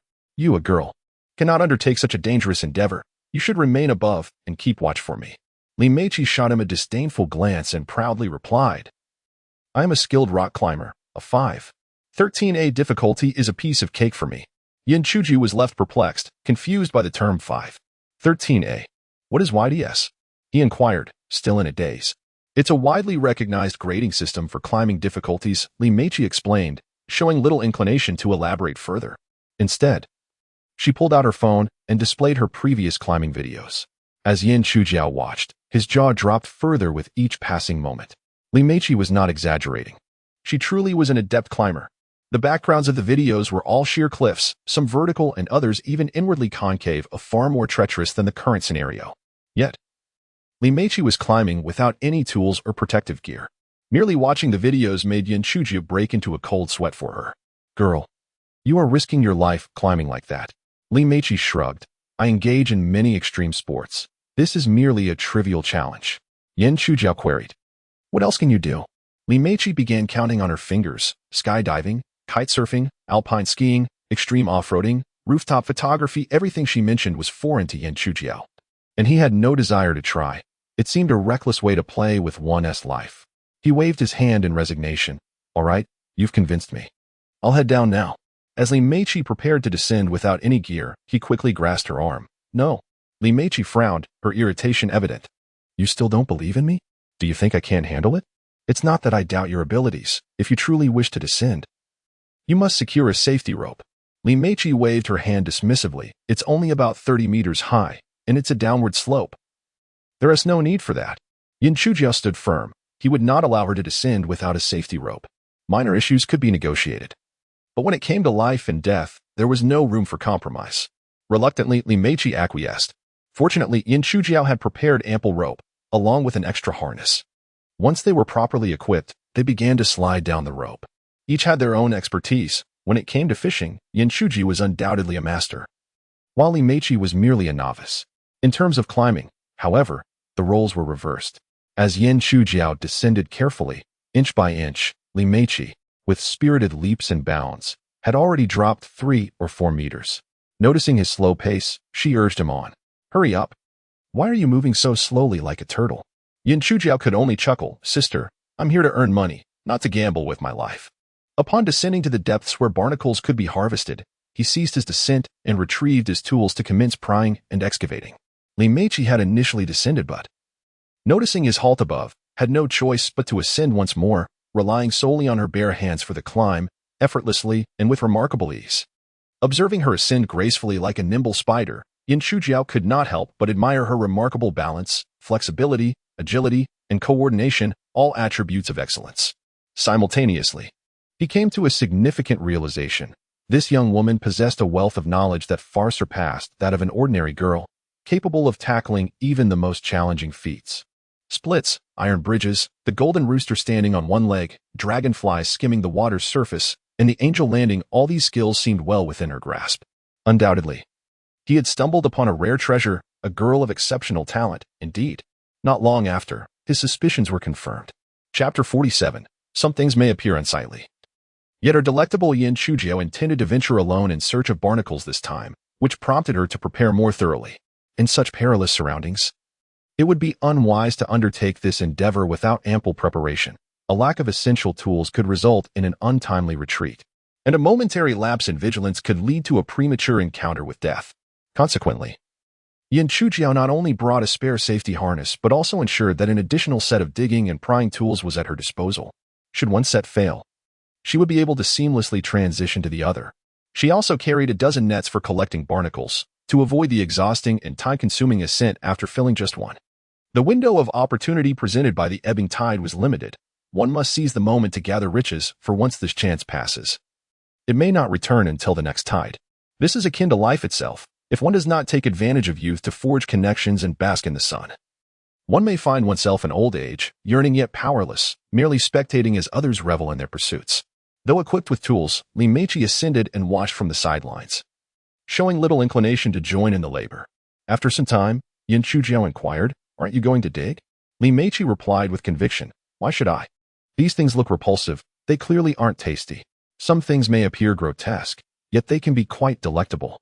Yan Chujiao countered. For instance, there are countless examples: silkworm pupae, rambutan, geoduck clams, dumplings. Li Meiqi initially concurred, recognizing the unattractiveness of silkworm pupae and rambutan. However, she grew puzzled at the mention of dumplings. How could they be deemed unsightly? Before she could voice her confusion, Yan Chujiao continued, Whether barnacles are ugly or palatable is secondary. What matters is their market value. That's your profit, not mine. You could help me sell them. Li Meiqi nearly retorted, But I don't need the money. Yet the words faded before her lips. Though she lacked financial need, she still desired to earn. She sought to prove a point, not out of a desire for self-importance, but to convey to her family that fishing and gathering at the shore could be a respectable means of income. Your words hold great wisdom. They have enlightened me. Yan Chujiao was momentarily taken aback. Did her speech truly possess such depth, transforming a casual comment into a profound revelation that would inspire Li Meiqi? However, such nuances were trivial. She hastily passed the tools and nets to her companion. Enough chatter. Let us get to work. When Li Meiqi accepted the tools, a hint of reluctance lingered. The barnacles before her were undeniably repugnant, and the thought of earning from them unsettled her. Yet as she began to excavate, witnessing the barnacles detach from the stone wall, restoring the surface to its original smoothness, she felt a sense of relief wash over her, a balm for her spirit. As she continued her task, the endeavor began to pique her interest. Gradually, her proficiency increased, and her pace quickened. Just as she filled her net and was ready to boast to Yin Shujiao, she glanced back and reconsidered. Her companion had already filled 3 nets and was commencing a 4th. With a swift motion, he wielded the shovel, so rapid that it appeared as but a blur, reminiscent of the legendary no-shadow hand from the Shaolin Temple. Before one could comprehend the unfolding scene, a sizable cluster of barnacles had already been dislodged. This fellow, undoubtedly, has never had a girlfriend. Not now, nor in the past. Li Meiqi felt an urgent need to rise to the occasion, refusing to be overshadowed, and thus inhaled deeply, lifted her hips, and resumed her relentless digging. Once she successfully excavated an entire patch of barnacles, her 3rd net was filled to the brim. Turning to glance at Yin Shujiao, she was struck by a wave of despondency. While she had toiled tirelessly, he had filled 9 nets to overflowing. If this were a competition, she would surely be left in the dust. Having exhausted all his nets, Yin Shujiao began his ascent, laden with barnacles. Observing his figure climbing, Li Meiqi's heart brimmed with astonishment. Each net held a considerable weight, perhaps a dozen pounds, and with 9 nets combined, it was no less than 100 pounds. The burden he bore was substantial, and one could only imagine how it hampered his mobility.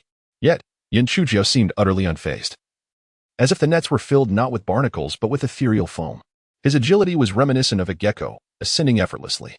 Upon reaching the summit, Yin Shujiao emptied his collected barnacles into the large fish box, clearing his nets for the next venture. Unable to contain her curiosity, Li Meiqi inquired, Yin Shujiao, how much do you think all these barnacles are worth? I estimate they could fetch around 6,000 to 7,000, he replied. And your 3 nets should be worth at least 2,000. Are you pleased with such earnings? He asked, gauging her reaction. Li Meiqi nodded, then shook her head. I am happy, but not overwhelmingly so. Yin Shujiao was puzzled. What do you mean? Within less than 2 hours, I've earned 2,000. Of course, I am pleased. Collecting seafood is more lucrative than selling it. Then why not overwhelmingly happy? Because I earned only half of what you did, being thoroughly outperformed by you. How can I be joyful? Yin Shujiao's realization dawned upon him. She relished being beneath him, longing for him to serenade her with a song of conquest. Of course, Li Meiqi instinctively replied, then sensed a misalignment in her response. Before she could ponder further, she noticed Yin Shujiao had unfastened his safety rope and was preparing to descend once more. Are you going back down? Indeed. There are still treasures yet to be collected. What treasures? With this girl, who was already well acquainted with his intentions, Yin Shujiao revealed gooseneck barnacles. Li Meiqi's eyes widened in astonishment. Is that a delicacy from the depths of the sea? She had previously been unaware of the value of the common goose barnacle. However, she was well aware of gooseneck barnacles, having tasted them before. Their flavor surpassed that of ordinary shrimp and crab, though they came at a steep price. Even in her family's circumstances, indulging every day was unfeasible, as overindulgence could lead to fatigue. Yet, the thought of gathering gooseneck barnacles piqued her interest, prompting her to eagerly ask, where are they? Where can we find them? Yin Shujiao pointed downward, indicating a crevice close to the sea surface where we had just been. Li Meiqi, puzzled, exclaimed, why didn't I see it? Yin Shujiao thought to himself that she was too busy showcasing her climbing skills, trying to impress, to notice anything else. Let us go. Li Meiqi urged, we should descend together. No, Yin Shujiao firmly opposed, explaining that going lower would bring them closer to the water's surface, which was exceedingly perilous. It was not merely a matter of climbing prowess. The waves would incessantly crash, threatening to engulf them. Hey, what are you doing? Come back. Before he could finish, Li Meiqi had already begun to slide down the rope. Unable to deter this headstrong girl, Yin Shujiao reluctantly followed her descent. Upon reaching a position near the water's surface, Li Meiqi finally spotted the gooseneck barnacles Yin Shujiao had mentioned, numerous and densely packed, all concealed within the crevices. She immediately reached out to pluck one, but the barnacle's powerful adhesive grip proved formidable. After considerable effort, she finally managed to extract one. Her face contorted in frustration, she remarked, this is quite a challenge. I could have harvested several of those ordinary barnacles in the same time. Yin Shujiao rummaged at his waist, producing a pair of specialized pliers for barnacle extraction, and handed them to her. Use this. Li Meiqi took the tool and clamped a barnacle, pulling with vigor. A sharp crack echoed as the barnacle was dislodged. But only half of it remained intact, the other half still embedded. Noticing this, the experienced Yin Chujiao approached, ready to impart his knowledge. Widen the pliers a bit. Grip it gently, and pull slowly. Under his careful instruction, Li Meiqi successfully extracted a complete gooseneck barnacle, measuring around 13 to 14 centimeters in length. With pride, she raised the barnacle, declaring, "I've learned how to do it." Yin Chujiao smiled, remarking that learning was not the primary concern. Li Meiqi, curious, asked, "What is the main focus?" "Be cautious of the incoming waves. After every 3 small waves, a large one will follow. When the big wave comes, you must be careful." Before he could finish his warning, a formidable wave surged toward them without warning. Yin Chujiao had no time to instruct Li Meiqi to brace against the rock face. Instead, he instinctively grasped her hand, pulling her close. Initially bewildered by the sudden motion, Li Meiqi only realized the danger when the waves crashed upon her. Gasping as seawater filled her mouth, she panicked, instinctively clinging to Yin Chujiao, wrapping her arms tightly around him. Chapter 48. Because I happened to meet you, life is so beautiful. As the tumultuous waves receded, the two individuals were not swept away. Yin Chujiao firmly grasped a protrusion on the rock wall, stabilizing not only himself but also Li Meiqi. However, what was once a parallel stance transformed into an intimate embrace.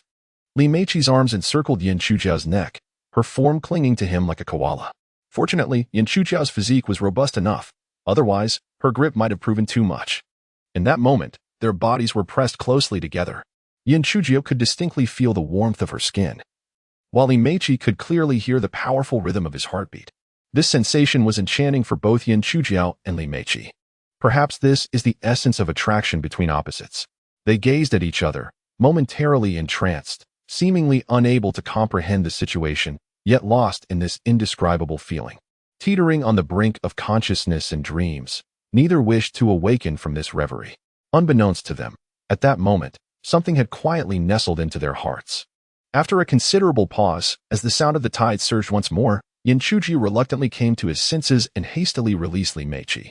At that instant, Li Meiqi finally reclaimed her scattered thoughts, realizing not only was she drenched, but also clinging to him. Her fair complexion flushed crimson, almost to the point of bleeding, and she hurriedly leapt away from him. "Li Meiqi, perhaps you should ascend first. This is undeniably perilous." Suppressing her wildly racing heartbeat, Li Meiqi bit her lip and declared, "No, I will not ascend. You go up instead. I brought you here, and if anything were to happen to you, I could not face your family." Shaking her head, she reassured him, "Do not worry, I will not hold you accountable. I am already an adult. I am responsible for my own actions, and I owe no explanations to anyone." Seeing her resolve, Yin Chujiao ceased his persuasion. His aunt was gentle yet firm, while this girl exuded a cold exterior with a resilient core, making it difficult for anyone to penetrate her heart. Thus she seldom heeded advice. "Then you must be cautious. Watch for the approaching waves. When they come, cling tightly to the rock wall or quickly ascend to avoid them." "I understand." Yin Chujiao refrained from further discourse, allowing her a moment of calm before resuming his task. These gooseneck barnacles only revealed themselves during the lowest tide. Once the tide rose, they became impossible to harvest. The low tide would not last long, thus every second counted. This time, armed with effective tools, his efficiency increased significantly compared to the previous day. However, even so, as the tide began to rise, he had only managed to collect 2 nets worth. It was not that his speed was insufficient, but the seafood hidden in the crevices was notoriously difficult to extract. Even with tools as sturdy as iron, it was not as simple as one might imagine. Of course, there were those within reach, yet they were not particularly bountiful. In comparison to him, Li Meiqi's gains were minimal, barely filling half a pouch. This was not only due to the inherent physical limitations women face in strength and speed compared to men, but also because she was constantly attentive to the surging waves behind her. During the onslaught of the mighty tides, she would warn Yin Chujiao to be cautious while simultaneously taking evasive action herself. With her mind divided amongst 3 tasks, her efficiency naturally suffered. By the time the two ascended from the cliff, it was already past 1 in the afternoon. Standing at the edge, gazing down at the steep precipice and the tumultuous sea below, both felt a profound sense of accomplishment. Although the process of collecting barnacles had been perilous and exhilarating, the sight of a full box of their bounty made it all worthwhile. The journey back to Dongguan village would take over an hour, and delivering the seafood to the sea god restaurant would require an additional hour. Therefore, they opted to return to the cave they had previously occupied for a brief respite before continuing their journey. Fortunately, both the acorn barnacles and gooseneck barnacles had a long shelf life. The acorn barnacles, in particular, thrived with a little seawater and basked in the sunlight, making freshness and spoilage a concern of the past. The goose-necked barnacles were relatively more delicate, yet as long as they remained unharmed, they would not perish easily. Upon reaching the cave, Li Meiqi, thoroughly drenched and utterly exhausted, disregarded her goddess-like image and plopped down onto the bed. Observing her breathless state, Yan Chujiao inquired if she was tired. Li Meiqi rubbed her sore and weak arms and legs, nodding vigorously, affirming her fatigue. She felt on the verge of collapse, as if her hands and feet were no longer her own. Noticing her struggle, Yan Chujiao casually remarked, "Would you like me to help you?" This statement, though genuinely intended to assist, carried a teasing undertone, as he believed Li Meiqi would be reluctant to allow him to touch her. To his astonishment, Li Meiqi extended her hand towards him without hesitation. "My forearms and shoulders are quite sore. I must have overexerted myself. Please help me relax my muscles." For convenience, she even removed her damp sunblock shirt, boldly revealing the black tank top underneath. Her shoulders, fair and smooth as freshly fallen snow, radiated warmth and tenderness. Yan Chujiao was taken aback. Was this a sight one could behold without payment? The surprise was overwhelming. It felt akin to intending to pick up a sesame seed, only to unexpectedly acquire a watermelon. "You're truly a wonderful person." Despite his inner tumult, his exterior remained composed. Yan Chuju discreetly took her hand and began to massage gently. It was only after he began that Li Meiqi suddenly became aware of the absurdity of the situation. What was she doing? In the past, she wouldn't even allow someone to touch her belongings without first wiping them down with a tissue. "Li Meiqi, where has your modesty gone? What of your principles?"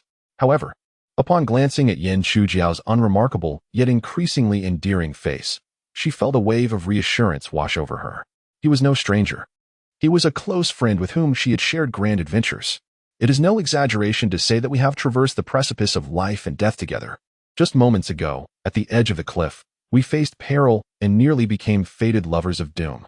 Given such circumstances, why confine ourselves? Why indulge in pretense? Why affect artifice?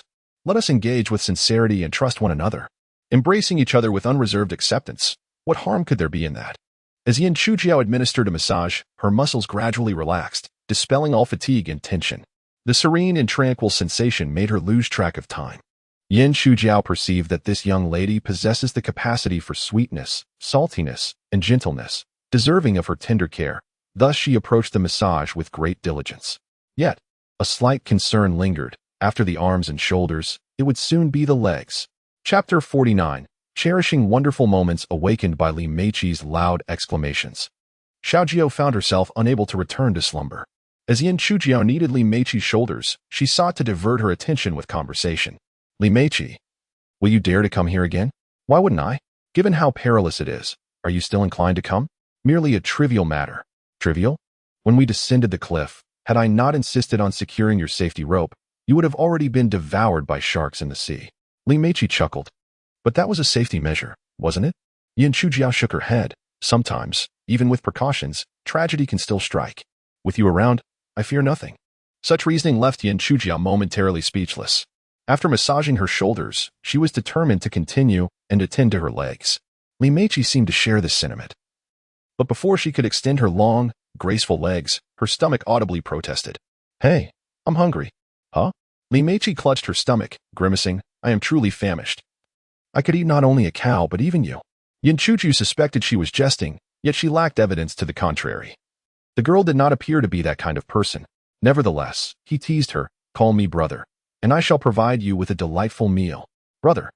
Yan Chujiao anticipated her reluctance, yet she obliged without hesitation, her tone surprisingly sweet. His senses were momentarily captivated. "Dear girl, your sweetness is delightful. But could you refrain from being so salty? I truly cannot bear it." Noticing his dazed reaction, Li Meiqi inquired, "What is the matter? Just call if you want to. Is there a problem with your pride?" Li Meiqi pouted. "I'm so hungry that my limbs have grown weak. What pride do I have left?" This was undeniably reasonable. Yan Chuju conceded. "Very well, I shall procure you some food." In truth, he was equally ravenous. To indulge in banter, one must first be sated. Otherwise, there would be no energy to spare. Yes, yes. Li Meiqi nodded eagerly, her eyes brimming with anticipation. Yin Chujiao's culinary creations were delectable, even lacking salt and oil. They remained irresistibly fragrant and flavorful, leaving a lasting impression. In recent days, she had dined on barbecued seafood, but whether at home or in upscale restaurants, no chef had ever succeeded in replicating the taste that Yin Chujiao provided, which she adored. She even pondered if he had secretly added some enchanted ingredient during his cooking. For how else could his dishes so enchant her senses? She mused that if he were truly intent on pursuing her, he might have already taken a significant step towards success. After all, was it not said that to win a woman's heart, one must first capture her stomach? In her life, she believed there were two things one must never neglect: joy and exquisite cuisine. It seemed that Yin Chujiao could offer her both. However, what left Li Meiqi feeling somewhat despondent was that Yin Chujiao seemed to harbor no special feelings for her, merely regarding her as an ordinary fishing companion, with no signs of pursuit whatsoever. Could it be that her aunt was so stunning that he had developed an immunity to ordinary women, thus failing to stimulate the release of dopamine? Surely it could not be due to feelings of inadequacy, believing himself unworthy of her, which deterred him from expressing his affections. In any case, it was quite vexing. As she emerged from her reverie and noticed Yin Chujiao already preoccupied with other tasks, she suddenly remembered something. Her legs. She hadn't massaged them yet. Yin Chujiao gathered a pile of deadwood and branches, igniting them before stepping outside. He retrieved a few seemingly feeble eels from the fish basket, gutting them thoroughly. He also collected some goose barnacles, scrubbing away the surface mud and grime. As for the gooseneck barnacles, he decided against them. They were mostly devoid of meat and merely offered a taste. More importantly, they were expensive, so he would save them for sale. With the ingredients prepared, he returned to the cave, where the fire had been stoked vigorously by Li Meiqi, flames roaring. Yin Chujiao arranged stones into a rectangular shape, transferring the glowing coals into it, and then placed a small iron grill he had brought from home atop. An improvised barbecue station was thus created. He neatly arranged the goose barnacles on the grill and skewered the eels with two small twigs to create a flat shape, placing them on top as well. The presentation was quite orderly, reminiscent of a barbecue brigade. After about 10 minutes, the goose barnacles began to boil, steam gently rising from the volcanic opening, accompanied by soft bubbling sounds, as if the volcano were on the verge of eruption. The eel meat was half-cooked, its savory aroma wafting through the air, with oil bubbles rising and sizzling. The rich scent of charred seafood once again permeated the cave, overcome by the enticing fragrance. Li Meiqi could no longer resist and hurried closer. She fanned the delightful aroma of the eel meat towards her nose, swallowing hard as she exclaimed, "It smells so good. I can hardly bear it." Yin Chujiao inquired whether she preferred her food in its original flavor or with a touch of seasoning. This time, Li Meiqi was quite articulate, replying, "As long as you prepared it, I will like it." Yin Chujiao noted that she might have overused the word prepared. "All right, I will take charge of that." Li Meiqi teased, "Just do your best. I'll be waiting to eat." This time, Yin Chujiao was evidently well prepared.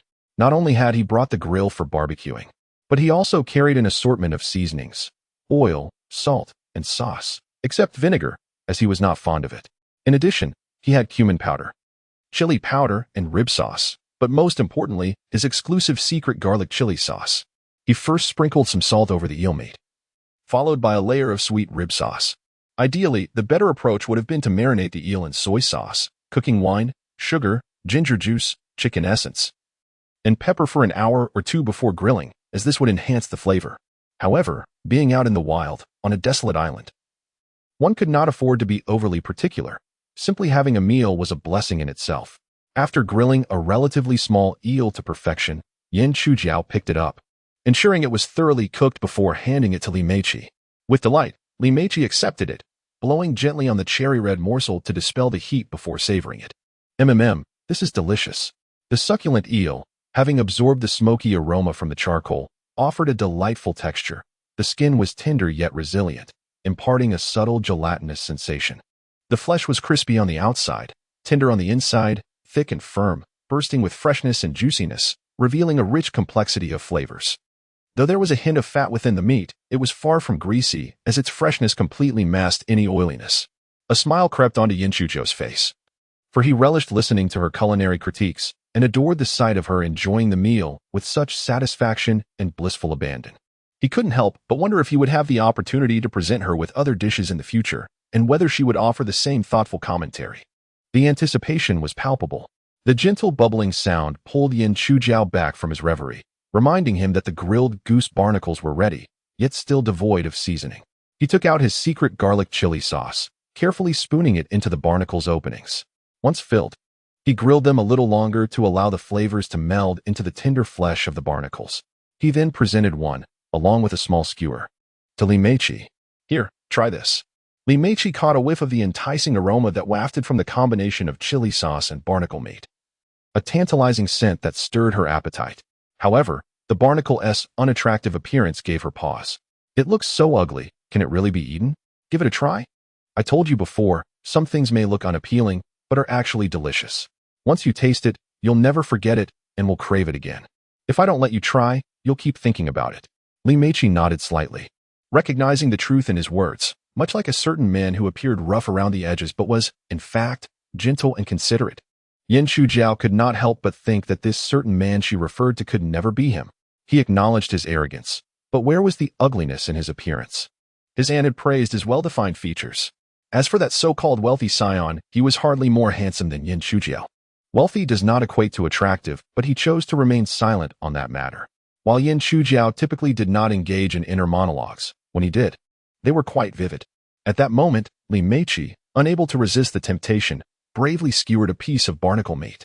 Observing the glistening, succulent seafood, she hesitated, then finally opened her mouth, extending her tongue to gently touch it. To her surprise, despite its unappealing look, it bore no unpleasant taste, and she slowly took a bite. After savoring it, her eyes sparkled with delight. The tender barnacle meat glided over her palate like silk. Each drop of the rich broth was infused with the essence of the sea. This is delectable. The barnacle meat was fresh and sweet, reminiscent of crab legs, yet even more succulent and juicy. Its texture was tender yet resilient, offering a delightful and refreshing mouthfeel.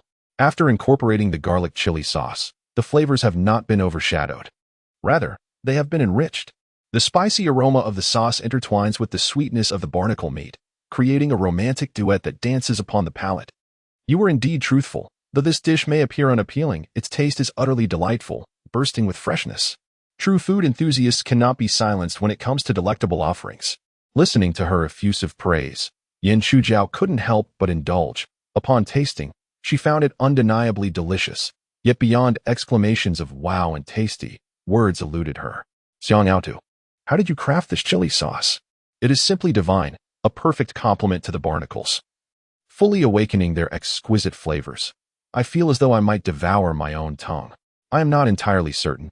This is a secret recipe passed down from my aunt. Occasionally, she prepares some to sell at her stall, and many people adore it, often placing special orders." Yin Chuju spoke the truth. Su Yueqing's homemade garlic chili sauce is exceptional. Suitable for rice, noodles, and various dishes, indeed quite popular. However, with the limited purchasing power of the few residents in Dongwon Village, no matter how delicious her sauce is, it merely serves as a garnish at her stall. Her earnings rely on the sale of dried goods. "Then I shall place an order with her."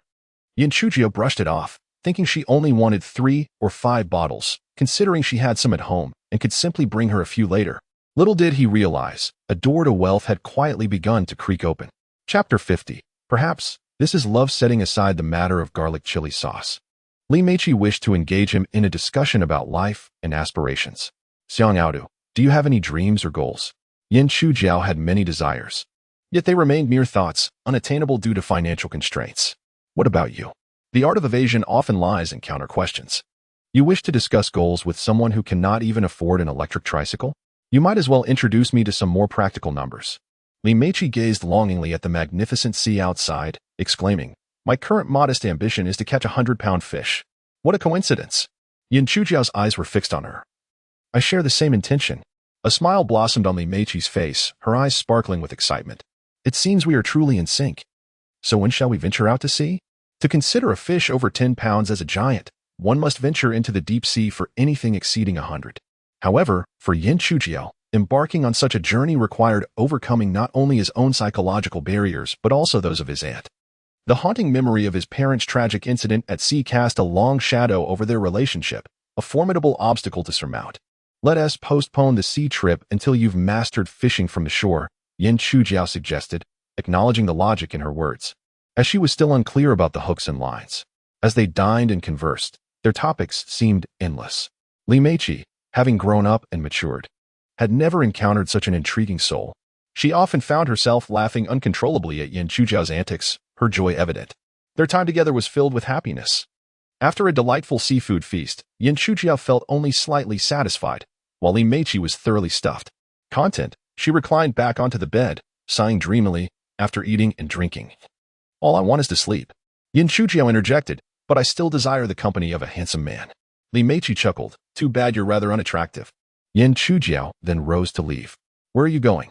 She inquired. You've wounded my pride. I'm going home. Li Meiqi, amused, quickly grasped the hem of his shirt. Come now, don't be like that. You may not be conventionally handsome, but your wealth of talent is undeniable. A remarkable man like you shines like a firefly in the night sky, and soon many girls will fall at your feet. Having spent considerable time with Yan Chujiao, Li Meiqi had grown fond of jesting and playfulness. Yan Chujiao remained his humorous self, yet he was now comforted enough to sit back down. We should be heading back soon. The landlady is inquiring about the barnacles. Xiang Aotu. Li Meiqi interrupted. Could you allow me to take a short nap? Yan Chujiao widened his eyes in surprise. Huh? Li Meiqi added. Is that okay? If not, I'll ask you again later. As Yan Chujiao hesitated to respond, Li Meiqi had already taken the initiative to lie down, closing her eyes in eager anticipation. Yan Chujiao found herself momentarily taken aback. Was this a rather swift progression? It seemed they had yet to confess their feelings, nor had they shared a leisurely stroll, a meal, or a film together. They had bypassed these fundamental steps and jumped straight to the climax of their relationship. Was this romance akin to my attempts at learning a foreign language? Always pressing fast forward? Well, I'm not typically a person of casual demeanor, but if you choose to be so nonchalant, I shall acquiesce to your whims. Finally shedding her hesitation, Yan Chujiao moistened her lips, parched by the sea breeze, with her tongue. Gently and slowly, she pressed her lips against hers, soft as petals. Their lips met. A jolt coursed through Yan Chujiao's body, rendering her momentarily numb. Kissing someone of such striking beauty and alluring figure was a dream she had only dared to entertain in the past. And now, this dream had materialized into reality. The whole affair was utterly surreal. The sensation was simply exquisite, especially since it was initiated by her, rather than a pursuit of his own. Yan Chujiao felt an urgent need to honor the beauty's affection, determined to apply all the wisdom gleaned from her mentors on how to conduct oneself. However, just then, she sensed something was amiss. Was she snoring? Upon closer inspection, she realized with newfound confidence that the seemed could be omitted. She was indeed snoring. In the midst of their kiss, how could she possibly be asleep? Was her technique truly that lacking? No, they hadn't even embarked on their journey yet. Yan Chujiao's mind whirled, her eyes widening in realization, and she abruptly released her hold on her lips. Goodness, it was not her who had erred, but rather a misunderstanding on his part. She merely sought a brief respite, not a rendezvous. This blunder was truly ridiculous. Should she ever take this seriously? Severing ties would be the least of his worries. He could very well find himself in a predicament. What? She remained blissfully unaware? Well, then, carry on with your slumber. Nothing untoward has transpired. Yan Chujiao hastily exited the cave, wiping the beads of sweat from his brow and inhaling deeply. From his demeanor, one might conclude that kissing Li Meiqi was more exhausting than scaling a cliff to gather barnacles. Meanwhile, Li Meiqi slept soundly, her eyelashes unfluttering, her lips merely pursing slightly as if savoring the flavors of the seafood she had just consumed. Feeling a pang of guilt, Yan Chujiao lingered outside for nearly an hour before finally returning to the cave. Observing Li Meiqi still lost in her slumber, he found himself both amused and perplexed. Young lady, I recognize your ample bosom, but I had not anticipated your heart to be so expansive. You sleep as if completely oblivious to the world. Noticing the time had grown late, the proprietress, by Jean, sent several messages inquiring about the barnacle situation. Yan Chujiao had no choice but to gently rouse her. Young lady, it's time to awaken. We must return. After her slumber, Li Meiqi finally felt rejuvenated. Women may not rival men, but none could compare to Yan Chujiao. He was like a machine, perpetually tireless. Observing the ever-energetic Yan Chujiao, Li Meiqi felt a surge of curiosity and inquired, Do you not feel fatigued at all? You appear to be brimming with vitality throughout the day. Yan Chujiao merely shook his head and flexed his biceps, declaring, A true warrior never complains of exhaustion. Thankfully, I am not a warrior, so I am free to express my fatigue. Li Meiqi rose to her feet, stretching her limbs while exclaiming, This journey has left me utterly exhausted, akin to a dog. Yin Chujiao countered, you are mistaken. Dogs do not suffer as you do. Reflecting on the comfort of being at the pet hospital, where she was attended to by the staff, Li Meiqi nodded in agreement. As they journeyed back, Li Meiqi suggested that they deliver the barnacles directly to the Sea God restaurant. However, upon passing through Dongwon village, Yin Chujiao, who was driving, made an unexpected stop at his own residence. Li Meiqi assumed he was merely changing clothes, but to her surprise, he emerged with several bottles of garlic chili sauce. When Yin Chujiao offered her the sauce, she declined, prompting his question, do you not desire this chili sauce? What I want is not just a handful of bottles, but 200 or 300. Yin Chuji was momentarily taken aback. Do you intend to purchase in bulk? Li Meiqi burst into laughter, explaining, not for bulk. I plan to share some with friends and relatives and keep a bit for myself. Surely that does not necessitate such a vast quantity? Yin Chujiao queried. To which Li Meiqi responded, though 300 seems excessive, if I gift 3 to 5 bottles to each person, it would only suffice for about 100 individuals. Initially, Yin Chujiao was inclined to ask if she truly had that many friends and relatives to gift, but he refrained. Do you think wealthy individuals possess such a multitude of acquaintances? She teased, indeed I do. One may be destitute in the bustling city yet find distant relatives in secluded mountains, Li Meiqi quipped, resembling a plump sheep, indicating she was hardly lacking in connections. When do you require them? The sooner, the better. Ideally, I would like them prepared by tonight, as tomorrow is the Dragon Boat Festival. Yin Chujiao suddenly comprehended her intention. So you plan to forego Zongzi this year in favor of chili sauce? Not at all. Li Meiqi shook her head. I intend to pair Zongzi with chili sauce. It will be absolutely delectable. Defeated, Yin Chujiao asked, then how many do you truly need? After a moment of calculation, Li Meiqi stated, if I could settle for a lesser amount, 300 bottles would be just barely sufficient. Yin Chujiao regarded her with exasperation. You might as well purchase them from the supermarket. Li Meiqi questioned, is it possible to find an identical flavor of chili sauce in the supermarket? Not at all. Then why suggest I go? She countered. My aunt cannot produce that many in a single day. 200 bottles would be the absolute limit. Resigned, Li Meiqi acquiesced. 200 it is, but the flavor must remain unchanged. Yin Chujiao then retrieved his phone to call Su Yuqing, relaying the request. Upon learning that his female fishing companion desired chili sauce, Su Yuqing promptly assured him that she would return immediately to prepare it fresh. Li Meiqi initially planned to accompany Yin Chujiao in selling seafood, but considering the need to return him home afterward, she decided it would be more efficient to wait for him at his house, thereby avoiding the hassle of running back and forth, while also nurturing her relationship with his aunt. Oh, this is rather peculiar. Why should one seek to strengthen the bond with his aunt? Chapter 51. Do not cause a commotion. I am watching. Before Li Meiqi could fully comprehend the situation, Su Yuqing hurried back from the market. Yin Chujiao formally introduced the two. Su Yuqing realized that this girl was even more enchanting than she appeared on screen, and her figure suggested she was quite capable of bearing children, which delighted her immensely and filled her with warmth. Initially, Li Meiqi felt a twinge of discomfort and apprehension upon seeing her aunt, who was undeniably more beautiful than herself. However, upon interaction, she found her to be quite amiable and approachable, which eased her tension. Observing the two engage in cheerful banter and amicable exchange, Yin Chujiao felt reassured and took it upon himself to drive Li Meiqi's car to deliver goods to the Haishan restaurant. Upon arrival, Yin Chujiao maneuvered the vehicle into the exclusive outdoor parking area behind the restaurant. After turning off the engine, he called Bai Jin to inform her of his arrival and requested her to arrange for someone to receive the delivery. Bai Jin, who maintained strict control over the quality of ingredients, insisted on personally inspecting the goods, though she asked Yin Chujiao to wait a moment as she was en route. Yin Chujiao chose to remain in the vehicle while waiting. Sitting proved less comfortable than reclining, so he adjusted the seat to a more relaxed position, intending to catch a brief nap.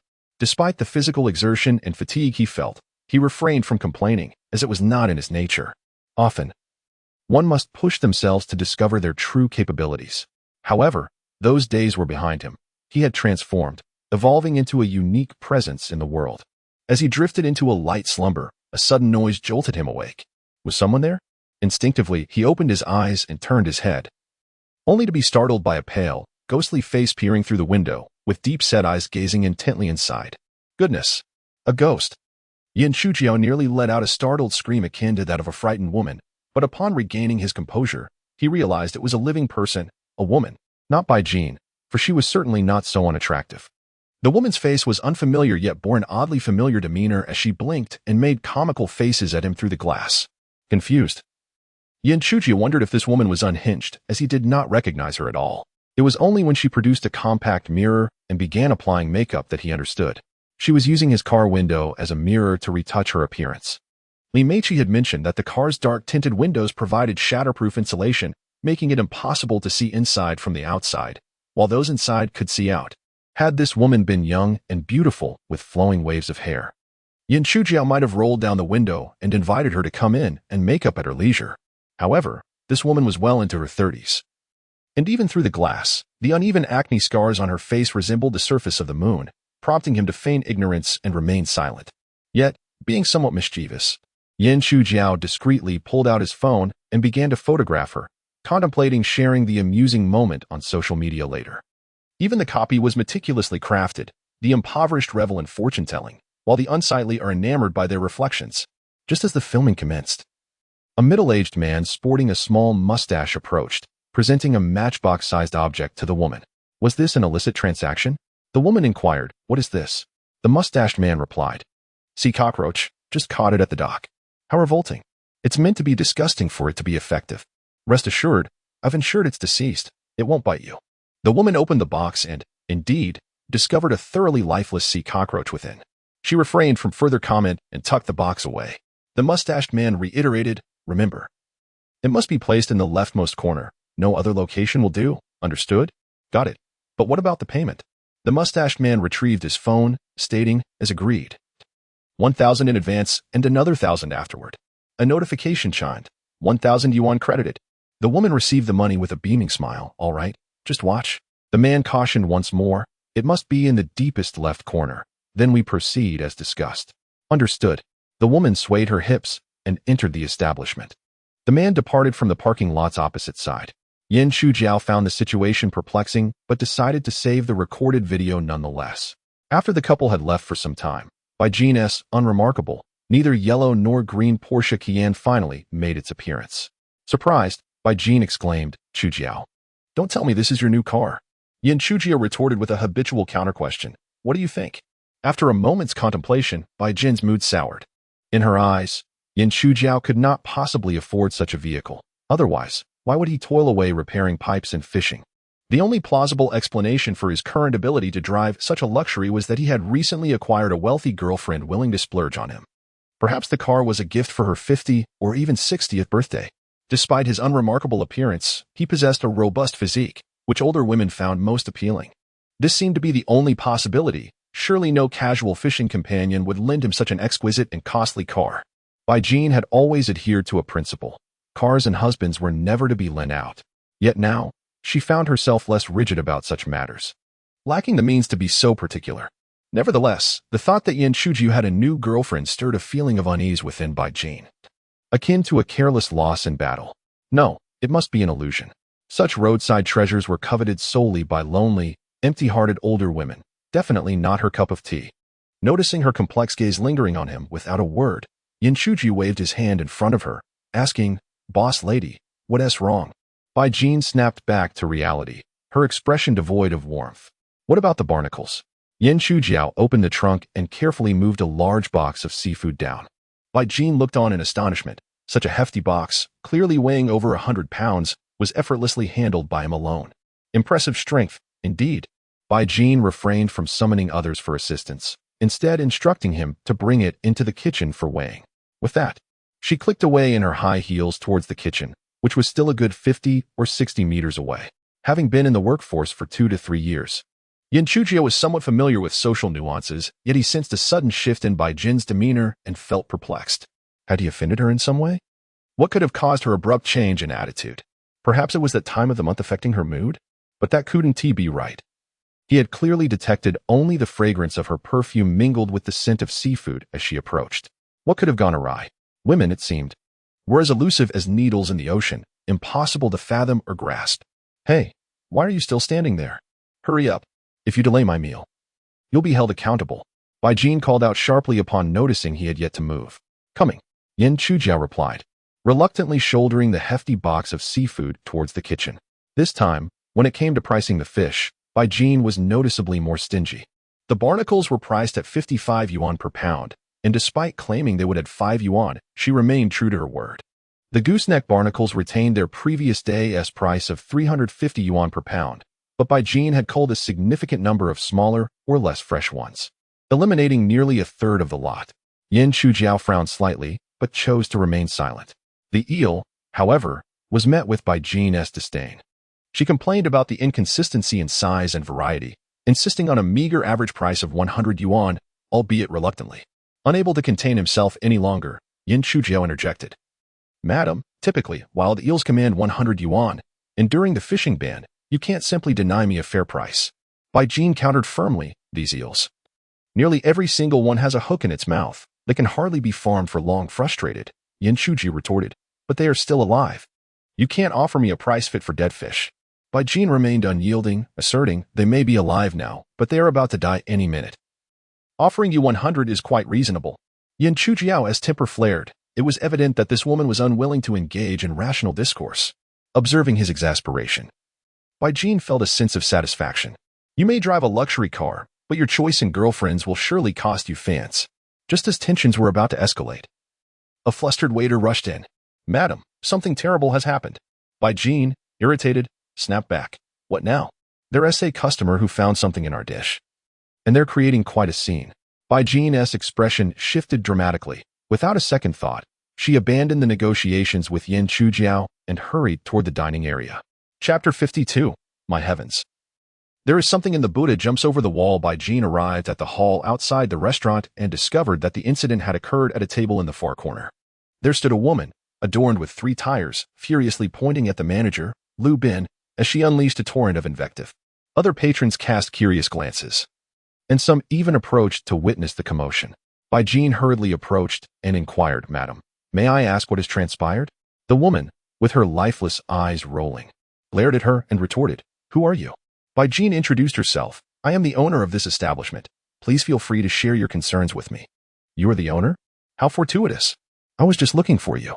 The woman pointed vehemently at a bowl of Buddha jumps over the wall in front of her. Come and see what this is.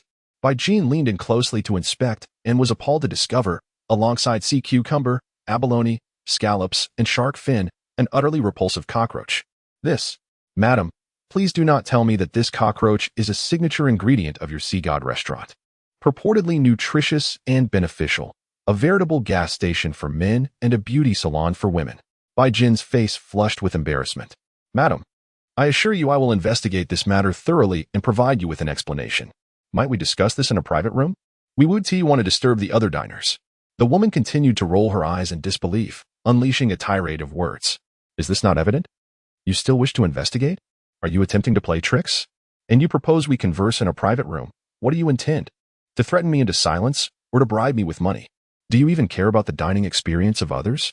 With such revolting things in your dishes, how can your wretched restaurant even continue to operate? Bai Jin, struck dumb by her fierce rebuttal, could only glance towards the head chef, Zhang Huanbing, who had hurried over upon hearing the commotion. Zhang Huanbing promptly stated, Madam, your standards for food hygiene are so stringent that I dare not be negligent. I personally oversee each bowl of Buddha jumps over the wall, meticulously checking during preparation and prior to serving to ensure there are absolutely no issues before allowing the staff to serve. Humph, your words are more melodious than a song. The woman, her visage contorted in disdain, pointed at the dish and interrogated. Then tell me, how do you explain the presence of this cockroach? Zhang Huanbing stammered, I. What do you mean, I? The woman scoffed relentlessly. Do you dare assert that I brought this here intentionally to frame you? Zhang Huanbing replied candidly. It is not outside the realm of possibility. Where is your evidence?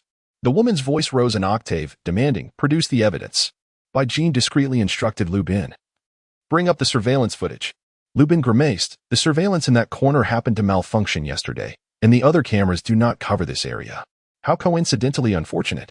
Bai Jin finally sensed that something was amiss. I must inform you that I have summoned my family to come here.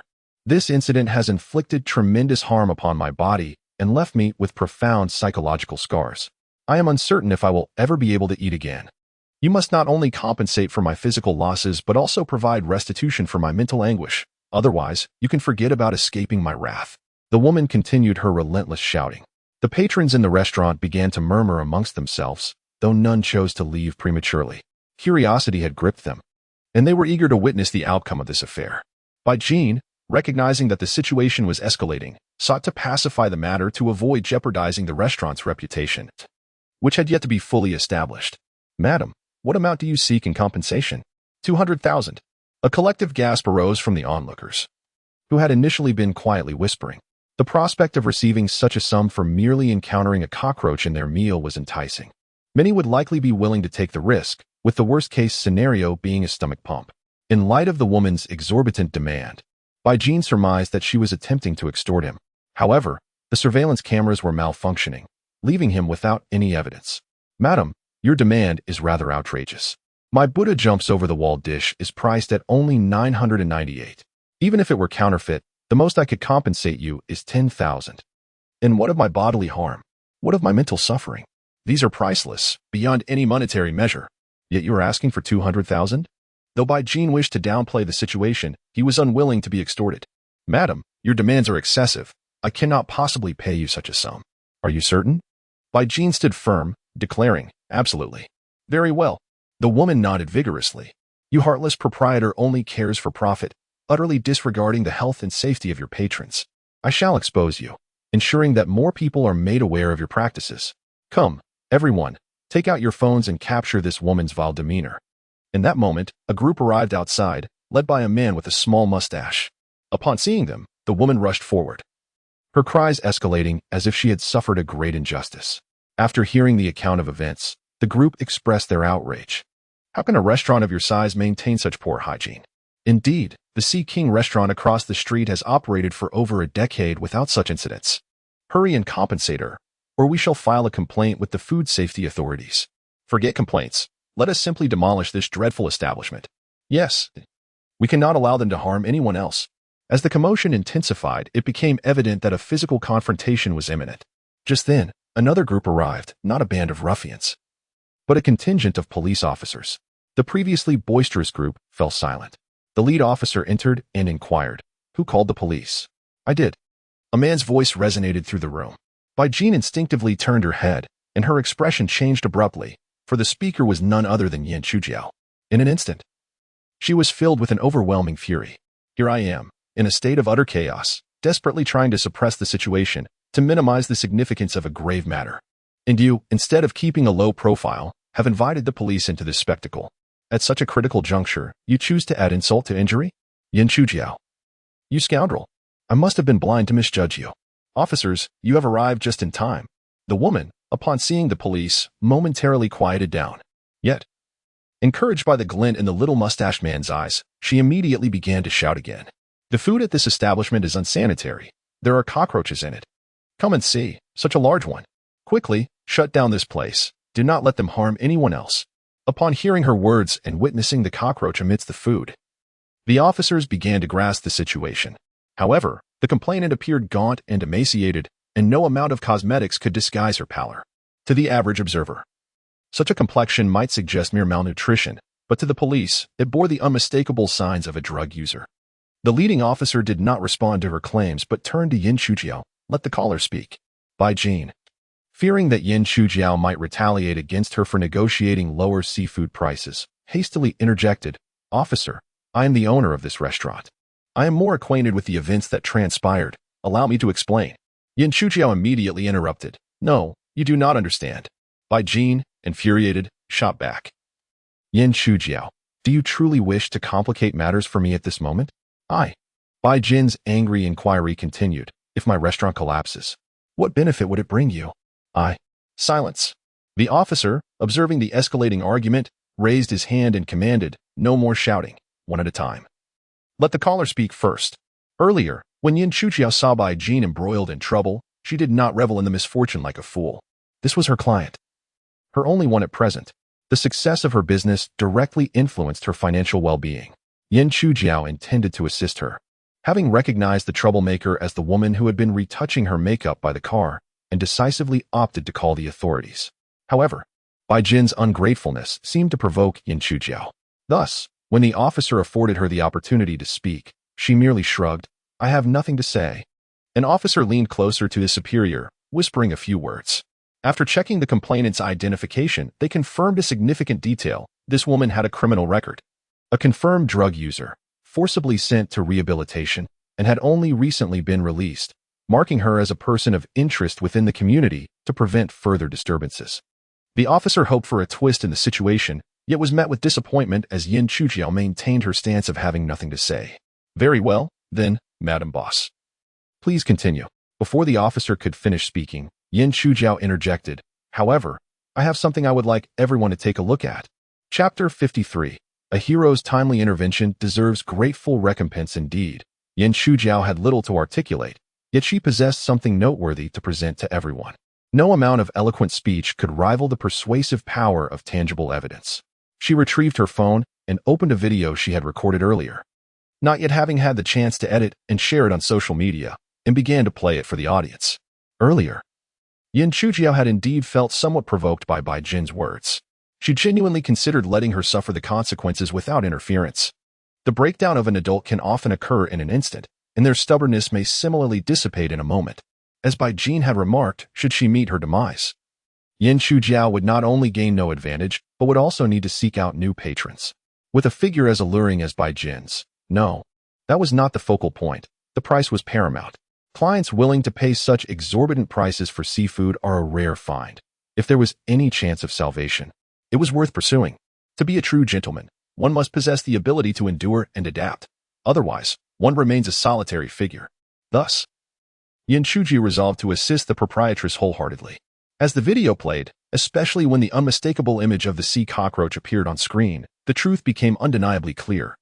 Requiring no further inquiry, observant officers even discovered the box that had contained the sea cockroach in the trash bin beneath the table. The evidence was irrefutable. This woman was attempting to exploit the situation, and the restaurant had been unjustly accused. The small mustached man, feeling the weight of his guilt, began to subtly retreat. Clearly sensing the tides had turned and wishing to escape. Seize him. Yin Chujiao's keen eye spotted this and she called out, prompting several officers to instinctively rush towards the man. As he was subdued, the leading officer shot a somewhat frustrated glance at Yin Chujiao, silently chiding her for stealing his thunder. With both the man and woman, along with their accomplices, securely apprehended, the restaurant's reputation was restored, allowing patrons to resume their meals. Bai Jin, clearly a savvy businesswoman, sought to placate her customers by offering a complimentary dish of braised duck wings to each table. With an excess of duck wings that were difficult to sell, it was better to make a goodwill gesture than to risk waste. If customers perceive that you are both attractive and personable, they may return, not solely for the food but also for the charm of the host. Yin Chujiao's fondness for the roasted goose rice noodles stemmed from the sweet smile of the proprietor's daughter, who always added extra noodles for him. However, at that moment, he could not share in the laughter, as the principal witness was called aside to provide a statement. Once finished, Bai Jin approached him, her expression betraying embarrassment. Yin Chuji remained silent, merely observing her with a steady gaze. The formidable proprietress seemed hesitant to meet his eyes, akin to someone exposed and feeling vulnerable. After a prolonged pause, Bai Jin finally managed to utter, Chujiao, shall we step to the back? Initially, Yin Chujiao had no intention of putting on airs, but seeing her flustered demeanor prompted him to engage. He inquired in a teasing tone, what shall we do in the back? Have you not weighed your seafood yet? Let's go and weigh it. But I am not inclined to sell it to you at the moment. Bai Jin hesitated for a moment and then asked anxiously, why? Because you enjoy haggling me down, as if I am someone easy to manipulate. Bai Jin forced a smile. This is just this once. Where there is one, there will be another. If you keep pressing, it will become a habit. All right. I promise not to haggle in the future. Is that acceptable? The manager, Lu Bin, who had been standing nearby, could no longer refrain from interjecting. Must you really be so sparing with your words? Uttering just one more price won't cost you a single piece of meat, will it? Yin Chujiao had a temper, but it was fleeting. As long as the other party was willing to temper their demeanor first, she could be quite accommodating. Thus, she followed him back to the kitchen without further ado. Bai Jin was adept at both business and personal interactions. A hero should be reciprocated with gratitude for their aid. However, the thought of the luxury car parked outside slightly diminished Bai Jin's sentiment. She could only find another way to show her appreciation. Chujiao, I didn't notice earlier, but these sea eels are quite substantial, and the leopard-spotted ones are plentiful. How about I offer you 180 yuan per Jin? Does that sound reasonable? Yin Chuji was not someone who took advantage of his situation, yet this time she was inclined to sell. Didn't you say they have hooks in their mouths and will die quickly? Bai Jin waved her hand dismissively. It's all right. My fish pond uses a seawater circulation system. They should be fine for 3 to 5 days. Well, it's up to you then. Also, regarding the gooseneck barnacles, I want to be picky. I'll stick to the original price and give you 350 yuan per gene for all of them. Yin Shujiao inquired. Didn't you just say you didn't want the smaller ones, or those that didn't look fresh? I didn't see them clearly before, upon closer inspection. They're not small at all, and are all freshly harvested today. How could they possibly be anything but fresh? Oh, if you take them and they don't sell? Don't blame me. I want tea. Bai Jin smiled. Shrewd as she was, she never engaged in unprofitable transactions, merely adjusting her gains. After settling the terms, they promptly began weighing the seafood. The beak barnacles weighed 135 gene at 55 yuan per gene, totaling 425 yuan. The sea eels weighed 5 gene at 180 yuan per gene, totaling 430 yuan. The gooseneck barnacles weighed 25 gene at 350 yuan per gene, totaling 750 yuan. The total for all 3 items amounted to 605 yuan. This time, Bai Jin took the initiative to round up the payment, transferring 700 yuan to Yin Shujiao. The previously stern-faced Yin Shujiao finally brightened up. Thank you, boss lady. Bai Jin smiled and replied, and I thank you too. Your consideration warrants my gratitude. No. You have helped me tremendously today. I should be the one thanking you. No. I merely happened to come across them and impulsively purchased them. It's of no consequence. I too have done nothing extraordinary, simply acquiring your seafood at a fair price, with such lively, fresh, and sizable seafood. The price is only justified. The manager Lu Bin, who remained by the side, could no longer bear to watch the unfolding scene. Since you share such a profound connection, there is no need for further pretense. There is a hotel nearby, and rooms should be available. After all, we are destined for long-term collaboration. Fostering deeper relationships will only facilitate our development. Is my generosity truly so unusual? If I were normal, would I have an affinity for the head chef? Having settled matters of finance, Yin Shujiao prepared to depart. Yet, Bai Jin interjected, Shujiao, it is already mealtime. Why not stay for a casual seafood set meal? No. Thank you. The car is borrowed, and I must return it to its owner. Yin Shujiao firmly declined. Earlier, he had glanced at their menu outside. The positioning of the Sea God restaurant was indeed quite elevated, emphasizing a luxurious yet unyielding experience, with the most economical single seafood set meal priced at 188 yuan. It wasn't that he couldn't afford it. Rather, it lacked value for money.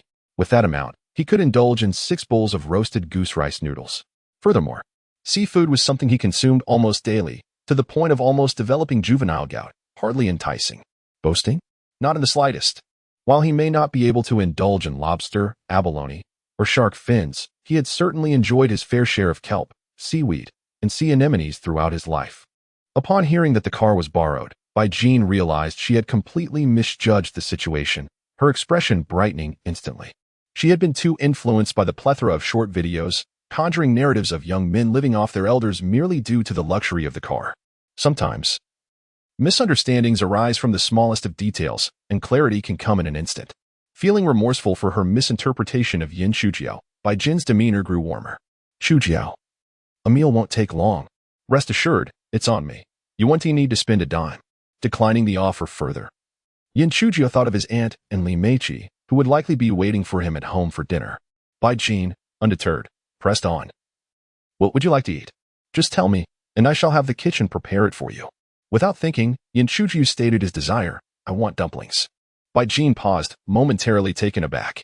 This was a seafood restaurant specializing in Cantonese cuisine, with staples such as rice, congee, rice noodles, and even char siu buns.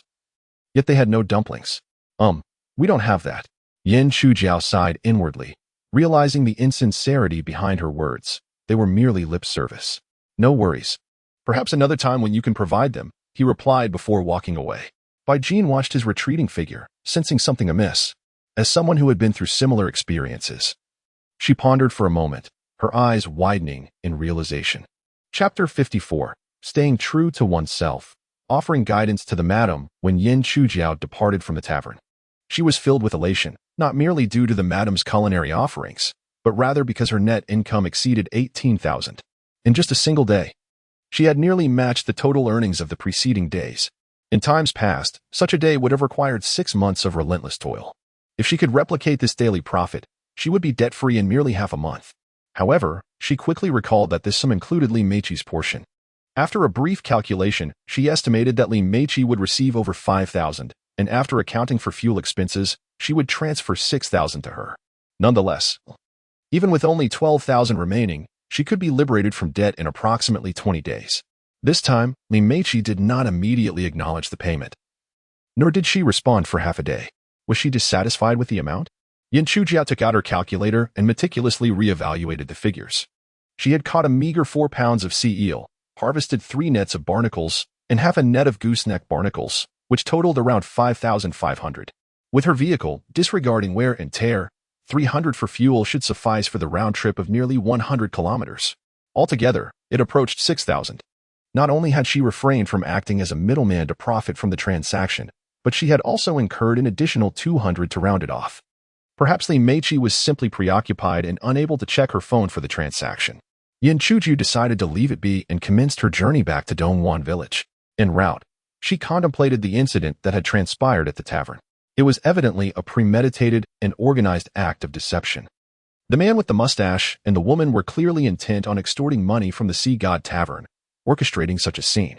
However, was the situation truly as straightforward as it appeared? Yan Chujiu had never pried into Bai Jin's background and was oblivious to the number of foes she might possess. Yet she was aware of at least one rival. In a competitive industry, the Sea King Tavern, situated directly across from the Sea God Tavern, was highly suspect. It was entirely plausible that the owner of the Sea King Tavern had enlisted someone to target Bai Jin. If that were the case, Yan Chuju could understand the rationale.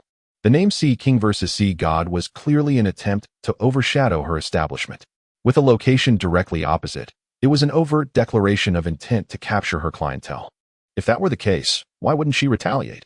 If she were the owner of the Sea King Tavern, she too would contemplate schemes against Bai Jin, aiming for complete obliteration. Nevertheless, regardless of the truth, Yan Chuju felt it was not her concern. Bai Jin was neither her spouse nor a law enforcement officer, and she had no inclination to play the role of a benevolent savior. Their relationship was merely transactional, devoid of emotional ties, and she felt no obligation to worry over her. Moreover, as a humble seafood transporter, she was ill-equipped to involve herself in such high-stakes conflicts. Yet, considering that Bai Jin was her patron and her fortune was tied to Bai Jin's continued success, there was one matter she felt compelled to address. Ultimately, Yan Chujiao donned her Bluetooth earpiece and dialed Bai Jin's number. With the crisis at the tavern resolved and misunderstandings clarified, Bai Jin was now in high spirits. Had something been misplaced, or was there an unsettled account? It cannot be that you have started to miss me, your exquisite proprietress, after just a brief separation, can it? The sudden arrival of a message nearly blinded Yan Chujiao with surprise. My dear proprietress, you ought not to flirt clumsily. Maintain your aloof demeanor, and leave the other matters to me. Ahem, I wish to discuss the incident of the staged confrontation that occurred earlier. That matter has passed. The police will handle the remaining details. What more is there to say? Yan Chuju sighed softly. This woman's nerves were far more resilient than her mountains. Proprietress, have you contemplated why that woman chose to sit in the corner on the left? Bai Jin instinctively replied, it was the little man who instructed her to sit there. I heard him explicitly advise her in the video you recorded. Yan Chujiao inquired further, why would the little man give her such instructions? Naturally, because he knew that the surveillance in that location was faulty and would not capture anything. Wait, that doesn't seem right. Bai Jin was not foolish. She was merely lost in the situation. With Yan Chujiao's subtle nudge, clarity dawned upon her. The little man, an outsider, should not have been aware of the malfunctioning surveillance. Even I only learned of it during the incident. Are you suggesting that there is a mole within the restaurant, colluding with them, not to extort money, but rather to tarnish the establishment's reputation and force me to shut down? Yan Chuju did not deny it. This is merely my conjecture, and it may not necessarily be the case. However, what? As your seafood supplier, I feel a duty to remind you that given the name you have chosen for your restaurant and its location, you ought to exercise greater caution. Though hard truths are often unwelcome, Bai Jin absorbed the advice, taking a deep breath to respond. Chujiao, thank you for your warning. Not at all. It was merely a matter of speaking up. I do not wish to lose such an exceptional proprietress as you. Bai Jin could not help but chuckle. Nor do I wish to lose a seafood supplier who can fix pipes and craves dumplings. Yin Chujiao sensed that she was beginning to comprehend and was ready to engage in a more profound conversation. However, at that moment, a phone call interrupted her. The caller ID displayed Li Meiqi's name. All right, let us pause here for now. After ending the call with Bai Jin, she connected with Li Meiqi, feeling as though she was swiftly becoming a master of time management. Hello, Xiang Yaotu. Why have you transferred such a large sum of money to me? Li Meiqi appeared to have finally noticed the transfer. That is your income for today. Is it really that much? Is a few thousand quite a lot for you? Indeed, it isn't much, but for the fruits of my labor, it is certainly significant. Li Meiqi laughed heartily on the other end of the line. I never imagined that with minimal thought and merely a bit of effort, I could earn several thousand a day. What would that be? If you truly desire it. You could earn billions just by lying down. Yin Chuji refrained from making such crass jokes. She was not one to be frivolous. Then I confirm the receipt. Go ahead. Are you still at my house? After uttering the question, Yin Chuji felt it was rather superfluous. Her car had been driven away by herself. Where else could she possibly be? Who would have thought that Li Meiqi would say, I have something urgent to attend to. So I asked Haozi to pick me up. I've just arrived home in the city. What about your car? Let it stay with you for now. Yin Chuji was somewhat bewildered. Over 100 extravagant cars, and you want to leave it with me? Aren't you afraid I might sell it? Li Meiqi laughed again. If I'm not worried about you selling me, why would I fear you selling my car? Such reasoning made Yin Chuji think that this girl, who trusted him so much, was definitely worth cultivating a deeper friendship with. What about the chili sauce? Are you not taking it? I've already taken 100 bottles. Time is tight, and I can't wait for my aunt to make more. Have you eaten? Did you have your meal? I have. I ate at your place. I can't chat any longer. I need to take a shower. Yin Chujiao sighed. We barely talked for a bit, and now you're off to shower. Which of my words made you feel unclean? Li Meiqi found it difficult to articulate her thoughts. After spending an entire day with him, she had been sweating. And there was hardly a moment of cleanliness. I need to visit my old man soon. After a day out, I'm all sweaty. How could I go out without showering? By the way, when I see my old man, I'll introduce you to my aunt. No. Yin Chujiao was startled. He had heard Li Meiqi mention that she had no mother, so her father must be single. He quickly interrupted. You need not concern yourself with my aunt's matters. Don't play matchmaker. No matter how wealthy your father is, it won't work. What nonsense. Li Meiqi chuckled. Can't you wait a moment and let me finish my sentence? Yin Chujiao shook his head repeatedly. No matter what, I cannot agree to my aunt becoming your stepmother. Where are you wandering off to? I meant to suggest that my aunt's chili sauce be introduced to my old man. Just a recommendation for chili sauce? Then that is fine. Yin Chujiao sighed in relief. Listen, my old man is quite impressive. Besides being a renowned antique tycoon and collector, he is also the honorary president of the World Chinese Health Food Association, a recognized gourmet who enjoys food, writing, and conversation. Oh, then go ahead and recommend it. Don't feel shy. Promote it to the heavens and back, as if the sun and moon had lost their light. Li Meiqi pouted. Although I find my aunt's chili sauce delicious, it may not necessarily appeal to my old man. He has discerning tastes. However, if it does catch his fancy, it could lead to great opportunities. Yin Chujiao eagerly asked, what kind of opportunities? If he appreciates it, then we'll see. Otherwise, it would be futile to mention it. Oh, then hurry and take your shower. Yin Chujiao initially wanted to remind her to wash thoroughly, ensuring her father would not catch a whiff of his scent on her. They had spent the entire day together, and there had been physical contact, so it was certain that the scent of sweat lingered. However, realizing that her father didn't possess such a keen sense of smell, he refrained from saying more. Let us leave it at that for now. I'll let you know how he finds it later. Remember to check on that silly dog of Zhao Mei's and ask it to give me a call. You want a dog to call you? Ordinary individuals would undoubtedly regard this as mere fantasy. However, Li Meiqi, contemplating the cleverness of her younger sister, found it not difficult to agree before concluding the call. Upon entering the bathroom, she loosened her garments and noticed the cotton fabric, which seemed to be coated with glue. A sense of embarrassment washed over her, as it appeared that tranquility had eluded her throughout the day. Yet, she remained perplexed as to why the seemingly unremarkable man, neither tall nor handsome and utterly impoverished, captivated her so intensely. What were his virtues? What was his allure? What criteria did he possess for selecting a girlfriend? Chapter 55, The Affairs of the Neighbors. As the vehicle entered Dongwon Village, Yin Chujiao detected a distinctive and familiar aroma wafting through the air, unmistakably emanating from her aunt's home, a fragrant garlic chili sauce that had permeated the entire village. Meanwhile, next door, Zhou Baoquan and his wife, Huang Xiang, were engaged in a tug-of-war at their doorstep. Huang Xiang, often referred to as Aunt Huang by her relatives, was in her early 30s, with fair skin and striking beauty, exuding an undeniable charm. However, in comparison to Su Yuqing, both her appearance and character paled significantly. "Ah Xiang, you mustn't go," Zhou Baoquan implored. "Not happening," Huang Xiang retorted, her nose wrinkling. "I've spent the entire afternoon yearning for that spicy aroma. My rhinitis has flared up. If I don't ask her for a few bottles, my condition won't improve." Zhou Baoquan chuckled ruefully. "Is it your rhinitis acting up, or is it simply your craving?" Huang Xiang huffed. "Who could resist her delectable chili sauce? It's as alluring as my beauty, a clear invitation." Zhou Baoquan found her reasoning amusing yet cautioned. "While your logic is sound, perhaps refrain from voicing it next time. Each bottle of that chili sauce costs 10 yuan. You can't just keep taking 4 or 5 bottles without offering anything in return. What is unreasonable about that? Our land at the back is entirely cultivated by her family. Does it seem excessive to take a bottle or 2 of chili sauce?" Huang Xiang asserted proudly. "But you've also plucked your fair share of vegetables from their garden. If memory serves, since they've tended to that plot, you haven't purchased any greens." Zhou Baoquan, Huang Xiang's expression darkened. "What is the matter with you? Who is your wife? Are you really turning your allegiances outward? Don't tell me you've taken a liking to her, wanting to maintain a red flag at home while the neighbors flutter in the breeze." Zhou Baoquan hastily pulled her aside. "Watch your words. I might get into trouble because of you. Who would dare to hit you?" She scoffed, gesturing towards the neighbor's doorway. "Yin Chujiao? That spineless fool? He wouldn't dare." Huang Xiang dismissed him with a wave, but Zhou Baoquan, ever the cautious and earnest type, lowered his voice and urged her into a corner. "You weren't here the other day. He even dared to confront Huang Lianquan. What do you think he would do to me?" Huang Xiang paused in surprise. "Is that true? I heard whispers of it upon my return today." "It's absolutely true.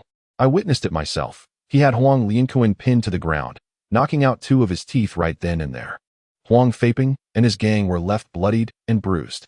Huang Xiang, taken aback, exclaimed, "But he looks so frail. How could he possibly defeat them?" "I, too, believed that he would be unable to prevail, yet unexpectedly, he triumphed. Huang Lianquan's many adversaries stood no chance against him. You were not present to witness it.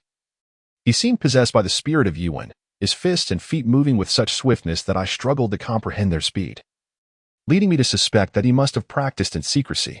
Huang Xiang found herself perplexed. Even if he possessed some rudimentary skills, what audacity did he have to challenge Huang Lianquan? After all, Huang Lianquan is the son of Huang Defa. On the surface, Huang Defa appears to be merely a village chief, yet who is unaware that he is essentially the local sovereign? To provoke his son would be to invite ruin. Is Yin Chuju truly so reckless or simply deranged? Zhou Baoquan shook his head, asserting that he did not believe Yin Chujiao had lost his mind, but rather that he was emboldened by his newfound wealth. Huang Xiang, puzzled, inquired about the meaning of that remark. "I heard from Sandetsi." "The Sandetsi who works as a security guard in the coastal villa district?" "Yes, that very one." "What did he say?" "He mentioned that Yin Chujiao has been frequently visiting a wealthy woman's residence." Huang Xiang dismissed it, suggesting it was merely for plumbing repairs, as that was his specialty. "Was it not? I fear that the pipes he is tending to are not the legitimate kind." "Are you implying that Yin Chujiao is involved with a wealthy woman?" "There is a strong possibility." Sandetsi also mentioned that the villa belongs to a woman worth over 10 million, who drives a Porsche Cayenne and is adorned with luxury brands, exuding affluence. Huang Xiang was bewildered. Yin Chujiao is neither tall nor handsome, and so thin that a gust of wind could topple him. How could a wealthy woman possibly be interested in him? He could only manage a fleeting dalliance, could he not? He is young. Zhou Baoquan lowered his voice, stating that at the age of 20, though lacking in quality, he could compensate with quantity. This seems to hold a semblance of truth. As Huang Xiang spoke, she suddenly shot a glare at her husband and even let out a cold huff. Zhou Baoquan, taken aback, asked, "Ah Xiang, why are you glaring at me? Even if he is a good-for-nothing, he is still superior to someone who possesses neither quality nor quantity, someone who is utterly insignificant." Zhou Baoquan refrained from engaging with that remark and redirected the conversation back to the previous topic. "Ah Xiang, consider this. If Chuju were not supported by a wealthy woman, how could he muster the audacity to confront Huang Lianquan? In the past, he was bullied by Huang Lianquan without daring to utter a word." Huang Xiang scoffed. "So he has attached himself to a wealthy woman? What is so remarkable about that? I detest those who rely on others for sustenance." Zhou Baoquan nodded in agreement. thinking to himself that he was not even offered a morsel to share. Ah Xiang, times have changed. Do not revert to your previous ways of taking advantage of him. Yin Chujiao now is backing and does not regard Huang Liangkue with any seriousness. You are fierce and formidable, but would you dare provoke Huang Liangkue? He certainly would. Huang Xianger finally fell silent. Huang Liangkue is devoid of humanity. Sharing the same surname, he is from the same ancestral hall, and by kinship. He ought to address her as aunt. Yet, every time they meet, he manages to come up with some excuse, inquiring if his aunt could kindly spare a meal, suggesting that dumplings would suffice. At that moment, a vehicle as dark as ink approached slowly. Oh, whose car is that? Huang Xianger questioned. Why is it coming our way? In the past few days, it seems that every morning a car has been stopping in front of his house. Could it be that Yin Chujiao has bought a new vehicle? Huang Xianger pondered aloud, only to dismiss the thought, concluding that it must be impossible. Given their financial struggles and debts, Zhou Buquan shook his head, suggesting that while they may have been unable to afford such luxuries before, the situation has changed. Don't forget, he has now befriended a wealthy woman. Before long, the vehicle approached and came to a halt, revealing Yin Chujiao stepping out. Upon seeing Zhou Baoquan and his wife, he greeted them politely, Uncle Quan and Huang. Despite having prepared themselves mentally, the couple was still taken aback by Yin Chujiao's arrival. Their expressions akin to witnessing a mythical steed descending from its master. After a brief moment, Huang Xianggo ventured forward, smiling as she inquired, Chujiao, have you just returned? Yes, he replied. She then glanced at the imposing SUV and asked, that car looks quite expensive. Is it a Great Wall or a Chang'an? Before Yin Chujiao could respond, Zhou Buquan had already pulled out his phone, exclaiming, my goodness, that vehicle costs around 60 to 70,000. Huang Xianggo leaned in closer to confirm the price, which indeed matched Zhou's estimation. Yin Chuji refrained from correcting them, knowing that this was no ordinary vehicle, but a Land Cruiser, doubling the price. It was not his car. And mentioning it seemed pointless. He would not punish himself for someone else's mistake, nor would he bask in the glory of another's success. Huang Xianger, however, pressed on, Chujiao. Is this car yours? With a wry smile, he replied, I can hardly afford it. It's a friend's. The couple exchanged glances, realizing that the friend he referred to was likely the wealthy woman from the villa district. Huang Xianger continued to probe. Did your friend gift you the car? Yin Chujiao shook his head. How could that be? It's merely borrowed. She'll take it back in a couple of days. The couple exchanged another glance, convinced that the wealthy woman had indeed given him the vehicle, and he was reluctant to admit it for fear that they would discover his newfound prosperity and seek loans from him. It was evident Yin Chujiao had truly ascended to great heights. Uncle Quan and Huang, are you heading out, or is there something you wish to discuss with me? Huang Xianger quickly waved her hand. No, nothing at all. Zhou Buquan nodded in agreement. It's too hot during the day. We're just enjoying the breeze. Could it be that you caught wind of my aunt making chili sauce, and now your taste buds are tingling, wanting a taste? Yin Chujiao jested. The couple's expressions shifted dramatically, sensing a hidden meaning in his words. Have you grown so accustomed to taking advantage of us that you wish to do so again? Do you still think we are as easy to bully as before? Huang Xianger hastily protested. No. We are neighbors. After all, there is no need for formality. Yin Chujiao replied sincerely. Over the years, you have taken such good care of us, the orphan and widow. The couple's faces paled further, fearing that now that he had wealth, he was prepared to settle old scores. No, we haven't tea. Huang Xianger fervently shook her head, nearly losing balance in her fervor. Chujiao, Zhou Buquan hastily interjected. Please, do not speak like that. We truly have not done anything. How could you say that? Yin Chujiao interrupted. Let us set aside other matters. Just consider the vegetable garden. If it were not for your generous offer to let us cultivate the land, my family's garden would not have flourished to such an extent, nor would my aunt have been able to grow so many vegetables. Well, Yin Chujiao continued graciously. In the future, whenever you wish to harvest any vegetables, do not feel the need to ask us. Simply help yourselves as if it were your own garden. Please, do not hesitate. The couple felt that Yin Chujiao was speaking in sarcasm, reproaching them for their tendency to pilfer from his garden, treating it as if it were their own. That may have been acceptable in the past, but now, if you dare to take from us again. In an instant, fear gripped the couple. The current Yin Chuji was not only affluent but had also grown formidable. Having the audacity to knock out two of Huang Yinkuan's teeth, what chance did they stand? Should he truly seek vengeance, their fate would be sealed. Chapter 56. Sincerity mistaken for deviance. Huang Xianga stammered. Chujiao, we will no longer take your vegetables. Indeed, Zhou Bukwan swore fervently. If we dare to pluck even a single leaf again, we shall no longer be human. Yan Chuji was bewildered. Uncle Quan and Huang, what do you mean by that? We have wronged you in the past. Now that you have prospered and broadened your horizons, please do not hold our past transgressions against us. Yan Chuji was puzzled. While it was true that he had recently made some money, he had remained quite discreet about it and had not disclosed anything to others. How could they possibly know? Surely, it could not have been his aunt who had let the cat out of the bag. Come now, prospered? I am merely getting by. Uncle Quan and Huang, regardless of my current situation, please feel free to call on me for any assistance you may need. Distant relatives cannot compare to close neighbors. Yan Chujiao sincerely wished to maintain a good relationship with them. While he might not be able to assist with everything, at the very least, he would want to be notified in case of a fire at their home. However, his words fell upon Zhou Baoquan and his wife's ears as if Yan Chujiao were dredging up past grievances, accusing them not only of taking advantage of his family, but also of expecting him to work for them. By the way, Uncle Quan, didn't you mention that there seemed to be an issue with your water pipes last time? I could take a moment to check it for you. You know I may not excel in other tasks, but repairing water pipes is well within my capabilities. You can rest assured about your plumbing. Zhou Bukwan glanced at his wife, who still retained her youthful charm, and was too startled to respond. Huang Xianga trembled internally, thinking, little brat. Is it really necessary to treat me this way over a bit of green vegetables and 2 bottles of hot sauce? I am, after all, more than 10 years your senior. Before she could voice her thoughts, Zhou Baoquan hastily waved his hands. No, Chujiao. You need not concern yourself with our water pipes. Yes. Huang Xianger quickly concurred, regaining her composure. Your Uncle Quan is quite capable. He can handle the repairs himself. Yan Chujiao shook his head. Uncle Quan, while you may manage other tasks, when it comes to plumbing, I dare say you cannot compare to my expertise. And Huang, let the professionals handle specialized matters. I will make time to check your pipes tomorrow. Zhou Baoquan turned pale with fright. I won't be at home tomorrow. I have to help someone repair a fishing boat. That's all right. And Huang will be home. This left Zhou Baoquan on the verge of tears. Chujiao, must you insist on this? Seeing his eyes glisten with unshed tears, Yan Chujiao chuckled gently. Oh, Uncle Quan, I am merely offering to fix a water pipe.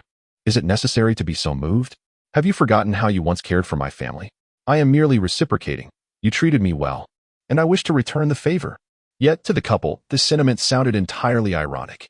You do as you please, while I shall retaliate in kind. An eye for an eye, a tooth for a tooth. Zhou Bukwan was genuinely terrified. Huang Xianga felt her legs weaken. Chujiao, please do not. Yan Chujiao maintained his cheerful demeanor. What is there to be polite about? This is simply what I ought to do. It is settled. Zhou Bukwan and Huang Xianger were taken aback by his seemingly malicious intent. All the while he remained smiling, appearing innocent and harmless. They felt as though they were confronted by a devil, a sight truly terrifying. One must never bully the innocent. The innocent do not turn wicked in silence.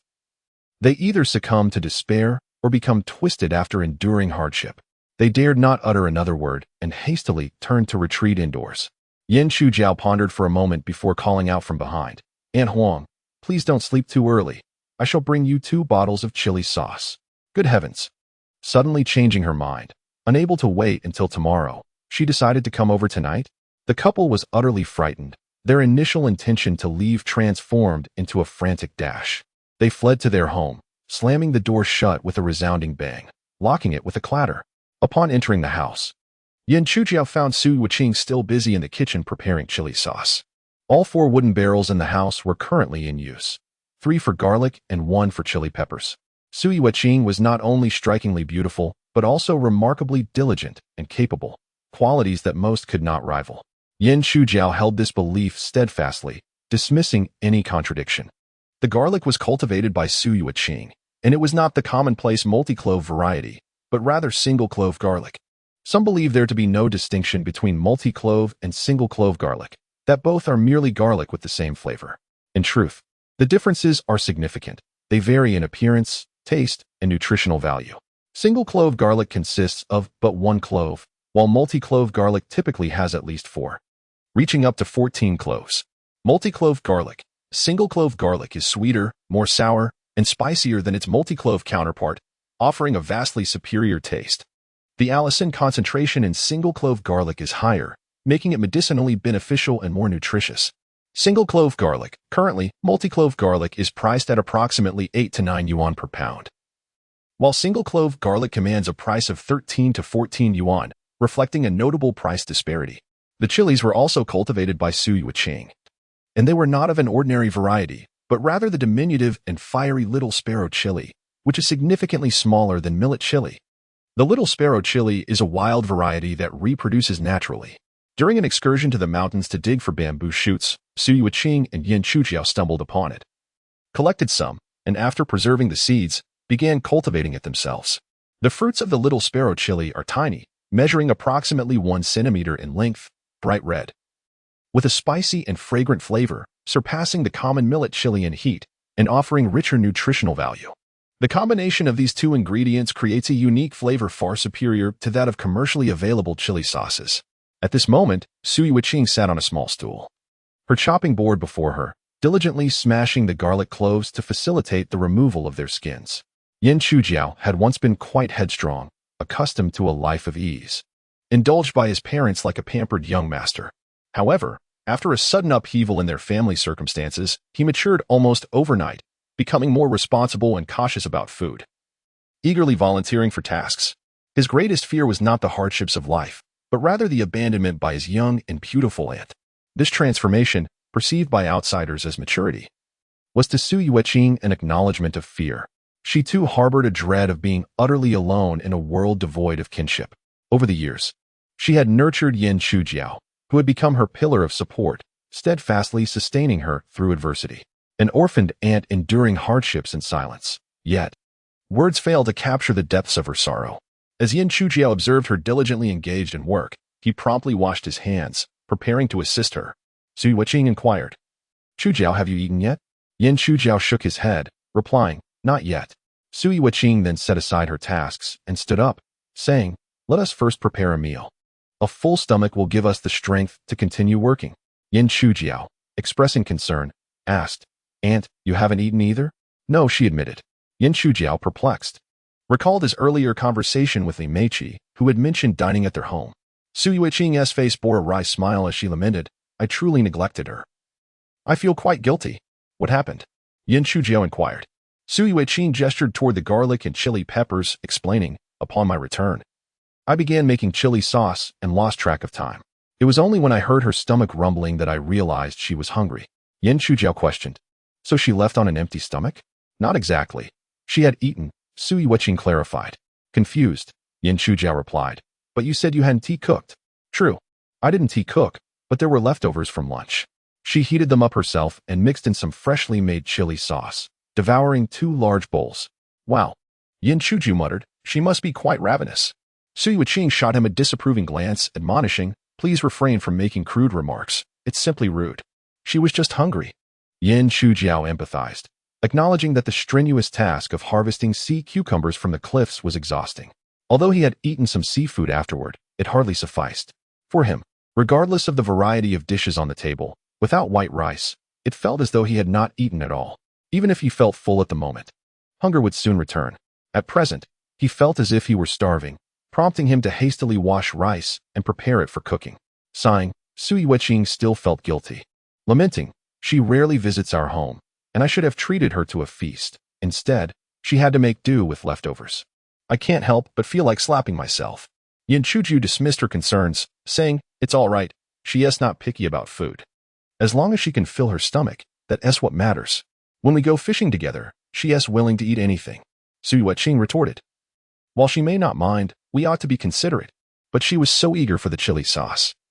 "And I couldn't spare the time to cook. It's all your fault." Yin Chujiao, feeling wronged, protested, "Why am I being blamed again? If you weren't so eager to sell fish and had stayed to help cook, we wouldn't have neglected her." Yin Chujiao defended himself. "If I don't sell the fish quickly, they lose their freshness and one tea fetch a good price. Which is more important, selling fish or the girl?" "Of course selling fish. Girls only slowed down my money-making endeavors." Su Yuqing, exasperated, exclaimed, "You're hopeless. With such a mindset, you'll never find a wife." Yin Chujiao chuckled. "Then it's perfect. I can spend my life accompanying you, aunt." Su Yuqing's heart skipped a beat, thinking, "You're insane. If you don't seek a wife, does that mean I won't marry either? What does it mean to live our lives in this manner?" Chapter 57. Without you speaking, I will deliver it to your doorstep. Su Yueching's soul-searching inquiry left Yin Chujiao at a loss for words, compelling her to divert the conversation. Aunt, I'm absolutely famished right now. Let's prepare a meal first. A full stomach will give me the strength to learn how to charm the ladies later, shall we? Su Yueching, both amused and exasperated, acquiesced and headed to the kitchen. She hastily prepared a second pot of spicy chili sauce for the evening, settling for a simple dinner. Once the rice was cooked, she served it with 4 eggs, 3 generous spoonfuls of chili sauce, and a handful of chopped scallions, mixing everything together to create a delightful chili fried rice. Concerned that Yin Chujiao's voracious appetite might lead to choking on the dry rice, Su Yueching also whipped up a small bowl of seaweed and shrimp soup. Don't think I'm exaggerating. We truly have seafood for every meal. If seaweed doesn't count as seafood, then surely the frozen shrimp does, right? Yin Chujiao devoured 7 bowls of rice and 4 bowls of soup before finally laying down his chopsticks in satisfaction, wiping his mouth and loosening his belt. He prepared to settle the bill. After transferring 6,000 yuan to Li Meiqi from today's earnings, he still had 12,700 yuan remaining. Initially, Yin Chujiao contemplated transferring the entirety of the sum, but after some reflection, he decided on 5,000 instead, to alleviate any worries from his aunt. He had advised Li Meiqi not to mention their recent escapade of harvesting periwinkles from the cliffs. Fabricating a story about fishing for eels instead, transferring the full amount would surely raise suspicions. Though it was merely 5,000, Su Yueching was taken aback. You've earned so much again. Yin Chujiao deflected the praise onto Li Meiqi. It's all thanks to that female fishing companion. Every time we fish together, her luck is simply astonishing. It's like a flood, unstoppable. We caught a plethora of eels today. That proves she brings you good fortune. Su Yueching chuckled before inquiring. What about her share? Did you give it to her? Of course, I handed it over before returning. Su Yueching sighed in relief and began to extol Li Meiqi's virtues. Honestly, this girl is truly delightful. Anyone with eyes can see she comes from a good family, yet she carries none of the airs of nobility. This afternoon, she helped me tirelessly, never once shirking from her duties. She's not only beautiful but speaks softly and isn't picky about food, although her figure might not quite match mine. Cough. If you could win her over, it would be a blessing for our family for generations. Yin Chujiao remained silent until she finished her praise, shaking his head in response. Aunt, don't be so invested. She is just an ordinary fishing friend. Su Yueching shot him a sidelong glance. Then you better work hard to make the relationship less ordinary. Frustrated, Yin Chujiao retorted, all right, I hear you. Next time I go fishing with her, I'll find a secluded spot and then. You brute. Before he could finish, Su Yueching erupted with a scolding, only to realize she wanted to add something but hesitated. At least, you should book a room. However, at that moment, Yin Chujiao was already answering a phone call. No talking about people during the day and no ghost stories at night. The caller was none other than Li Meiqi. In order to prove she was merely an ordinary female angler, Yin Chujiao not only refrained from answering her aunt's call in secret, but even switched to speaker mode. Hello.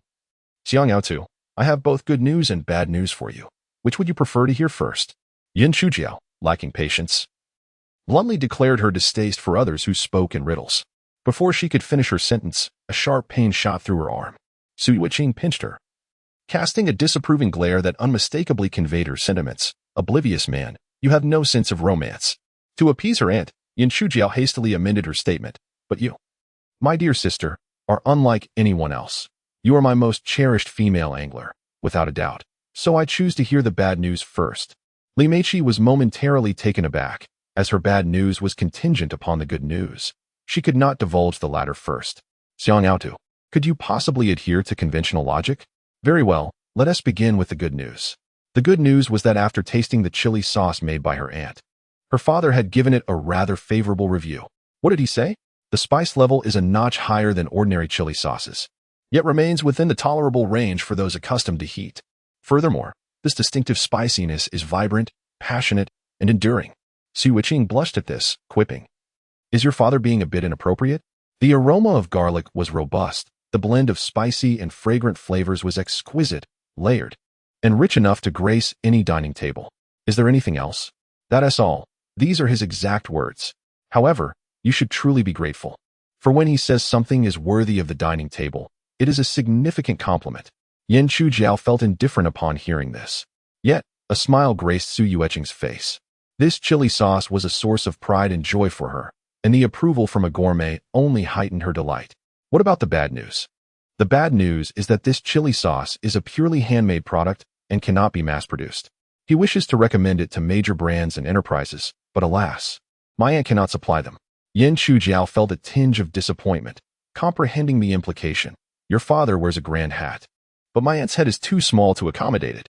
Su Yuqing couldn't help but deliver a playful smack to his head. What a ridiculous metaphor. Li Meiqi scolded with a chuckle, but your description is quite vivid. Yin Chujiao rubbed his sore head. Oh, I see. Let us leave it at that. I'll hang up. Hang up? Not so fast. Li Meiqi called out. You're always so impatient. I still have good news to share. What more could there be? Yin Chujiao asked, his expression clouded with discontent. Didn't you just say there was one good news and one bad news? Sister, your whims are ever-changing. Before he could finish, Su Yuqing delivered several more playful taps to his head. Wincing in pain, his face contorted in a grimace, he quickly changed his tune. I genuinely adore this. Life is too mundane and arduous without a touch of surprise and excitement. Please, do tell me the good news. Hearing Yin Chujiao articulate so eloquently, Li Meiqi was filled with delight. The prominent brands and enterprises present a challenge for my husband to recommend to my aunt, yet the smaller ones pose no issue. Yin Chujiao finally took an interest and requested a more detailed discussion. Our city's Intangible Cultural Heritage Food Association is developing a unique series of handcrafted chili sauces. And my husband is to recommend the ones he finds delectable. What happens post-recommendation? If selected, there will be monthly orders from the association, albeit in modest quantities. Women are distinctly different from one another. Su Yuqing is not by Jane. She only requires what suits her, though her secret chili sauce is a source of pride. The volume of purely handcrafted products is indeed limited, making it unfeasible to supply large brands or enterprises. However, she could manage to provide a few £100 each month to certain restaurants. Upon hearing this, Yin Chujiao inquired of Li Meiqi just how small the quantities were. My husband remarked that it would be around £20,000 monthly. Both aunt and nephew gasped in unison at this figure. Sister, you are used to seeing colossal figures. £20,000, and you dare to claim it is small? Su Yuqing's chili sauce comes in bottles of 250 grams, meaning £20,000 translates to 40,000 bottles. On average, that equates to over £600 or 1,000 bottles daily. Such a staggering amount would be impossible for Su Yuqing to produce. Even if she had 8 hands, Li Meiqi's father indeed has a knack for exaggeration. A mere hat seems overwhelmingly large. Su Yuqing and Yin Chujiao together could scarcely bear the weight. This won't work. My aunt cannot produce such quantities. I understand, but please refrain from rushing. Let me explain further. Yin Chujiao had no choice but to patiently nod. All right, go on. They require 7 different flavors of chili sauce, distributed among 7 establishments. If recommended, my aunt's chili sauce could potentially supply around £3,000 monthly. For Su Yuqing, this is still substantial, demanding £100 daily, but it is manageable. The raw materials are not lacking. While her own supply is insufficient, many in the village cultivate garlic, and though the small chili peppers are somewhat rare, they can likely be sourced with effort. Yin Chujiao turned to Su Yuqing, clearly seeking her opinion. Su Yuqing, no longer wishing to be a mere intermediary, stated directly, Meiqi, if it is £3,000 monthly, I should be able to manage. Li Meiqi exclaimed in excitement. That is wonderful. Yin Chujiao then pressed on, what about the price? The pricing is somewhat economical, as the 7 flavors belong to the same series. Thus the pricing is uniform. Su Yuqing felt that a slightly lower price was acceptable. As selling in volume is beneficial, a profit of just over £1 per bottle across 6,000 bottles would still yield a significant income. Yin Chujiao probed further. How much cheaper? 60 yuan per pound. Su Yuqing inhaled sharply upon hearing this. Goodness! Yin Chujiao suddenly blurted out in a foreign language. Noticing the peculiar gaze from Su Yuqing, he quickly apologized. I'm sorry, I got a bit carried away. Yet, it was not just him who was excited. Su Yuqing shared the same fervor. 60 yuan for a pound. A half-pound bottle is priced at 30 yuan. This was thrice the price she had originally set. Concerned, Su Yuqing inquired, Meiqi, with such a high price, will anyone buy it? The chili sauce outside is only about 10 yuan for a half-pound bottle. Aunt, you must understand that this cannot be compared to what is available outside. First, this chili sauce is handcrafted. The sauce has a price, but the craftsmanship is invaluable. Second, it has been recognized as part of our intangible cultural heritage, symbolizing not only exquisite cuisine but also the preservation of culture. Third, this series of chili sauces is exclusively for internal supply and is targeted at a more upscale consumer demographic. If you price it at 10 or 8 yuan, they would likely disdain it. Understanding dawned upon Su Yueqing, and she sighed in relief, thinking to herself, I apologize, my poverty has limited my imagination. If Yan Shujiao could hear her thoughts, he might say, poverty not only restricts imagination, but sometimes even blinds one to the display of wealth by others. Nevertheless, a door to wealth had already swung open for Su Yueqing. Indeed, this was her gateway to prosperity. As for Yan Shujiao, his own door had opened when he went to repair the plumbing for Bai Jinxiu. Chapter 58, The Delicious Delicacies of My Aunt Li Meiqi on the phone, concluded her conversation with a reminder. Aunt, you should begin your preparations now. If my father's recommendation is successful, we will soon have our first supply. At least a third of the quantity. A third means 1,000 jin, and with Su Yueqing's capacity to produce 200 jin a day, it will take 5 days. We must expedite the preparations. Otherwise, if they request the goods and we cannot provide them, not only will we miss a golden opportunity, but it will also complicate matters for both Li Meiqi and her daughter. Just as Su Yueqing was about to agree, Yan Shujiao interjected, Li Meiqi, what if the recommendation fails? Wouldn't our chili sauce be for naught? It won't fail. My father is a man of his word. He wouldn't make promises he cannot fulfill. Yan Shujiao harbored little doubt. As the adage goes, dragons beget dragons, phoenixes beget phoenixes. And a mouse's offspring can dig a hole. Li Meiqi was a woman of integrity when she promised to be a fish maid. She truly came every day to fulfill that promise. Such qualities were likely instilled by her father, reflecting his character. Yet, Yan Shujiao couldn't help but ask, what if? If that were to happen, I would eat all the chili sauce Aunt prepares. Would that suffice? Yan Shujiao was momentarily taken aback. Are you not afraid of burning your backside with such consumption? His line of reasoning was always rather peculiar, leaving others baffled. Li Meiqi, exasperated, exclaimed, Aunt, please give him a good thrashing. As expected, Su Yueqing promptly delivered a light smack to Yan Shujiao's head. The young lady is practically offering you money, and you still fail to appreciate it. Meiqi, I have indeed given him a thorough scolding. I cannot thank you enough for this matter, Su Yueqing expressed gratefully. Li Meiqi jested, Aunt, you are so beautiful and sophisticated. If only you were a man, I would offer myself to you. Su Yueqing almost replied, though I am not suitable, my nephew certainly is. He may not be conventionally handsome, but he is in excellent health. However, not being well acquainted, she refrained from making such a jest, fearing it might frighten the young lady. Not hearing a response, Li Meiqi thought she had crossed the line with her humor. Aunt, I was merely joking. It is a trivial matter, nothing to concern yourself with. Next time you visit, I will certainly prepare roast goose for you. That sounds delightful. Li Meiqi laughed. To be honest, I saw your goose this afternoon. It was so large and white that I nearly drooled. Su Yueqing apologized. This is my fault. I was so focused on making chili sauce that I neglected to prepare a meal for you. It's not your fault. I was simply in too much of a hurry.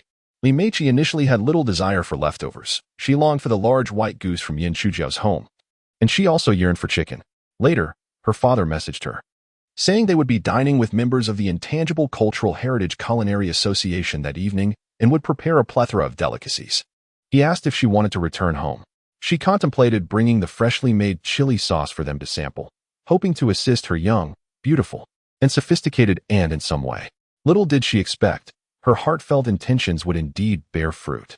After the call ended, Su Yueqing calculated a rough estimate, smiling broadly for the first time in ages. Auntie, why are you so happy? On the 9th of January, our ancestors must have truly burned incense. You, my dear fishing companion, are simply a fortune-bringing maiden. Yan Shujiao glanced at her, confused. What? Su Yueqing couldn't help but give him a playful smack on the head, exclaiming, all you do is learn those peculiar phrases all day long. Yan Shujiao rubbed his sore head, attempting to recall a foreign phrase. But the pain made it slip his mind. Su Yueqing, in a serious tone, explained, look, we need 3,000 pounds each month, which totals 180,000 yuan.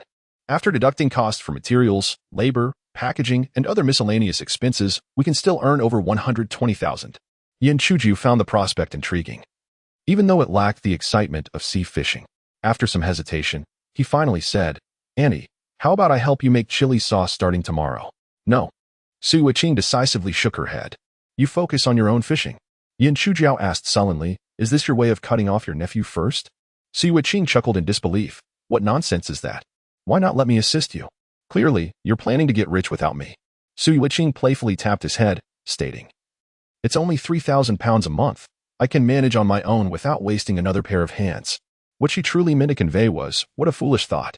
If you come to help me make chili sauce, who will take the girl fishing? Without interaction and communication, how will I have the chance to be an auntie?" The city's night was illuminated by dazzling neon lights, while the fishing village of Dongwan was dotted with twinkling lights. In Yin Chujiao's kitchen, the two had already begun preparing the second batch of garlic chili sauce. Although delicious, making the sauce was no easy feat. Yin Chujiao had observed his aunt making it numerous times, believing he had learned the craft. However, after several attempts on his own, he could never replicate her unique flavor. Eventually, he resigned himself to being his aunt's assistant, performing simpler tasks. Presently, he was in charge of peeling garlic, a task that seemed tedious but was surprisingly therapeutic. The peeled garlic bulbs revealed plump cloves tightly wrapped within, small, round, immaculate, smooth, and glossy. Yin Chujiao felt a sense of accomplishment akin to removing clothing, thoroughly enjoying the process. Meanwhile, Su Yuqing was busy preparing the small chili peppers, removing their stems, which affected the taste and needed to be eliminated. Once both essential ingredients were ready, they would be chopped and added to the pot in succession, with the oil heated in a cold pot. They first sauteed the garlic over low heat until fragrant, then slowly mixed in the chili peppers. The large stove, pot, and spatula required considerable physical effort, which Yin Chujiao embraced wholeheartedly. The summer night lacked the sweltering heat of the day, but any movement caused beads of sweat to pour down. Ever since being bitten by the peculiar creature and having tasted its blood, Yin Chujiao's temper had been particularly volatile, and he often perspired profusely. Auntie is not a stranger, so there is no need for restraint. Yin Chujiao casually shed his shirt, leaving only a pair of denim shorts, working with bare arms. Su Yuqing sat by the stove, tending to the chili sauce with care. The scorching flames enveloped her, causing beads of fragrant sweat to glisten on her skin. Her hair, damp from the heat, clung to her cheeks, the straight strands curling delicately against her fair, flushed complexion, enhancing the exquisite beauty of her features with an added softness. In the kitchen, the aroma of the chili sauce gradually took shape, mingling with the palpable tension of hormones exchanged between the two. While Su Yuqing monitored the sauce's progress, her gaze inevitably drifted toward Yin Chujiao. Sweat pooled on his face, rolling down his neck like pearls, cascading onto his firm chest, following the contours of his muscular abdomen, disappearing beneath his ill-fitting jeans. Under the light, his well-defined muscles appeared taut and powerful, exuding a sheen reminiscent of polished stone. Su Yuqing instinctively reached out to touch him. "My heavens, you're as hard as a rock." Yin Chujiao chuckled, feeling a bit ticklish. "Andy, what are you doing?" Su Yuqing retorted, "Having raised you this far, is a little touch off limits? Turn around, let me have a look." With a wry smile, Yin Chujiao reluctantly turned to her. After a moment of observation, Su Yuqing wore a puzzled expression. "Chujiao, when did you develop such abs? I remember your belly used to be quite round. But now you not only have six-pack abs, but even a charming V-line." Yin Chujiao was taken aback. He had never trained. Since encountering the bizarre, his body had transformed day by day.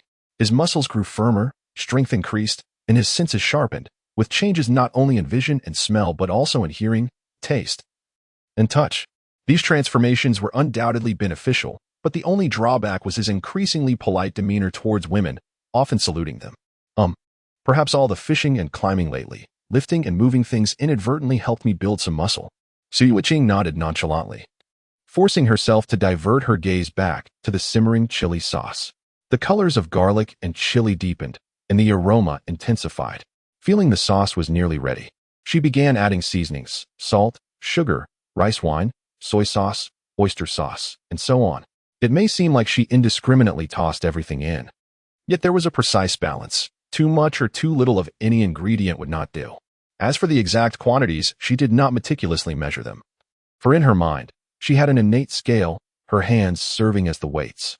The chili sauce gradually took form, its vibrant color and enticing fragrance seemingly narrating its unique allure. After cooking, it was not immediately bottled or sealed. The time was not yet right. It needed to cool completely, or else it would spoil. Seeing that it was still early, Yin Chujiao filled some jars and headed next door to Zhou Bachuan's house. Chapter 59. You can avoid the first day but not the ninth. Last chapter, a fellow pointed out that the price of chili sauce was incorrect. If it used to sell for 10 yuan a bottle and now sells for 30, the profit per bottle should exceed 20 yuan.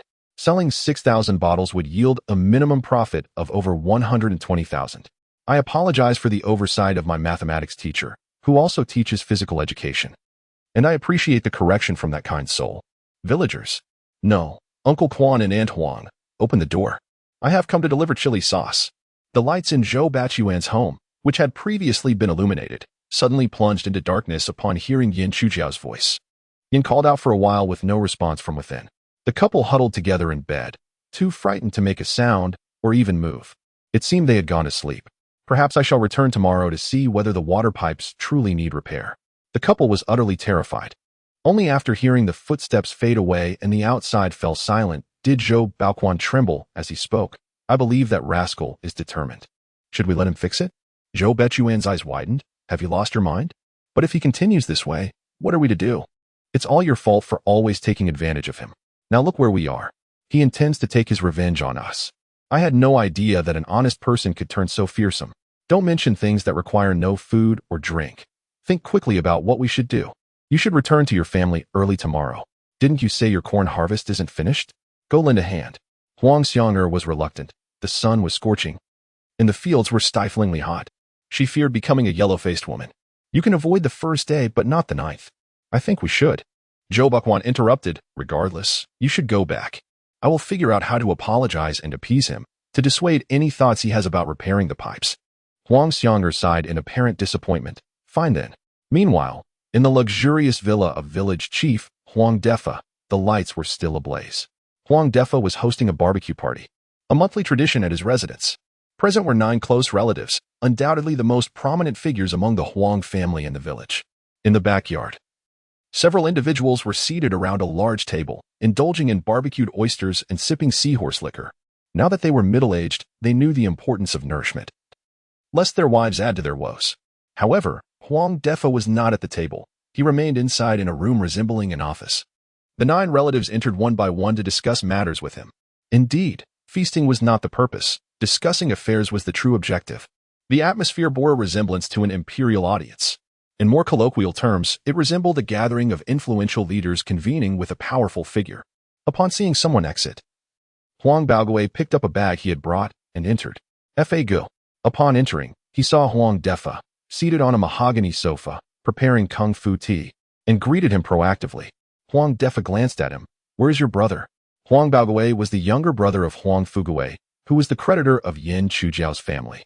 In the past, such gatherings were always attended by Huang Fugui, but since 2 years ago, his presence has dwindled, and this year he has ceased to come altogether, sending his brother Huang Baogui in his stead.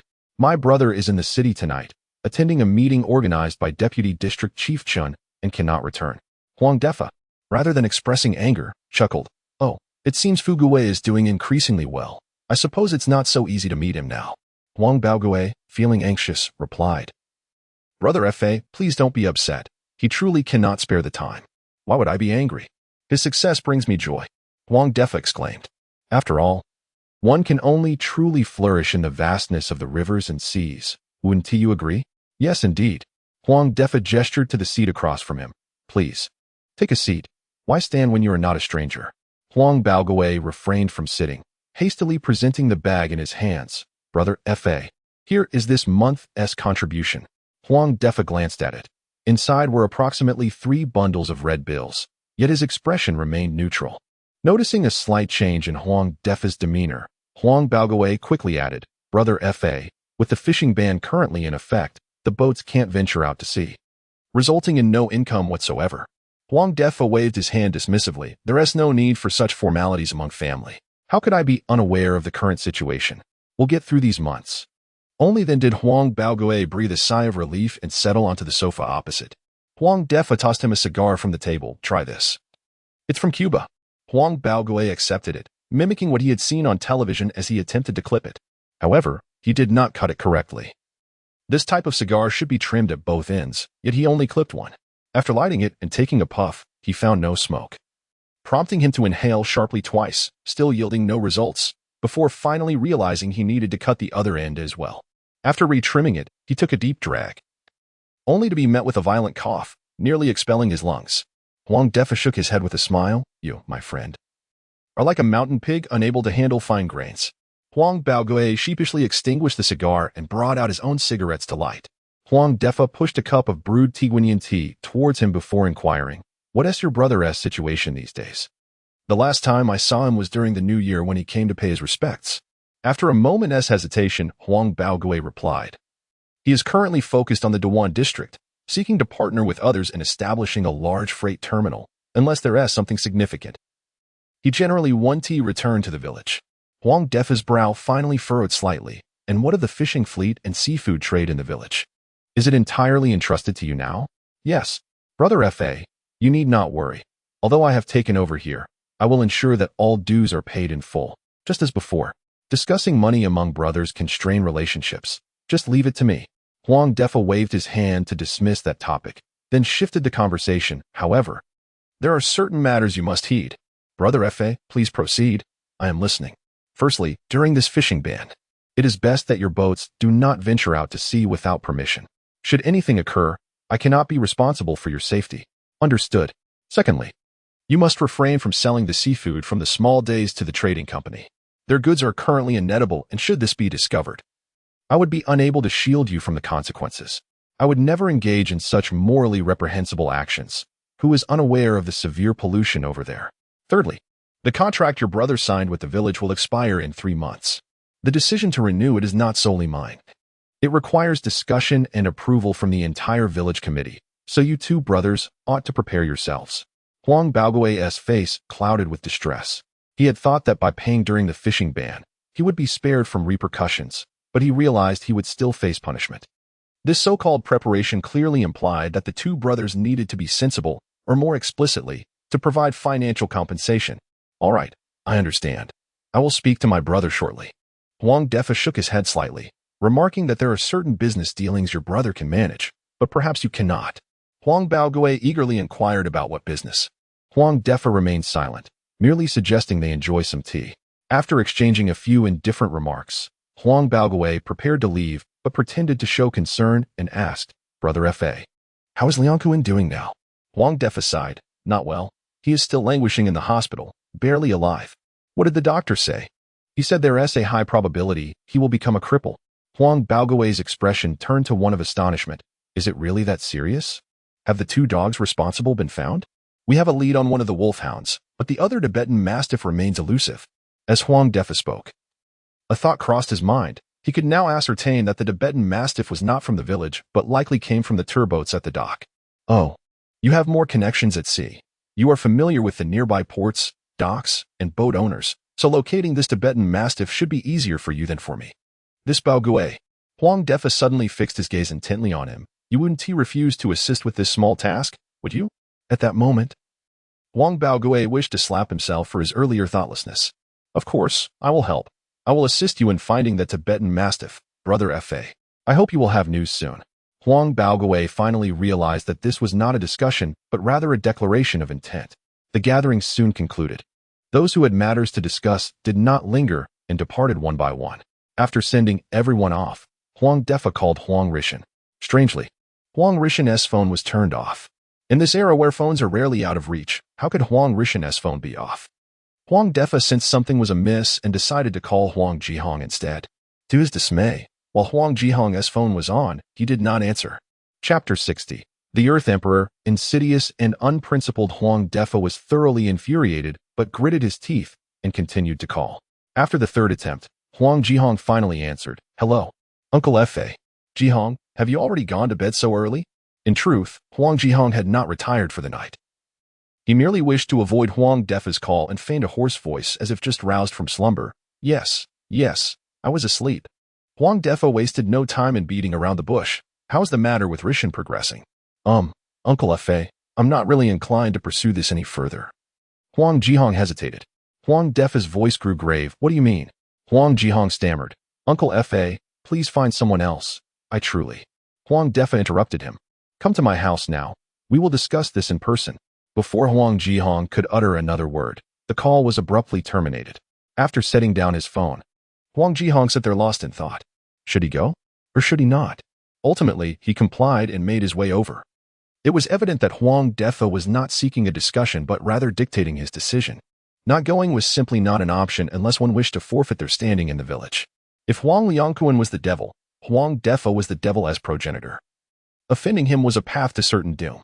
The meeting took place in Huang Defa's study, but this time, Huang Defa did not offer him a cigar nor even a seat, instead directly inquiring, "What is going on?"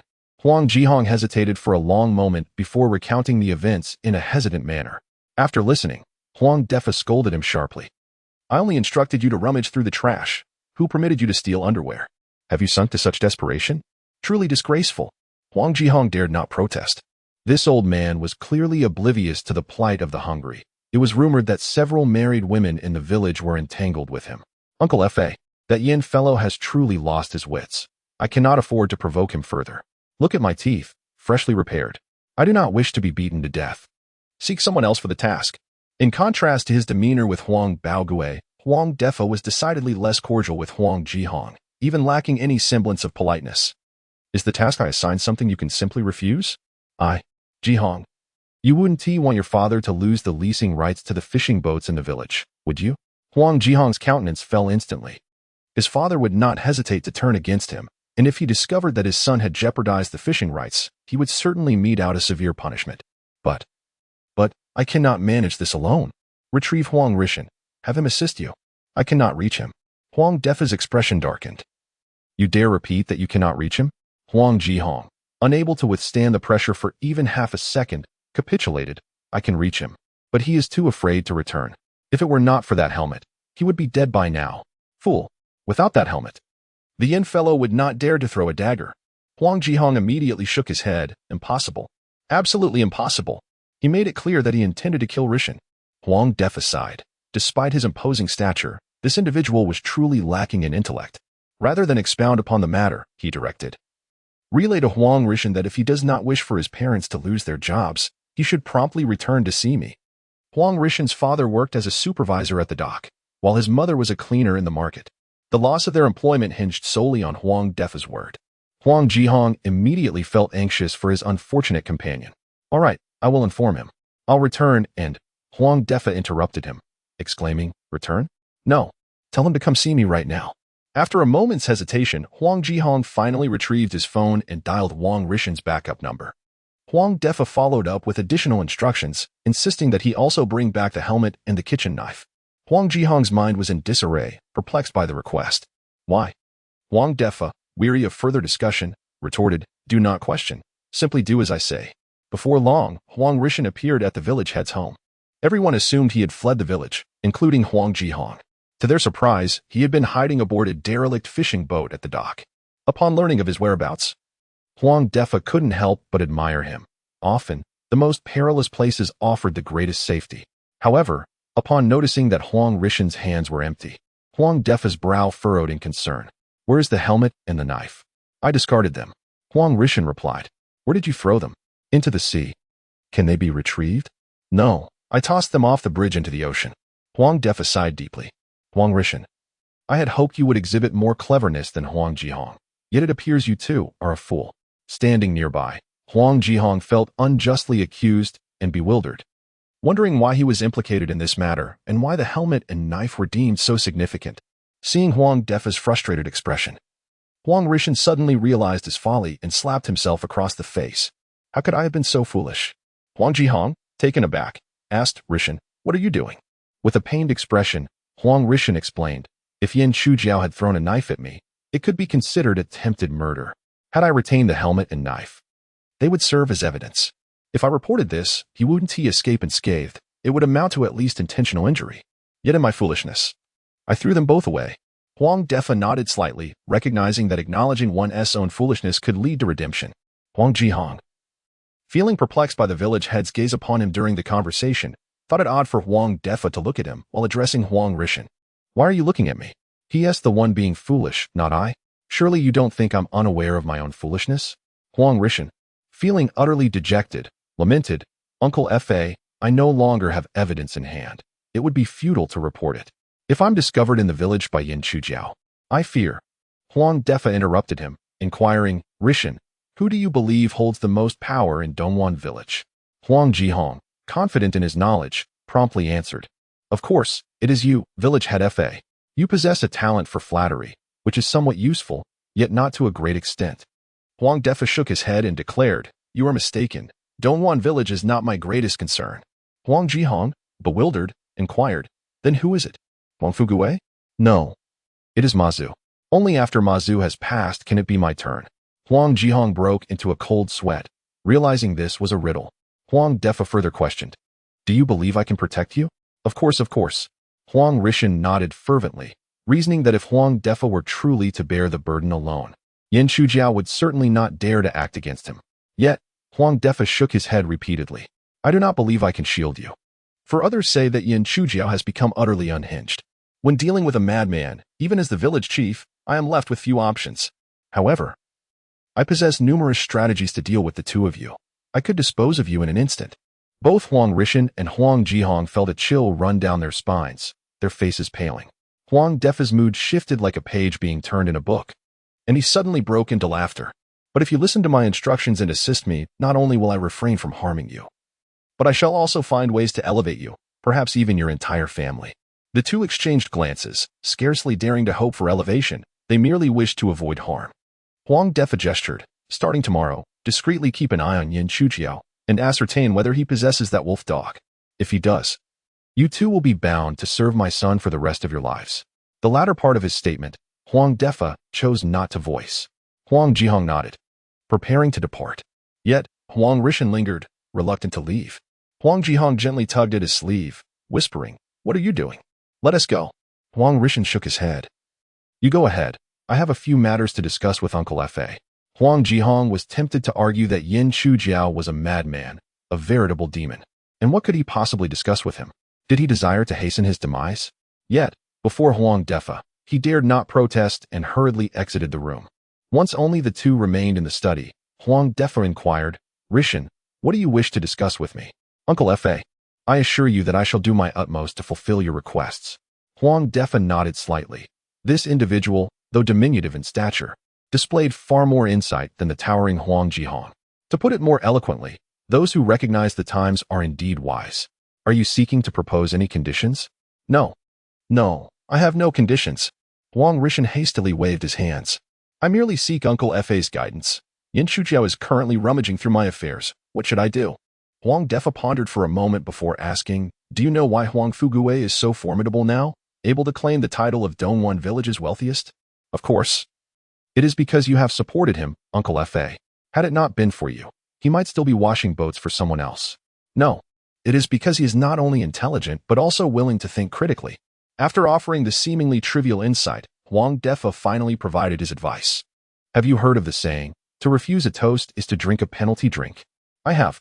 Do you know the reverse? Huang Rishan paused momentarily, then his expression brightened. Thank you for your guidance, Uncle Fa. Huang Defa waved his hand. If you manage this well, then you may employ your own expertise. What? The more perilous the place, the more secure it becomes. Huang Rishan contemplated this notion and nearly fell to his knees in reverence, expressing his gratitude to Uncle Fa. Huang Defa, observing his clarity of thought, could not help but exclaim, If only you were my son. Seizing the moment, Huang Rishan was about to kneel without hesitation, calling out, O foster father, hear my plea. However, Huang Defa swiftly intervened, pulling him back. Do not attempt such theatrics with me. I am not in need of a son, merely indulging in some idle lamentation. Huang Rishan felt a pang of regret for his delayed prostration. Regardless, as they shared the same surname, emerging from the same ancestral hall, he vowed, As long as you fulfill your duties diligently, I shall ensure you are well rewarded. Huang Rishan nodded vigorously. Uncle Fa, rest assured, I will uncover whether that fierce dog truly belongs to Yin Shujiao. Chapter 61. I suppose we should let him repair it. When Yin Shujiao awoke the following day, he discovered himself even dirtier than in previous days. There was no remedy. He had indulged excessively in nourishing food lately. There was no time to measure his height. A shower was of utmost importance. However, upon abruptly pushing open the door to the shower room, he was taken aback to find someone inside. His aunt, Su Yueqing, was busily cleaning wooden barrels. Having worked late the previous night, she had merely soaked the used barrels in water and was now scrubbing them thoroughly. Aunt, you're not going to the market? Yin Shujiao stammered, shifting awkwardly to avoid revealing anything untoward about himself. I plan to gather some single-clove garlic and small chili peppers from the village today to make chili sauce. So I want to be going to the market. However, I still need to tidy up my stall later, she replied. Then please step out. I need to take a shower. Su Yiqing admonished gently, what do you need a shower for so early? Even if you don't fear catching a cold. Do you not consider the cost of water? Yan Shujiu hesitated. And, please don't say so much, just come out. Reluctantly. She set aside her unfinished task and exited the shower room. As they brushed past each other, she glanced at him.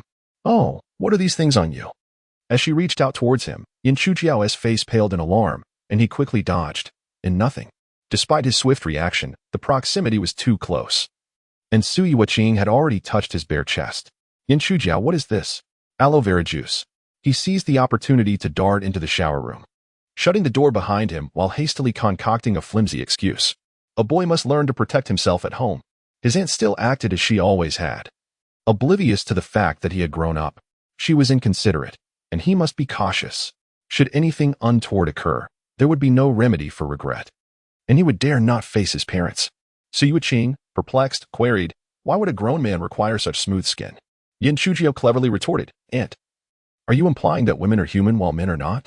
I am out in the sun all day. If I don't take proper care of my skin, I will end up tanned and unattractive, making it impossible to find a wife. His reasoning was so sound that Su Yiqing was left speechless and could only continue washing her hands. After cleaning, she noticed an odd scent lingering on her hands. However, pressed for time, she dismissed such details. Shujiao, when you finish, please scrub those barrels as well.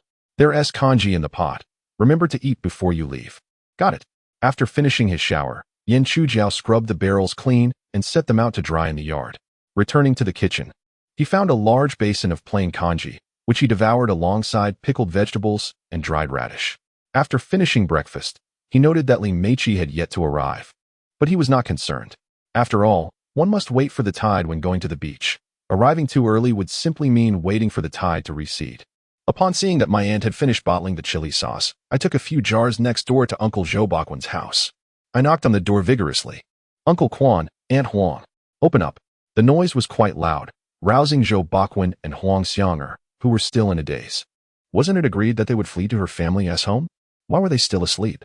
Unfortunately, the couple had tossed and turned all night in worry, barely managing to close their eyes in the latter half of the night. Besides, Yan Shujiao was an early riser. It was not even 7 o'clock yet. Upon hearing her devilish voice, the couple felt utterly hopeless. This was clearly endless. Startled, they huddled beneath the covers, trembling with fear. Why don't you quickly leave through the back door? Huang Xianga whispered. Zhou Baquan was taken aback. If anyone should leave, it should be her, not him. However, with this incessant torment, he realized that while he could evade today, he could not escape tomorrow. Huang Xianga hesitated, and Zhou Baquan understood. His wife was prepared to make a sacrifice. Ah Xiang, please don't be foolish, or our family will fall apart. Huang Xianger wanted to argue that it wasn't so serious, and it wouldn't cost them anything significant, especially since he was generally so lazy. After calling for a while with no response, Yan Shujiao, puzzled, muttered to herself, I thought I had woken up early enough, but it seems they have already left. All right then, I shall return tonight. Upon hearing this, the couple involuntarily shivered again. This was truly relentless. Once the footsteps faded away, Zhou Baquan quickly urged his wife. You must go back to your family. With a troubled expression, Huang Xianger replied, will my leaving truly resolve the issue? You should hide for a few days while I devise a plan to apologize and persuade him to let us off the hook.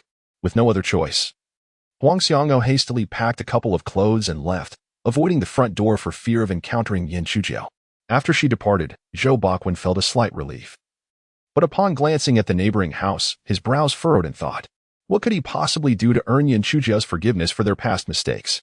Meanwhile, Yan Shuji waited at home for a while, noticing that Li Meiqi had yet to arrive. Thus, she decided to call her.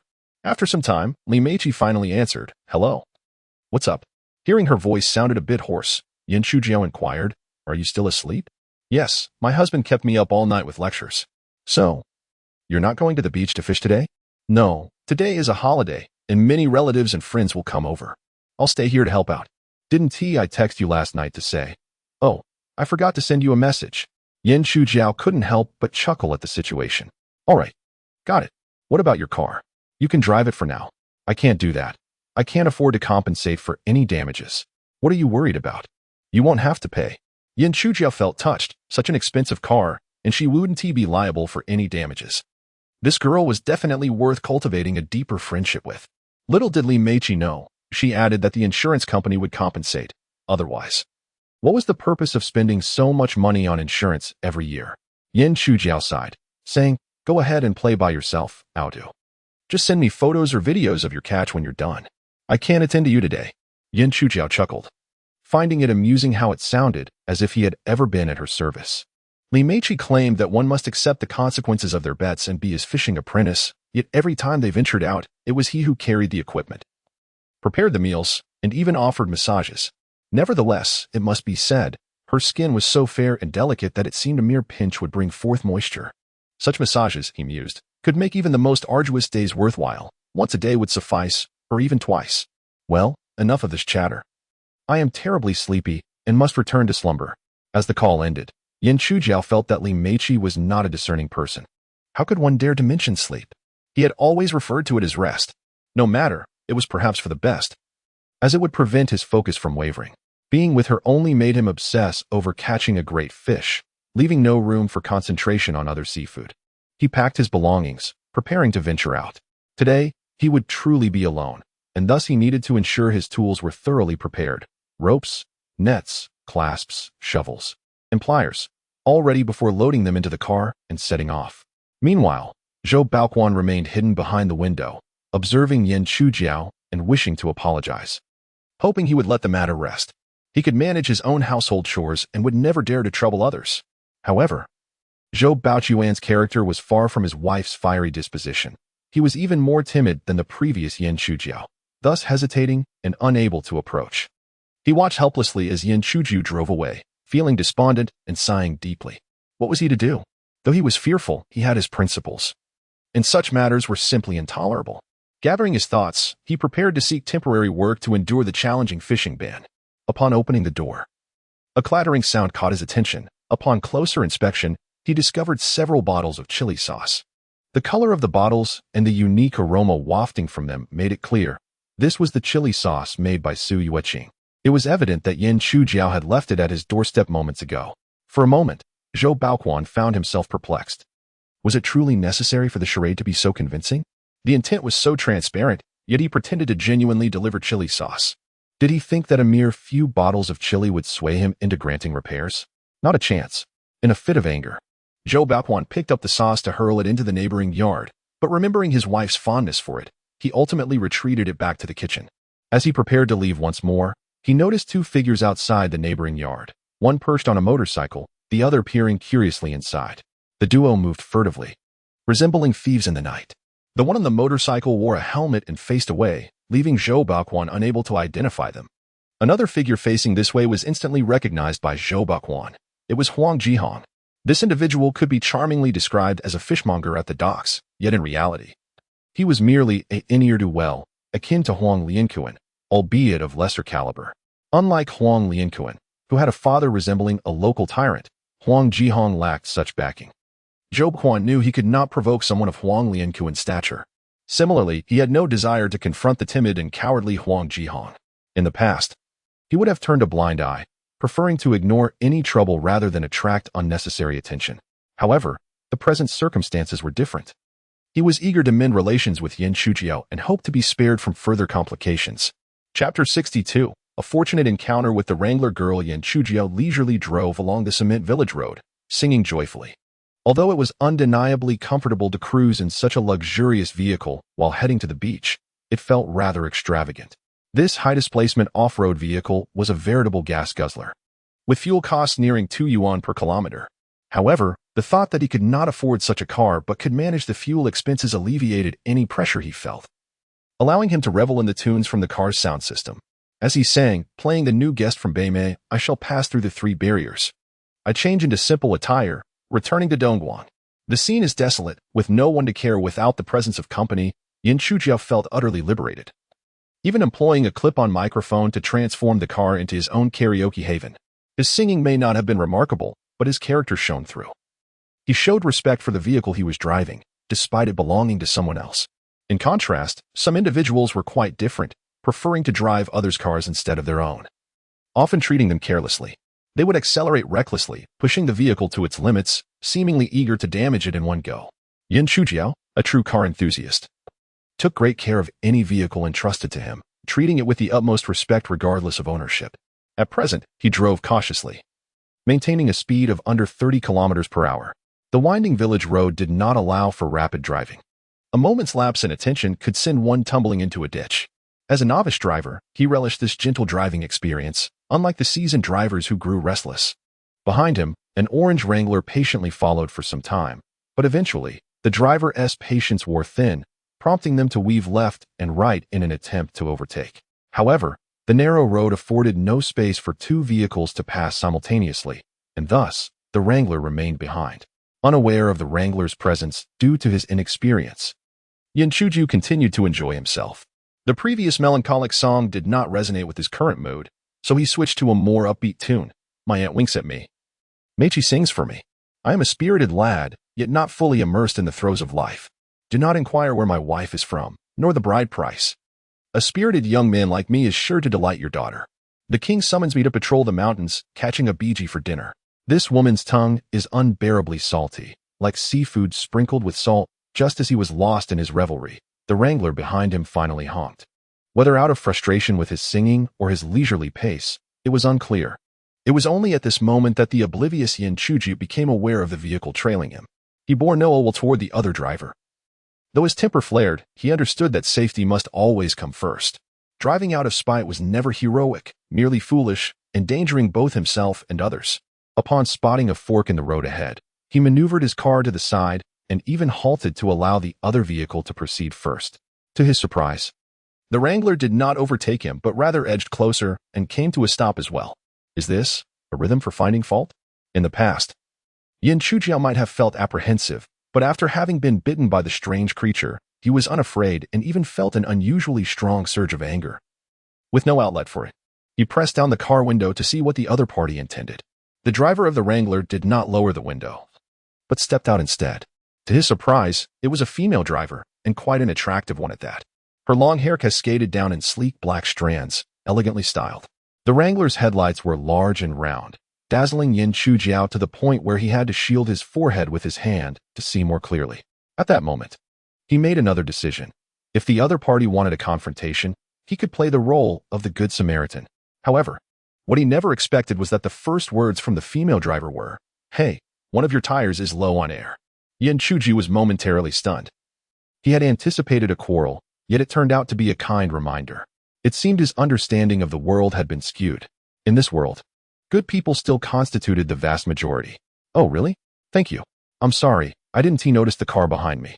Yin Chujiao was a person who valued grievances and kindness. If you treated him with respect, he would return it tenfold, and if you treated him poorly, he would regard you with disdain. Thus, after getting out of the car, his first instinct was not to check the tire, but to express his gratitude and apologize. The female driver smiled. If I'm not mistaken, you should be a novice, right? Yes. Yin Chujiao nodded. This is my first time driving alone. I can tell you're oblivious to others, just focused on driving your own car. Driving doesn't work like that. You must be aware of your surroundings, checking both front and back. Sometimes there might be cars behind you, or pedestrians could unexpectedly appear beside you. You need to learn to use your rearview mirror. All right. I will pay attention next time.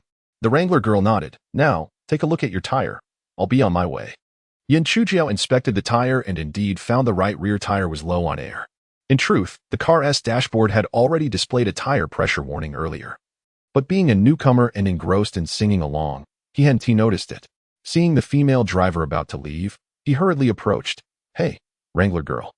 May I ask your name? That's quite a unique way to address me. Just call me Wrangler girl. All right, Wrangler girl, you. The Wrangler girl smiled and interrupted. Let us just add each other on WeChat. I already have a boyfriend. We are strangers. If fate allows, we shall meet again. Crossing mountains is difficult. Who mourns the solitary dog? In fleeting encounters, all are other spouses. Yin Chujiao naturally understood that such a beautiful girl should not lack suitors. But he was not interested in adding her on WeChat. He wanted to inquire, have you ever driven one of these black warriors? The Wrangler girl frowned slightly. Your car may be more expensive than mine, but it's just a means of transport. There is nothing to show off about, is there? No. I just want to know if you have driven one of these black warriors. The Wrangler girl became somewhat annoyed. What does it matter to you whether I have driven one or not? Yin Chujiao managed a wry smile as he inquired. Do you happen to know where the spare tire for this vehicle is located? The cowgirl appeared momentarily taken aback. You don't know? Yin Chujiao shook his head. The cowgirl, brow furrowed in disbelief, asked, this car isn't stolen, is it? Yin Chujiao broke into a sweat, quickly replying, no, a friend lent it to me.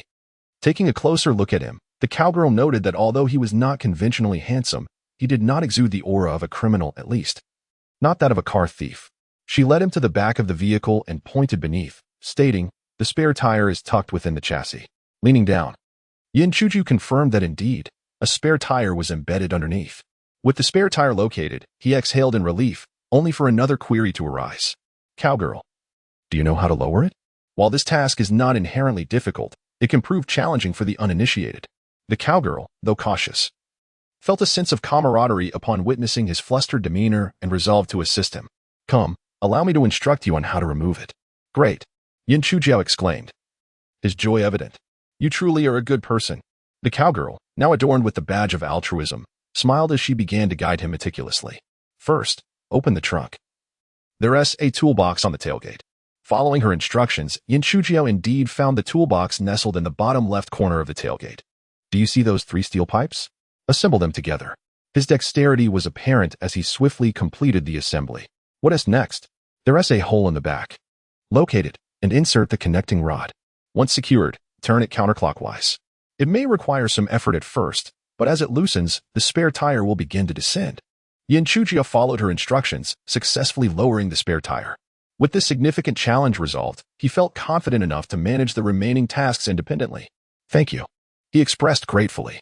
No need to mention it, she replied, gesturing toward the spare tire with a cheerful blessing. May you never find yourself in need of it. After the cowgirl climbed back into her vehicle, she prepared to steer toward a fork in the road. Wait, that way leads to the dock. There's no road beyond. Yin Chujiao called out. The cowgirl nodded. I am aware. I'm heading to the dock to dive. Observing the trees swaying perilously in the wind, Yin Chujiao shook his head slightly. The wind is quite strong today. The waves will be rough. Diving in these conditions could be unsafe. All right, thank you, she replied, dismissing his concerns. Wait a moment. Yin Chujiao, sensing her nonchalance, spoke earnestly. Cowgirl, though my education is limited, I assure you as a local, I wouldn't deceive a visitor. The cowgirl queried, how did you know I'm from out of town? Yin Chujiao pointed to her license plate.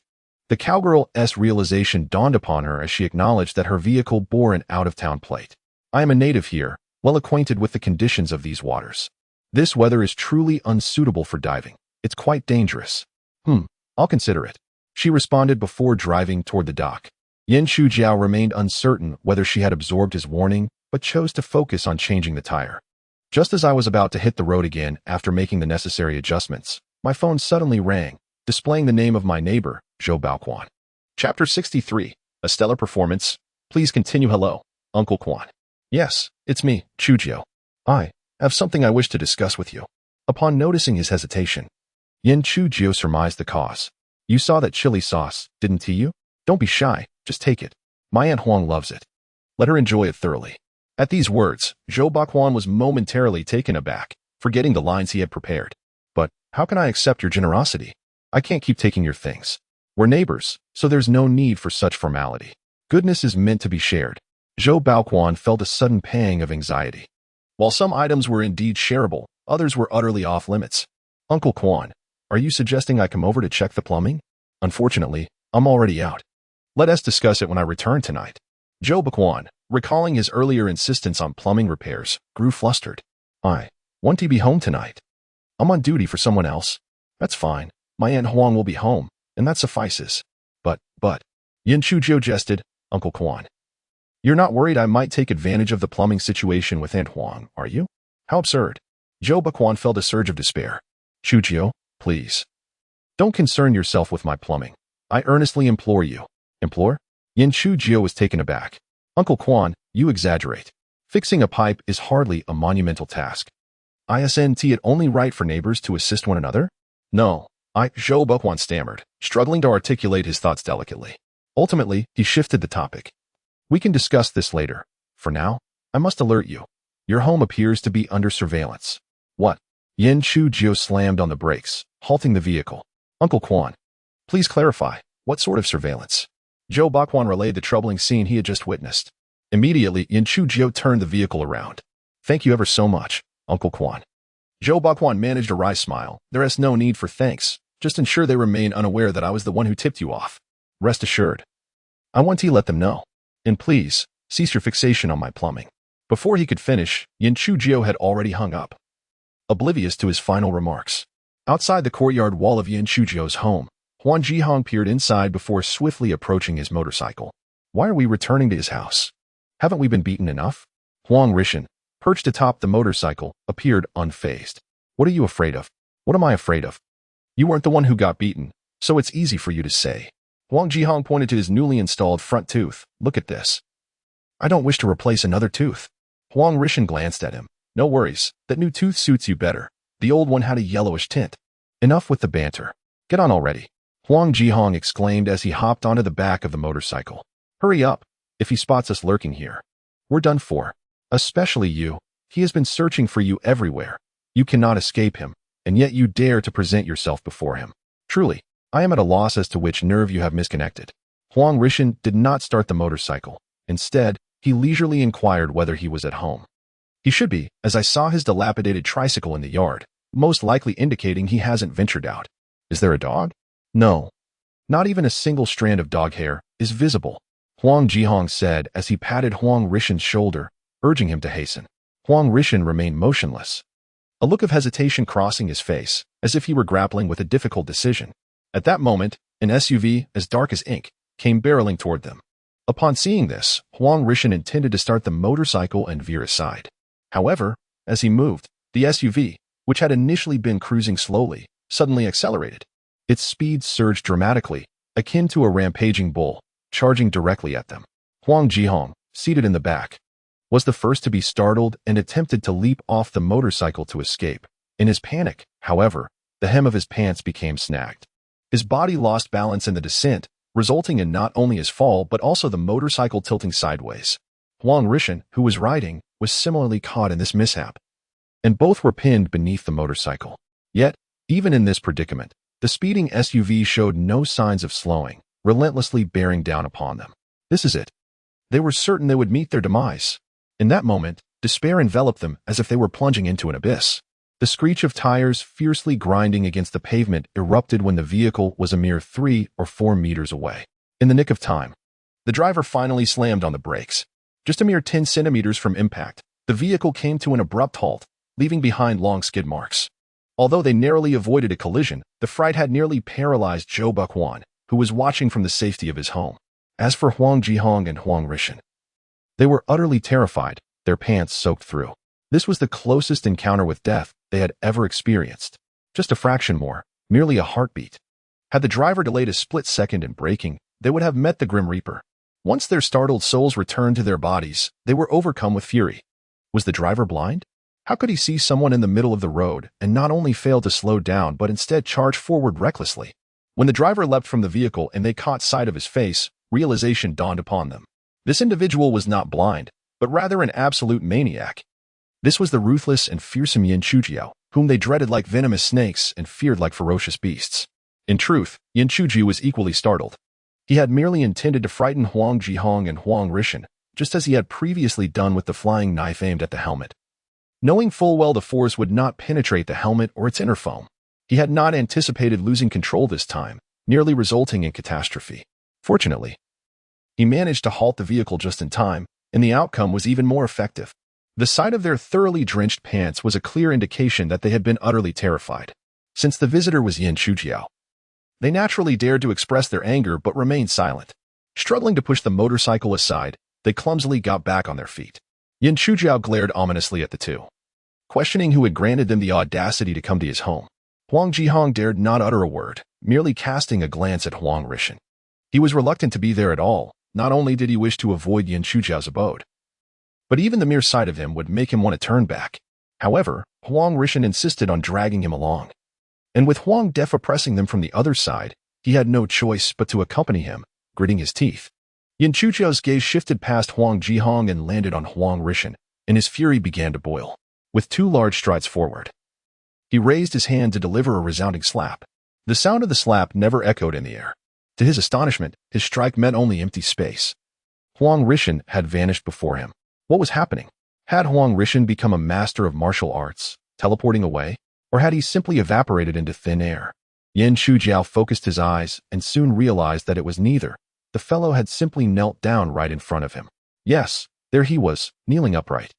Not on one knee, but on both. Witnessing such an act, not only did Yan Shuji find himself momentarily at a loss, but Huang Jihong was equally dumbfounded. What was this spectacle? Brother Jiu, I was wrong. I did not come to provoke you. I came to sincerely apologize. I should not have stealthily entered your home. Nor should I have taken your aunt's undergarments. Here is the 3,000 yuan I owe you, and this is the undergarment. I swear I did not use it for anything improper. You can believe me, Huang Rishan exclaimed, simultaneously pulling out a stack of cash and a sealed bag containing the undergarment. Yan Chuji was momentarily taken aback, but his expression quickly returned to its icy indifference. He began to comprehend the situation. This man realized he could evade initial consequences but could not escape the ultimate reckoning, rather than scurry around like a stray dog. It was wiser to surrender voluntarily and hope for leniency. However, something still felt amiss. Seeing that Yan Chuji remained unresponsive, Huang Rishan gritted his teeth and raised his hand to slap his own face. Smack. Brother Jiu, I was wrong. Smack. I apologize to you. Smack. I am not worthy of being called a person. I beg for your forgiveness. Ah, so he was resorting to a self-pitying act. Who taught him such tactics? Yan Chuju displayed no emotion, merely watching him perform his act with a sense of numbness. Chapter 64. You are a discerning individual. Both standing and acting, the commotion at Yan Chujiao's home swiftly attracted a multitude of villagers to observe the spectacle. Indeed, Huang Rishan was a formidable individual. Observing that Yan Chuji remained unfazed, he intensified his self-inflicted punishment, striking his own face until blood flowed and his countenance became swollen. Huang Jihong, unable to bear the sight, contemplated intervening to plead for leniency. However, upon touching his recently fitted teeth, he ultimately restrained himself, fearing they might be dislodged once more. Currently, Yan Shujiao exhibited an unpredictable madness, rendering her utterly incomprehensible. As he surmised, Yan Shujiao displayed not the slightest hint of compassion, standing there impassively. You fancy performing, do you? Very well, perform, and once you have finished, I shall deal with you. The ultimatum was clear. Should I declare a breaking of your legs, it shall be done. I assert this, and even Jesus cannot intervene. At that moment, a voice rang out. Upon hearing the familiar tone, Yan Shujiao's expression shifted. While Jesus might be incapable of intervening, one individual certainly could. Her aunt, Sui Weqing. Sui Weqing was on her way back to retrieve the tricycle that Yan Shujiao had left behind, intending to assist a villager with a prearranged delivery of garlic, when she fortuitously witnessed the unfolding scene at the entrance. Upon seeing Sui Weqing, Huang Rishan appeared as though he had encountered the compassionate Guanyin, promptly bowing down before her. Aunt Qing, I was wrong, I apologize. Please forgive me, I beg you. Sui Weqing, observing his self-inflicted disfigurement, had lost all sense of anger. Recognizing one's mistakes is essential. Do not engage in such sordid affairs again. I shall not, I promise. Huang Rishan quickly picked up the cash and undergarments that Yan Shujiao had neglected. Aunt Qing, this is my compensation. Sui Weqing swiftly seized them. Not out of unfamiliarity with money, but out of concern that more eyes would witness her undergarments. Very well, I forgive you. Thank you, Aunt Qing. Thank you. Huang Rishan expressed his gratitude fervently and sincerely. Yan Shujiao had become utterly ruthless. Had Sui Weqing not appeared, the outcome could have been dire. Indeed, with Sui Weqing present, Yan Shujiao could not fully embrace her villainous persona, allowing Huang Rishan's servility to be preserved, albeit precariously. As Huang Rishan was about to rise, as if liberated from a great burden, Yan Shujiao finally spoke. My aunt has forgiven you, but I ask, shall this matter end here? Huang Rishan's complexion changed. N9 brother. Yan Shujiao, with an icy demeanor, commanded, kneel before me, and remain so until noon. Should you linger for even a second less, I shall break one of your legs. Huang Rishan. Yan Shujiao pointed at the kneeling Huang Rishan, addressing the surrounding villagers who had gathered to gawk. You revel in this spectacle, do you? Then open your eyes wide and observe closely. Should anyone dare to bully my solitary aunt, they shall meet the same fate. The crowd felt a sense of affront. We merely wished to witness a bit of excitement. Yet, no one dared to voice their opinions, not even a whisper. except for those who coughed in discomfort. Yin Chujiao had indeed transformed into a figure of complete madness, possessed as if by a malevolent spirit. The once familiar Yin Chujiao was now utterly transformed. To avoid a fate akin to that of Huang Rishan, it would be prudent not to provoke him. In an effort to evade scrutiny or the resurfacing of past grievances, the villagers gradually departed, leaving no one behind. Meanwhile, Zhou Baoquan trembled in his home, fearing that Yin Chujiao had become so ruthless that even the integrity of his water pipes could no longer be assured. Su Yueqing observed Huang Rishan, still awkwardly kneeling, and gently tugged at Yin Chujiao's sleeve. Chujiao, he has acknowledged his mistakes and has even apologized to me. Perhaps we could. Silence. Yin Chujiao interjected, not allowing his aunt to finish her thought. How dare you speak to me so insolently? Under normal circumstances, Su Yueqing might have questioned him in such a manner. But these were not ordinary times. Understanding the larger picture, she deemed it wiser for a man to handle such matters if peace was to prevail in their household. Wait, have I not always regarded him as a mere child? When did I begin to see him as a man? Su Yueqing pondered, yet decided to relinquish her concerns and push the tricycle onward. Yin Chujiao, too, did not linger at home. Wasting time with these two inept individuals seemed unworthy. The pursuit of wealth was paramount. Bai Jin had inquired once more about the day's harvest of barnacles. As he watched the imposing silhouette of the Black Knight's vehicle recede into the distance, Huang Jihong mused aloud, that car must be worth over 1 million. Huang Rishan, still kneeling, glanced at him with indifference. Is that truly the crux of the matter? After a moment's reflection, Huang Jihong realized that the real issue lay in how Yin Chujiao could afford such an extravagant car. Disinterested in continuing the conversation, Huang Rishan withdrew from their exchange, feeling they were on entirely different wavelengths. He retrieved his phone and called Huang Defa, recounting the events of the day. Upon hearing the report, Huang Defa could not help but exclaim, Rishan, you are indeed a talent. I did not misjudge you. He suggested that it would be more palatable to offer a toast than to impose punishment. Huang Defa intended for Rishan to approach Yin Chujiao and admit his fault, but not to the extent of kneeling. Seeing Huang Jihong assisting a toppled motorcycle, Huang Rishan quietly remarked, Uncle, I fail to comprehend one thing. Speak. If you believe my words and suspect that the wolf dog belongs to Yin Chujiao, why not confront him directly or hold him and his aunt accountable? Why all these convoluted schemes? Huang Defa countered with a question, and who am I? Who else could you be but the cunning Huang Defa? Rishan replied, recalling how every family in the village guarded their beautiful daughters-in-law against him. After a moment's thought, he added shrewdly, you are the village head. Huang Defa appeared pleased with this answer. Since I am the village chief, I must consider my influence and lead by moral example, without concrete evidence. How could anyone claim I am bullying orphans? Realization dawned on Huang Rishan. This was a delicate balance between maintaining one's authority and upholding a faade of virtue. Huang Defa continued, let me ask you again, who is Yin Chujiao? That? He is undoubtedly a rascal. No, he is not simply a rascal. Huang Rishan was perplexed. Was it not a mere nuisance, but rather a dapper fellow? Yin Chujiao's current state suggested, to Huang Rishan, a high likelihood of madness. If the feral dog did not belong to him, why should he engage in a quarrel with a mad beast? Huang Rishan found this reasoning quite sensible. Why shatter porcelain over a broken tile? Uncle, trust me, I saw it clearly that day. Yin Chujiao was indeed accompanied by that feral dog. But where is the dog now? I do not know. It must be hidden away. Then you must retrieve the dog for me. Huang Rishan recognized this as an opportunity to board Huang Defa's grand ship, likely his sole chance, and he fervently declared, Uncle, rest assured, I shall find that dog. Let us consider your words tentatively, for now Huang Defa was indeed a man of discernment. Even while engaging in nefarious deeds behind closed doors, he maintained an outward appearance of propriety. Upon learning of his son's altercation with Yin Chujiao, where not only did his son fail to gain the upper hand, but was also injured, he was furious. What is Yin Chujiao to dare to lay a hand on my son? Does he hold me, the village chief, in such low esteem? Though he felt his dignity had been provoked and trampled, he hesitated to take action. It was evident that his son had instigated the conflict. He knew well that his son had long harbored desires for Su Yueqing. Moreover, it was his son who led several others to assault Yin Chujiao alone, and they had lost. As a senior and village chief, confronting Yin Chujiao for an account seemed neither justifiable nor appropriate. Thus, he simmered with suppressed anger, planning to covertly seek out grievances against Yin Chujiao and Su Yueqing. However, after his son encountered trouble, Huang Rishan revealed that the feral dog belonged to Yin Chujiao. igniting his desire to exact vengeance upon Yin Shujiao with renewed fervor.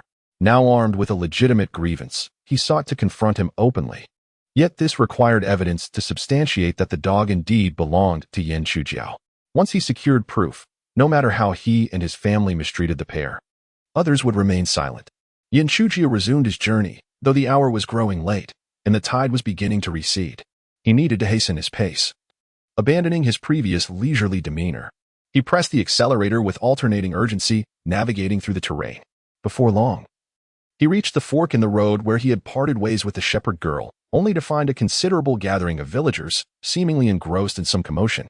The intersection was congested, prompting him to reduce his speed. As he slowly passed, curiosity got the better of him, and he rolled down his window to inquire of a villager, "Sir, what has transpired here?" The villager pointed below. "I heard someone drowned at the dock." "Have they been rescued?" "They were brought up, but they've already succumbed. There is nothing more to be done. We're now just waiting for the police to arrive." "Oh." Yin Shujiao contemplated remaining indifferent, as he was of little help in the matter. He needed to press on to earn a living. Today had already been significantly delayed due to various incidents. However, just a few meters ahead, his expression suddenly changed, and he slammed on the brakes. Subsequently, hastily pull over to the side, then leap from the vehicle and dash toward the dock below. Chapter 65. I will not allow you to bid farewell to the world. The young woman, whom Yin Shujiao had encountered previously, had mentioned diving at the dock below. However, on such a blustery day, the waves would undoubtedly be tumultuous, making it utterly unsuitable for water activities. No matter how proficient one might be at snorkeling, unforeseen accidents could still occur. Could it be that the young woman, disregarding all warnings, had ventured into the water and encountered misfortune? A girl so warm-hearted and kind. Her untimely demise would be an immense tragedy. The slope leading down to the dock was small, bordering on derelict. Typically, this area saw little activity. Yet now a sizable crowd had gathered. In their midst, on the cement ground, lay a figure clad in a wetsuit, motionless. From a distance, Yin Shujiao's heart sank at the sight of the shapely form. It was unequivocally a woman. She possessed an exquisite figure, fair skin, and appeared remarkably youthful. His concern swiftly morphed into dread. "Please, let it not be her." Yin Shujiao fervently prayed as he hurried closer, disregarding all caution. When he finally discerned the woman's features, his face drained of color. It was over. All was lost, just as he had feared. The girl before him was the very one who had reminded him of his flat tire, guided him on how to replace it, and wished him well, hoping he would not become a spare tire himself. Now, she lay lifeless, in utter contrast to the vibrant persona he had first encountered. Her once lustrous black hair was now drenched and disheveled, cascading behind her. Her face was ashen, her lips tinged with a deep blue, and there was no rise or fall of her chest. Undoubtedly, she had lost all breath. Yin Shujiao's vision blurred with anguish. How could such a remarkable girl be gone in an instant? Just 2 hours ago, she had stood before him, lively and laughing. Life, it seemed, was so fragile, so ephemeral, and so easily extinguished. Yin Shujiao struggled to accept this grim reality, collapsing helplessly beside her. In that moment, he felt immense sorrow and profound regret. Had he been more resolute in preventing her from diving, or had he issued a stern warning, perhaps this tragedy could have been averted. Yet the truth of life is that it is devoid of what-ifs. A person's life is singular. Once extinguished, it is gone forever. Onlookers, witnessing the young man in his despondency, slumped and bereft, assumed he was a relative or a boyfriend. "Young man, please accept my condolences," they murmured. "On such a windy day, with waves so high, how could you let her go into the water? Even the most ardent of enthusiasts wouldn't take such risks. A life in the bloom of youth. How tragic, how lamentable. Please, spare him your words. He is already in enough pain," came the voices of consolation and regret, buzzing incessantly around him. Yin Shujiao's heart was a tumult of chaos, yet he was powerless to accept the loss of the young woman who had so suddenly faded away. In the next moment, he swiftly knelt down, pulling the zipper of her wetsuit that was tightly fastened around her neck, revealing the pristine white tank top beneath.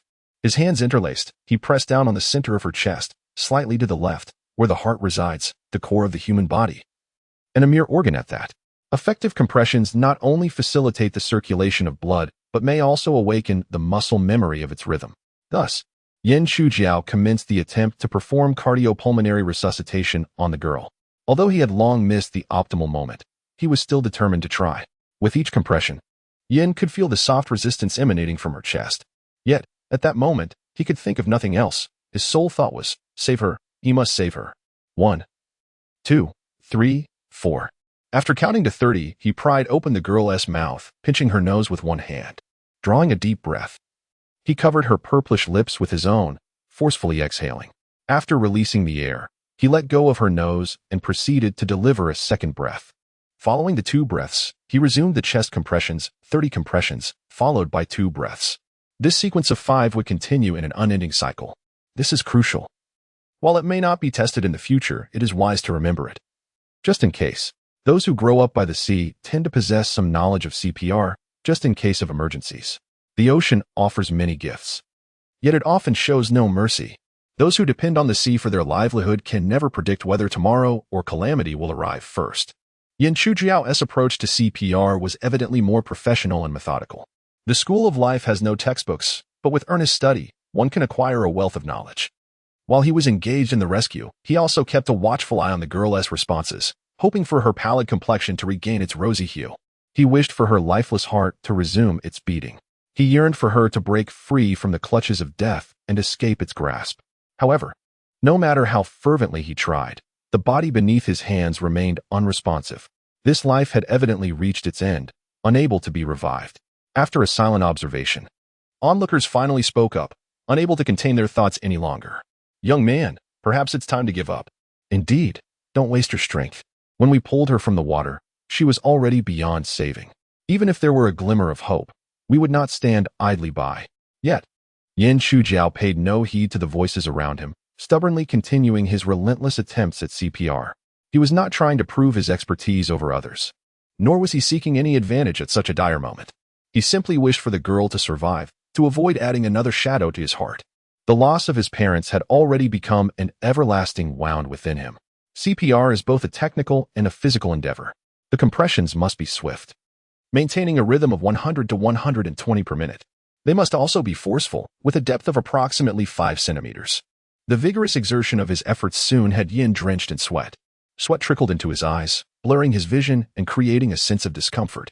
Yet, the true anguish resided in his heart, for no matter how fervently he tried, the maiden of the steed remained unresponsive. You cannot perish, dear maiden. I refuse to let you bid farewell to this world. Yin Chuji was unwaveringly obstinate, yet heaven showed no compassion for his plight. As his stamina waned drastically, even his altered physique began to falter. He felt himself nearing his limits. The rhythmic compressions of his heart, once surpassing 100 beats per minute, gradually faltered in frequency. Without the required tempo, his efforts would be in vain. In a desperate bid to invigorate himself, he bit down hard on the tip of his tongue, hoping the pain would galvanize him to continue his life-saving endeavor. As blood welled from the punctured flesh, the sharp sting momentarily revived his scattered focus. He pressed on. Compress, breathe. 30 compressions followed by 2 breaths. Repeat, repeat, and repeat again. When fatigue set in, he would bite his tongue anew, urging himself to muster strength. The onlookers from the village, witnessing his relentless struggle, found it increasingly difficult to bear. The scene was not one of lewdness, but rather profound sorrow. The separation of life and death has always been the most excruciating ordeal in existence. When Yin Chujiao once more pressed his bloodied lips against the maiden's, breathing life into her, he suddenly felt a peculiar sensation. His eyes widened in astonishment as he sensed something slippery gently brushing against his lips and tongue within her mouth. Chapter 66, perhaps naturally indifferent. Yet love exists in the world. Yin Chujiao initially believed it to be an illusion, an overwhelming despair intertwined with the fervent hope for a miracle. However, as he exhaled a second breath, he realized it was no mere figment of his imagination. The soft, cool tongue of the girl, known as the horse herder, was indeed moving languidly, a barely perceptible motion. Before he could fully comprehend the situation, he felt an unexpected suction from her lips, drawing his tongue into her mouth. Yin Chujiao's eyes widened in astonishment, nearly popping from their sockets. Good heavens! The horse herder had miraculously returned to life. Not only that, but she seemed parched, as if she had consumed too much seawater, entwining her lips and tongue around his, incessantly sucking the blood from the tip of his tongue, swallowing repeatedly without pause. Yin Chujiao was ecstatic. She lived. She was alive. She truly had come back to life. Yet, as he regained a semblance of calm, he felt a sharp pain at the tip of his tongue from her relentless suction. With a sudden pop, he instinctively struggled to free himself from her embrace. Horse herder. Horse herder. He called repeatedly. At last, She slowly opened her eyes. Upon seeing Yin Chujiao's anxious face so near, her expression was complex. But at least her face had regained some color. Gasping for breath, he inquired, "Are you all right?" She attempted to shake her head. But her body was completely limp, lacking strength, so she merely blinked at him. The onlookers, witnessing this miraculous scene, found themselves at a loss for words to convey their emotions, but they erupted into thunderous applause, celebrating Yin Chujiao's relentless spirit in saving a life. They cheered for the girl who had been granted a second chance. "Wonderful! It's incredible that she has come back to life. This is the happiest event of the year. My goodness, why do I feel like crying? Dear girl, please never jest with your life again. Indeed, one must cherish life. May Mazu bless us. May Mazu bless us." This was undoubtedly the response of a normal person, while the world may harbor many naturally indifferent souls who, in the face of life and death, do not hesitate to mock. Such individuals are but a minority. More often, there exist simple-hearted individuals filled with love, hoping for warmth in this world. After rescuing the girl, Yin Chujiao intended to depart, not out of a desire for modesty or to conceal his achievements, but rather from an urgent need to earn money. Girls, in addition to potentially hindering his financial pursuits, could also drain his vitality. The prolonged and unceasing cardiac compressions had exhausted him considerably. However, despite having been revived, the horse herder remained exceedingly weak, unable to articulate a single word. And after a brief moment of consciousness, she slipped back into unconsciousness. Seeing her in such a feeble state, Yin Chujiao felt it was rather unkind to abandon her. At this moment, everyone regarded him as a relative of the girl. In truth, the opinions of others were inconsequential. Yin Chujiao was indifferent to their judgments, primarily because the horse herder had treated him rather well. Would an ordinary person, if obstructed, kindly remind you that your tire was underinflated? It is fortunate that you have not encountered an accident. That alone renders you a good person. Yin Chujiao has become rather peculiar, no longer fitting the mold of a good individual, yet he remains resolute in matters of loyalty and grievance. An inch of insult will surely be repaid with a yard. A drop of kindness will be returned with a fountain. Hence, he resolved to act as a true benefactor and escort the young lady to the town hospital. After a thorough examination by the doctor, her vital signs were stable, and there were no significant concerns, though she needed to be monitored with intravenous fluids. Yin Chujiao completed the necessary formalities, depositing 1,000 yuan as a guarantee. With no knowledge of her name, age, or address, he fabricated the details. Grateful that the hospital was not a police station, thus refraining from probing too deeply. Observing the young woman, stable and receiving her infusion, he could hardly wait for her to awaken. The proprietress, Bai Jin, noticing his lack of response, sent several urgent messages regarding the barnacle situation. Yin Chujiao hurriedly departed, making his way to the cliffside. Upon his return to the battleground, he found that the lowest tide had passed. The gooseneck barnacles were unreachable, entirely submerged. The acorn barnacles remained marginally accessible, yet time was of the essence, compelling him to commence work without hesitation. Unfortunately, having missed the optimal opportunity, he managed to harvest less than 100 pounds. To offset his losses, he caught a few eels as the tide rose fully. With the clock already past 3 in the afternoon and the return journey ahead, he realized that if darkness fell, the seafood would not make it to Bai Jin's restaurant in time for dinner, thus he had no choice but to cease his efforts. Upon delivering the acorn barnacles and eels to the Sea God restaurant, he found that the ever-demanding Bai Jin was not present. The manager, Lu Bin, received the goods instead. However, this was of little consequence. As long as payment was rendered, the gender of the receiver was irrelevant. After weighing the catch, he earned a total of 6,500 yuan. Although the income was only a third of yesterday's, Yin Chujiao felt a sense of satisfaction, recognizing that he had already squandered too much time on various matters today. To live well, one must find contentment. Joy stems from appreciating what one has, rather than lamenting what one lacks. As he prepared to leave, Bai Jin hurried back, her face lighting up upon seeing Yin Chujiao. Chujiao has arrived," she exclaimed. "You were sending me messages as if my life depended on it. Did you think I wouldn't come?" Bai Jin maintained her cheerful demeanor.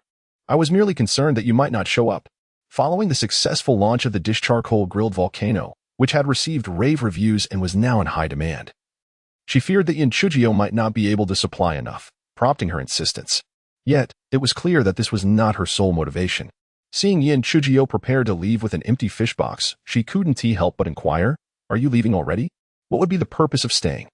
Am I to remain overnight?" The latter part of his thought remained unspoken. Bai Jin, however, was exceedingly enthusiastic, inviting him to enjoy a seafood platter before departing. Yin Chujio perceived her words as generous, yet doubted she would extend such hospitality to include abalone. Thank you, but my family awaits my return for dinner. I shall eat at home. What a foolish lad. What home-cooked meal can compare to the delights of a restaurant? Bai Jin retorted, reaching for his hand. Come now. Indulge a little. You've yet to experience the flavors I have to offer. Speak your mind clearly. There is no need for hostility. Do you think that by being aggressive I will yield? Humph. You truly misjudge me. Yin Chujio promptly followed her. Bai Jin did not escort him to the private room, as the establishment was quite busy, with all the rooms occupied, so she led him to her office instead. The office was spacious, accommodating both work and meetings, with what appeared to be a lounge at the far end. Bai Jin invited him to take a seat at the rosewood tea table and personally brewed him a pot of Chazhou Kung Fu tea. Today, Bai Jin was evidently well-dressed. Her long hair was styled in an elegant updo reminiscent of a royal court, and she wore a tasteful qipao adorned with blooming peonies, exuding both the grace and poise of a young woman, while also radiating a gentle allure. Her delicate hands retrieved some tea leaves from an exquisite porcelain canister, placing them into a petite purple clay pot, and she meticulously rinsed them with hot water. As the leaves unfurled within the pot, a subtle fragrance wafted through the air. Once the leaves had been rinsed, she poured in fresh hot water again. The water flowed like silk, cascading from the spout as the leaves danced and twirled within, resembling a troupe of fairies in motion. The aroma intensified, enveloping the entire office in a delightful embrace. Throughout the tea-making process, her movements were light and graceful, her eyes clear as a tranquil lake, as though a captivating painting were unfolding before him. Yin Chujio suddenly realized that the proprietress was indeed quite beautiful. It was not merely her outward charm that captivated, but rather the serene elegance she possessed, a quality not commonly found in most women. Bai Jin presented him with a perfectly brewed cup of tea. The liquid was crystal clear and radiant, akin to amber, exuding an enticing sheen. Yin Chujio took a sip, and the rich fragrance filled his senses, leaving a sweet aftertaste. Yet, no matter how exquisite the flavor, it could scarcely rival Bai Jin's allure. Madam, your intent in keeping me here surely extends beyond merely treating me to a seafood feast, does it not? Bai Jin chuckled softly. What ill intentions could a woman possibly harbor? Yin Chujio nodded in agreement, asserting that men too harbor no ill thoughts, their inclinations simply drawn towards women. If you insist there are, then perhaps it is best left unsaid. The proprietress appeared to be a woman of simplicity, her affections clearly directed towards men. Chapter 67. Unseen. Yet regrettable, on the 9th of the month, I wish to present to you the promotional video of our restaurant, wherein you make an appearance. I seek your written consent to avoid any future claims of infringing upon your portrait rights. After much ado, is this all? I had presumed there was a leak in your plumbing. Yin Chujio expressed a tinge of disappointment, her enthusiasm waning. All right, let me take a look first. Bai Jin then activated the LED television mounted on the wall and commenced the playback of the Haishan restaurant's promotional video. To thrive in harmony with nature is to rely on the mountains if one dwells among them, and to depend on the seas if one resides by the shore.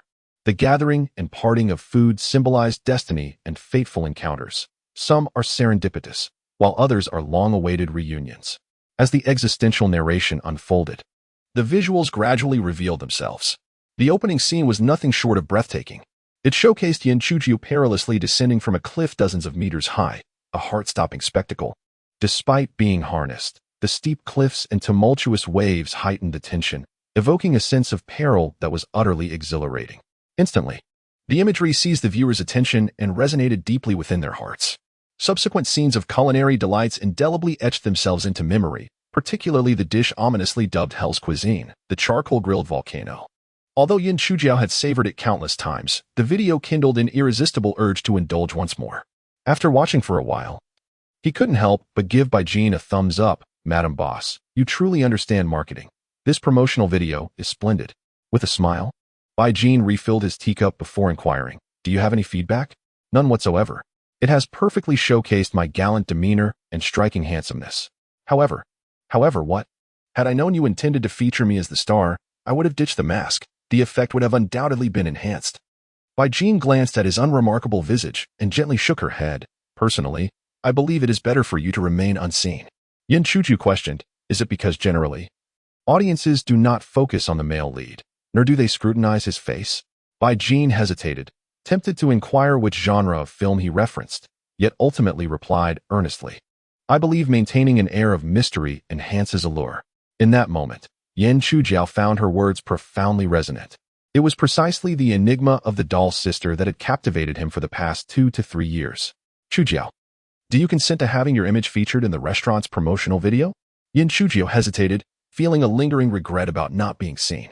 With such a remarkable physique, would it not be akin to parading in finery under cover of night, unnoticed? Before he could voice his thoughts, Bai Jin interjected, I want to take advantage of you.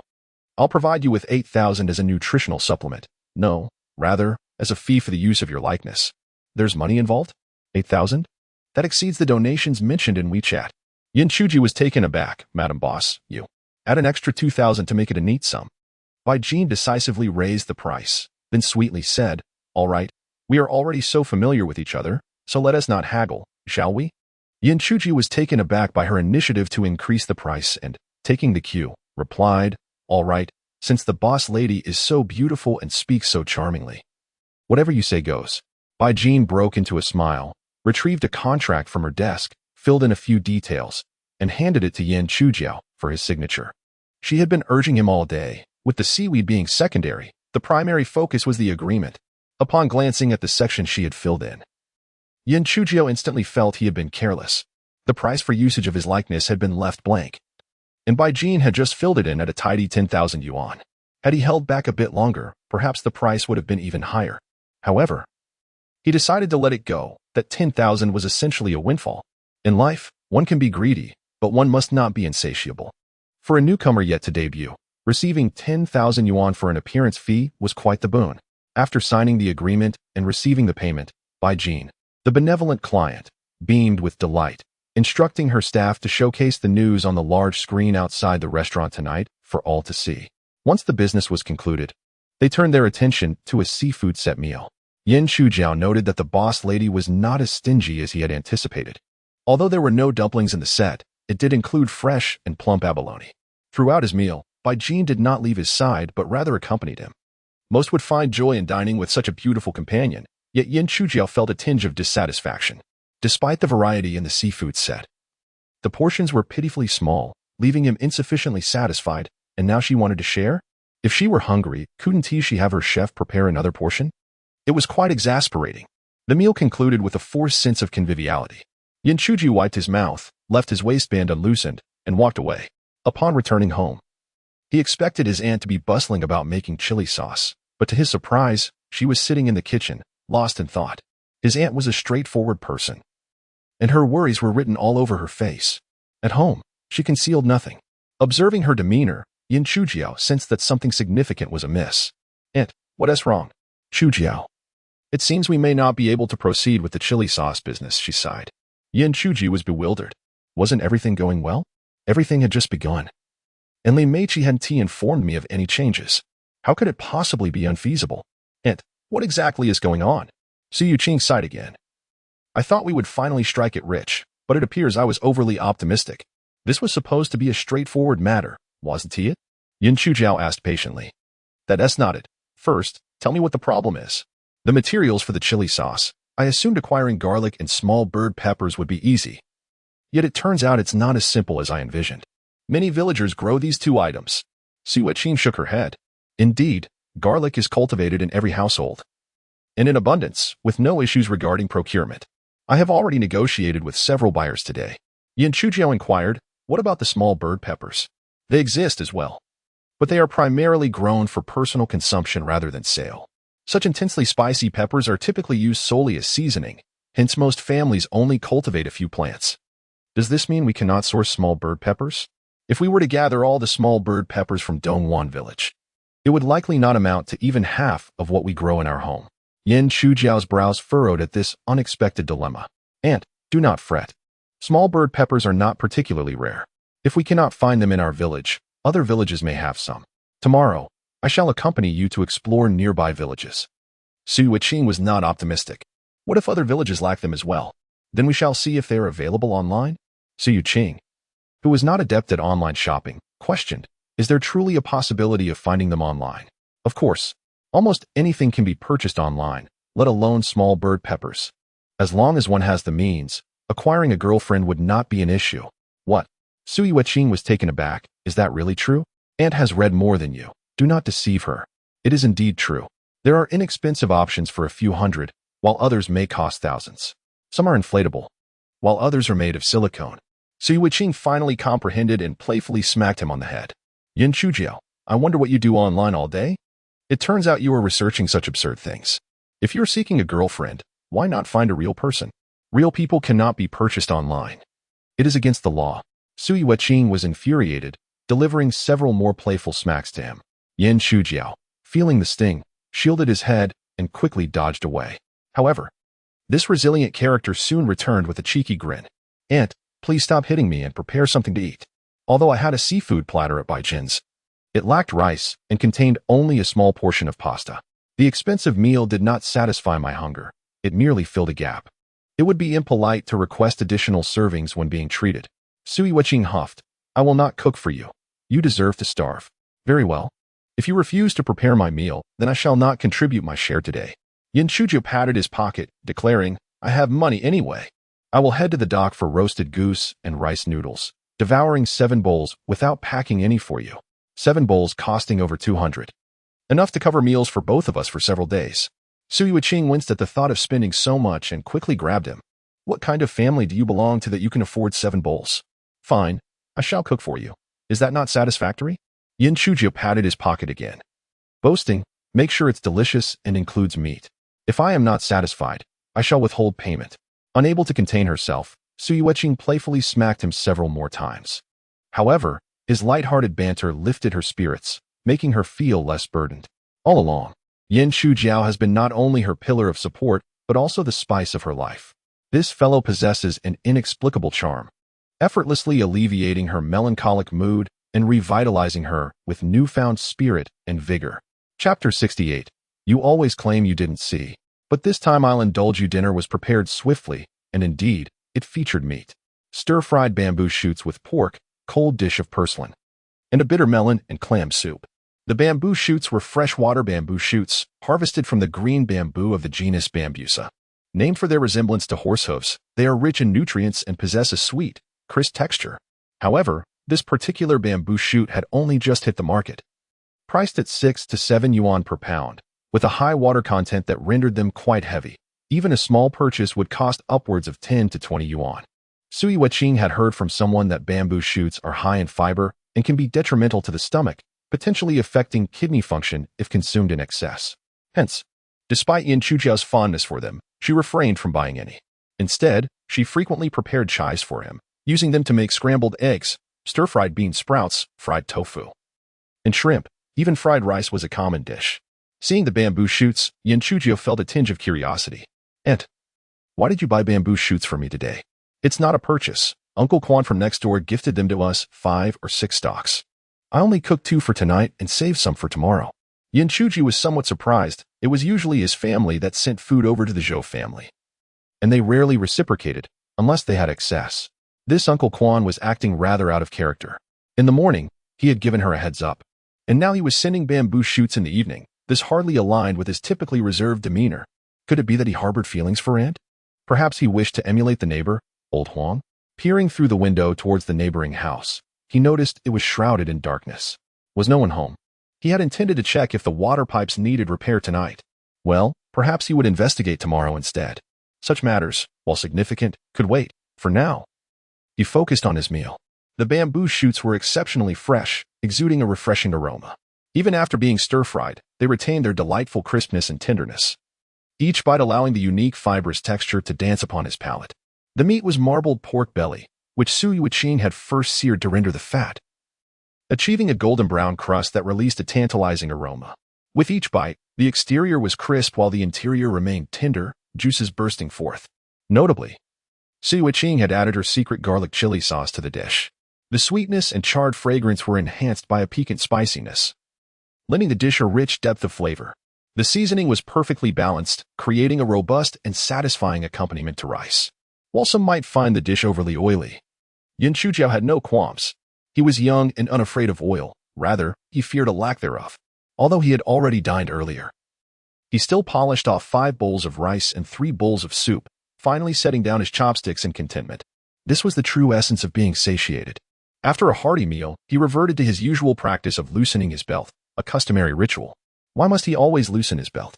Was it a signature move? Did he dare to be cheeky in front of his aunt? It was a misunderstanding. He meant no offense, he simply felt full. Each meal required at least 5 bowls as a baseline. Failing to loosen his belt would result in discomfort. When it came time to pay his dues, Yin Chujiao did not relinquish all of his portion. His aunt was not accustomed to large sums of money. Giving her too much might startle her, causing her to suspect he had once again ventured to that treacherous cliff, leading to further anxiety. Today, although the total income reached 16,500 yuan, only 3,500 yuan was transferred to her. Nonetheless, Su Yiqing was still astonished. You have earned so much? Yin Chujiao smiled. Yes. I am capable of earning now. Therefore, aunt, you need not worry excessively about the chili sauce venture. If we can pursue it, we shall. If not, it shall be as it is. In any case, we will soon repay our debts and enjoy a better life. Su Yiqing replied with a hint of melancholy. But I still want to pursue it. Although your recent fortune has been remarkable, fleeting luck does not guarantee a lifetime of success. We must seek a stable and enduring livelihood. This is not mere luck, it is a golden opportunity. Yin Chujiao refrained from countering her, for the transformation that had occurred within him was something beyond explanation. If word got out, he might be captured for experimentation. Thus, even in the presence of his dear aunt, he chose to remain silent. After bathing and returning to his room, instead of immersing himself in study as he once did, he opened an online shopping app to search for Little Sparrow Pepper. After exploring several applications, he discovered that there were indeed sellers. But they were all located in Yun Province, and there was a notable difference from what he cultivated. The peppers available online were larger and had a different shape, being more rounded and robust compared to his own slender varieties. Consequently, the heat and taste would vary, potentially affecting the quality of the chili sauce. He resolved to explore the neighboring villages tomorrow. If he still could not find what he sought, he would devise another plan. Having made his decision, he began his studies. Once the teacher appeared at the podium, the students in the classroom exhibited great enthusiasm, eagerly approaching to seek knowledge. One would verbally inquire while another searched for information below. As Yin Chujiao continued his studies, he found himself momentarily distracted. Gazing at the diligent teacher, another figure flashed in his mind. Absence makes the heart grow fonder. He found himself missing that silly dog, the sister's pet. He sent a voice call to Li Meiqi. Unlike before, she did not answer immediately. Instead, she hung up. Yin Chujiao called again, only to have the call terminated once more. A sense of frustration enveloped him. What was she doing that made it inconvenient for her to answer? Perhaps she was engaged in some physical activity, like running? Before he could dwell on his annoyance, Li Meiqi initiated a video call invitation. Upon connecting, she exclaimed, "What are you up to? Every time I mention I'm bathing, you never see it. This time, let me show you." Her unexpected boldness took him by surprise. After a day apart, she offered such a generous display? Surely, it was worth fostering a deeper connection. Yin Chujiao's heartbeat quickened as he fixed his gaze on the screen, determined not to miss a single moment. Li Meiqi was indeed truthful. She was currently in the bath. The image before him revealed her exquisite form reclining in the tub. A vision of beauty. Her face, radiant above the water, and her delicate shoulders, gracefully rounded, were captivating. Beyond that point, the content required payment, and he could not see further. The steam rising from the water mingled with the frothy bubbles produced by the bath gel. However, this minor obstacle did not deter him. Having witnessed countless spectacles, he remained composed. Yin Chujiao gazed for a while before posing a rather peculiar question. "Miss, which brand of shower gel are you using?" Li Meiqi, taken aback by the inquiry, wondered why he was asking about a product intended exclusively for women. Yin Chujiao gritted his teeth, declaring, "I shall not rest until I confront it. Why such animosity? What has it done to you?" Initially bewildered, Li Meiqi's gaze fell upon the bubbles before her, and she suddenly understood, bursting into laughter. "This is your punishment for not pursuing me. I shall keep it from you." After a fit of mischievous giggles, she finally asked, "What do you want from me?" "I miss you dearly after just a day apart." Li Meiqi struggled to process his words. Having just heard him claim he wasn't interested in her, was he now taking action? But then he continued, "Let me see that foolish dog." It took her a moment to realize he was referring not to her, but to his pet. Anger surged within her. If he couldn't think of her, why would he think of a dog? While she contemplated the absurdity of Yin Chujiao's priorities, a nagging doubt crept in. Was she truly less significant than a mere canine? After a lengthy pause, she sulkily replied, Zhao Mei is in the hospital. How can I show you? Oh, I completely forgot. When will it be discharged? I'm not a doctor. How would I know? What did the doctor say? I didn't ask the doctor, so how would I know? At that moment, Yan Chuju discerned an unusual tone in her voice. Miss, you seem rather unhappy. Li Meiqi retorted, you can eliminate the word seen from that statement. Is there something troubling you? Share it with me. Perhaps it will brighten my day. Li Meiqi rolled her eyes in exasperation. Do you have any websites for that sort of thing? Yan Chujiao hesitated before admitting, such sites do exist, but you're a girl. If you have them, just go ahead and look. I need to take a shower. Realizing this was an eye for an eye, he sighed and called out to her, wait. I still have something to say. Could he be implying that while he wished to see Zhao Mei, he also wished to see her? The thought sparked a flicker of hope within Li Meiqi. Go ahead. I'm listening. I must accompany my aunt to buy some peppers tomorrow, so I probably won't have time to go fishing. You needn't look for me. At this, Li Meiqi's displeasure deepened, and she curtly replied, goodbye. Thus, the call was abruptly ended. As a straightforward young man, Yan Chujiao assumed she merely needed to focus on her shower and thought little of it, finding it a perfect opportunity to concentrate on his studies. Chapter 69. In the depths of despair, a glimmer of hope after a night of silence, the next day dawned. Following breakfast, the aunt and nephew prepared to embark on their quest for the elusive small chili peppers.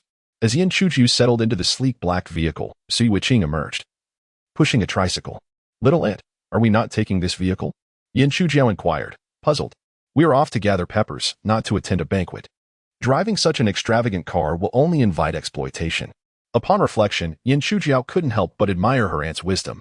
Riding a tricycle would present a humble appearance, dissuading others from inflating their prices. Conversely, arriving in a luxury vehicle would paint them as unsuspecting prey, right for the taking. Heeding his aunt's advice was undoubtedly prudent. Thus, Yan Chuju switched to the tricycle and the two set off. Just as they left the street corner, a motorcycle concealed in an alley caught the attention of Huang Jihong, who eagerly tapped Huang Rishen's shoulder. Rishen, they've left. Huang Rishen rubbed his ears in annoyance. I saw that. Speak plainly without the echoes. They're not heading toward the dock. They mustn't be setting up a stall. If that wolf dog truly belongs to them, they might be going to check on it. Huang Rishen cast a sideways glance at him, noting the newfound determination in his demeanor after being coerced by Huang Defa. Quickly, let us follow. Huang Rishen, however, remained unhurried. What's the rush? They are on a human-powered tricycle, while we ride a gasoline-powered motorcycle. A twist of the throttle will allow us to catch up.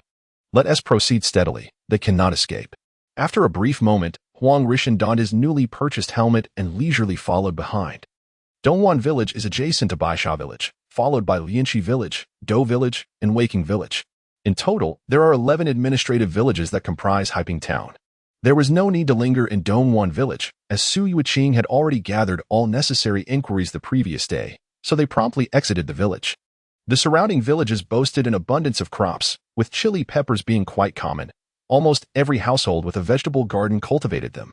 However, the varieties grown were all ordinary.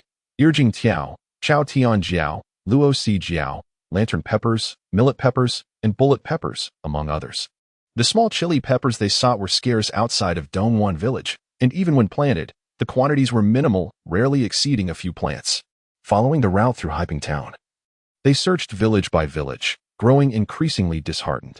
Though a few nearby villages yielded a meager number of small chili peppers, the farther they ventured from Dongwan Village, the more elusive the peppers became. As noon approached, the sun reached its zenith, casting its harshest rays. Yan Chujiao, resilient and unfazed, glanced back at her aunt, only to find her drenched in sweat, her clothes nearly soaked through. Despite her hat and face covering, only her beautiful eyes were visible, glistening with beads of perspiration that had formed on her eyelids. Concerned that prolonged exposure to the scorching sun might lead to heat stroke, Yan Chujiao felt a surge of urgency. "Aunt, why don't we find a place to rest for a while? Let us wait until the sun is less fierce before we continue our search." Sui Wuqing felt a pang of concern for him as well, and thus nodded in agreement.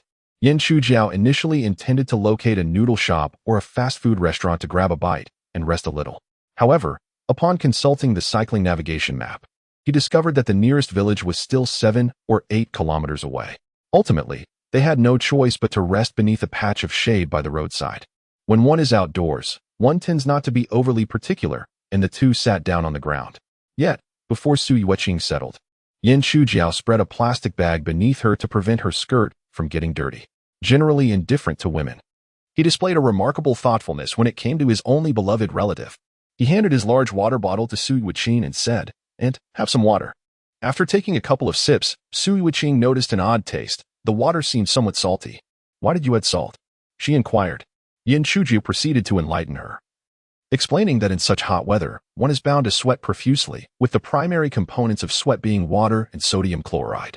If one fails to replenish these in a timely manner, it could lead to metabolic disorders and heat stroke. Thus, a pinch of salt serves as a preventive measure. Su Yueqing occasionally found herself admiring her nephew. Although his education was modest, barely scraping the edge of university, he possessed an extraordinary wealth of peculiar knowledge. Yin Shujiao continued to elaborate, explaining that adding salt not only helps prevent heat stroke but also quenches thirst, avoiding the dangers of excessive water consumption leading to water intoxication. Su Yueqing had to concede that while the water was indeed salty and not particularly pleasant, a few sips sufficed to quell her thirst. "Shujiao, it seems our trip might be in vain. There are hardly any of those small bird peppers cultivated." Yin Shujiao concurred, recognizing the likelihood of such. These peppers are notably spicy, yield small fruits, and have a low production rate with minimal economic value. Without a specific demand, who would bother to cultivate them in abundance? Let us keep searching. If all else fails, we can purchase them online, he suggested. "Can we really find those small bird peppers online?" she questioned. "I glanced online last night, but none were exactly the same. Their so-called small bird peppers are slightly larger and differ in shape. However, the flavors should be somewhat comparable that one tea deal." Su Yueqing interrupted him. "The primary flavor of my chili sauce derives from this unique small bird pepper. Without it, the taste would be lost."